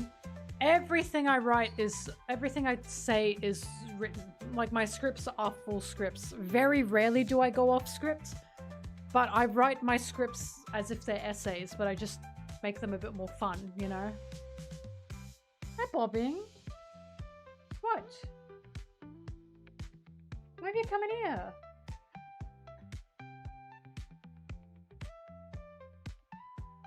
Hi, Bobbing.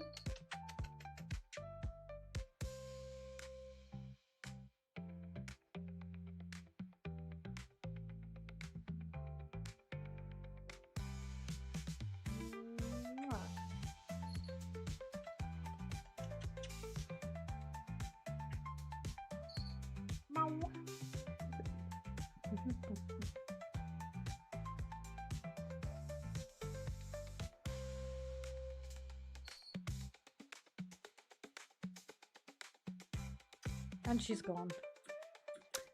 She's very happy about the fact that I don't have to close doors anymore. Because now that I live by myself, all the doors can be open all the time. And she's jazzed about it. But I closed this door to record, right? The door that goes out of this office to record. And I do that because otherwise it echoes. And she loses her fucking mind. She screams and screams and screams and she shakes and scratches at the door. And it's like... But when she's in here and I close the door, the classic cat problem, she's like, well, now I want the door open. She just wants it open. She's like, why are you closing it? Just keep it open. And there's nothing I can do. I just have to deal with her and wait for her to stop screaming so I can keep recording. Like, this took me 2 days to record this because 1, the script is long, 2, she just kept screaming. You did, Bobbing. You just kept screaming at me. She was going, wow! Whoa! Whoa! God, she illegal to close doors. Like, she's behind me right now. Can you see her in the rug? Oh, she's right where the microphone is. But she's there. Aren't you? Are you gonna come over? Bobby?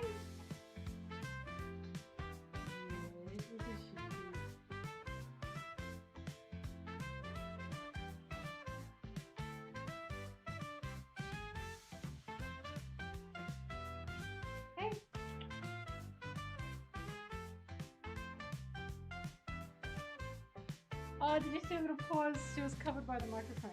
Robin, come over here. Do it again. Robin!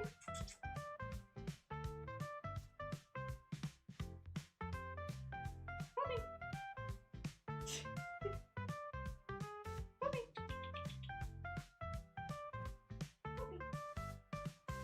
Robin! You are so cute. She's very adorable. Sorry, I hit the table again.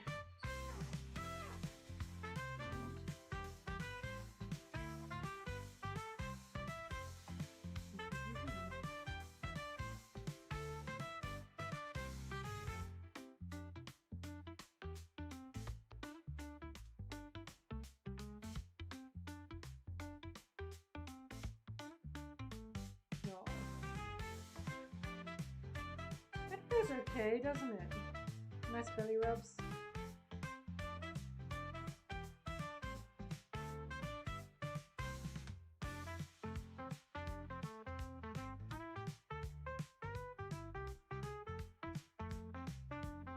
Oh, okay, no more.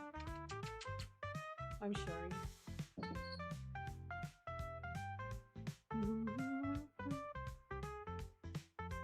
Yeah, she wubs me. She wubs me. I've never had a cat that doesn't like belly rubs, by the way. Whenever I've heard that cats don't like belly rubs, all my life, I've had about 5 cats in my life growing up. Not a single one of them didn't let me rub their belly.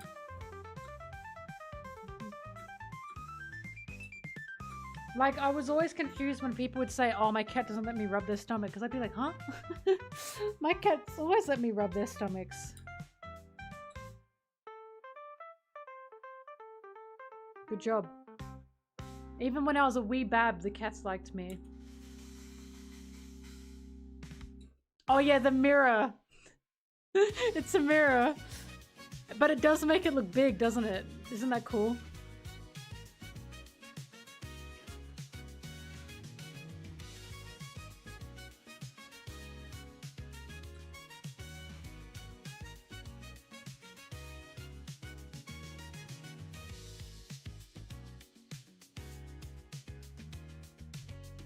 My favorite cover story. I actually quite like Yamato's, you know. Jinbe's was really good.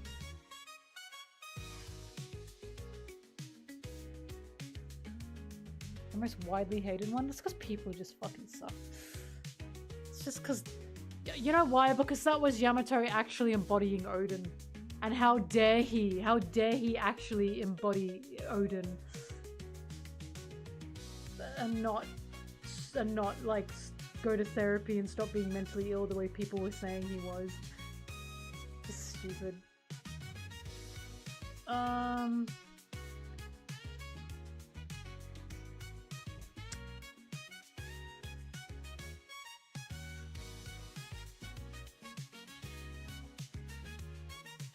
trying to think of cover stories.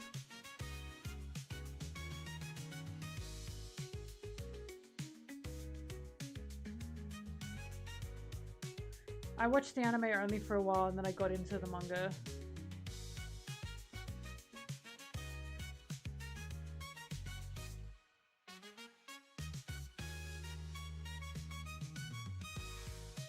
Hang on, I gotta look up One Piece cover stories.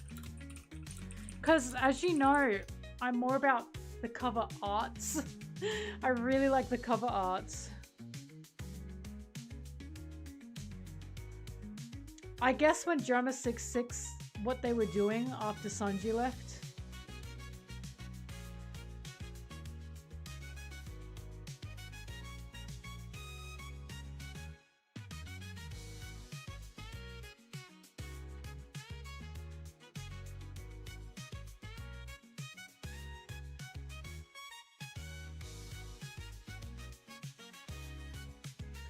Yeah, I think Yamato's, Germa's, and Jinbe's are probably my favorites. Ace as well, but everyone likes Aces.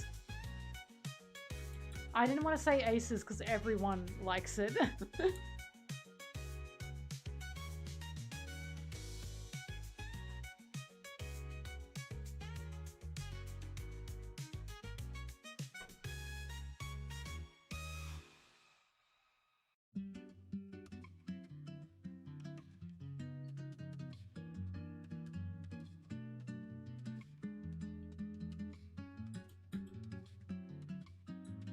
Whichever one showed Zeph when Zeph saw Sanji's poster for the first time.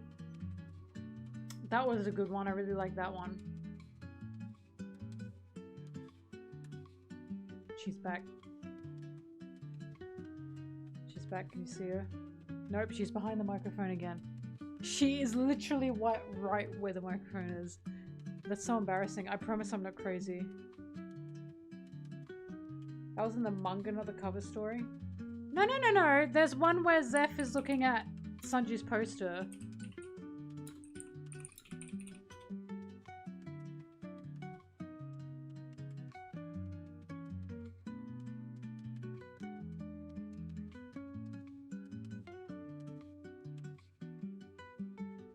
Where is it?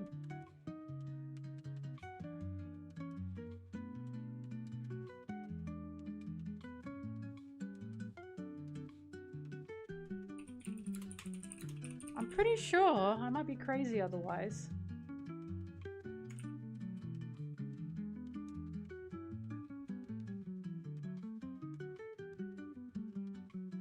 It is a cover story. I know I wasn't crazy.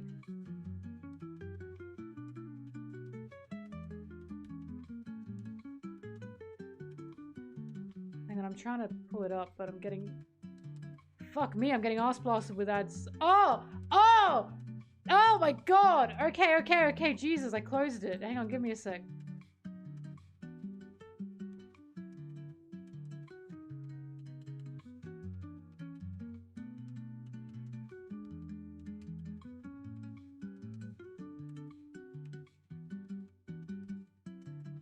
Here it is. This one.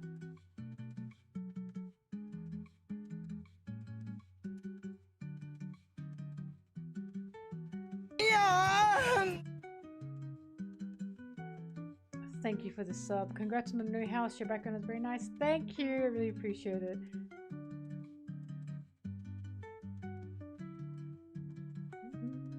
I love this one. I love it because first of all, he's so proud of him, right? Second of all, they made the Barretier's gate Sanji's face from the poster. And God, that's such a dad thing to do, isn't it? Fuck, that is so funny. Third of all, they've got these coupons. And the coupons are, if you bring in Sanji's poster, you get your meal half off or some shit. Lots of questions, but at least he's healthy. Because Zeph said don't catch a cold. Isn't that so cute? And the Baratier expanded. Isn't that so cute? It's just so cute. Drives me nuts. Zeph and Sanji are just so cute. He loves his son. He loves his son. But so cute.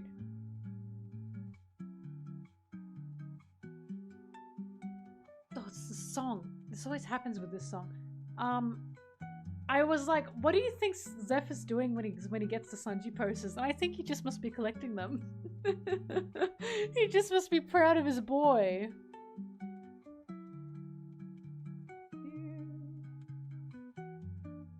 Oh my god, it makes me sick to my stomach. It's so cute. Lots of questions, but at least he's healthy. God, I feel sick. I just feel sick.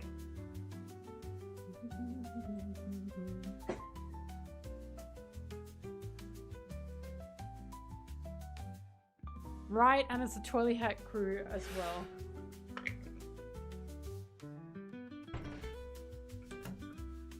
It's a family thing, and Nojiko has Nami's poster like on the wall as well. It's so cute.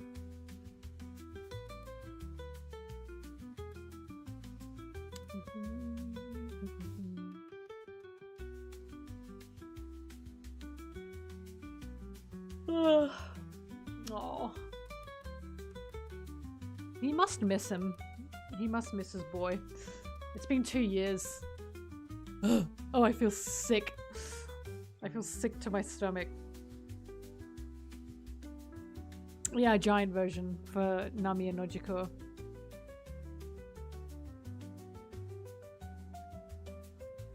Oh, that's right. I saw people arguing about the impact Zoro and Sanji have made on the world, and it's like it was a pissing contest. They were basically arguing like who impacted who more in the East or whatever the fuck, because they always have to argue about something, right? Like the fandom always has to argue about those two. Funny enough. And it's like they showed Zoro's dojo. All the kids are copying Zoro, and it's Koshiro is like tired and he's like, oh fuck's sake. And they were like, Zoro has made all these kids wanna be him and wanna like hold 3 swords like him. And I was like, and the Baratier in the East has Sanji's literal whole face. Like, sorry, someone was like, the Baratier has Sanji's literal whole face as like its gate now. And then they said, so what? And it's like, brother, you are arguing about the impact these characters have made in the East. And I'm telling you, Sanji's whole fucking face is now the face of a restaurant. And they went, yeah, and? You just can't argue with these people. They just don't give a shit about anything. I mean, they give a shit, but only about what they give a shit about.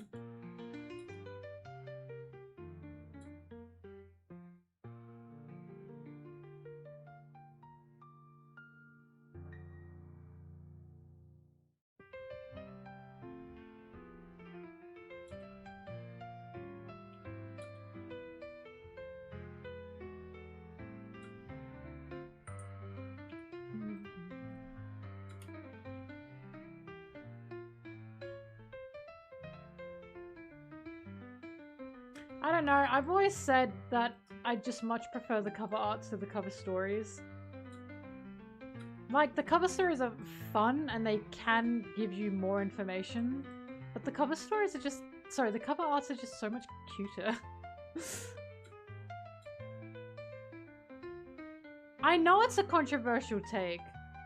I just think they're adorable. I think the cover art's the cutest things ever. Like, the way I look at the cover arts is I look at them like something that I would look at in a museum. Like, do you understand? The cover stories are good, but I get more excited when we get a cover art over a cover story. Like Zoro playing musical chairs with dogs and losing. You can't get that from a cover story. Come on. No one understands.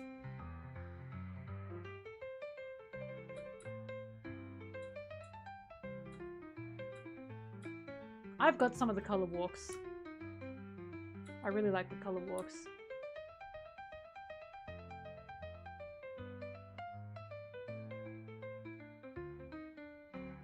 I like the cover arts because I would frame a lot of them. A lot of them. One of my favorites, obviously Sanji. Sanji's got a lot of good ones. Like this one. Really adore this one. My absolute favorite one is this one. I just love this one. I just think it's like, if I were to get an art framed, it would be this one. I just think this one's gorgeous.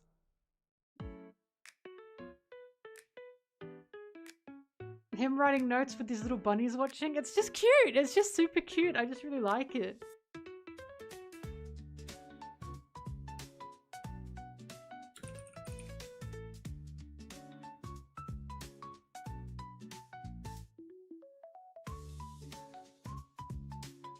This one too.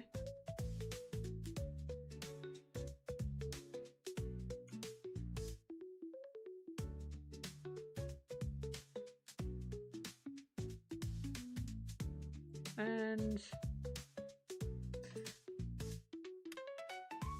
where's my, like, what's one of my super favorite ones?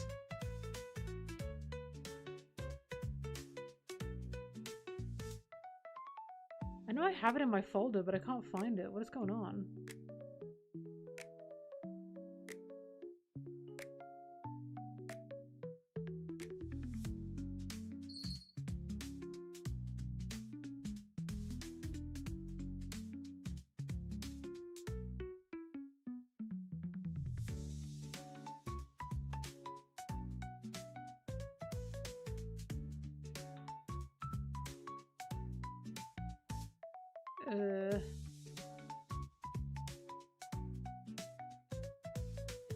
This is oh, there it is, this one.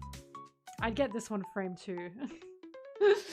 It's so unbelievably cute. It's sickening. It's just sickening.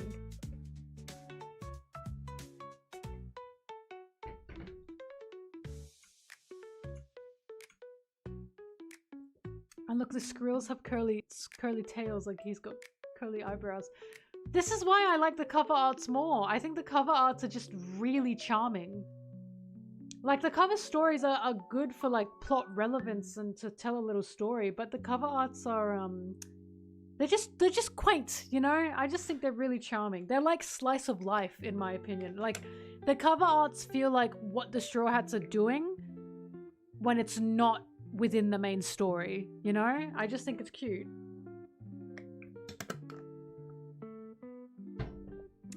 No other mangaka does cover stories with plot relevance, and that's fine. That's great that Oda's doing that. I just think the cover arts are cuter. I just think they're cuter and they're sweeter. It's just adorable. Like, I just get excited. Oh, fuck! There's a recent one that's also just an absolute top favorite. Oh, fuck it. I forgot this one! Oh, shit. I'm forgetting some of them. This is also an absolute top favorite. How could I forget this one?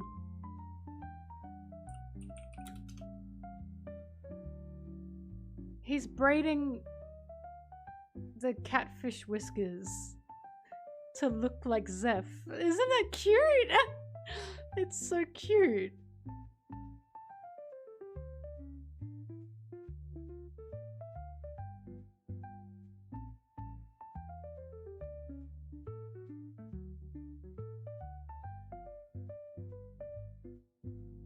Yeah, it's supposed to look like Zeph.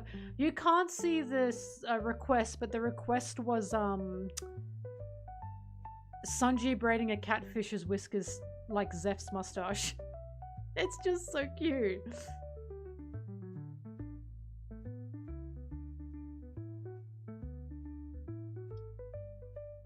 Sorry, I'm trying to... Howdy do, boys?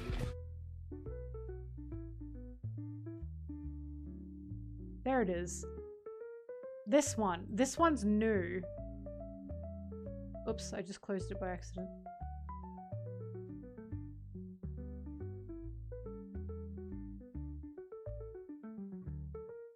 Well, new-ish. I love this one. I'd get this one framed too. Isn't it so cute? It's just so cute.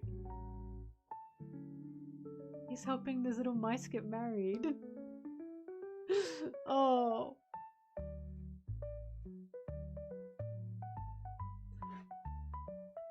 I just love the cover arts. I love them.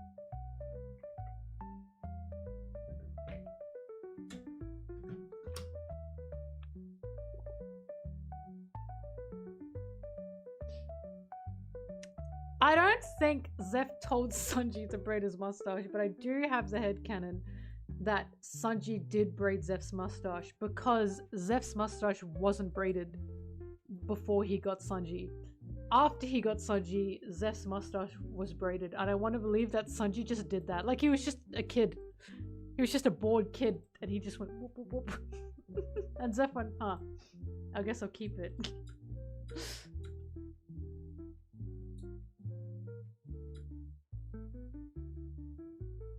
Hi, Voltakun.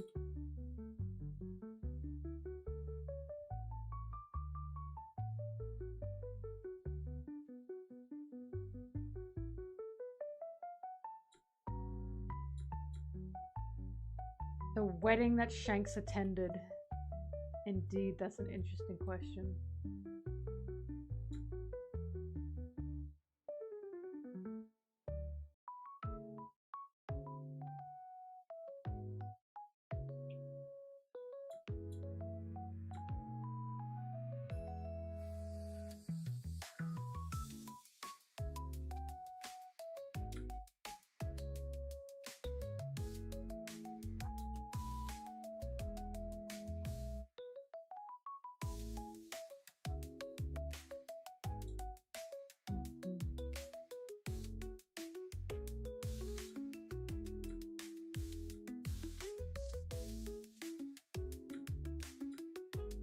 I mean, I questioned if it was Lola's wedding, but apparently the timelines don't match up or some shit.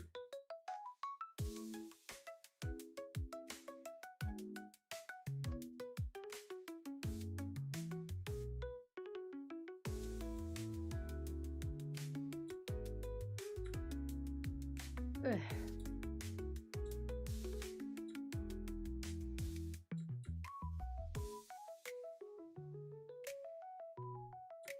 Oh, and then I questioned if it was Sai and Baby Five's wedding. But apparently that also doesn't match up, so I don't know.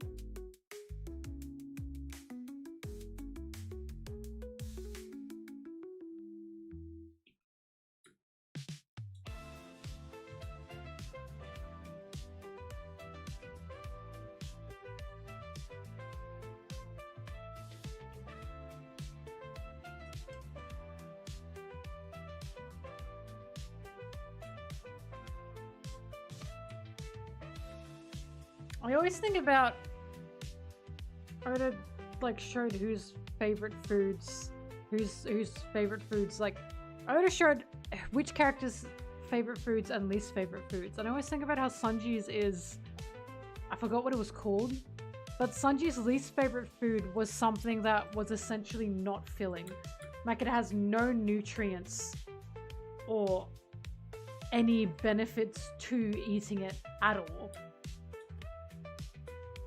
His favorite is spicy seafood pasta. No, it's like a Japanese root or something.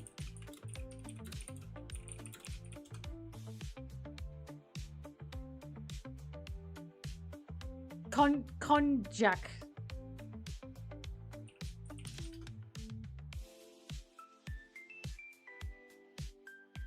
Konjac is what it's called. And the reason, like, Sanji hates it is because there's no nutrients. Like, there's fucking nothing in it. Like, you can eat it and it will do nothing for you. And for a cook who wants to feed people because they are hungry, duh, that makes sense. Sanji's got so much thought put into him.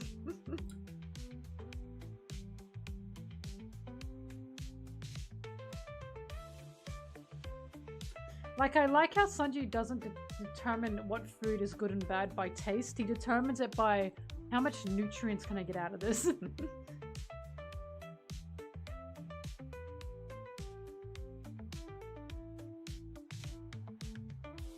Luffy doesn't hate cherry pie.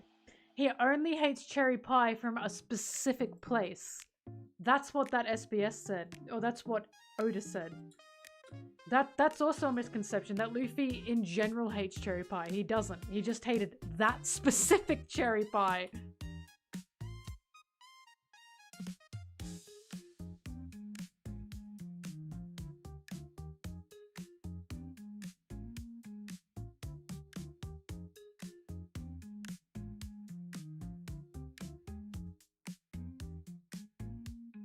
This cherry pie is so bad I could die. This cherry pie is so good I could die. I see that shit used so much.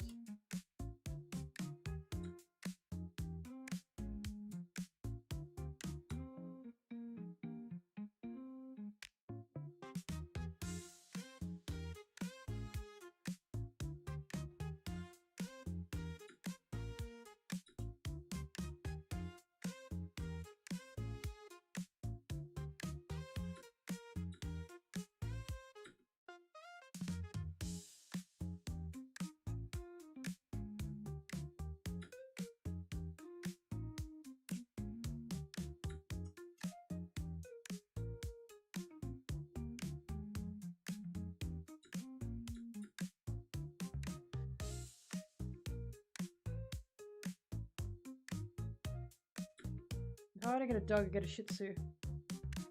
Because they're hypoallergenic and they don't smell. Like, they literally are known for not smelling. The thing with me and dogs is they smell. Like, everyone who has a dog says to me, my dog doesn't smell. And guess what? Their dog smells. It's got nothing to do with, like, your dog specifically is stinky. It's dogs have a dog smell. And dog owners cannot smell that dog smell. It's just something I've learned over the years. But, sorry, not Shih Tzu, Shiba Inu, my bad. Not Shih Tzu, Shiba Inu. They're the I'm double check. Yeah, Shiba Inus, Doge. They're the hypoallergenic ones.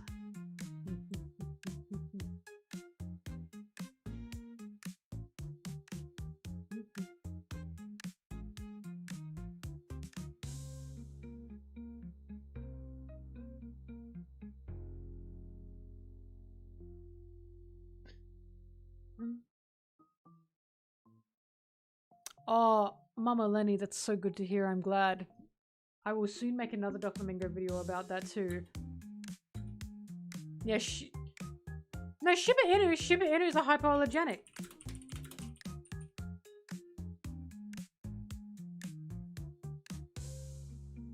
Oh, they're not. Hang on.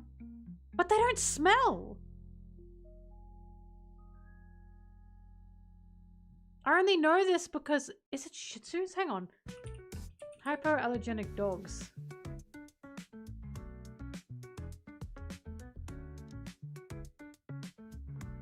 A poodle. Damn, hypoallergenic doesn't mean they don't smell. I didn't know that. Smell equals... No, it doesn't. I just made that shit up because Shiba Inus don't smell. They don't smell. The only reason I know this is because, I obviously know people with Shiba Inus. And, yeah, my bad. It's about hair, not the smell. But I know people with Shiba Inus and they do not smell. Every Shiba Inu I've encountered has not stunk. Every single one. Which is crazy because I kid you not, every single dog I meet smells. They all have that dog smell without fail. Again, every time someone says to me, my dog doesn't smell, their dog smells. Their dog smells, and it's like, I know they just can't smell it. It's the dog smell, right? It's not like, ew, stinky. It's just dogs smell like that.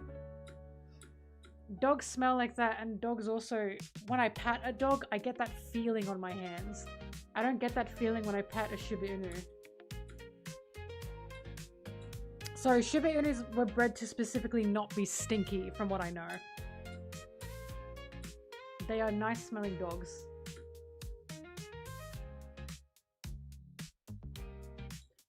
Yeah, it's like an oil.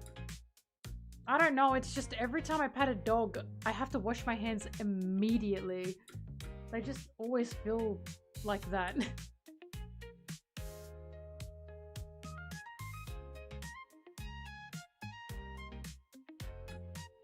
Like I always say, I know cats smell, but cats only smell when their litter box smells. If you don't clean out a cat's litter box, then your house is gonna smell like cat piss, right? But if you do clean out the litter box, no one's gonna fucking know you have a cat. I step into a house of a person that owns a dog, I know they own a dog immediately because I can smell it. Again, it's not bad, it's just dogs smell like that.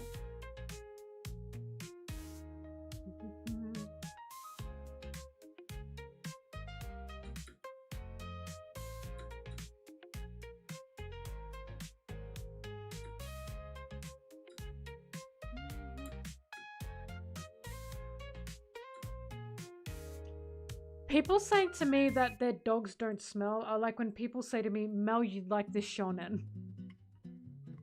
And I say, I'm sorry to tell you, buddy, I probably would not like that shonen. And then guess what happens? It's the same with the dogs. Mel, my dog doesn't smell. Your dog smells. One Piece is special.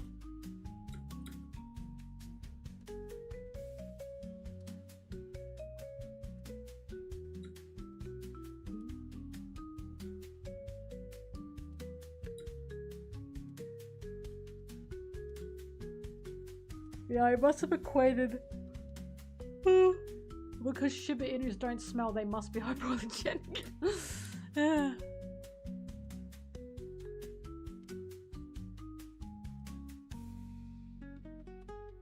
Like, I was gagged when I met a Shiba Inu for the first time at Pet 1. And I was like, I don't have that feeling on my hands, that I have to, like, wash my hands.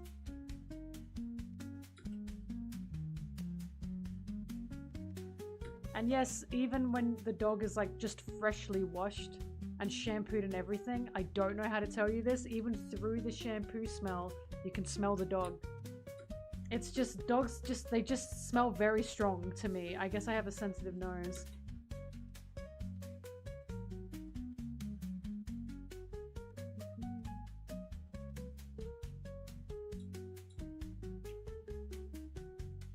Dogs probably think I smell weird.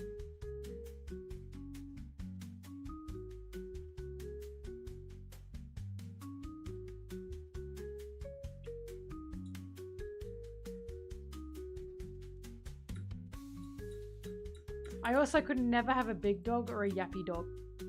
Big dogs scare the shit out of me, and yappy dogs annoy me too much. I'm pretty sure Shibas are pretty tame. They're medium-sized and they're tame. I can deal with that.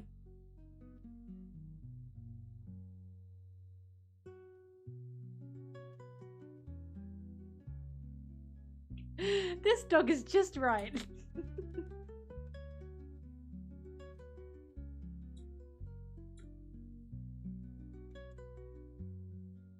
I went to a dog and cat convention. It was the best thing in the world, by the way.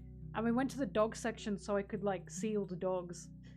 And I like huskies. They're just a bit too big for my liking. I like them, but they're scary because they're big. I like those big dogs that look like big fluffy bears, but again, they're a bit too, like, in person, I'm just a bit afraid of them because they're just big.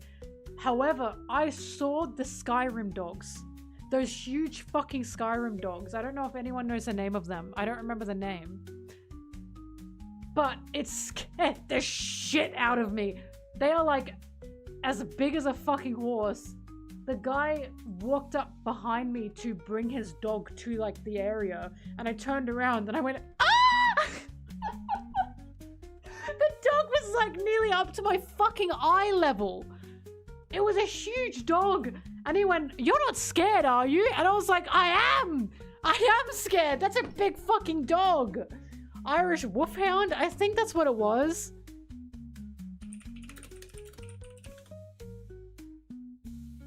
Oh my god. Oh, they're massive. There's fucking no need for them to be this big. It scared the shit out of me. I turned around, like it was just too scary, man. I wasn't expecting to turn around and see a fucking wolf behind me. I'm just a bit scared of big dogs. I'm of the opinion, in your house, you don't need an animal that big. Labradors I have a soft spot for because my grandma had a Labrador, my nana.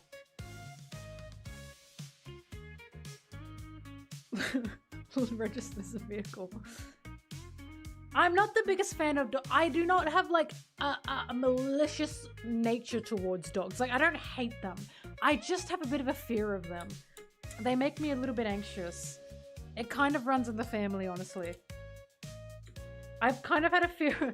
I've had a fear of dogs ever since my my mum, her job, she would visit places, right?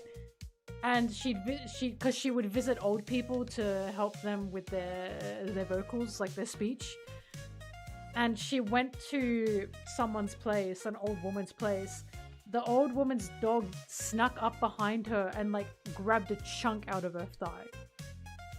And like the bruise was horrifying and she needed to get stitches for it. And I was like, ooh, ooh, it scared me.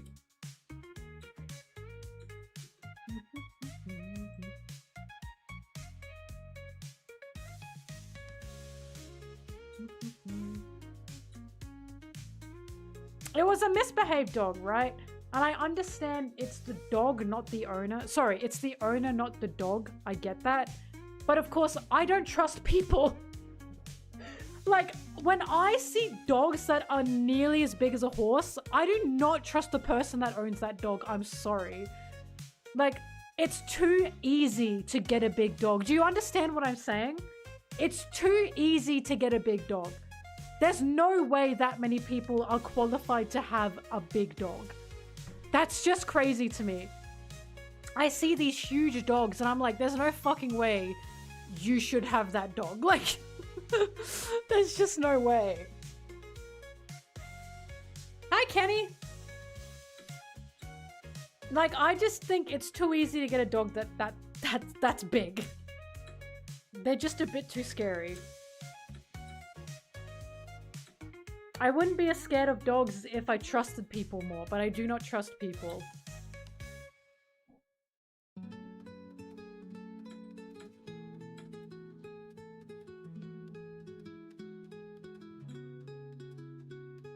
I also understand why dog people are scared of cats, because dog language and cat body language are so different. I didn't realize this until I had a friend come with me to a cat cafe, and he's never like pet a cat before. He's always around dogs, and he was like shaking, like should I pat the cat? Because here's the thing, if you don't know how to read a cat, you don't know how to act around a cat. Because a lot of people believe if a cat's tail is swishing, that means it's mad. That is not always the case. A lot of the time, a cat's tail is swishing because they're just full of energy. Like, Blueberry's tail swishes all the time and she doesn't give a fuck. Like, she's not mad, she's not angry. She's just excited, right? And a lot of, like, people don't know that that's the way it works. So a lot of people find it, like, I realize that when a dog is happy, sometimes they put their ears back. And they put their ears back and they wiggle their tail because they're wanting pats. Of course, when a cat puts their ears back, it means they're unhappy. So when dog people are around cats, the body language is so different that they don't know how to be around a cat, and then they fuck up and then the cat gets mad at them because they didn't read their body language properly. So I get why dog people are scared of cats, because it's literally a totally different playing field. If you haven't been around cats before and you don't know how to read a cat, you're gonna have a bad time.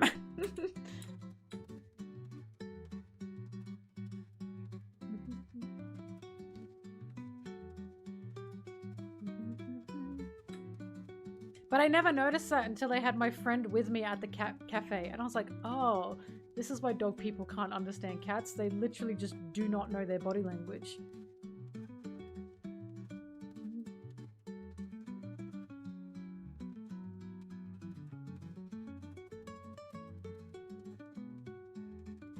It's like when a lot of people say, the cat just bit me. It just bit me out of nowhere. And it's like, first of all, the cat probably did not bite you out of nowhere. The cat probably did give you signals and you missed it. And if the cat did bite you out of nowhere, it's probably playing. Because a lot of cats, when they play, they bite. Like, if a cat is very, like, happy and energetic when you're patting it, they're going to want to start playing. Because when you pat a cat, it gives them a lot of energy. And they're going to want to start playing. So a cat doesn't lash out.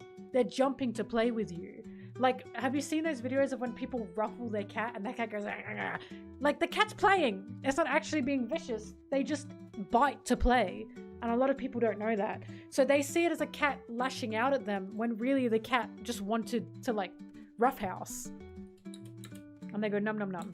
Blueberry does the same thing. When I play with her, I, like, wiggle her on the floor and she goes, she's so cute.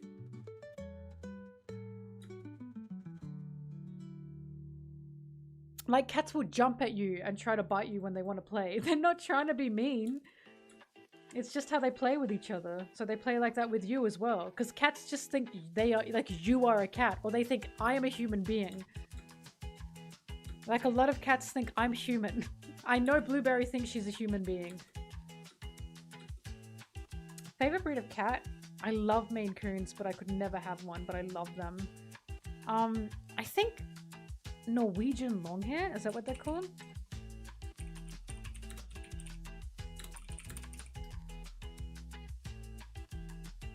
Yeah, oh my god, these cats are so beautiful. Oh my god, look at that fucking guy. Oh, love these cats. Norwegian forest cat is what they're called. Yeah! Thank you for the sub. Thanks for the One Piece content. And thank you for the support. I literally had a list of what the Straw Hats would be as cats. Luffy would be a tuxedo cat. I know this in my heart. People do not know that tuxedo cats are fucking... They are crazy.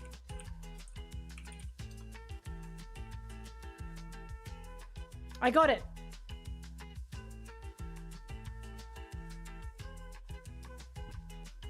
Luffy would be a tuxedo cat because tuxedo cats are insane. So many people think Luffy would be a calico. I disagree. He's not in. Calicos are not insane enough. Tuxedo cats are just actually crazy.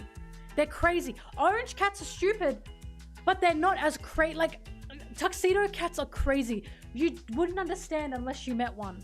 Mary, the cat that I had with my roommates, she's a tuxedo cat. I looked after her recently. They're just crazy. They're so weird. Tuxedo cats are crazy. Zoro would either be an orange cat or a Bengal. He's one of the others. Zoro would be the orange cat. But a Bengal cat, because Bengal cats are like untamable. They're just crazy. They kind of look like him. And they're the closest thing that tiger. Like, are you seeing it? This is what Zoro would be.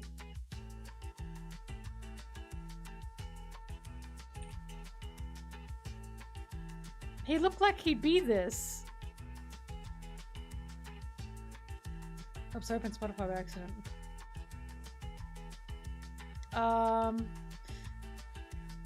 What else do I have? Nami would be an Abyssinian cat. I don't actually know how to pronounce this. You guys are gonna see this cat and go, holy fuck, that's Nami. Are you ready for this? Pow. Pow. That's Nami, bitch. That's exactly who she'd be. Aren't they just gorgeous? They're literally models. Diva, right? Diva. That's exactly what Nami would be. They're like one of the most beautiful cats ever. They look like models. Like, look at this. Oh my god, that's Nami. Abyssinian? Abyssinian.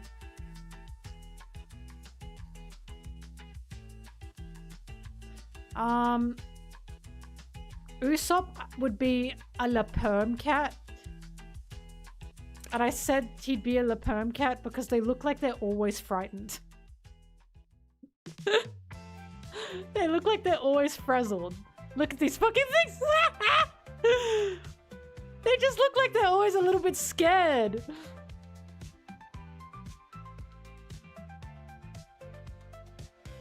Look! Ah! It's him! And the curls as well. They look like they've always been like jump scared or they've always like gone through it. Do you know what I mean? They're very cute though. For Sanji, drumroll, please, a ragdoll. A ragdoll. They are the designer cat of designer cats.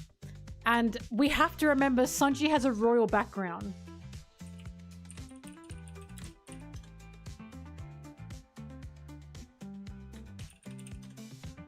Not only that, are you ready for this, guys? You can get blonde ragdoll cats. Look. Come on, bitch. Come on, bitch. That's him. That's him, bitch. This is what he'd look like.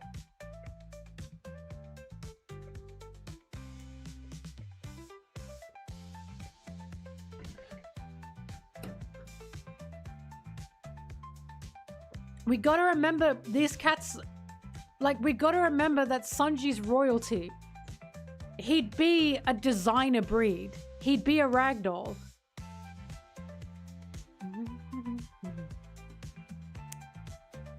Chopper, I said, would be a York chocolate kitten. Like a kitten specifically. This is chopping.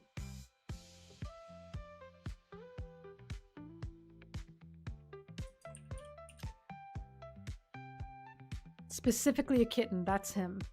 The reason I said this is because they've got very long fur. Oh, cat for Perona.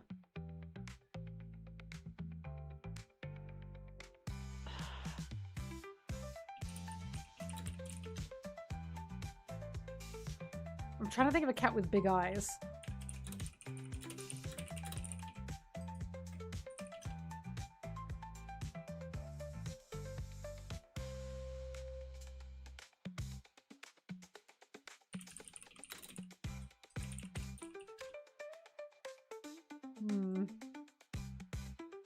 Maybe a Cornish Rex? Wait! Wait, did I say this one? What did I say? Okay, yeah, no.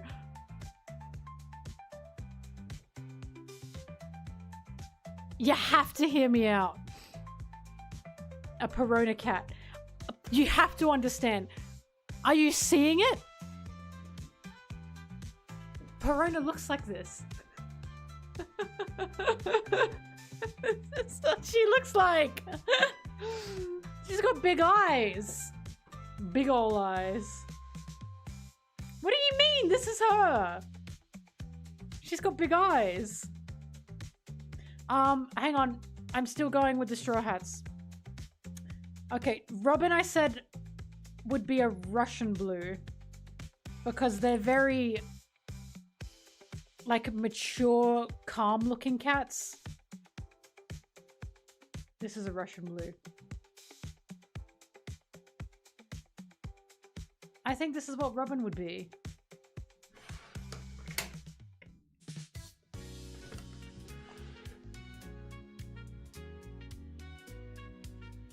I think they're a bit regal. I think that's Robin. Frankie, I said Maine Coon. Because he's fucking huge. And they have, like, Frankie's jawline. They fucking look like him to me.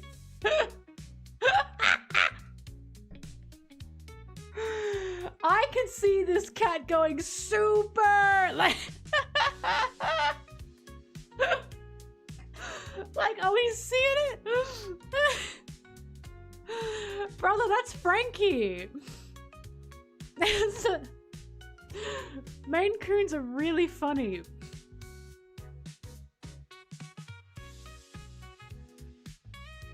Can we see how big they are as well? Look.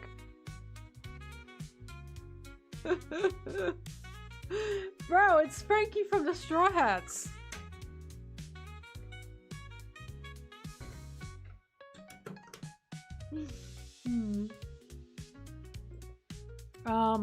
Who's next? Brooke, I said, would be a black Devon Rex because... Why am I only getting baby photos? Hang on.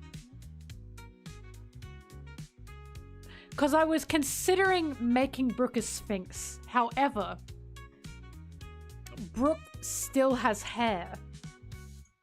So these guys, because they like have like less hair, but they've still got like a full head. Do you understand what I'm saying? Like I was thinking of a Sphinx, but he still has hair. So he's got to have this. By the way, when I was little, my child cat was Black Devon Rex, and her name was Ellie. And she looked just like this. I loved her. She was such a gorgeous cat. My mum even said if she were going to get another cat, she'd get another Devon Rex. They're just so gorgeous. But yeah, Brooke would be this.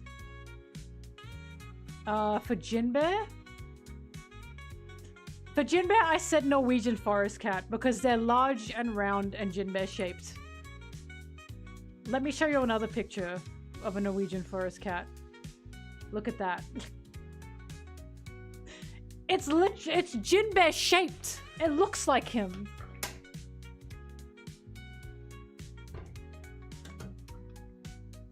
Right? Nah, that's Jinbear. I don't think Robin would have particularly long hair. And for Vivi, because of course I'm including Vivi here. Vivi would be... Hang on, I'm trying to get a photo.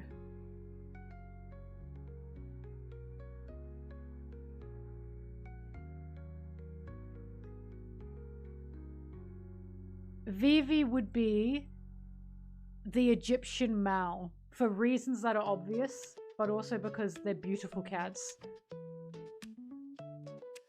And they're also another designer breed, and Vivi is royalty.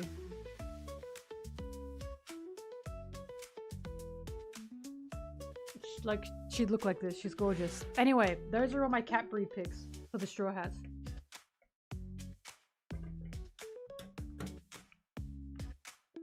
And Egyptian as well. These are like one of the first ever cat breeds. Did you guys know that? That's why it's called a Mao, I assume. But the Egyptian Mao is one of the first recorded cat breeds ever. What about Doffy? I don't know. I haven't thought that far. And Oriental short hair.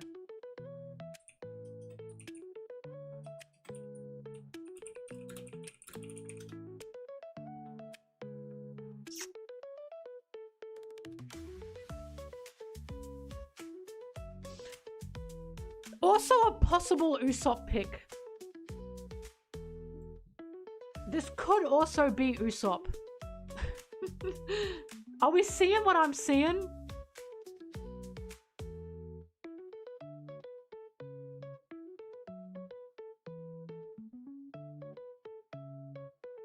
I only did the Straw Hats. I haven't done lore.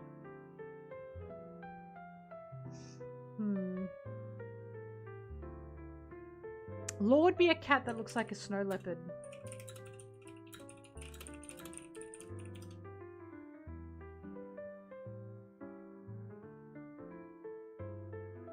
So lore could just be a white Bengal. Or a silver Bengal. I actually don't know what they're called.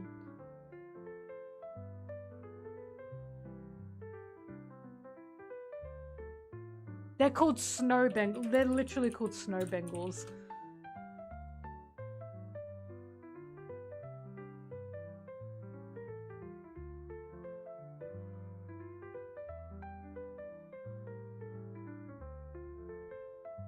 There you go. That would be lore.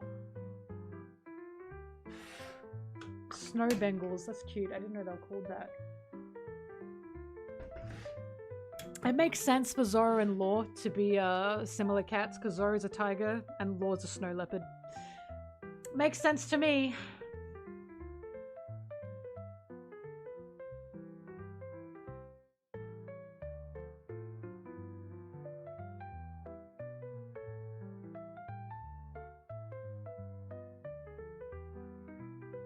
Wait, the Oriental Shorthair is Buggy. That's perfect. Even though Buggy has long hair, but let's not think about that. Anyway, there you go. Editing a First Mate video.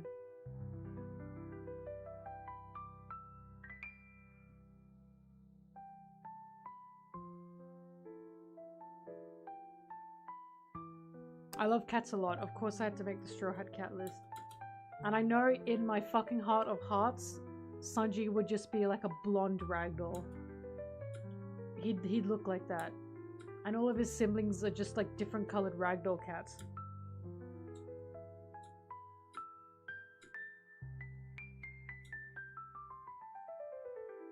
Shanks, I don't know what Shanks would be. What's a really fucked up looking cat?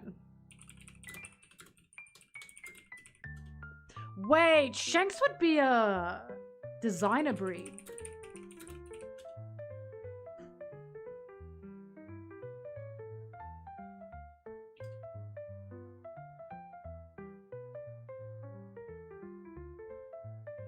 Would Shanks be a Persian?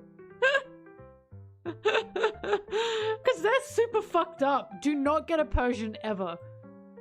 Persian cats are the ones with the squished faces. Don't get them. They're awful. They are so awful. As in, they are inbred. You don't want a Persian. They've got so many problems.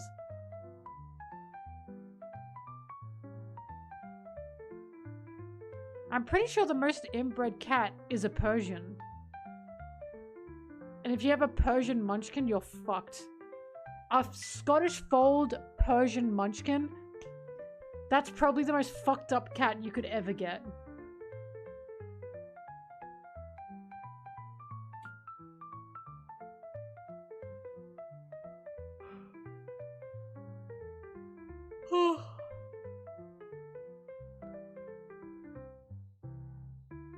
I'm trying to find...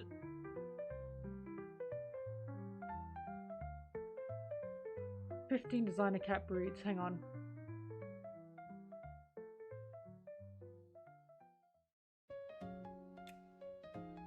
Maybe he'd be a Scottish fold.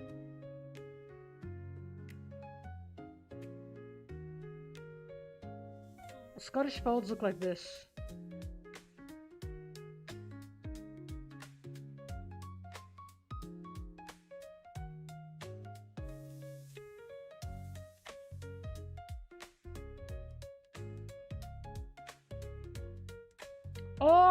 Oh, never mind. Chaucer cat? Is that how you say it? Hang on. Okay, I think he'd be this. I think we got it. Not this one, this one. I think he'd be this. Chose. It even sounds fancy. He's a Chose cat.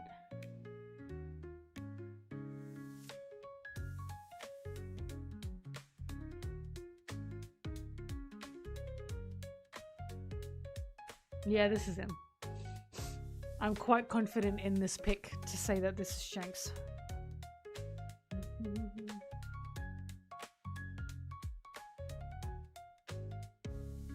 Mihawk would just be a black cat. I don't even know if that's a breed per se. He'd just be a black cat. Doesn't matter what breed, I think. Oh, look at this one. I think he'd be this. This is Mihawk. Mama. Sabo would be a Scottish fold. I fuck with that.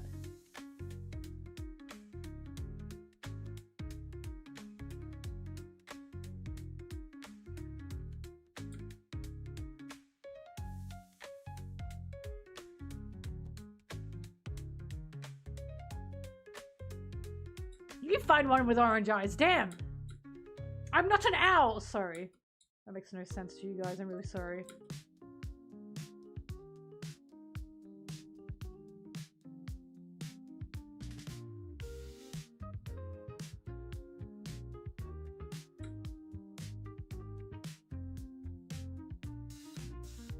But yeah, Bengal cats are fucking stupid. They're beautiful, but they're stupid as shit. And it's Zoro. They're really wild and they're really stupid. I looked at them and I was like, wow, that's Zoro. I had one. The scar I have on my chest is from a Bengal cat. I do not recommend getting one. It was not my choice, by the way. This was a family cat.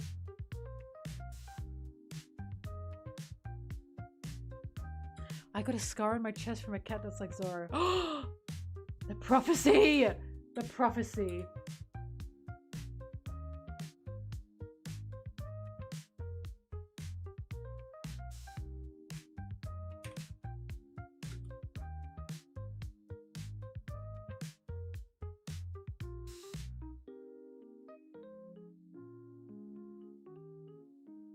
Luffy's a tuxedo cat. I just know this. I know everyone I know who works with cats are like, tuxedo cats are fucking crazy. And I've met them. They're all insane.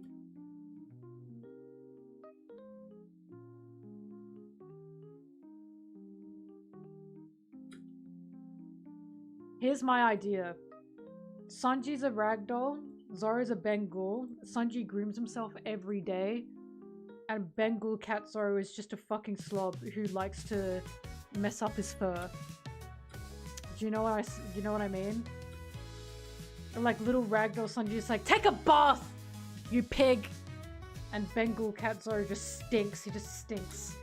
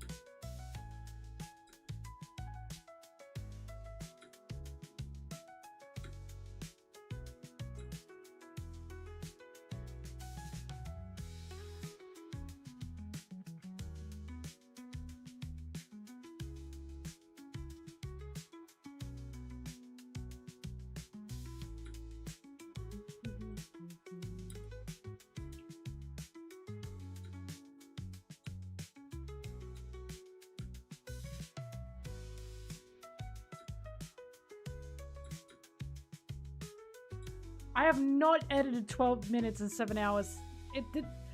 It's audio. I'm still doing the spine. My favorite drink. Fuck if I know. I don't fucking know. I don't know, I like coffee. I was actually thinking about this today. I was like, coffee's kind of just dirt. Like, we get beans and we grind them up. it's kind of just like dirt. It's like soil, you know? We're just kind of drinking dirt.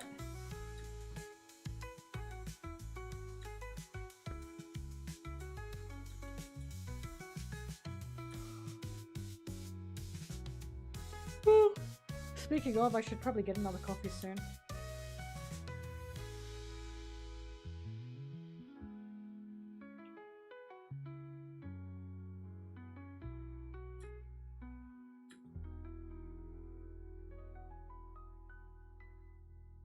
Smells so good though. Coffee's got such a good smell. I like any drink with like fruit in it, but not overpowering. Like any freshness. I had like a cherry blossom lemonade or some shit from a sushi restaurant 3 days ago. I believe it was 3 days ago. It was so good. It was delicious. Just anything that tastes super fresh.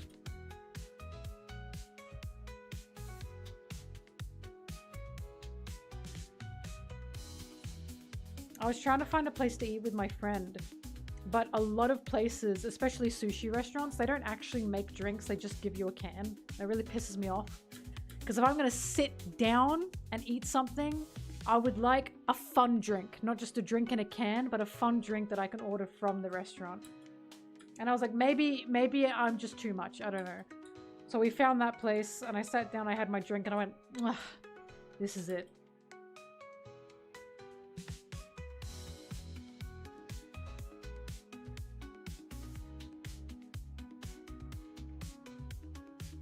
Ooh.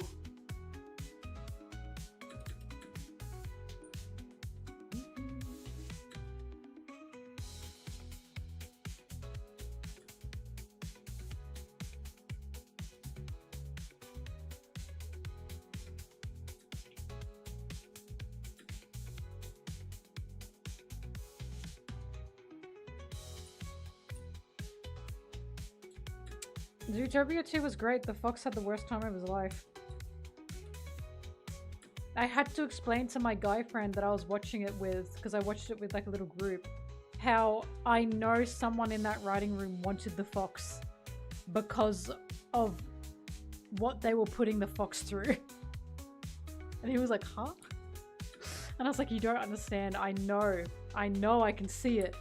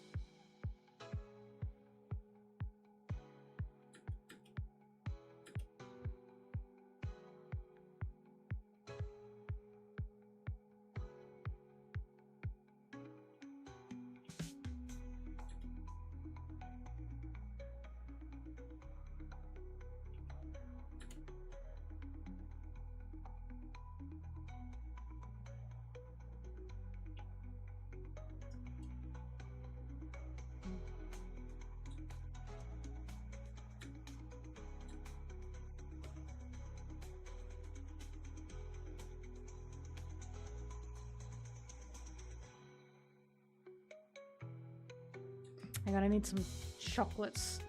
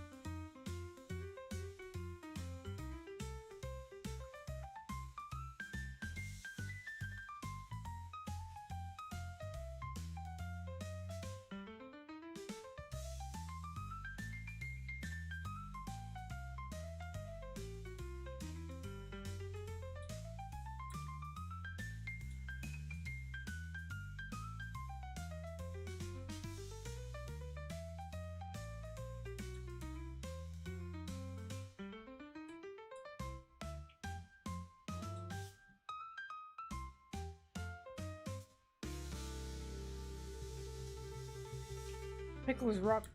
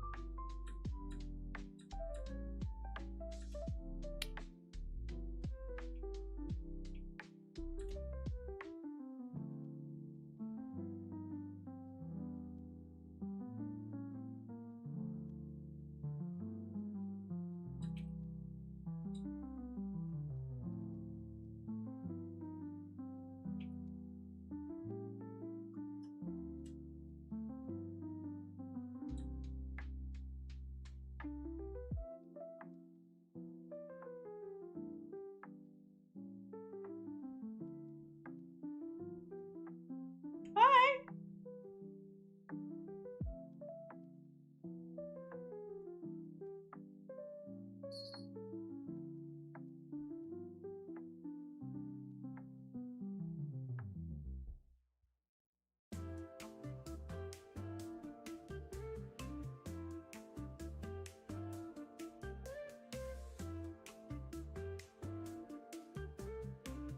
Sorry, I'm eating chocolate, so I'm not talking.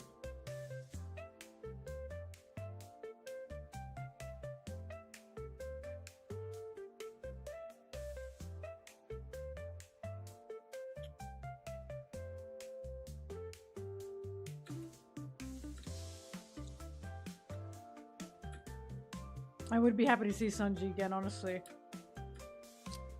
I nearly went crazy at Sanji on the new color spread. With Otama.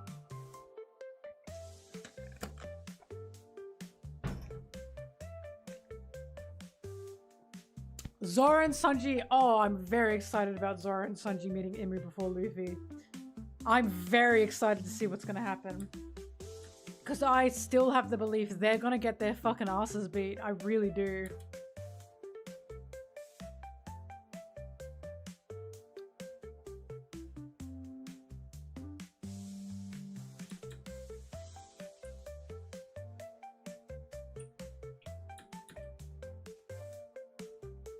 Everything is pointing towards they're gonna get their asses beat.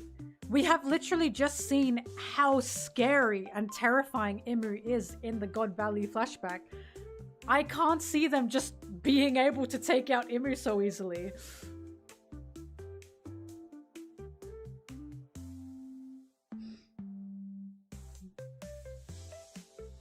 Yeah, if a Holy Knight's gonna go down, it's definitely gonna be Sommers. I don't think Gunko is gonna go down anytime soon. Bye, Zim.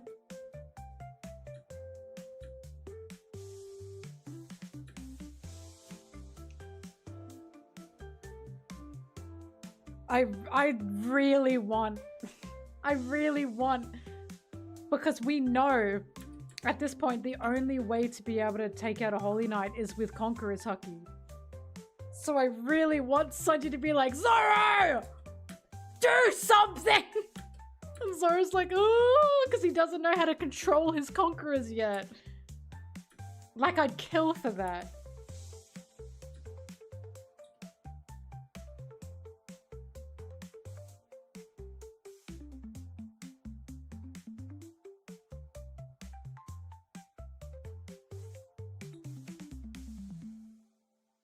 Oh, Imri's gonna leave, but they're not gonna win. Do you know what I mean? Like, I think the only reason they're gonna get out of this situation is because Imu's like, I have to go. Like, Imu's like, I can't be here, I gotta go. Because we have to, why do I have to keep reminding people? They wouldn't have survived on Egghead if it weren't for Emmett. This is why people not taking the elders seriously really piss me off, because it's like, the elders were fucking them up. They were fucking them. They did not win that fight. They ran away from that fight. If Emmett wasn't there, they would have been fucking cooked. Like, it's insane that I have to tell people that that happened, because it's like, that's exactly what happened.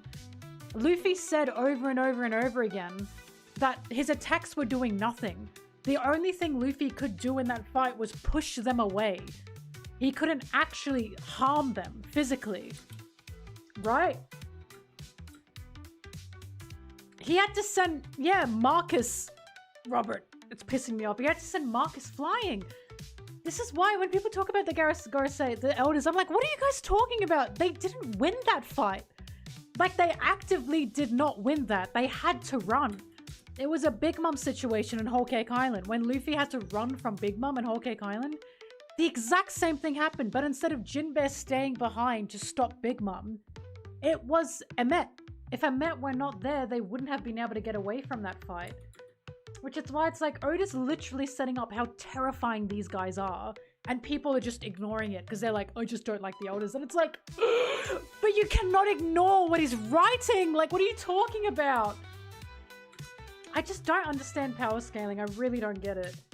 We literally have guys who are untouched and immortal.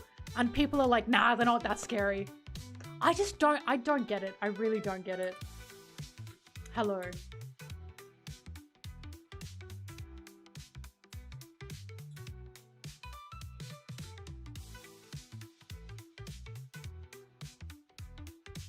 They only won because Joy Boy had his Hucky in his knot. That's the only reason they got out of there. I mean, one. That's the only reason they got out of there.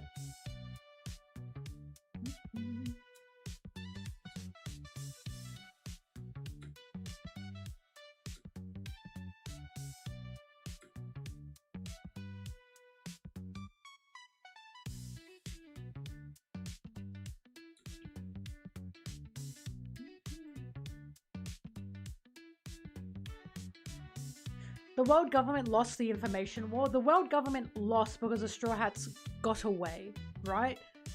But the Straw Hats lost because they had to run. That's why. But again, the only reason the Straw Hats got away was because of Emmett, an outside source. The Straw Hats by themselves were not good enough to be able to even get away from them. They needed Emmett and they needed Joy Boy's Hucky.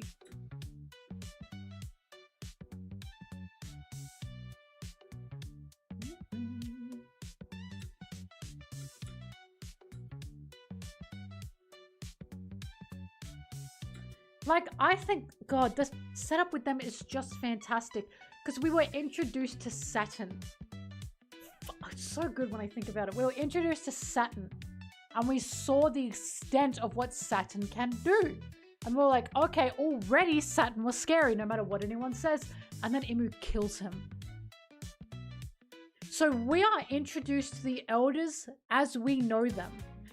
Then it's changed. So the elders that we originally saw in Egghead, they're different now because now they've got a new player, and that's Garling.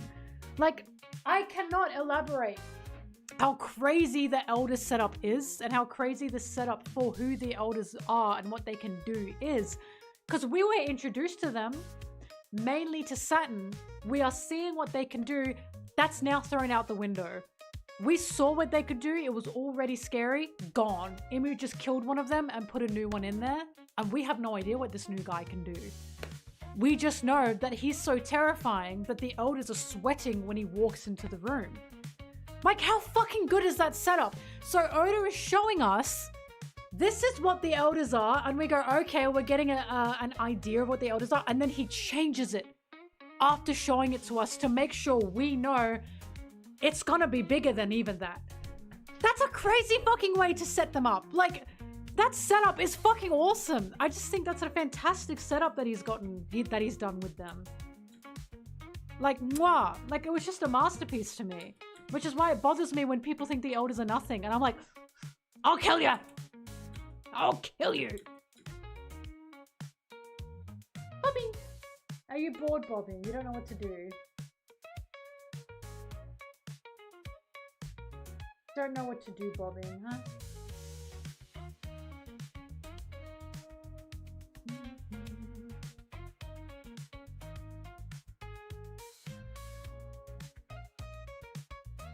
Tough as fuck.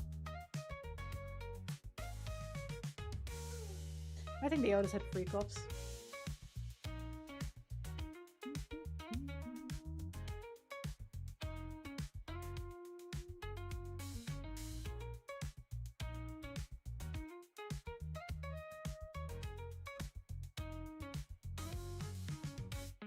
Now you can't prove it.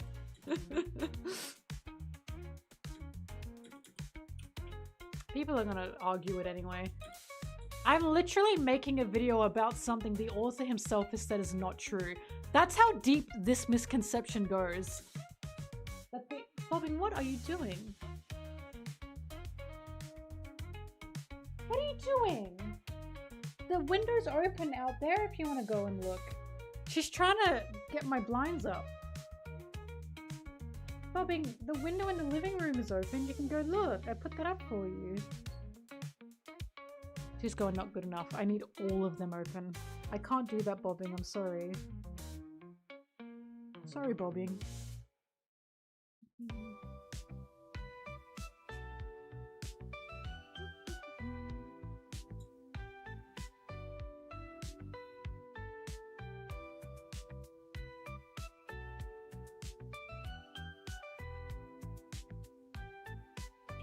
I honestly wonder if Oda regrets making that cover with Zoro on it, because that the question got me so bad. Because Oda said it is not a depiction of the first mates, and then he put in brackets even Zoro. Like, he's literally outright saying, no, this is not a first mate page. Zoro is not a first mate.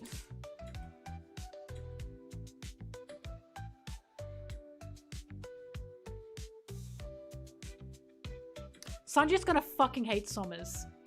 Sommers is a villain that I adore because Sommers is a psychopath who thinks he can use love as just, like, torture, right?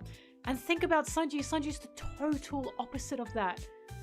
The total opposite of that. Right? Sanji thinks love is a strength. Oh, bye-bye. Sanji thinks love is a strength and a power, while Sommers thinks it's a weakness and a torture device, basically. Sanji would despise this man, just despise him. I wouldn't say Sanji loves kids, but I would say that Sanji is very soft to the relationship a child has with their parents, especially with their father. He's incredibly soft.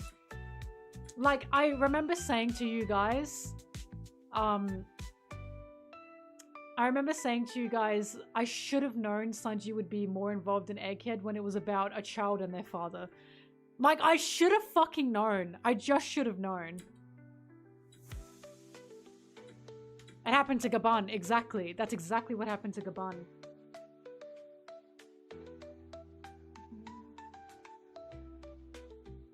But every time the relationship is about a child and their father, Sanji's there. Because that's very important to Sanji.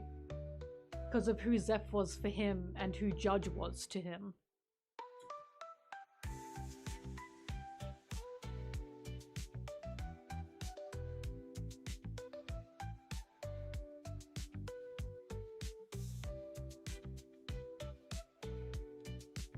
It's not hard to accept that Zoro's job is just getting drunk and lifting heavy shit though. Like, I literally say in the video, why do you think Zoro sleeps so fucking much? He's not on duty. Unless a fight is breaking out, there's nothing for him to do. Zoro is literally like the guard dog, and people are like, that's not a job. That's what the video is. Anyway, we'll discuss it in the video.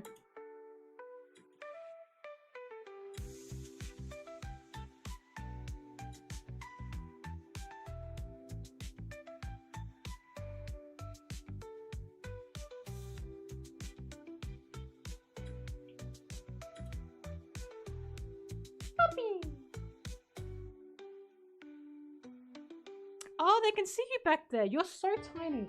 You are 2 apples tall. Did you know that, Bobbing? You are only 2 apples tall.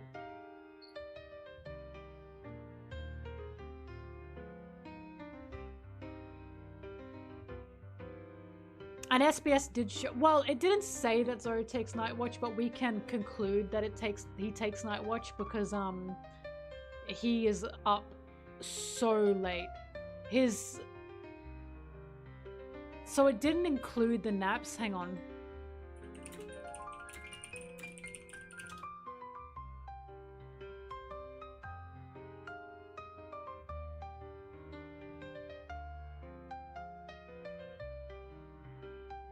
I always have to be careful with this because for some reason there are 2 versions floating around. And I have no clue as to why.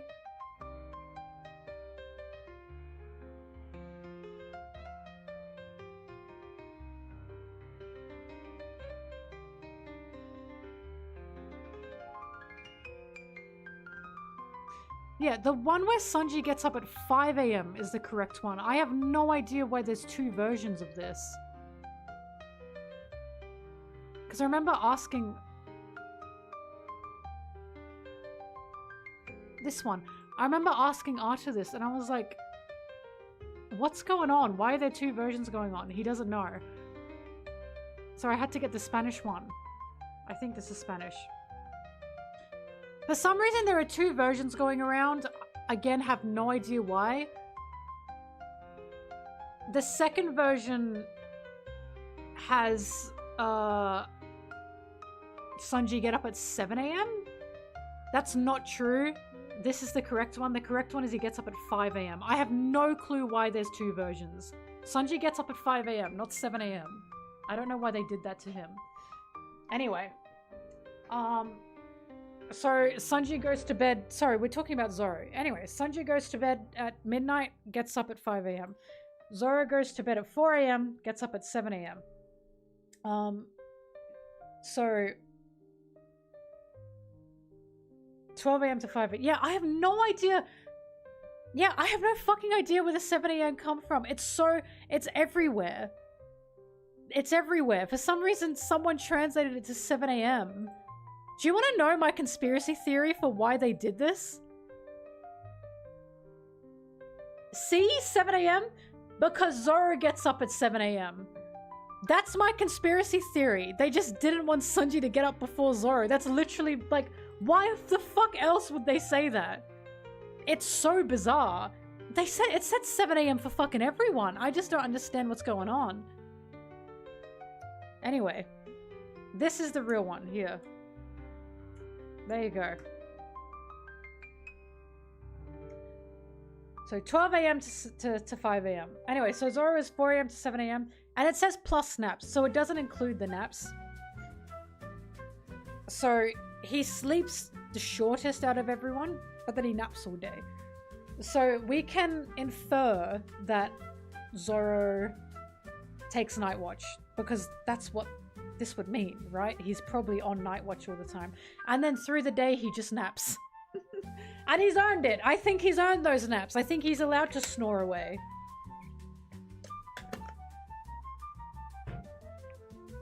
Damn, Frankie sleeps in late. What an old man. Actually, old men get up early. God forbid Chopper be a growing boy. Damn. Sanji has such a line cook schedule.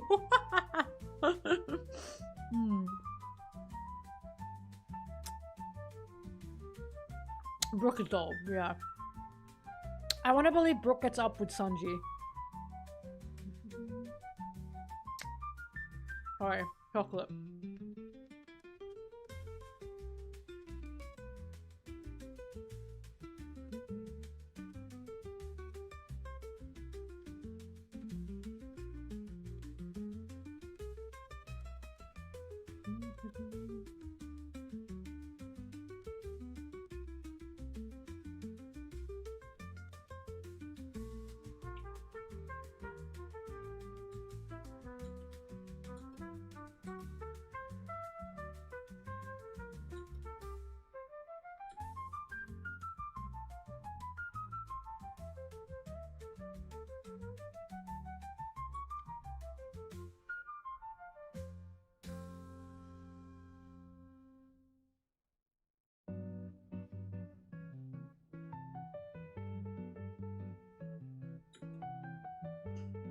A cougar giant.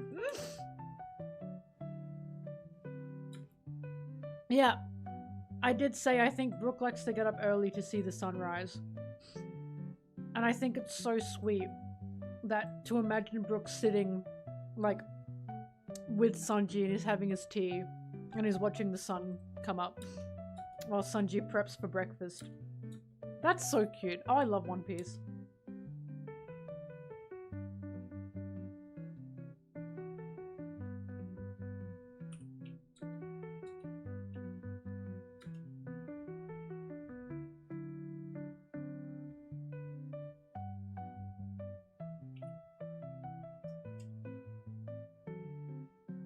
Probably the only reason Zoro gets up so early after doing a night watch is so we can like eat.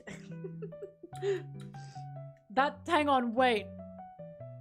So, what was it? I don't have the thing up anymore. Zoro goes to bed at 4, gets up at 7. He probably has a snack through his night watch that was given to him, and then he goes to bed, and then Sanji's prepping breakfast, and then probably at 7 is when Sanji serves up the first meals for everyone. And I bet he's like, damn, sniff sniff, stump tummy growl, gotta get up and eat. He needs it. He needs the he probably eats his breakfast and goes right back to bed because he naps all day.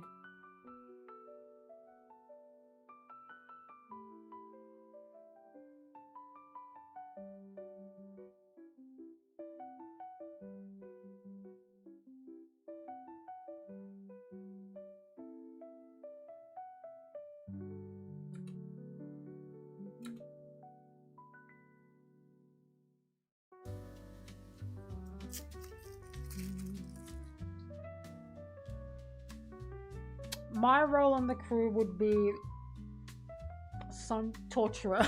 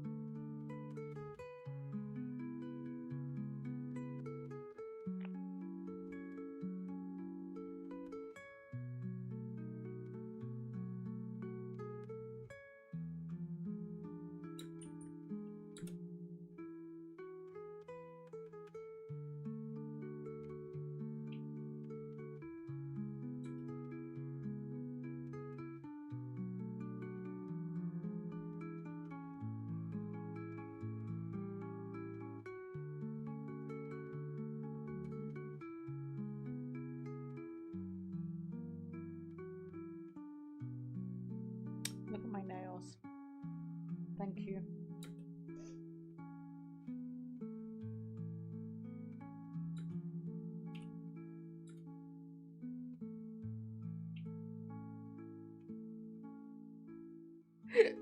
Oh, sorry, full of chocolate.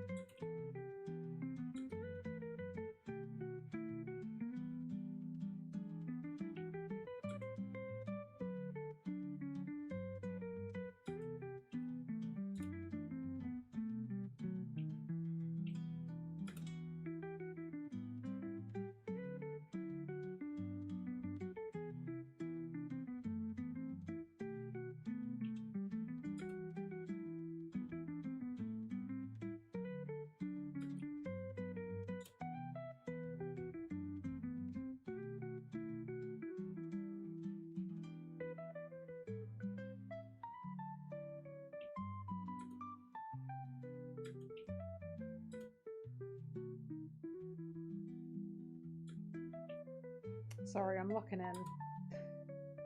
I've got so much to edit.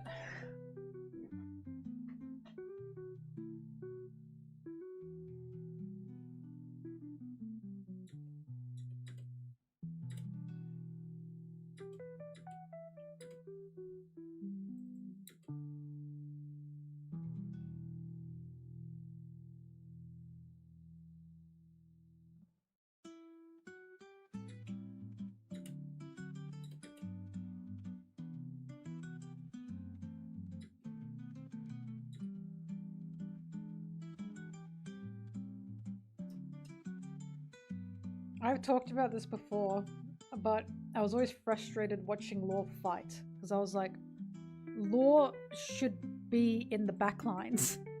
Law's power is perfect to like do shit in the back while he's got like guys in the front. Do you know what I mean?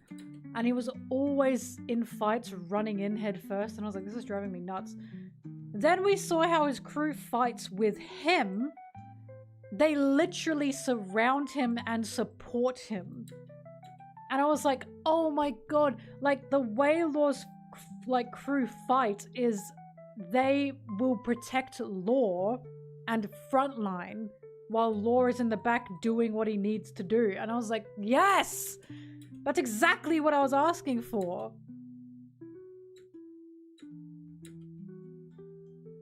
Like there's literally a scene where Blackbeard is fighting Law, and Law is like doing whatever shit he's doing with his room, and someone goes to shoot, I forgot his name, he goes to shoot at Law, and Beppo hears it and says, Jean Bart on your left or something, and Jean Bart jumps in front of Law to protect him, while Law's doing what he needs to do, and I was like, thank you, oh my god, thank god.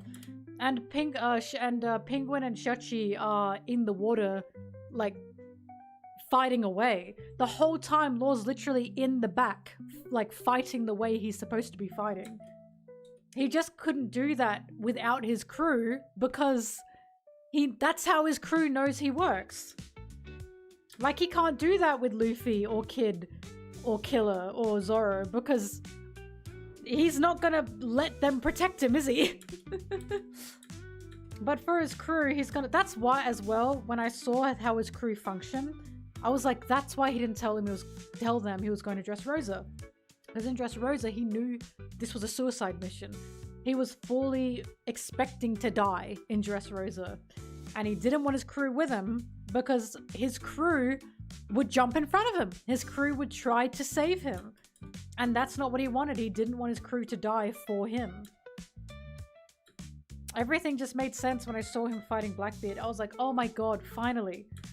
Law's actually fighting the way his devil fruit permits, you know?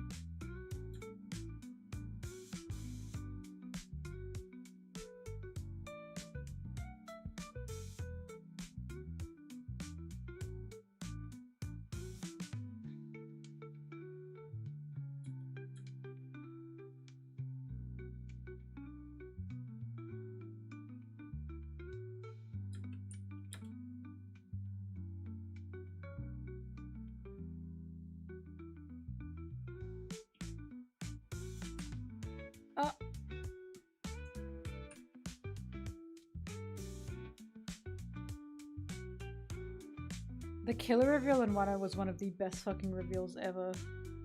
God, it was so good, I was gagged. When Kid was crying, like, what have they done to you? And I'm like, huh? Then he yells, what have they done to you, killer? Ah! What the fuck? I was gagged as fuck.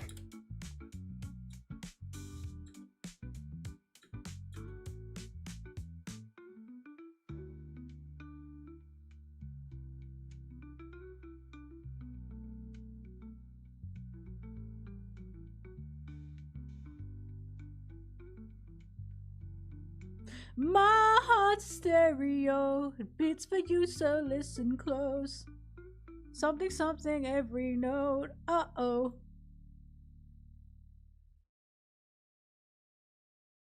I remember when I started Wano and Zoro was fighting Killer, whatever his name was in Wano, I was like, why the fuck do I care about this?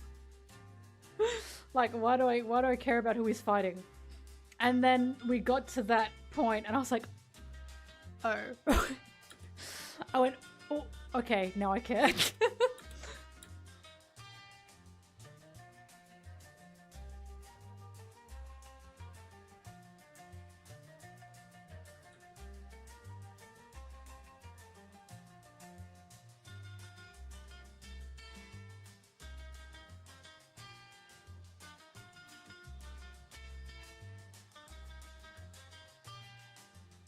Kid Pirates are the hottest crew around. We'll agree to disagree.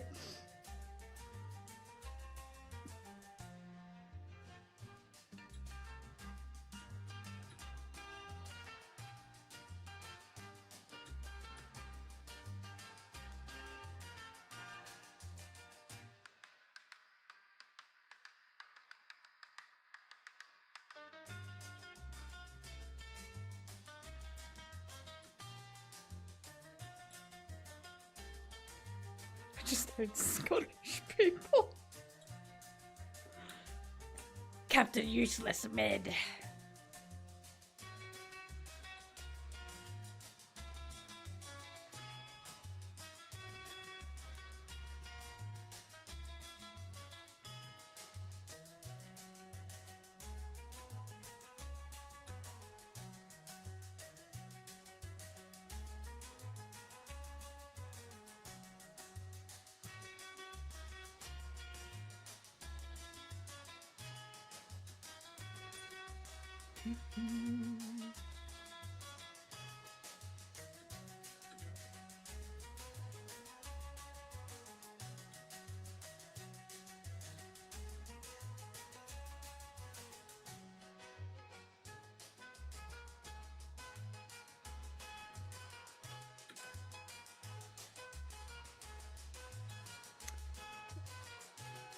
The hottest crew around, though? Really? You think Kid's crew is the hottest crew around?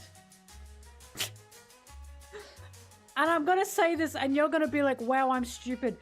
When the Kuja pirates exist. I don't think so. I don't think so.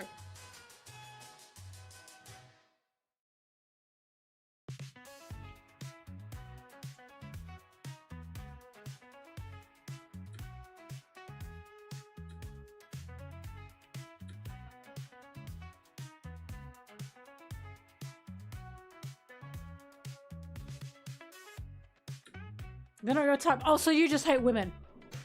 You fell for it! You fell for my trap! Nice fucking try. Ha!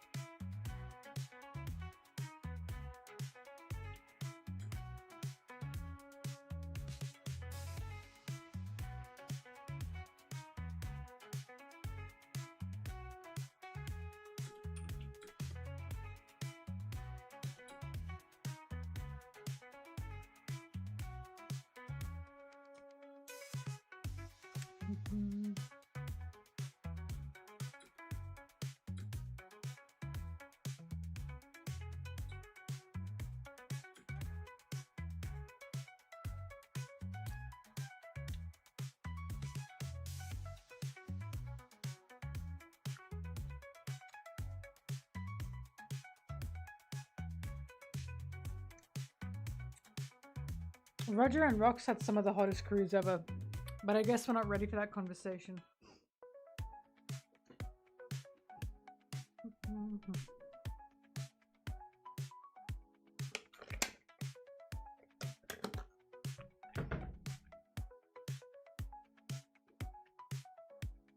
I think the Roger Pirates are just like the Straw Hats.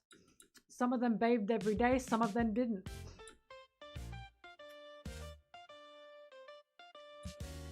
There's no way Rayleigh was not bathing properly. Have you seen him? I think now he doesn't bathe properly because he's depressed and old and his lover died. His soulmate died. There's no way he wasn't washing properly back in the day.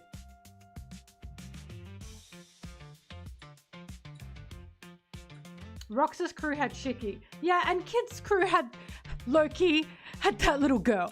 So we're allowed to make some exceptions, aren't we? Damn.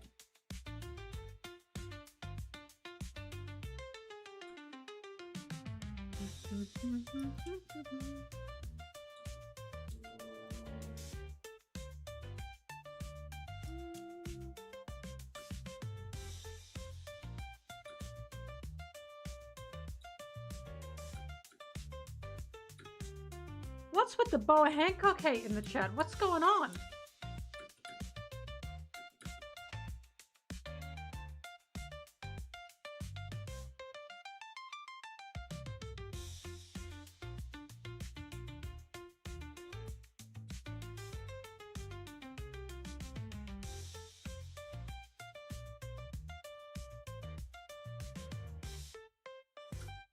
Anti-monarchist?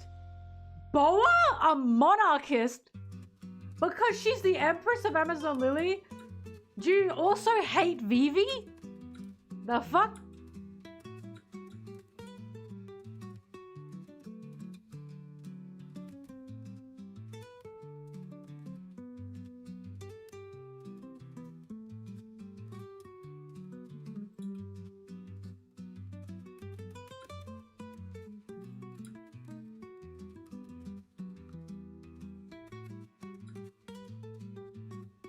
I'm shaking my head. Boa Hancock, get behind me.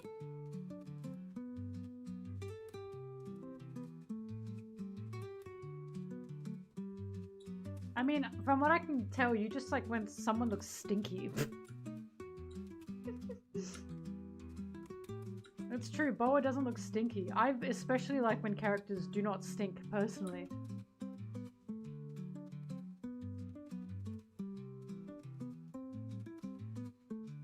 I very much love the new apartment. I'm not reducing her to her beauty. I've never just reduced her to her beauty. You're the one that mentioned her attraction, not me. I literally said, what's with the hate? And you said, I just don't think she's that attractive. Oh! So you actually limited her to her beauty. Okay. I see how it is. I didn't say anything. Nice try. You're queer, Bertha.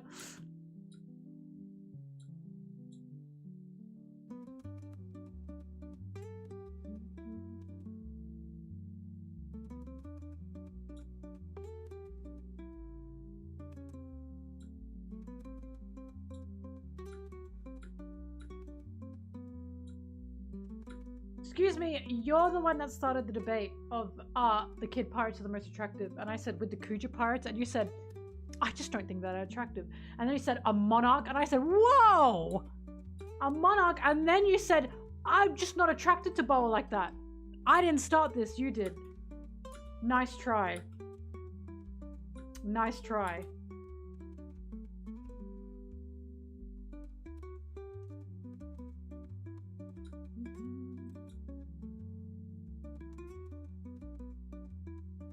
You brought up pirate attraction, not me.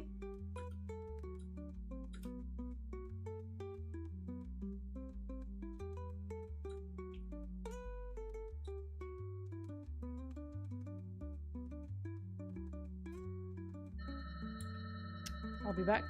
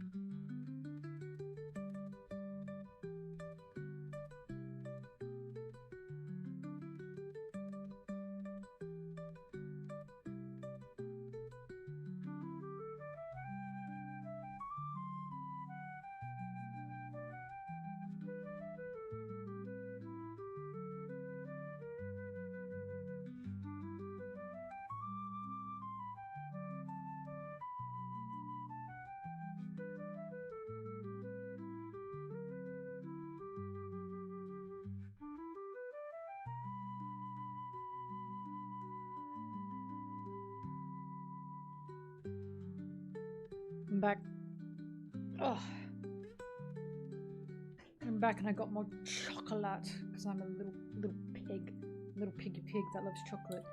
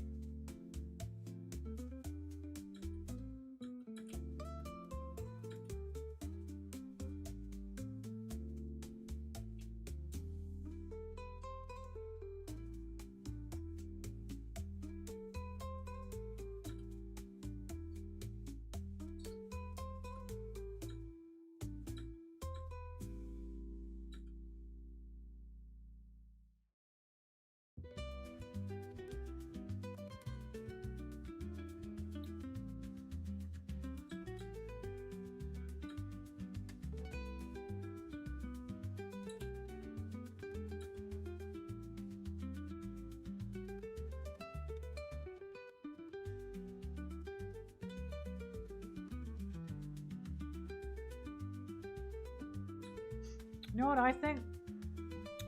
We don't need a crocodile backstory. We don't need a Mihawk backstory. We don't need a Rouge expanded upon. And we don't need Kid Pirates expanded upon. Instead, I think we need Sanji's third backstory, Sanji's fourth backstory, Sanji's fifth backstory, and Sanji's sixth backstory. I think those are probably more important.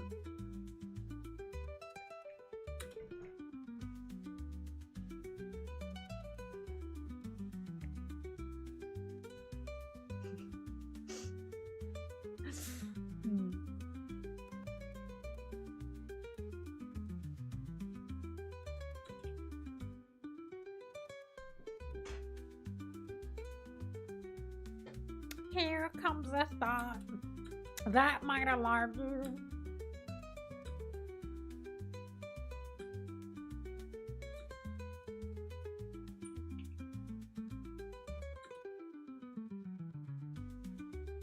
So forget Sanji's seventh backstory, 100%.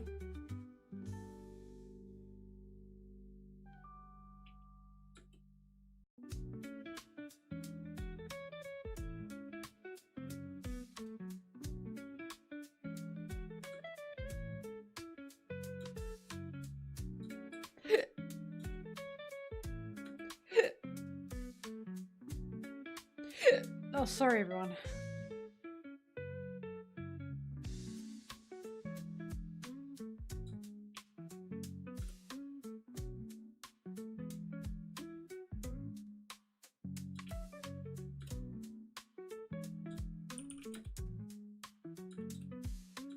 By the way, do you want to know an easy trick to get out of a conversation with someone, like out of a debate with someone who you know, like there's no point debating?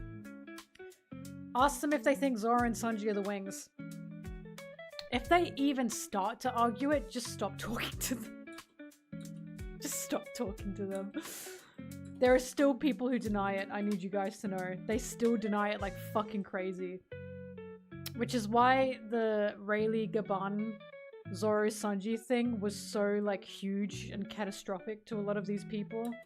Because they are just, it's why they're like, when Gaban was revealed as a navigator, they were desperate to be like, oh, Gaban is more Nami. More Nami, Gaban's like Nami, and it's like, like they just do not want Sanji to be on any kind of equal footing with Zoro. They just don't want him to be. So they'll argue the shit out of Zoro and Sanji being the wings. They just don't want them to be.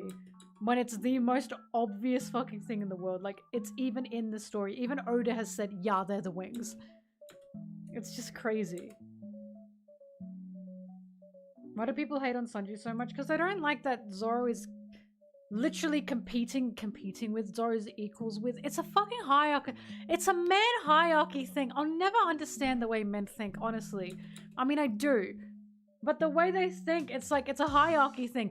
Zoro is above Sanji. Sanji cannot be on the same level as Zoro because Sanji acts the way he does because Sanji likes women a lot. He gets stupid over women. He puts women on this pedestal. He prioritizes women. Can't do that. And he cooks and he wears a pink apron. They just think it's humiliating for Zoro to be equals with someone like Sanji. And it's like, grow the fuck up. Just grow up. They're equals. You can cry about it. They're equals. The story will continuously say they're equals. And you will have a miserable fucking time if you keep thinking they are not equals.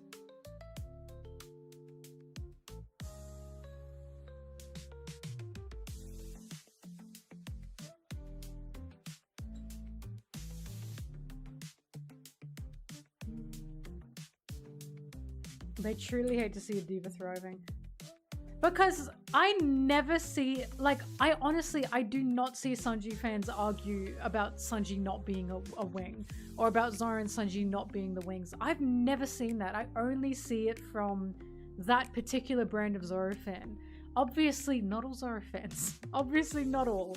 But I only see it from that side. And it's like, for God's sake, they just can't accept it. They are equals in the narrative in that everyone in the crew's equals. Yes, exactly.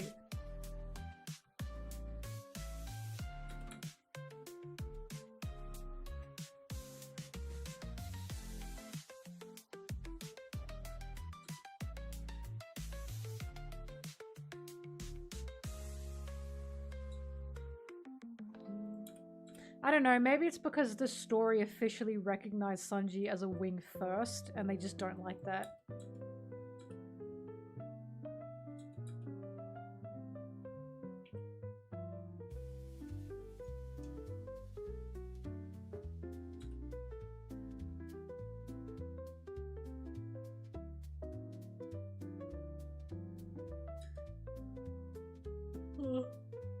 Sorry, someone on YouTube asked what's my background playlist.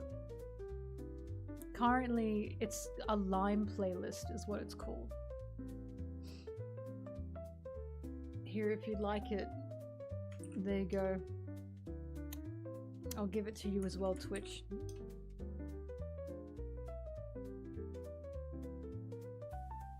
No, Loki, a lot of Zoro people think Zoro... I have a lot to say. Mama Mad Dog's not here. A lot of people have a lot to say about the way Zoro views women, and it's like, it's quite clear that Punk hasn't told us the way he views women. And a lot of people will like remove that, and it's like, how are you removing a whole section of the series just because you don't like what it said about Zoro? Like, they ignore that. They think Zoro's like this feminist king, and it's like, he's fucking not. Like, he's not. If anyone, it's Luffy who's the feminist king.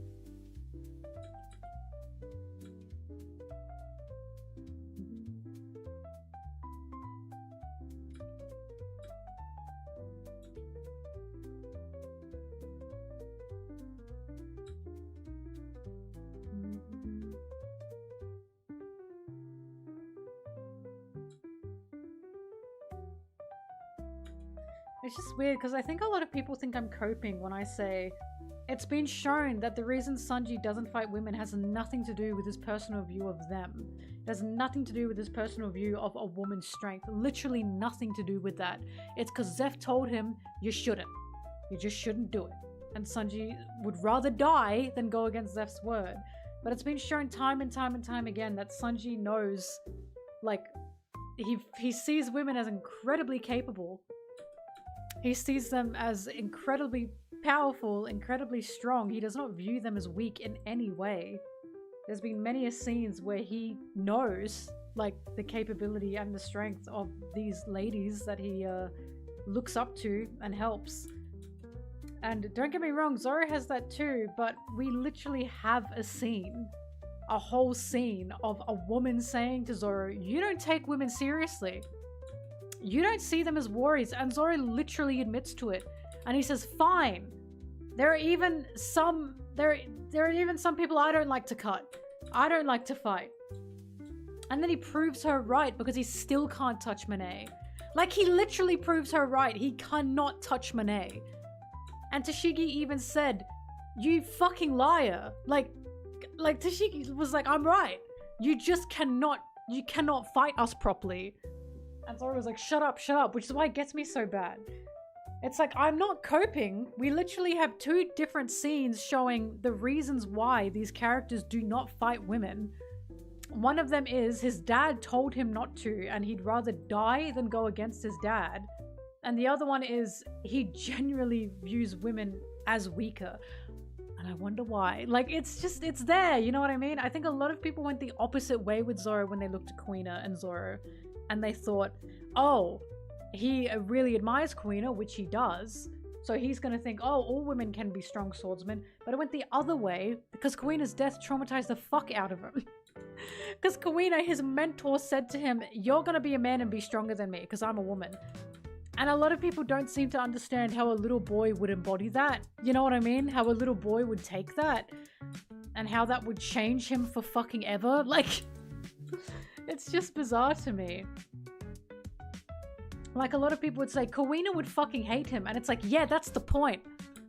I'm pretty sure that's the point. I'm pretty sure Zoro hates that he's like this. But it's ingrained in him. It's literally taught this is how the world works.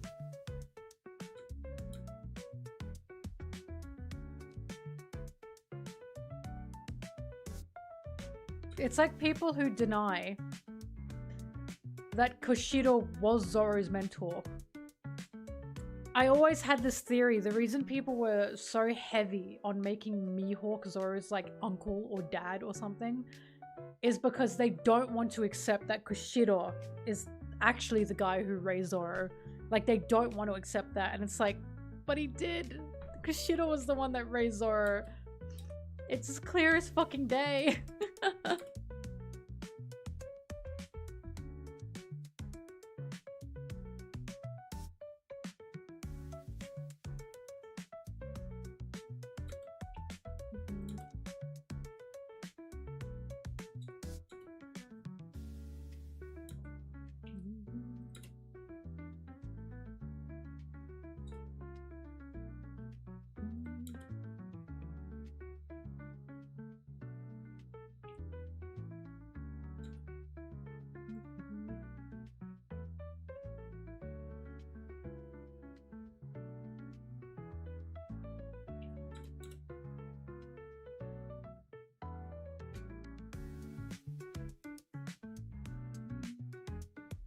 But I've said this before, I like the trio of Mihawk, Zoro, and Perona. I personally am just not big on the family headcanon, and it's like a super big, like a huge headcanon. And a lot of people in the fandom see it as like a fact, and it's like they're not, like, that is not Zoro's dad. Mihawk is not Zoro's uncle or dad. That man, like, actively tried to kill him. You know, like, Mihawk is Zoro's rival. Mihawk is what Zoro wants to be and wants to achieve. Mihawk is both Zoro's mentor and his rival, right? And his goal. But I never saw Mihawk as any kind of, like, father figure to Zoro.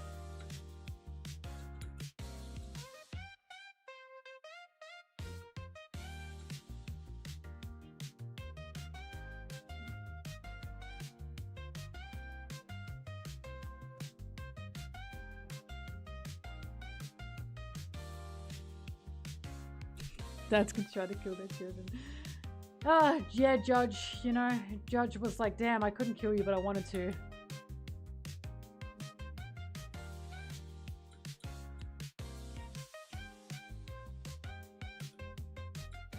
Punk Hazard also suffered from the anime.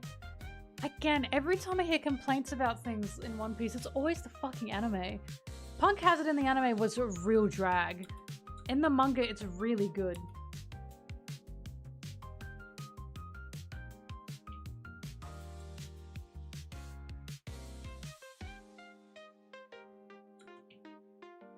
I've always said the way I viewed Mihawk, Perona, and Zoro is this is like a bunch of like like a queer group in a roommate situation. It's what it always felt like to me. Like a college roommate situation. Because someone said something about like, do you think Zoro thinks about Perona? And I'm like, no. I honestly don't think he does. I think he's like, thank fucking God I'm away from her. Like, I don't think Perona really mattered much to Zoro.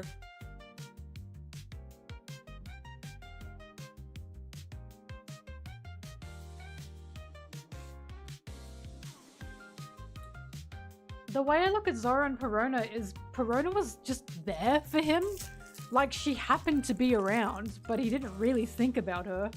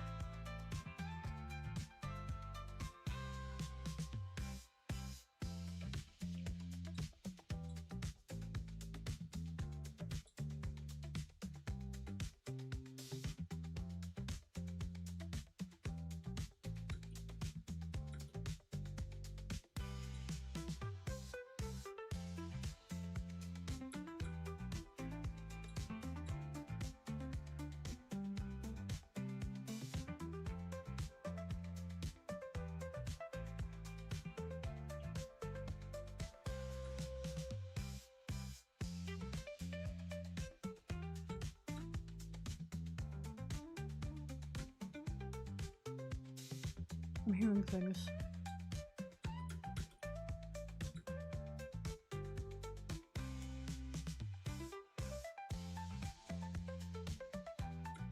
Sorry. Hang on. Oh, sorry.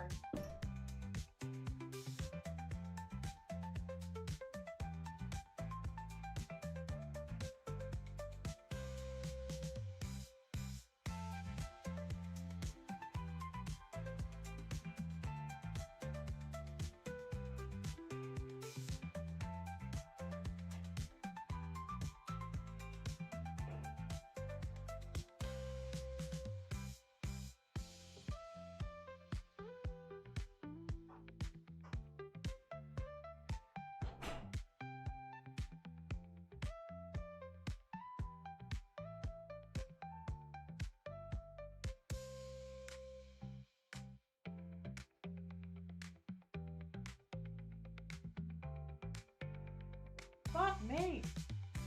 It's hot outside. Jesus. It's 30 degrees today and woo, you can feel it.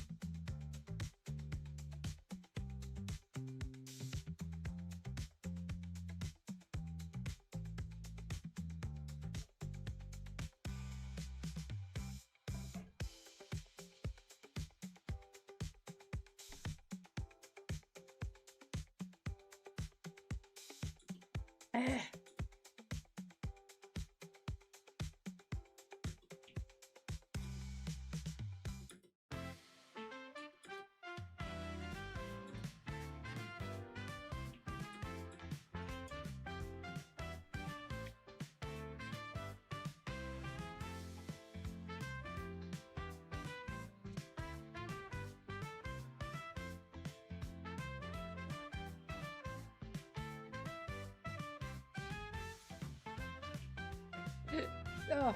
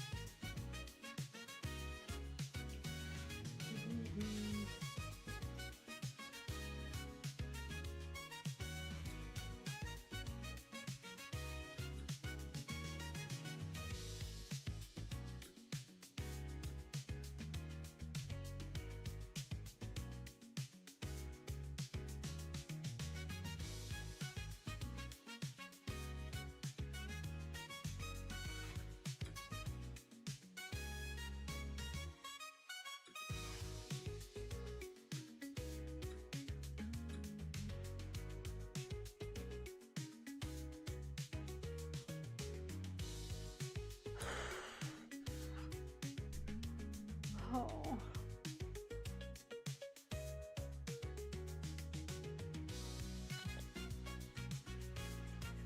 Oh, one after another.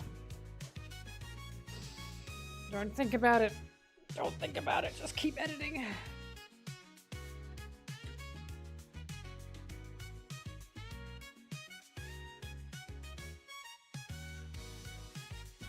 New chair comfy and doesn't squeak.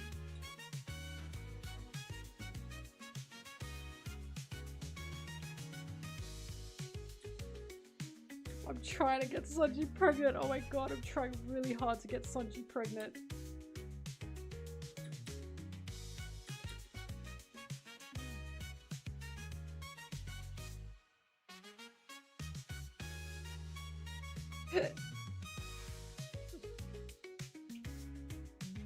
Ugh.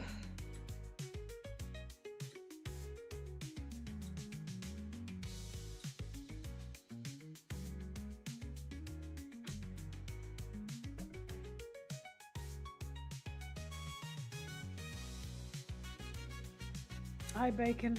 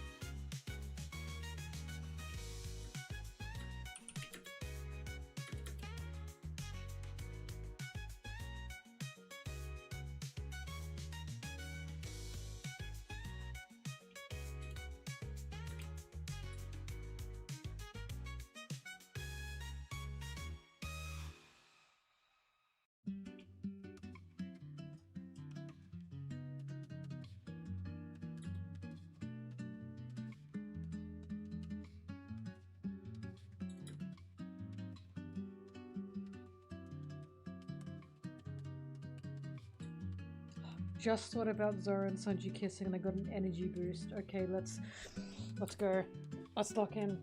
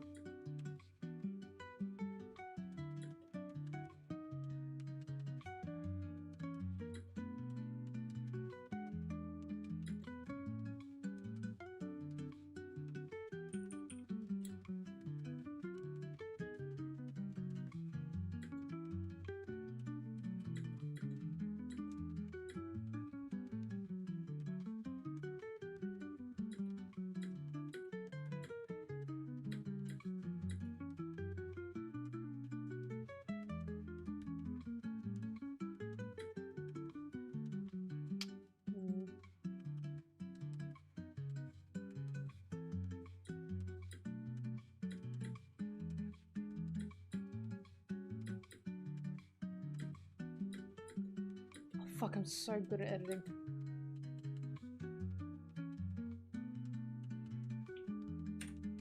Oh my god, I'm so good at editing. Whoa. Ooh, ooh, ooh. Hi, Crash.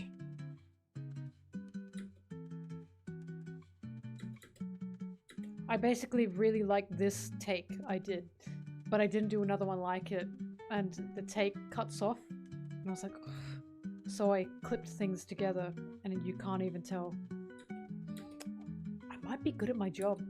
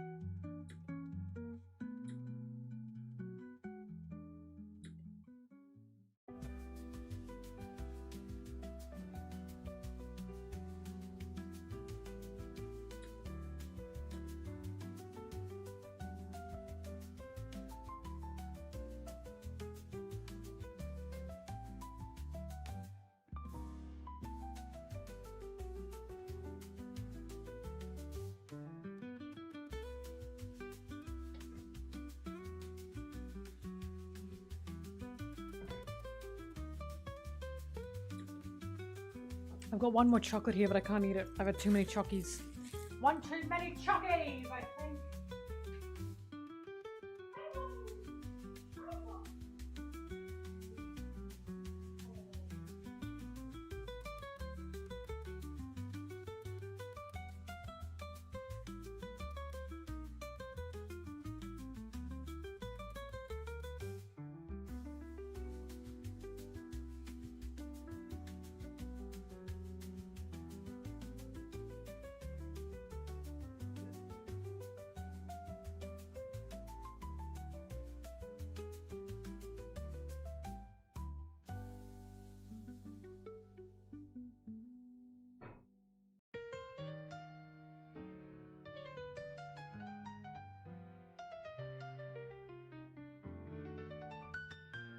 Oh.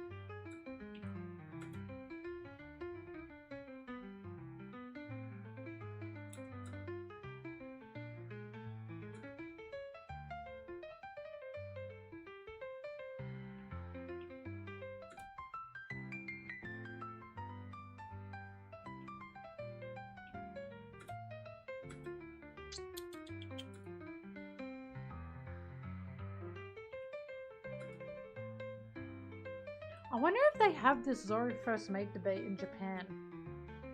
I want to believe they don't. And the reason I want to believe they don't is because for the live action, they dubbed over, like they changed the line for when Luffy said, Zoro, you're my first mate. They changed that to, Zoro, you were my first crewmate. Like they changed it openly. So I want to believe this is a debate that doesn't even exist in Japan. But I don't know. I honestly don't know.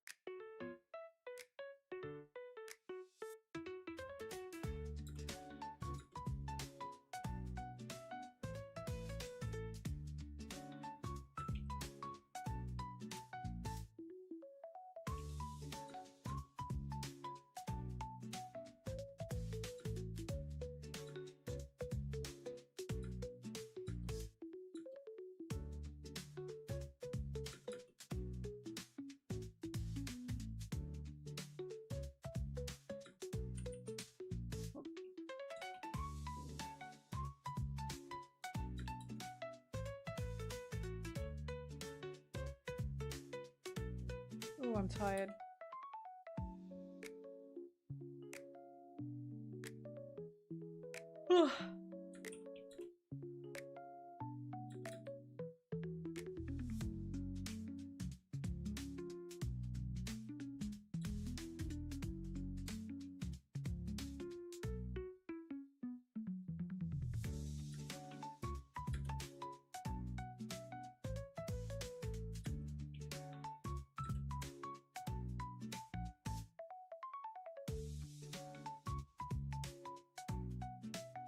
Oh, I kept fucking up that line.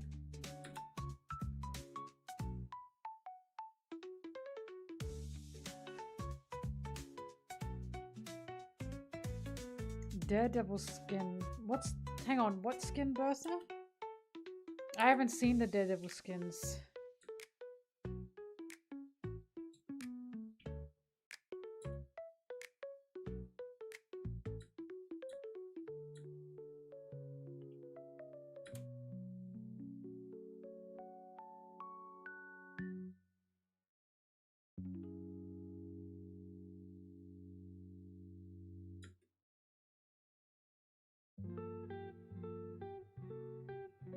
He has a sweater that says I'm not Daredevil. Hang on, I gotta look this up.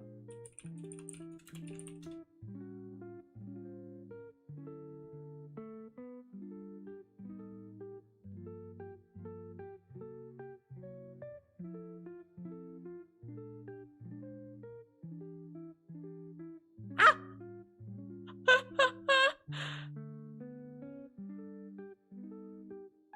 Wait, he's kawaii.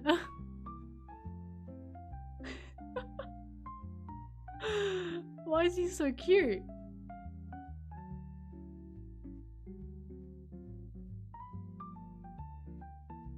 I'm jolly? Question mark?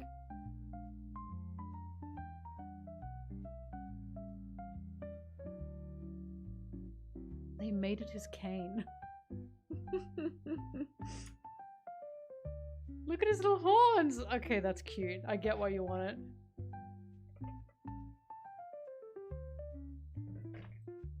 I know I'm back to my usual grind because people are saying, Mel, go to bed. Because people are saying, I went to bed, you were streaming, I woke up, you're still streaming. This is how I know I'm back! I'm back, baby!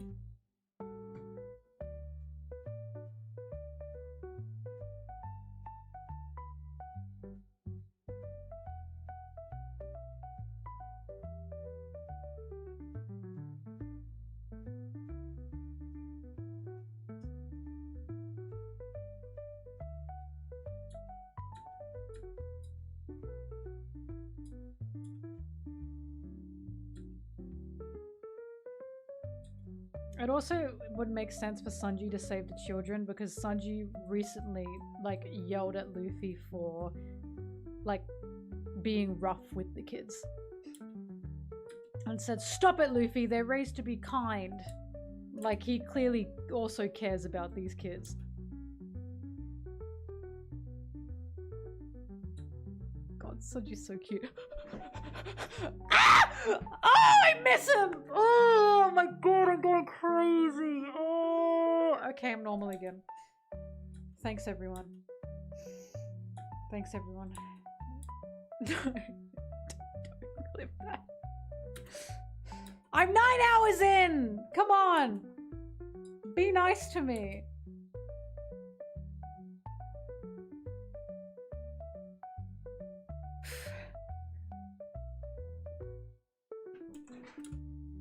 Wait, I can just... Guys, I miss him. I just realized I can do this. Ready? Guys, I miss him.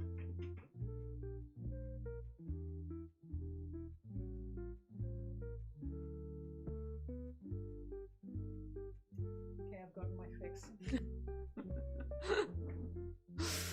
Very nice, very nice. I've taken in my Sanji vitamin. I am drinking water. Look at my bottle. This was full when I started.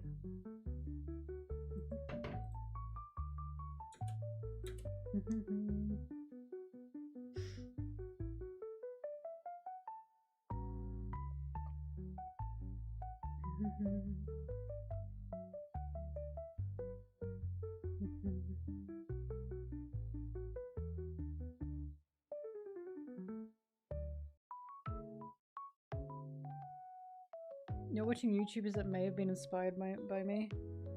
Forgot their names, but my takes are unique and special. Aw.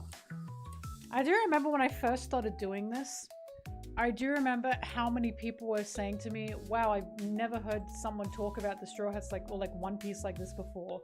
And I found out it's because a lot of people kind of just go through like Reddit threads and get their... This is why I'm very worried about watching other One Piece content creators, because while I do like talking to people and bouncing off of them with ideas, I still want my ideas to be mine when I watch this series, because otherwise I'm worried I'm going to get stuck in that same hole where it's like I'm going to basically echo what other people are saying, and that's not why I'm here in the first place.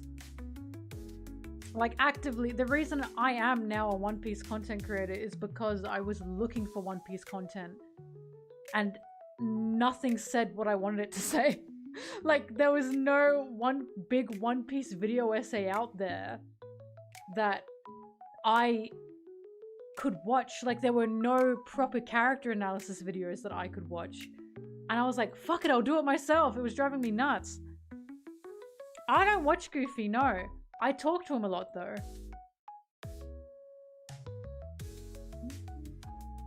Goofy, my friend. I talk to Goofy, my friend, but I don't tend to watch a lot of the content that he makes.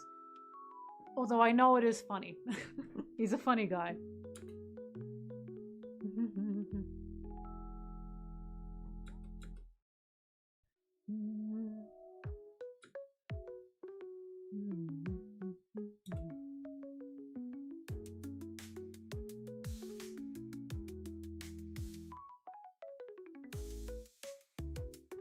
I don't know about the Straw Hats and Full of Lead, honestly.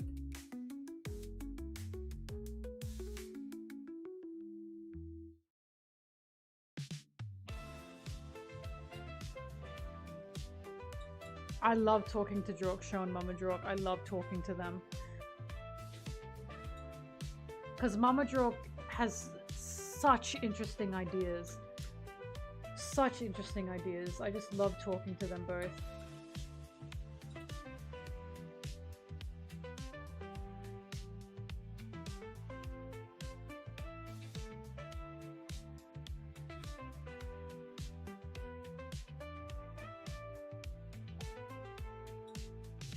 The Reverie was interesting. I was so sweaty during the Reverie, so sweaty, like incredibly sweaty. By the end of the Reverie, my shirt was drenched. I was really... Because here's the thing, while I may sound confident and while I may sound forward, I'm nervous. I am nervous all the time. But I have to speak my shit, you know? I have to speak my shit. But I'm still nervous about it. But I've learned how to power through it.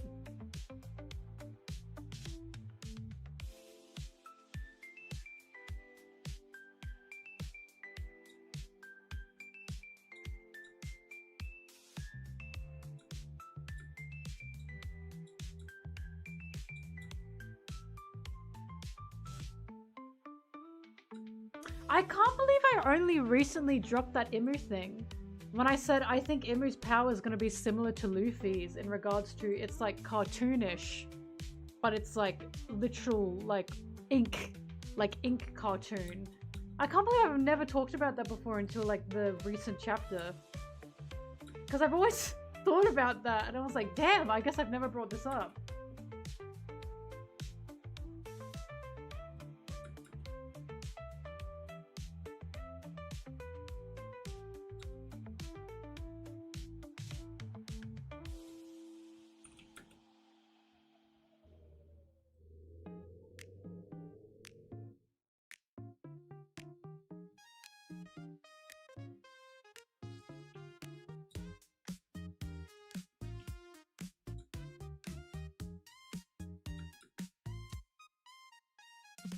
Right, that's the thing. I can't think of why they'd go to Full of Lead either. I can't think of why they would go to Blackbeard's territory like that.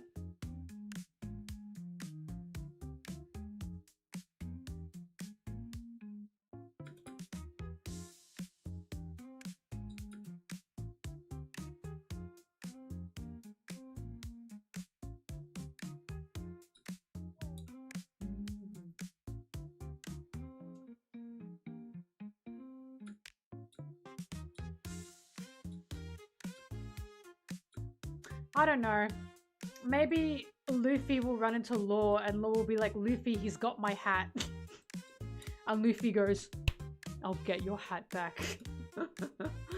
Like, that's my issue. I also can't think of why they'd go to Fuller Lead at this point.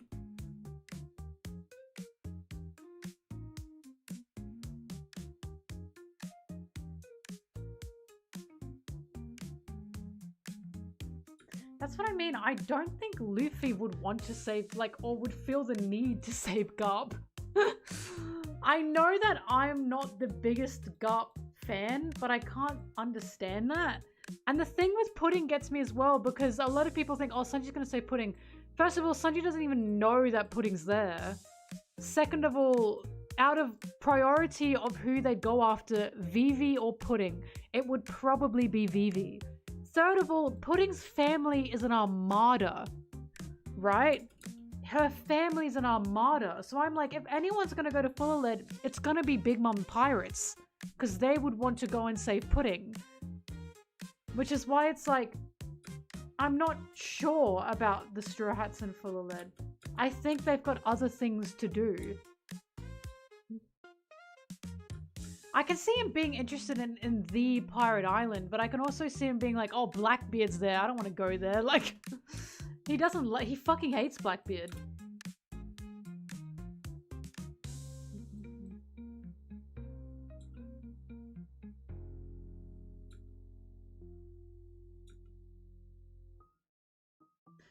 Because what gets me about the Sanji Pudding thing is, how could Sanji possibly find out about that?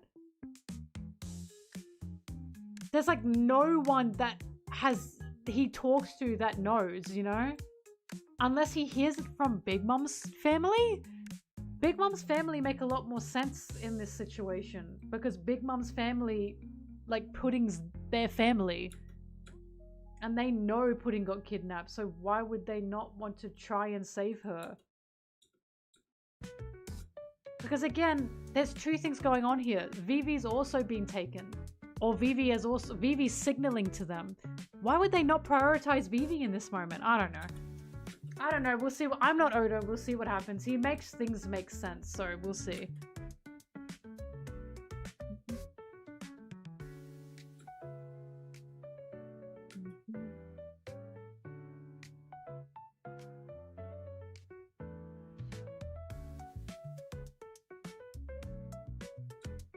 Wouldn't it be cool if Germa teamed up with the Big Mom Pirates to help Pudding or something? And by Germa, I mean Sanji's siblings, not Judge. That would be sweet. I'd love that.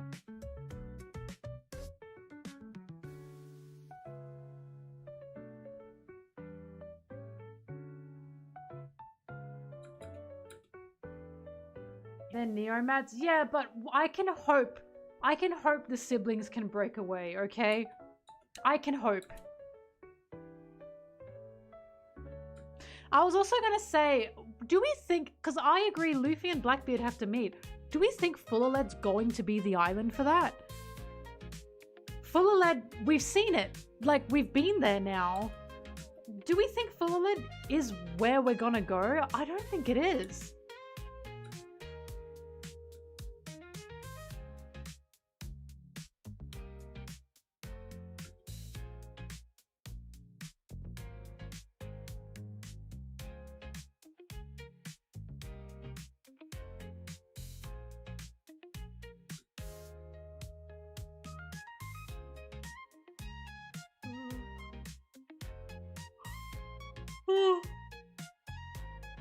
We'll see what happens.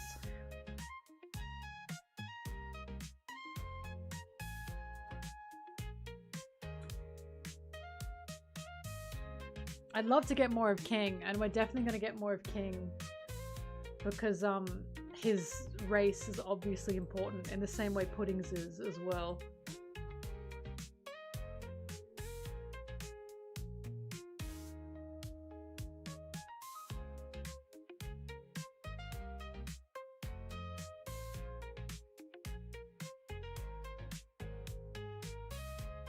That's one of the reasons I'm like, I don't think the Straw Hats are going to go to Laugh-Tail, are going to go to Fuller Lead. Because then Luffy and Blackbeard have to meet again. And I'm like, I feel like Luffy and Blackbeard aren't going to meet again until near the end. Because a fight will break out, you know? Like, Luffy will fight this guy. And now with the One Piece being on the line, I don't know, would Blackbeard even be in full? I don't know, we'll see what happens. Because I can see Blackbeard wanting to bring Pudding with him to Laugh Tale, because Pudding has the possible ability to read the poneglyphs.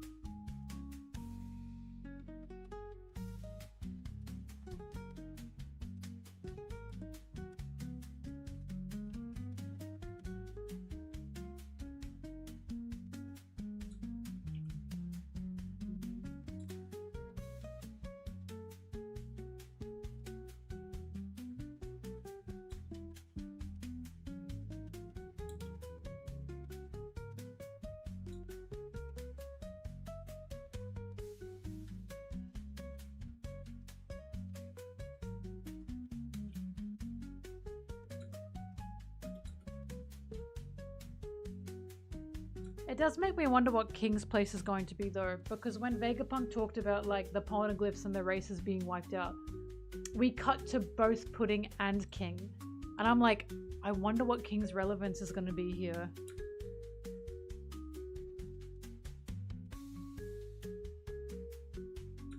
I'd love to see King and Pudding work together. Oh. Unlikely, but I'd love to see it, because I feel like there's a connection there.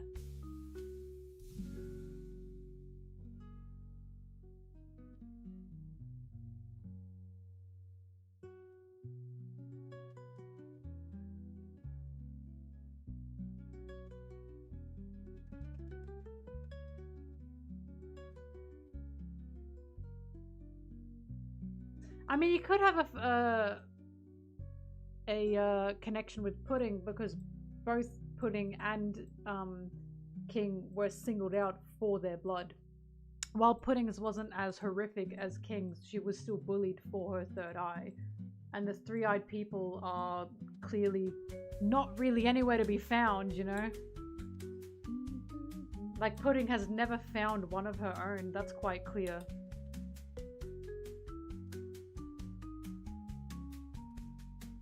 Pudding's father actually probably could come into relevance.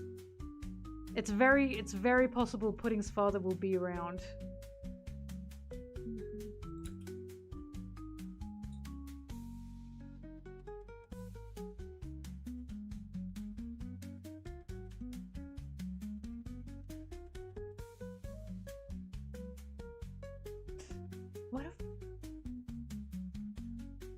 What if Pudding's father is the man with the burn scar? Wouldn't that be interesting? Because I feel like he can be relevant.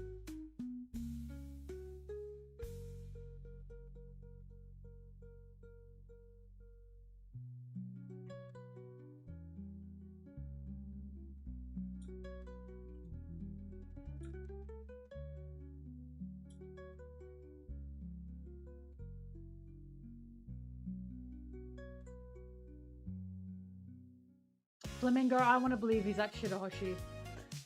I think Blackbeard is off to get Shirahoshi, because if it's Shirahoshi on the phone to Loki, Shirahoshi said to Loki, I can't talk for a while, something's going on. I think it's very possible he's gone to get her.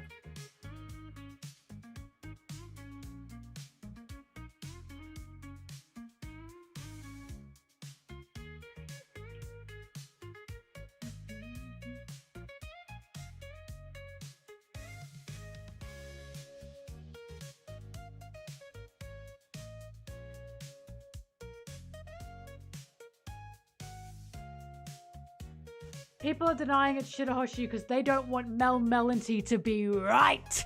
They don't want to say, fuck, she guessed it from the first page. That's why. They don't want MelonTeee to be correct. A lot of people keep saying, but Shirahoshi doesn't speak like that. Shirahoshi doesn't speak like that. She's talking to a friend of how many years? I understand Shirahoshi has a very, very, very specific speaking style that is very formal, but it's incredibly easy to believe that she speaks to Loki differently because Loki has been her friend for like 6 years or some shit. Like, that is not a crazy thing to believe.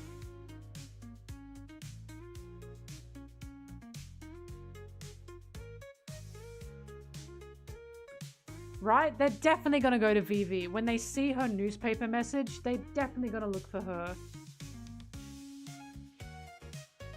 Yeah, she still says, please don't shout. Like, she speaks like Shirahoshi.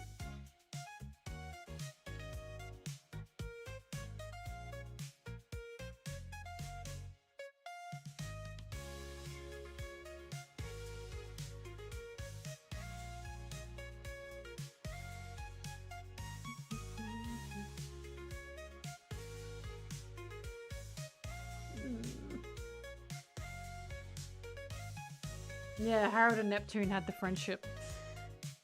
For all we know, Harold had the number of, like, Fishman Island, and Loki found it.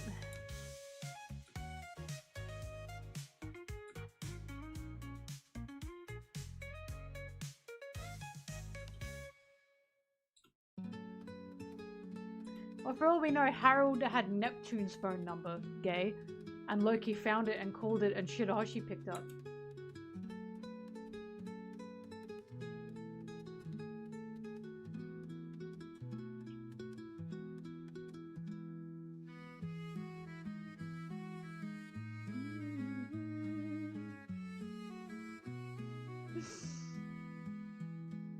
It is I'm sorry, it is cracking me up that Zoro were like, Luffy, if Vivi wanted the help, she'd ask for the help. And Luffy's like, okay. And then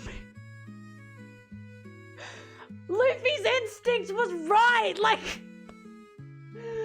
Like literally, after that, Vivi is signaling to them. Like, his instinct was right! They should go get Vivi! Oh my god. It just keeps happening. Luffy, if Vivi wanted to help. She fucking wants to help!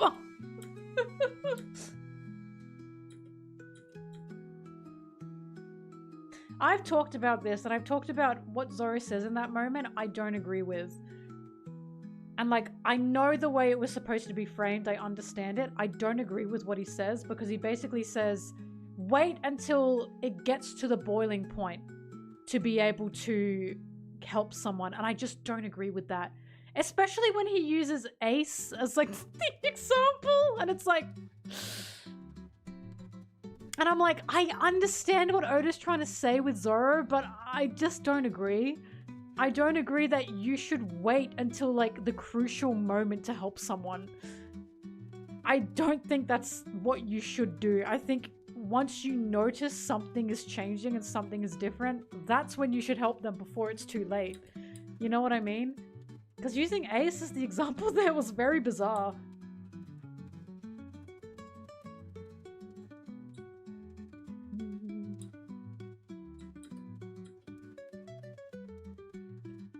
Flamingo, she could mean she's only got Megalo to talk to in person. Like, she doesn't talk to people in person.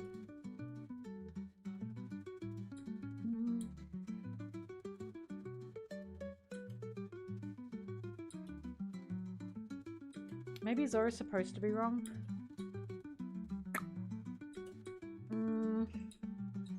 We'll see. Oh, Loki is Shirahoshi's type. Because she likes guys that are taller than her. That's so funny. I think they're quite cute. I'm quite excited to see them interact. Pink princesses.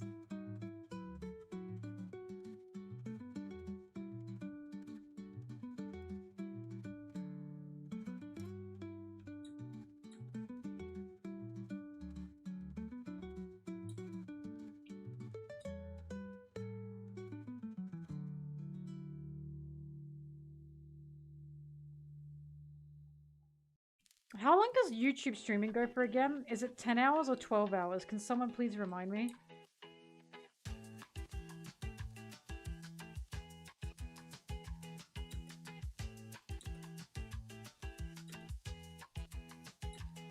Right, I don't feel Zoro was supposed to be wrong in that moment because we would have gotten more of a conflict.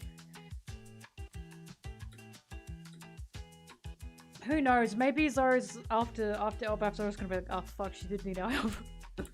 We'll see what happens.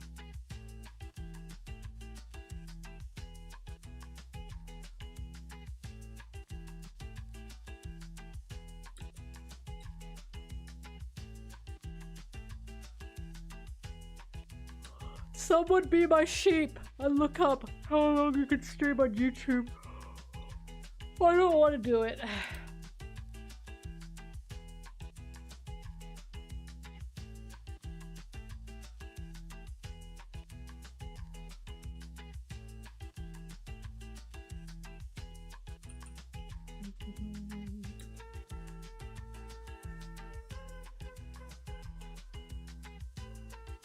Oh fuck, I forgot to mention Zoro saying that in at the end of 1.0.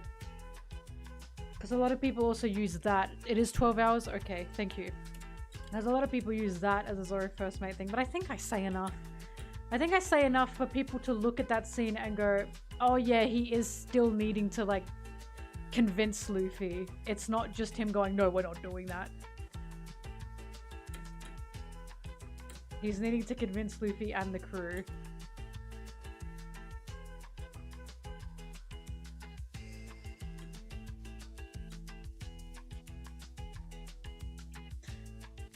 I also think it makes sense for Loki's behavior to not influence Shirahoshi because Luffy made Shirahoshi go outside.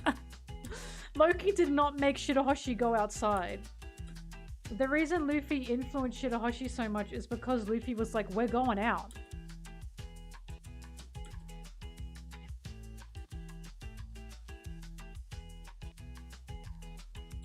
If anything, Shirahoshi having Loki as a phone friend would make her not want to go outside. She's got people to talk to.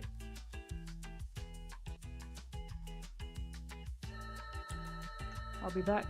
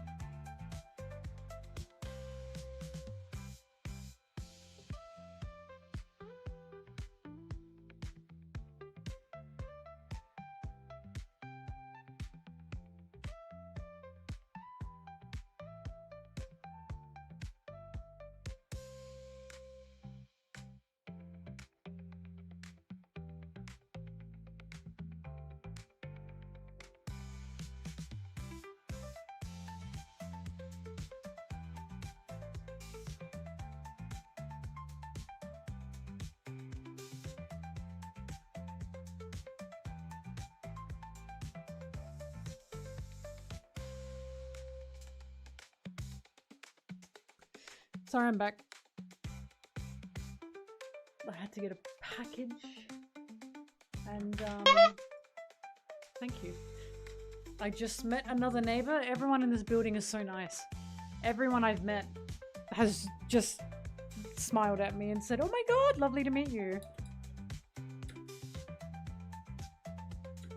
So far, I do not have any horrible neighbors. How lovely is that?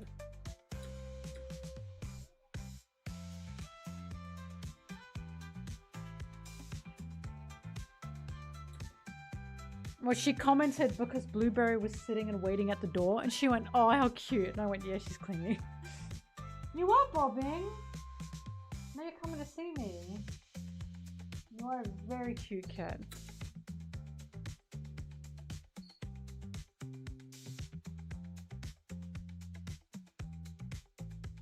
I know that this whole apartment building is a pet-friendly building because every single person has, like, that balcony pet safety thing.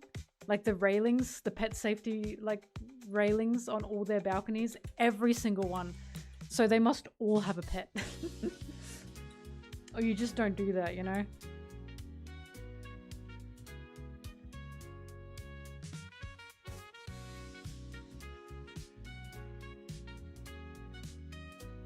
Hi, Milkshake. I didn't see you come in.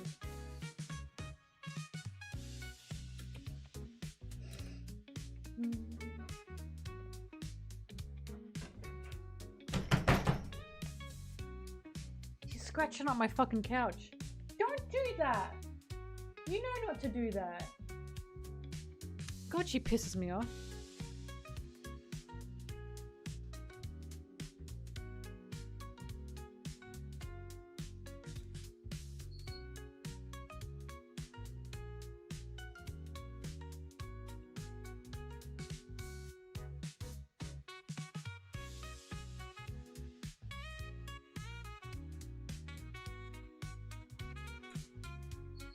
It's gonna be Vivi first, and Vivi's gonna be Straw Hat.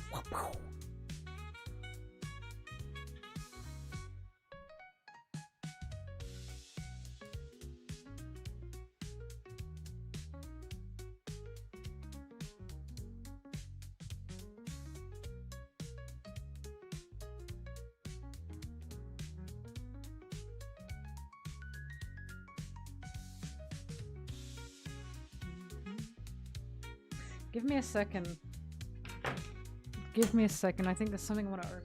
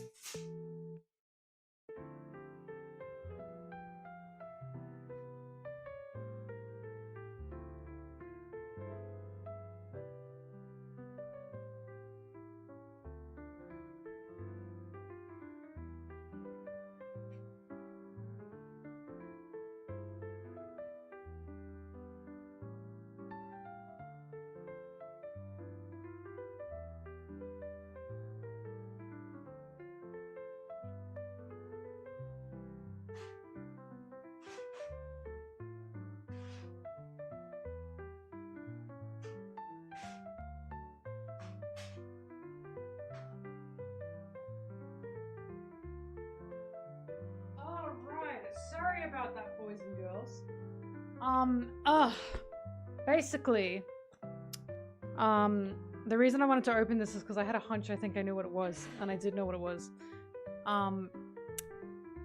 So I talk to, so the artists that made my YouTube icon and my Twitch icon, Ahmed and Zosan, Ame as I call them, love them dearly. They're also my friend. They wanted to get me a present, and the present in question is this. It's a Nami desk mat, computer mat. And she saw it and she said, "Do you want that?" And I said, "Fuck yeah, I want that." So now I had a hunch that's what it was. So hang on, I need my scissors.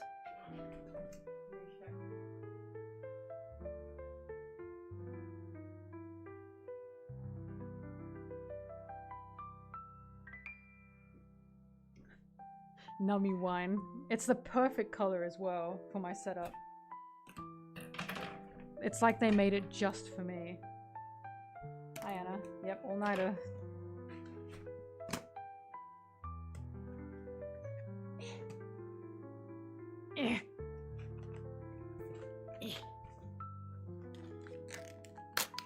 Okay. Oops. Note to self, I can pull that off.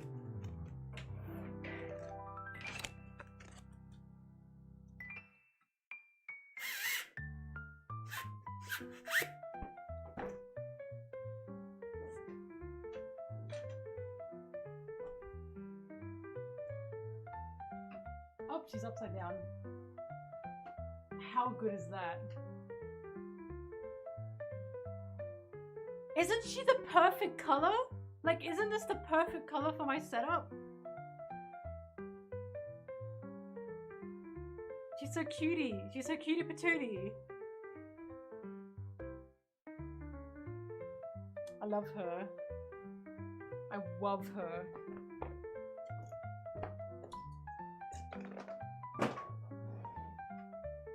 Okay, hang on. Because the other thing I have on my desk, he's a bit dirty. He needs a bit of a clean.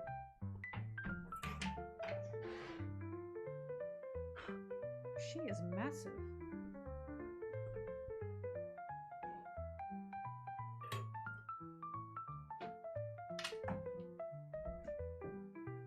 So I'm like moving everything off the desk. Oh my god. Oh, she's so perfect.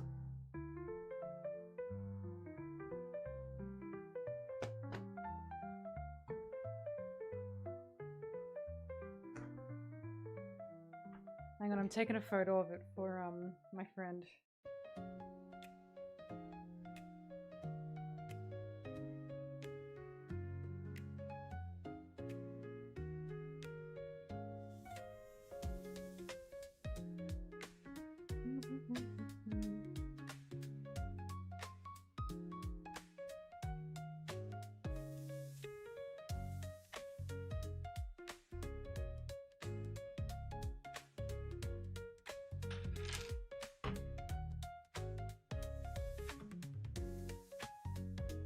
Oh my god, it's perfect.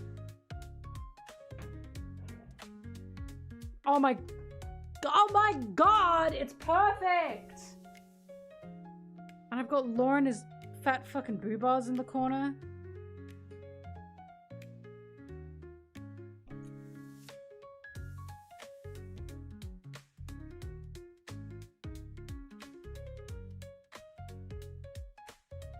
Yeah, you'll see the setup, calm down. Everyone shh! Shush!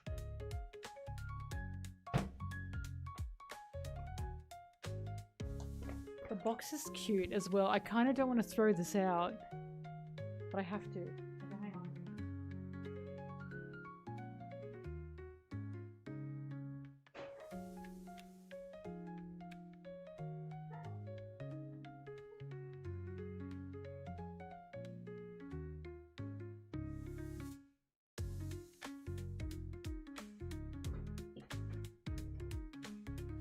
A lot of people also don't understand what I'm referencing when I say, "Oh my god, It's Luann from King of the Hill. There's a scene where she just says that, and it's in my head forever.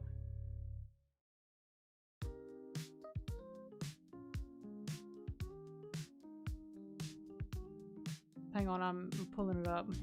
I'm jerking it.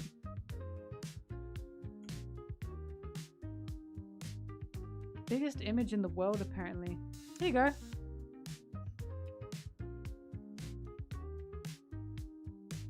Look, my keyboard's don't look at how dirty my keyboard is. My keyboard's a perfect color for it. And then and then Laura's just there. Hang on, I gotta put this away.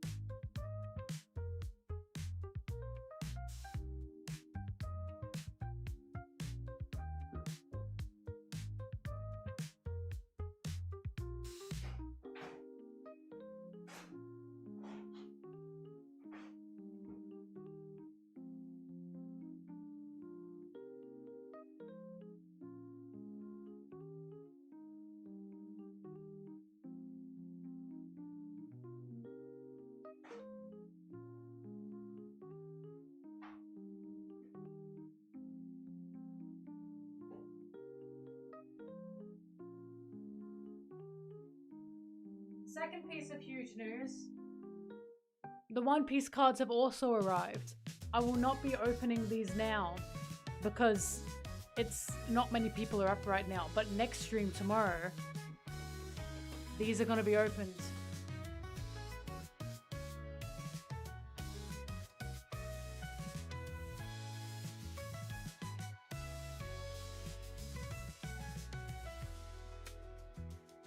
Oh.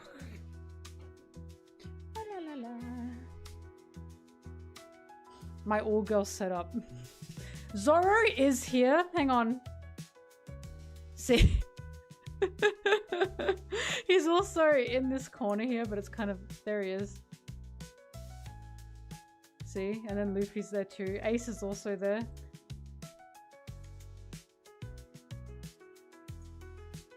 And that's Snoopy.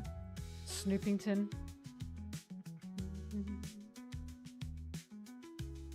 Oh wow. Oh my god. I was tweaking because I didn't have a desk mat because I had an old one and I threw it out because it was a really cheap desk mat. This is so nice. Oh my god, it's really nice. Fuck, I love being a... Sorry, I love being a weeb.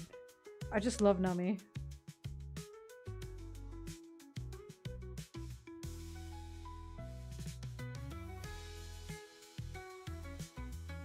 Love Usopp. I adore Usopp.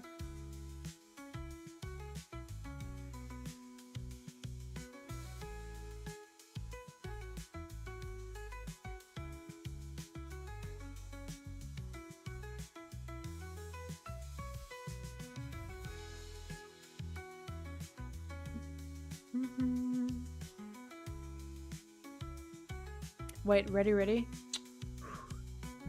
Yeah. Bet that scared you.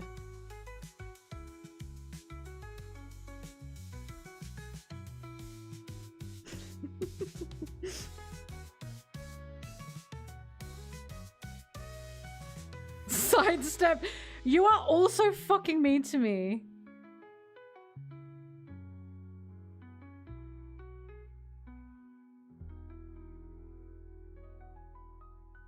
Howdy do, boys.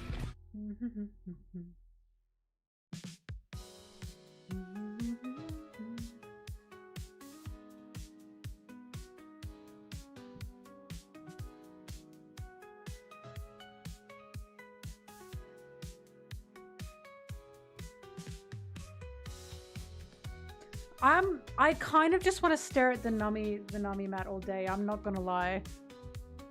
Like, I just want to look at her.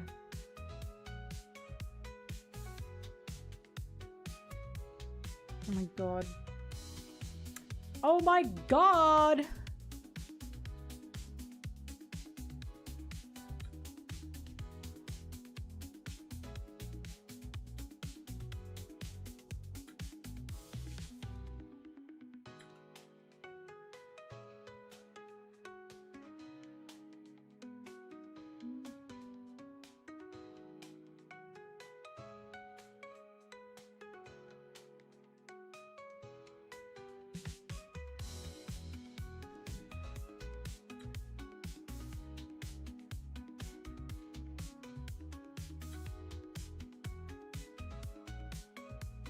Well, now Nami's always looking at me. She's so cute.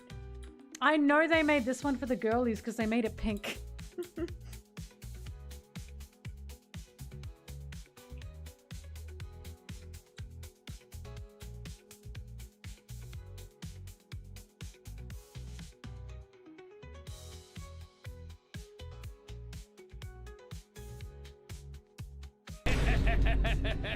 Nice try. Nice try. It's so hot outside, it's atrocious, by the way. I had to walk outside to get these packages.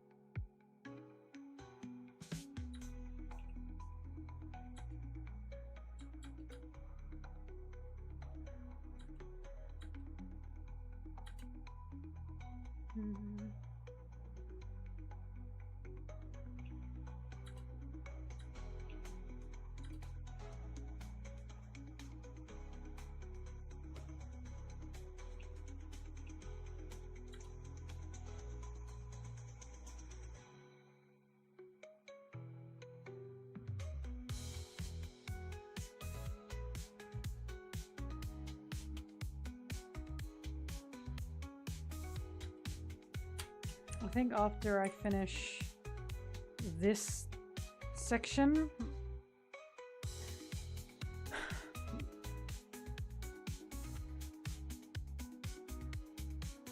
but I wanted to do half. We'll see, we'll see.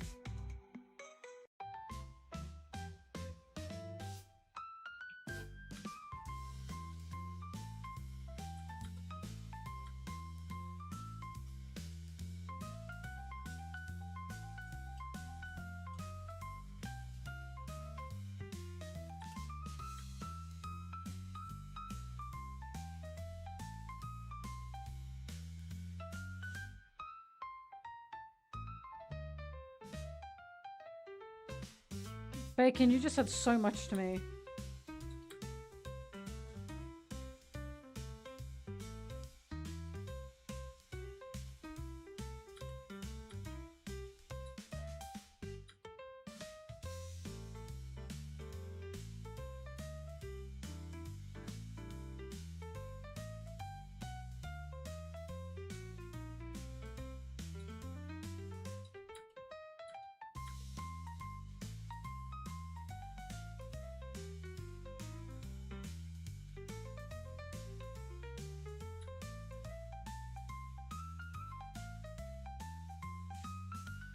Wait, I should just put a random image in this section while I audio edit, shouldn't I? I never thought of that. Wait, I just got a new image recently?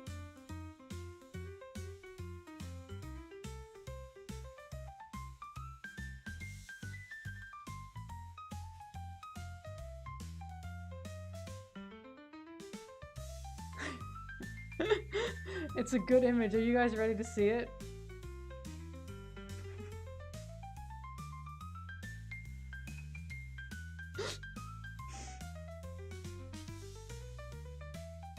Yeah! Yippee! Do you like it? I'll leave that there while I edit. That's a good idea. I never thought of that.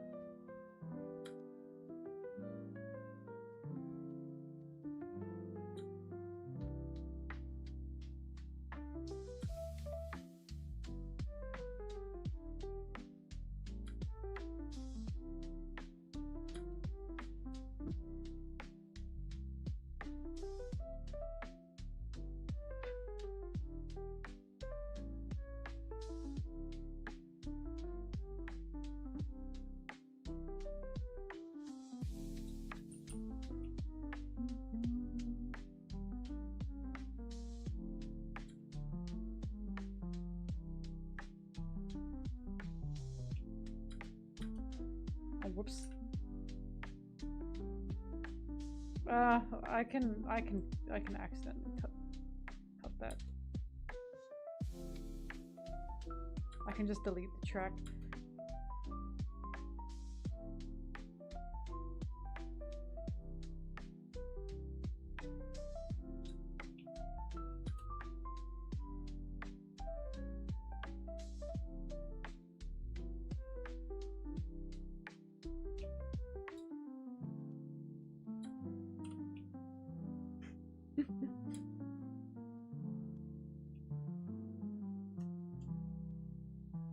Now I need to find more atrocious pictures to put in this square while I edit. There will be a new one tomorrow. This is only for audio editing.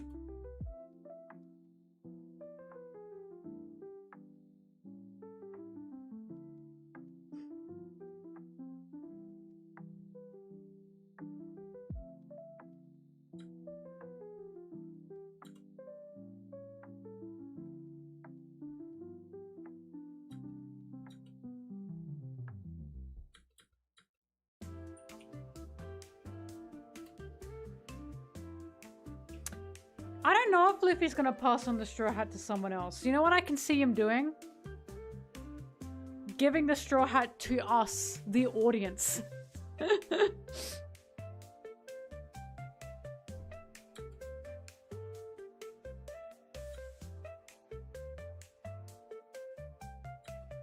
It makes sense. He's fucking cheesy enough to do it.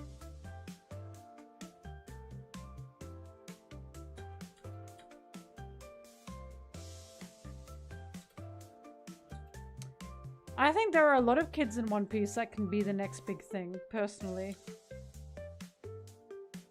Like, why discount Bonnie from this?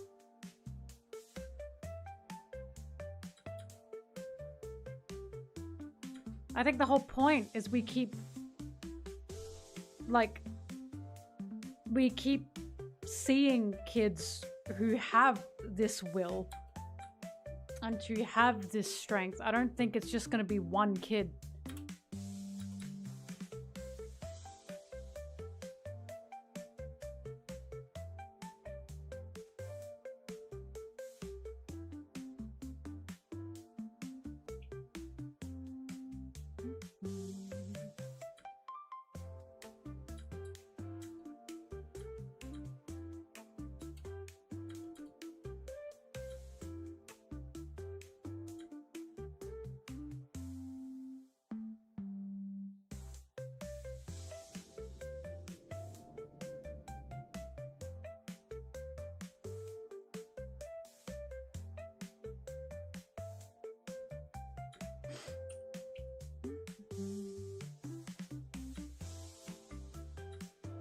For all we know, Luffy's gonna leave his hat at Laugh Tale or something.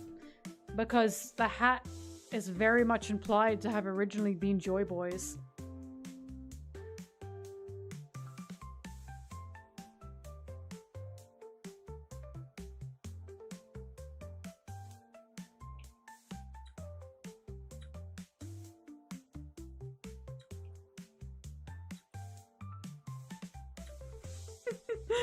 Luffy is gonna hand his hat over to Boofy. The son he had with Nami in Two Piece. That is so true. Would you read this?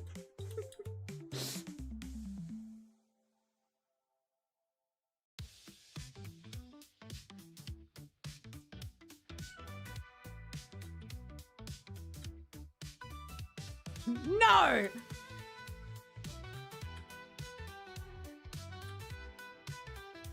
I'll never forget how I got someone into watching or reading One Piece.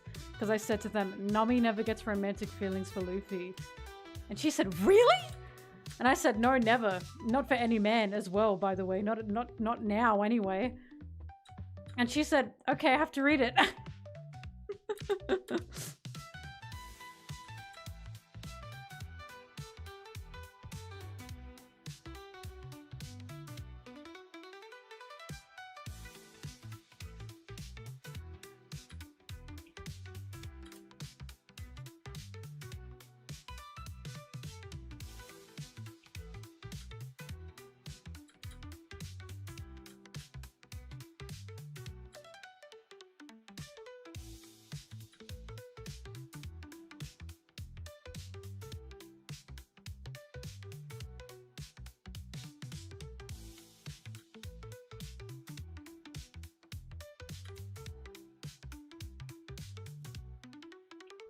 It's not just the TikTok girl who's wanting inner-crew romance, it's also a lot of the guys.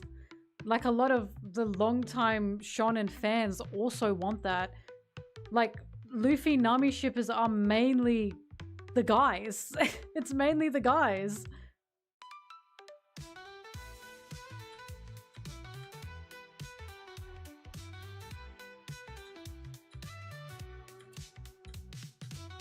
Same with Zoro and Robin. That's a man ship. Zoro and Robin is the men. Mainly the men, anyway. Because again, as I keep saying, men don't see it as shipping. They see it as, oh, this is inevitable. They see shipping as a theory.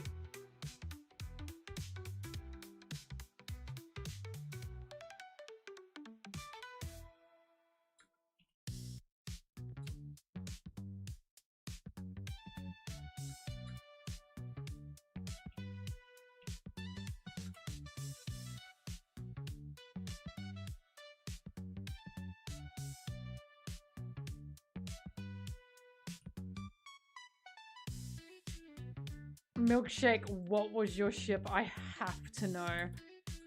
I have to know.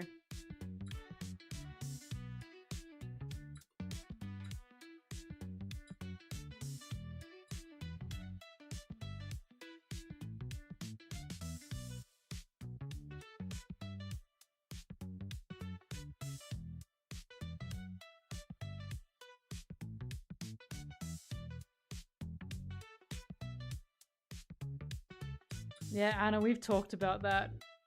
I noticed that they always only talk about the way Nami supports Luffy, and it's like, I'll never forget seeing that argument, and I was like, all the Straw Hats support Luffy. And they're like, no, Nami does it different, and it's like, what the fuck are you talking about? They all support Luffy, and Luffy supports all of them.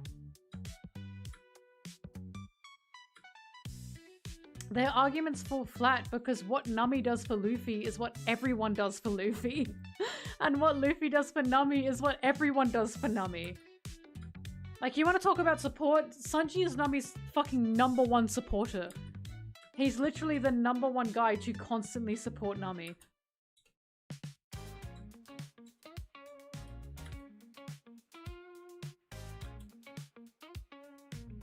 I mean, I like Sanji and Nami, both platonically and romantically, for different reasons. And I always thought the reason Sanji and Nami were not viewed upon, were not favored, is because it's literally Sanji is her supporter. Like, Sanji is her cheerleader. And I always thought the reason a lot of people didn't like Nami and Sanji is because it's not very traditional. Like, it's like, don't get me wrong, Sanji like helps Nami and saves Nami and protects Nami, but Sanji is quite literally her servant.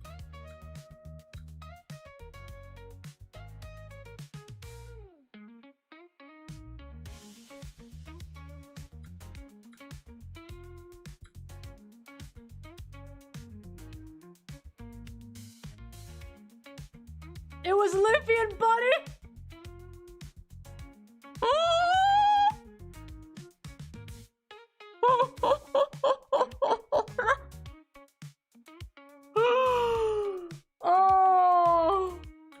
Oh no! Of all, I'm so sorry, man.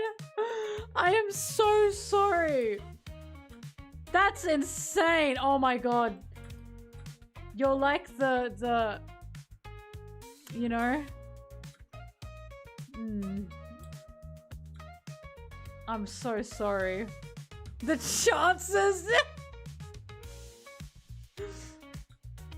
Wow.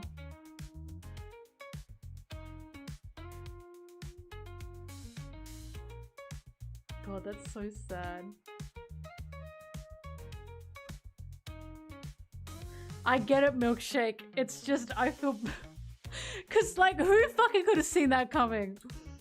Oh, you poor bastard.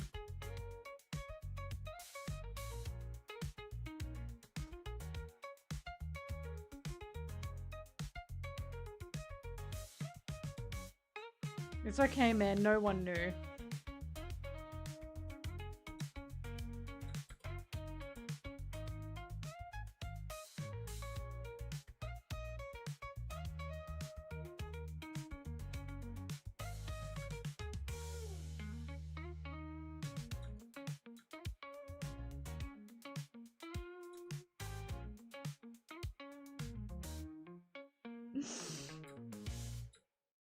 Good.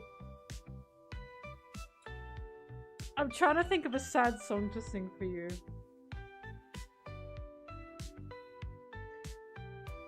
Oh, whoa, whoa.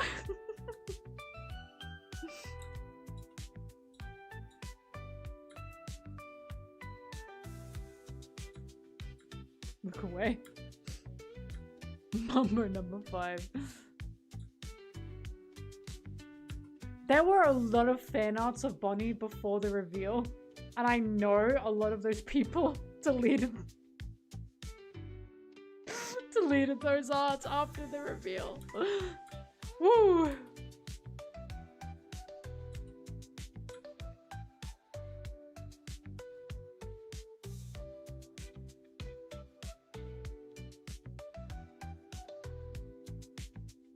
To be fair, again, this is such an example of the real world was influenced the same way the One Piece world was, because Bonnie was trying to trick everyone that she was an adult.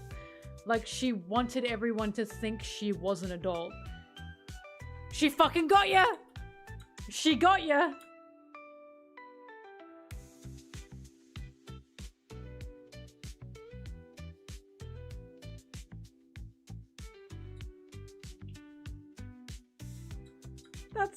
I'm sorry, Milkshake. Listen, there was also a Haikyuu ship, and I'm afraid it cracked me the fuck up. Anna knows the one. There was a Haikyuu ship that was revealed to be cousins. And it was like semi-popular, and people went, no! I thought that was the most tragic. Yours is 100% more tragic than that.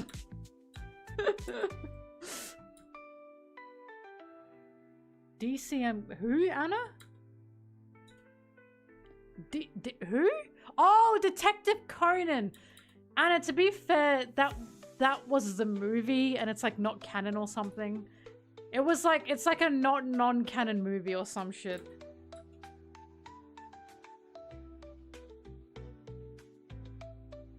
I remember hearing this because I remember people were saying, oh, we don't consider that canon. And I was like, okay.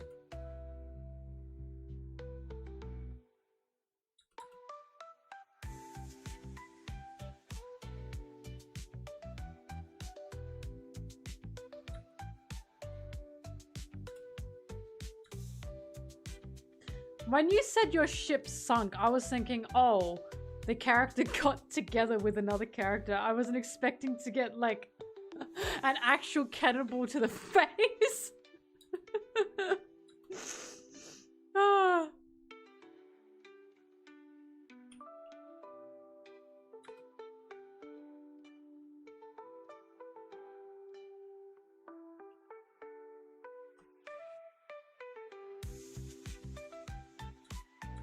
Like, I thought maybe your ship was Loki and Lola.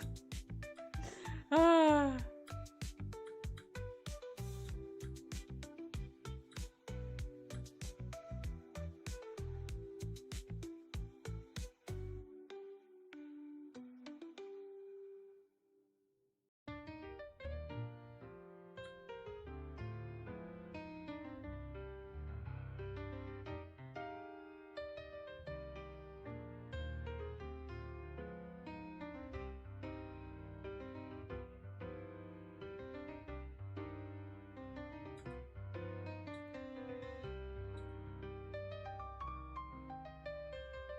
I mean, my ship has been sunk since day one because it's gay.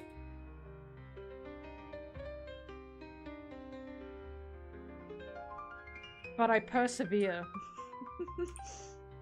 I persevere with my delusions.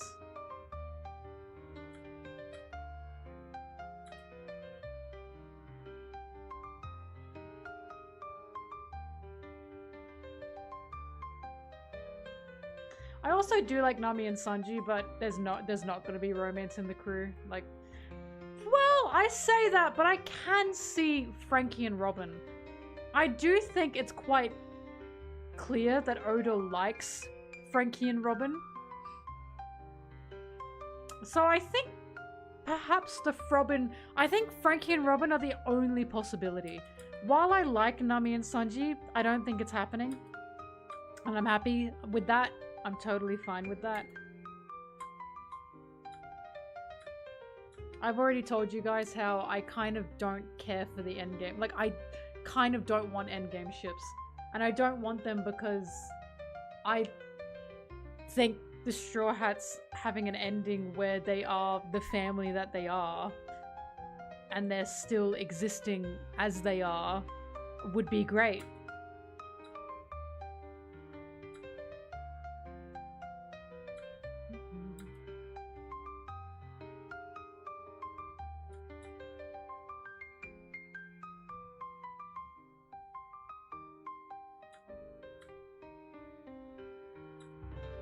Endgame ships, slutty.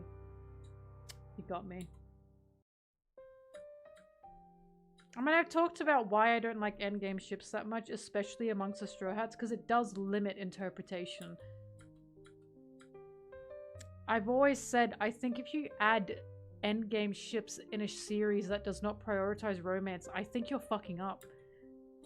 And I think you're fucking up because it's like, you have told us you do not prioritize romance. Why are you adding a closed end, basically?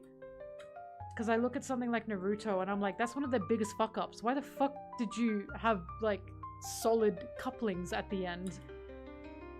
Because there's bound to be fighting. There's bound to be fighting. I just think, every time I see it, I think that's a mistake. Because there's bound to be fandom disappointment, and it's like, if you make it that no one ends up with anyone, that disappointment may still be there, but it won't be there in the same way. It'll be, people can still debate about it, you know? Like, if you're writing something that is a romance and you're writing an actual romantic story, you're waiting for these characters to get together. I'm not waiting for the Straw Hats to get with anyone, you know?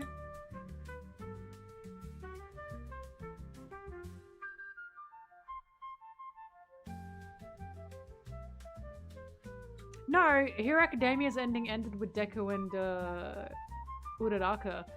I don't know why they didn't add it in the anime, but it did end with Deku and Uraraka. He added a final chapter.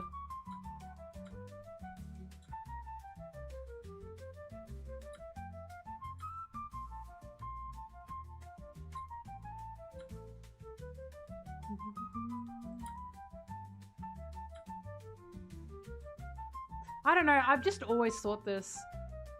Shaki and Rayleigh are nice, but Shaki and Rayleigh were together when we first met them. You know what I mean? Like, we've met the Straw Hats, they're not with anybody. I am not looking at the Straw Hats and going, you get together with someone.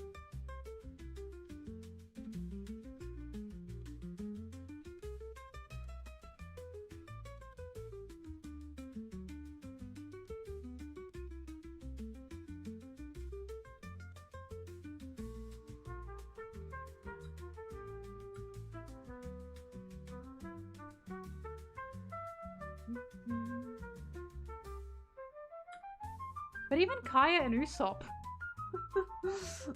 Like, I also would prefer them to not get together at the end, personally. I just prefer the ambiguousness. Like, I think they're cute, don't get me wrong, but I also just would enjoy if it ended in ambiguity.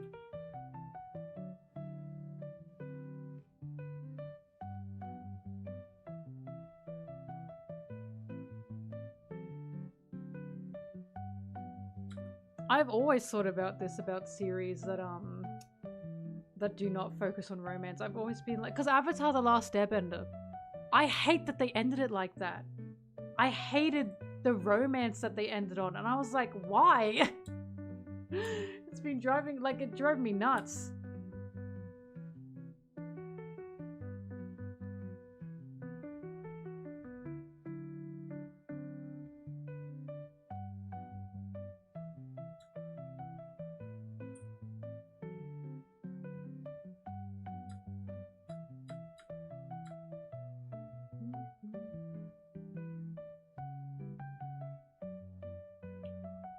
don't know, I might just be a hater, but I just like when medias are open to interpretation like that.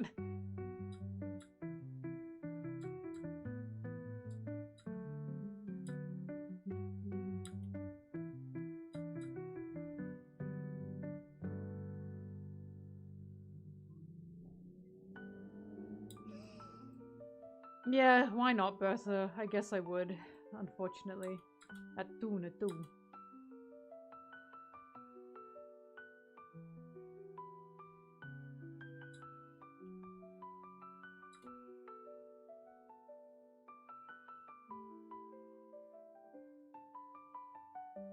I'll never forget when my mom clocked my ass. She was like, I don't understand the Sanji thing. And I was like, what do you mean? And she was like, he smokes all the time and he's supposed to be young, but he talks like he's 60. I was like, Mom, why would you say that? She was like, it sounds like he's 60. And I was like, it's true, but you can't say it. Nasty work.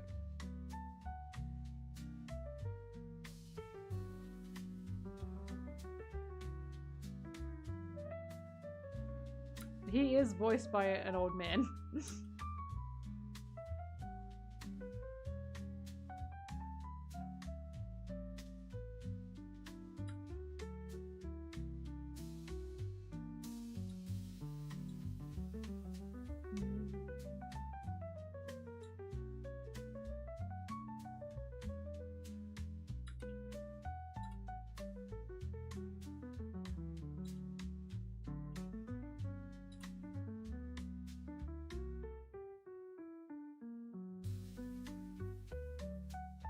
Bye, Anna.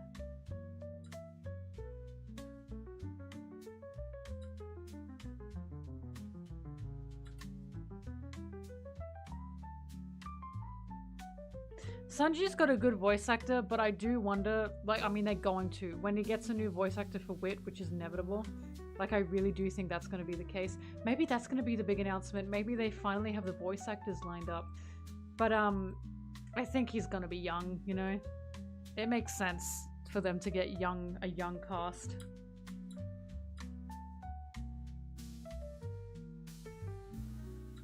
The dream is Sanji getting voiced by Mamoru Miyano. For those who don't know, Mamoru Miyano voiced Tamaki in Oran High School Host Club. He's also voiced Light in Death Note. But he's got such a broad range, like a wide range, but he's fantastic. How old is he? I don't know. He's either late 30s, early 40s. How old is he actually? That's a good question. Miyano Mamoru. Age. 42. I think that's doable. If Mamoru Miyano is Sanji, I'm actually going to... Guys, you're gonna see me actually joke my shit crazy style. Like, I fucking love him. He's an incredible voice actor and he voices so many characters that I adore.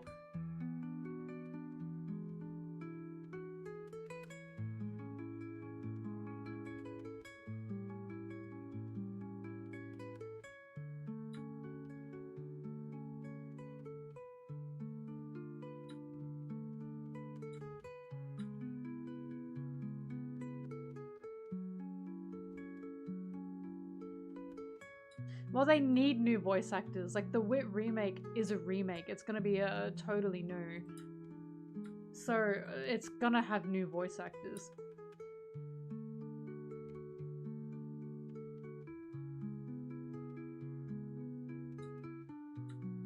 Yeah, Brooke's voice actor is way too good.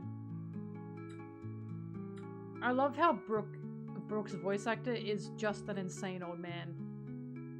Same with Frankie's. Frankie and Brooke's voice actors are both... Oh. Sorry, I just remembered Frankie doesn't have that voice actor anymore. Fuck. Oh my god. He's not dead, but fly high. I miss you, man. Frankie's original voice actor was just an insane old man.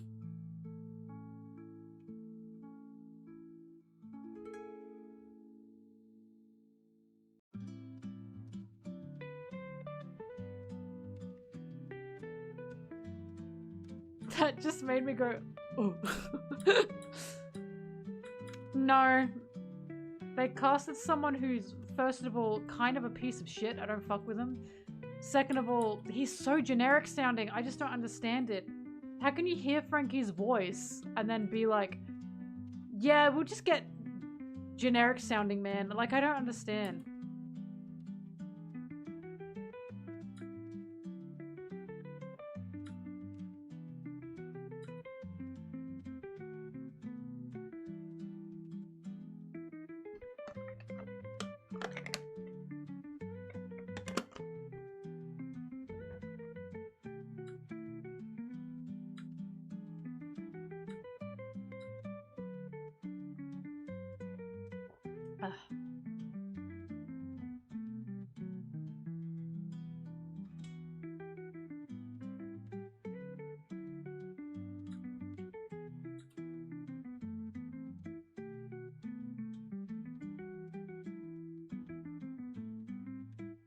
I don't know, I really like Zoro's voice actor. I've talked about this. Unfortunately, I think Zoro's got the sexiest voice. I know, it's really unfortunate. It's a character flaw. Zoro's voice actor's fucking perfect to me, so it's gonna be hard to replace him.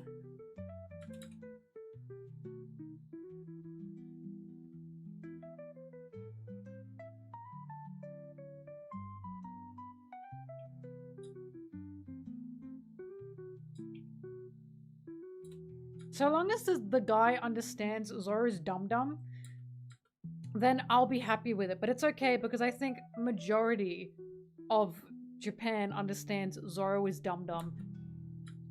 And I say that because even the guy who played Zoro in the live action was like, the script didn't really feel like him, but I tried my best. And I was like, it was a script problem.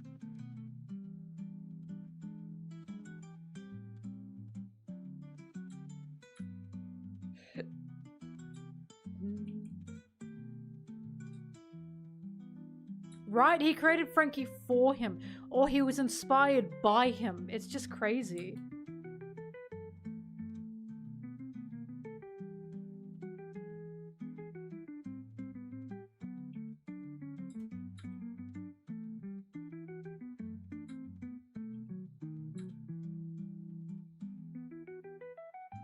Oops.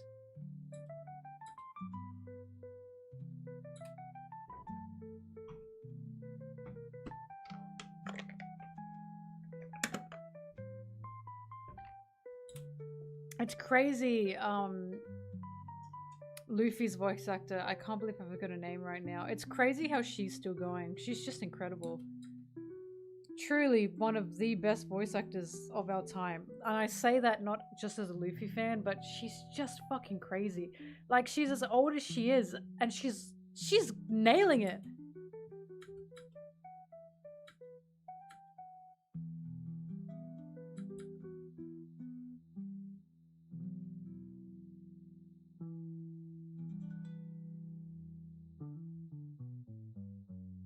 She has to do the Gear 5 Luffy stuff. And she's just insane. She does not miss a beat. It's crazy.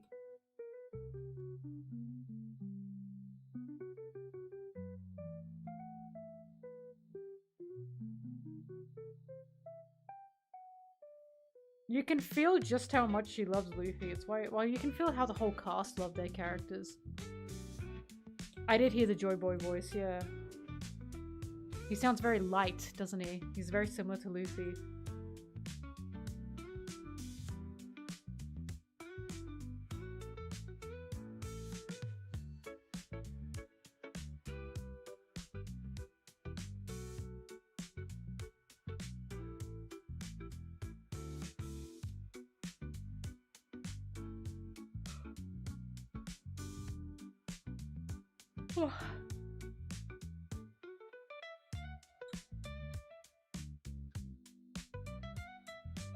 Really? They got Luffy's original VA voice to be Joy? That's fucking crazy.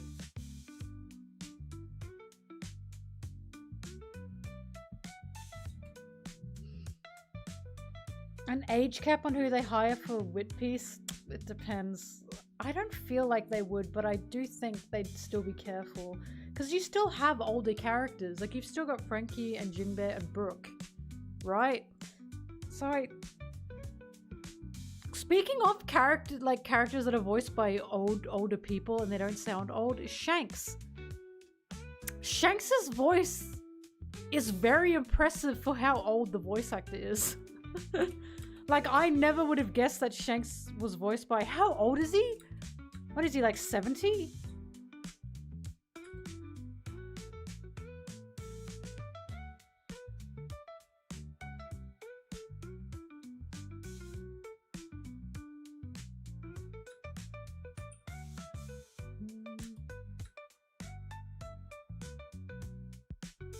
Yes, 70s. Shanks' voice actor is in the 70s and he does not sound like it. He voices Shanks really well.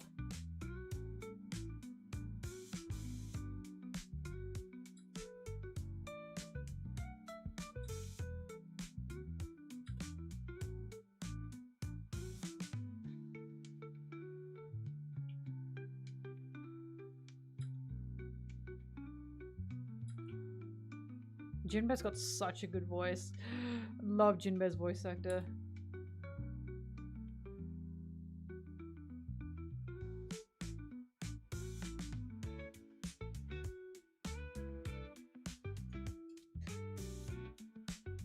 Oh, Kuma and Judge have the same voice actor. That's what I was trying to remember. Yeah, so the guy who voices Judge also voices Kuma. Voices arguably the worst dad in the series and the best dad in the series. What a range. It is, and Doctor, I have to kick you. Mods! I don't have any mods here, but if I had mods here, you would be killed. I'm not gonna say why, but you have to go.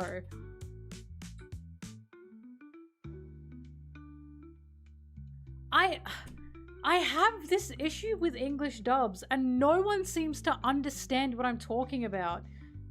Except for me. They all sound the same. All the men sound the same. It drives me fucking nuts. Zoro and Sanji sound the same in the English dub. It actually makes me crazy and people don't understand what I'm talking about. And it's like, they have the exact same inflections. The exact same gruffness. It's like the same. I don't think there's much of a difference between their voices and it drives me crazy because I don't even understand Japanese. But I can hear their tone difference and their voice difference in Japanese. It's like they're all trying to copy each other. It makes me crazy. It's why I just can't do it because I'm like, they sound the same. I think English dubs like real personality in voices, and I don't even think that's the dubber's faults. Like I don't think that's the voice actor's faults. From what I've seen, and from what I've been told, they're directed to talk like that. That if they could, they'd put more of a spin on it, and they can't. Like apparently the directors are telling them to sound like that. Which makes sense, because that would make sense for why they're all sounding the same.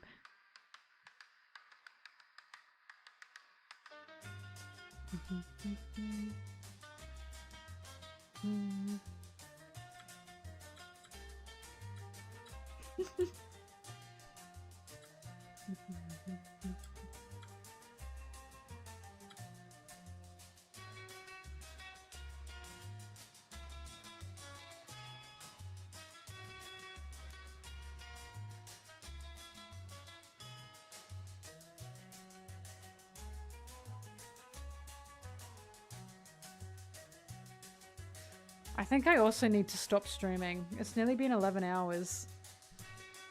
Oh. 1, 2, 3, 4, 5, 6, 7, 8, 9, 10, 11, 12, 13, 14, 15, 16, 17, 18. I nearly got halfway through. It's 27 pages.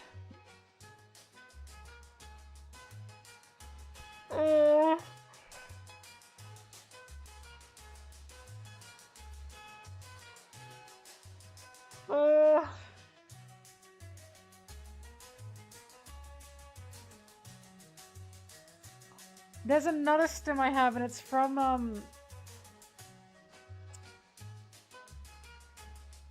it's from the show Dahlia. I think it's called Dahlia, isn't it? That's actually something I've been meaning to watch. Sorry, it's a... Oh, it's not Dahlia, hang on. Daria. And there's a scene where one of the girls asks one of the guys, how much money do you have? And he doesn't say anything. And the girl says, hey, like I asked you a question, and he says, I don't have anything. So I said nothing. And then one of the guys goes, oh! And the way he, oh! I feel like that, you know what I mean? Oh! That makes no sense. What I just said makes no sense, but you'd understand it if I saw it. If you saw it. Oh.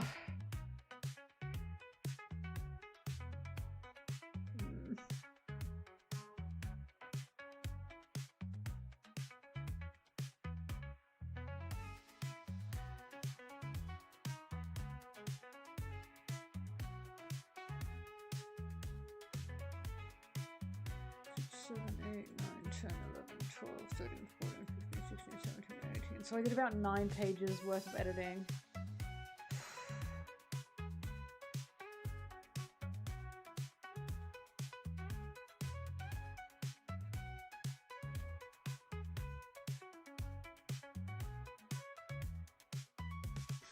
I just have to lock the fuck in tomorrow.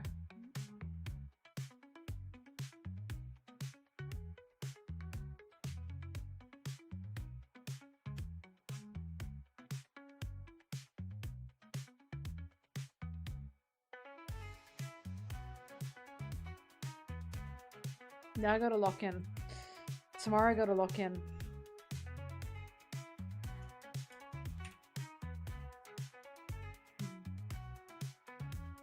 Tomorrow you will get a new image on that screen. Alright. I can't keep going. I've been streaming for too long. I'm going cuckoo's bananas crazy. God, isn't my Sanji wall the most beautiful thing you've ever seen? My ears are itchy, my ears. Ugh. Alright. Thank you, everyone. I appreciate it. Ooh, I'll see you guys tomorrow for more editing. It'll be another very long stream. You're going to be getting nothing but very long streams. Very long streams now. Because I have a lot of work to do. A lot of work to do. You've seen how much work I got to do. So yeah, let me get in my box. Yay. I love my box. Yay, I love my containment cell. Thank you, everyone. I appreciate it. I'll see you guys tomorrow for more streaming. And yeah. Everyone have a good night. Get a good warm meal to eat, you know? Whatever. Bye bye everyone. Bye bye bye bye bye bye bye bye bye bye bye.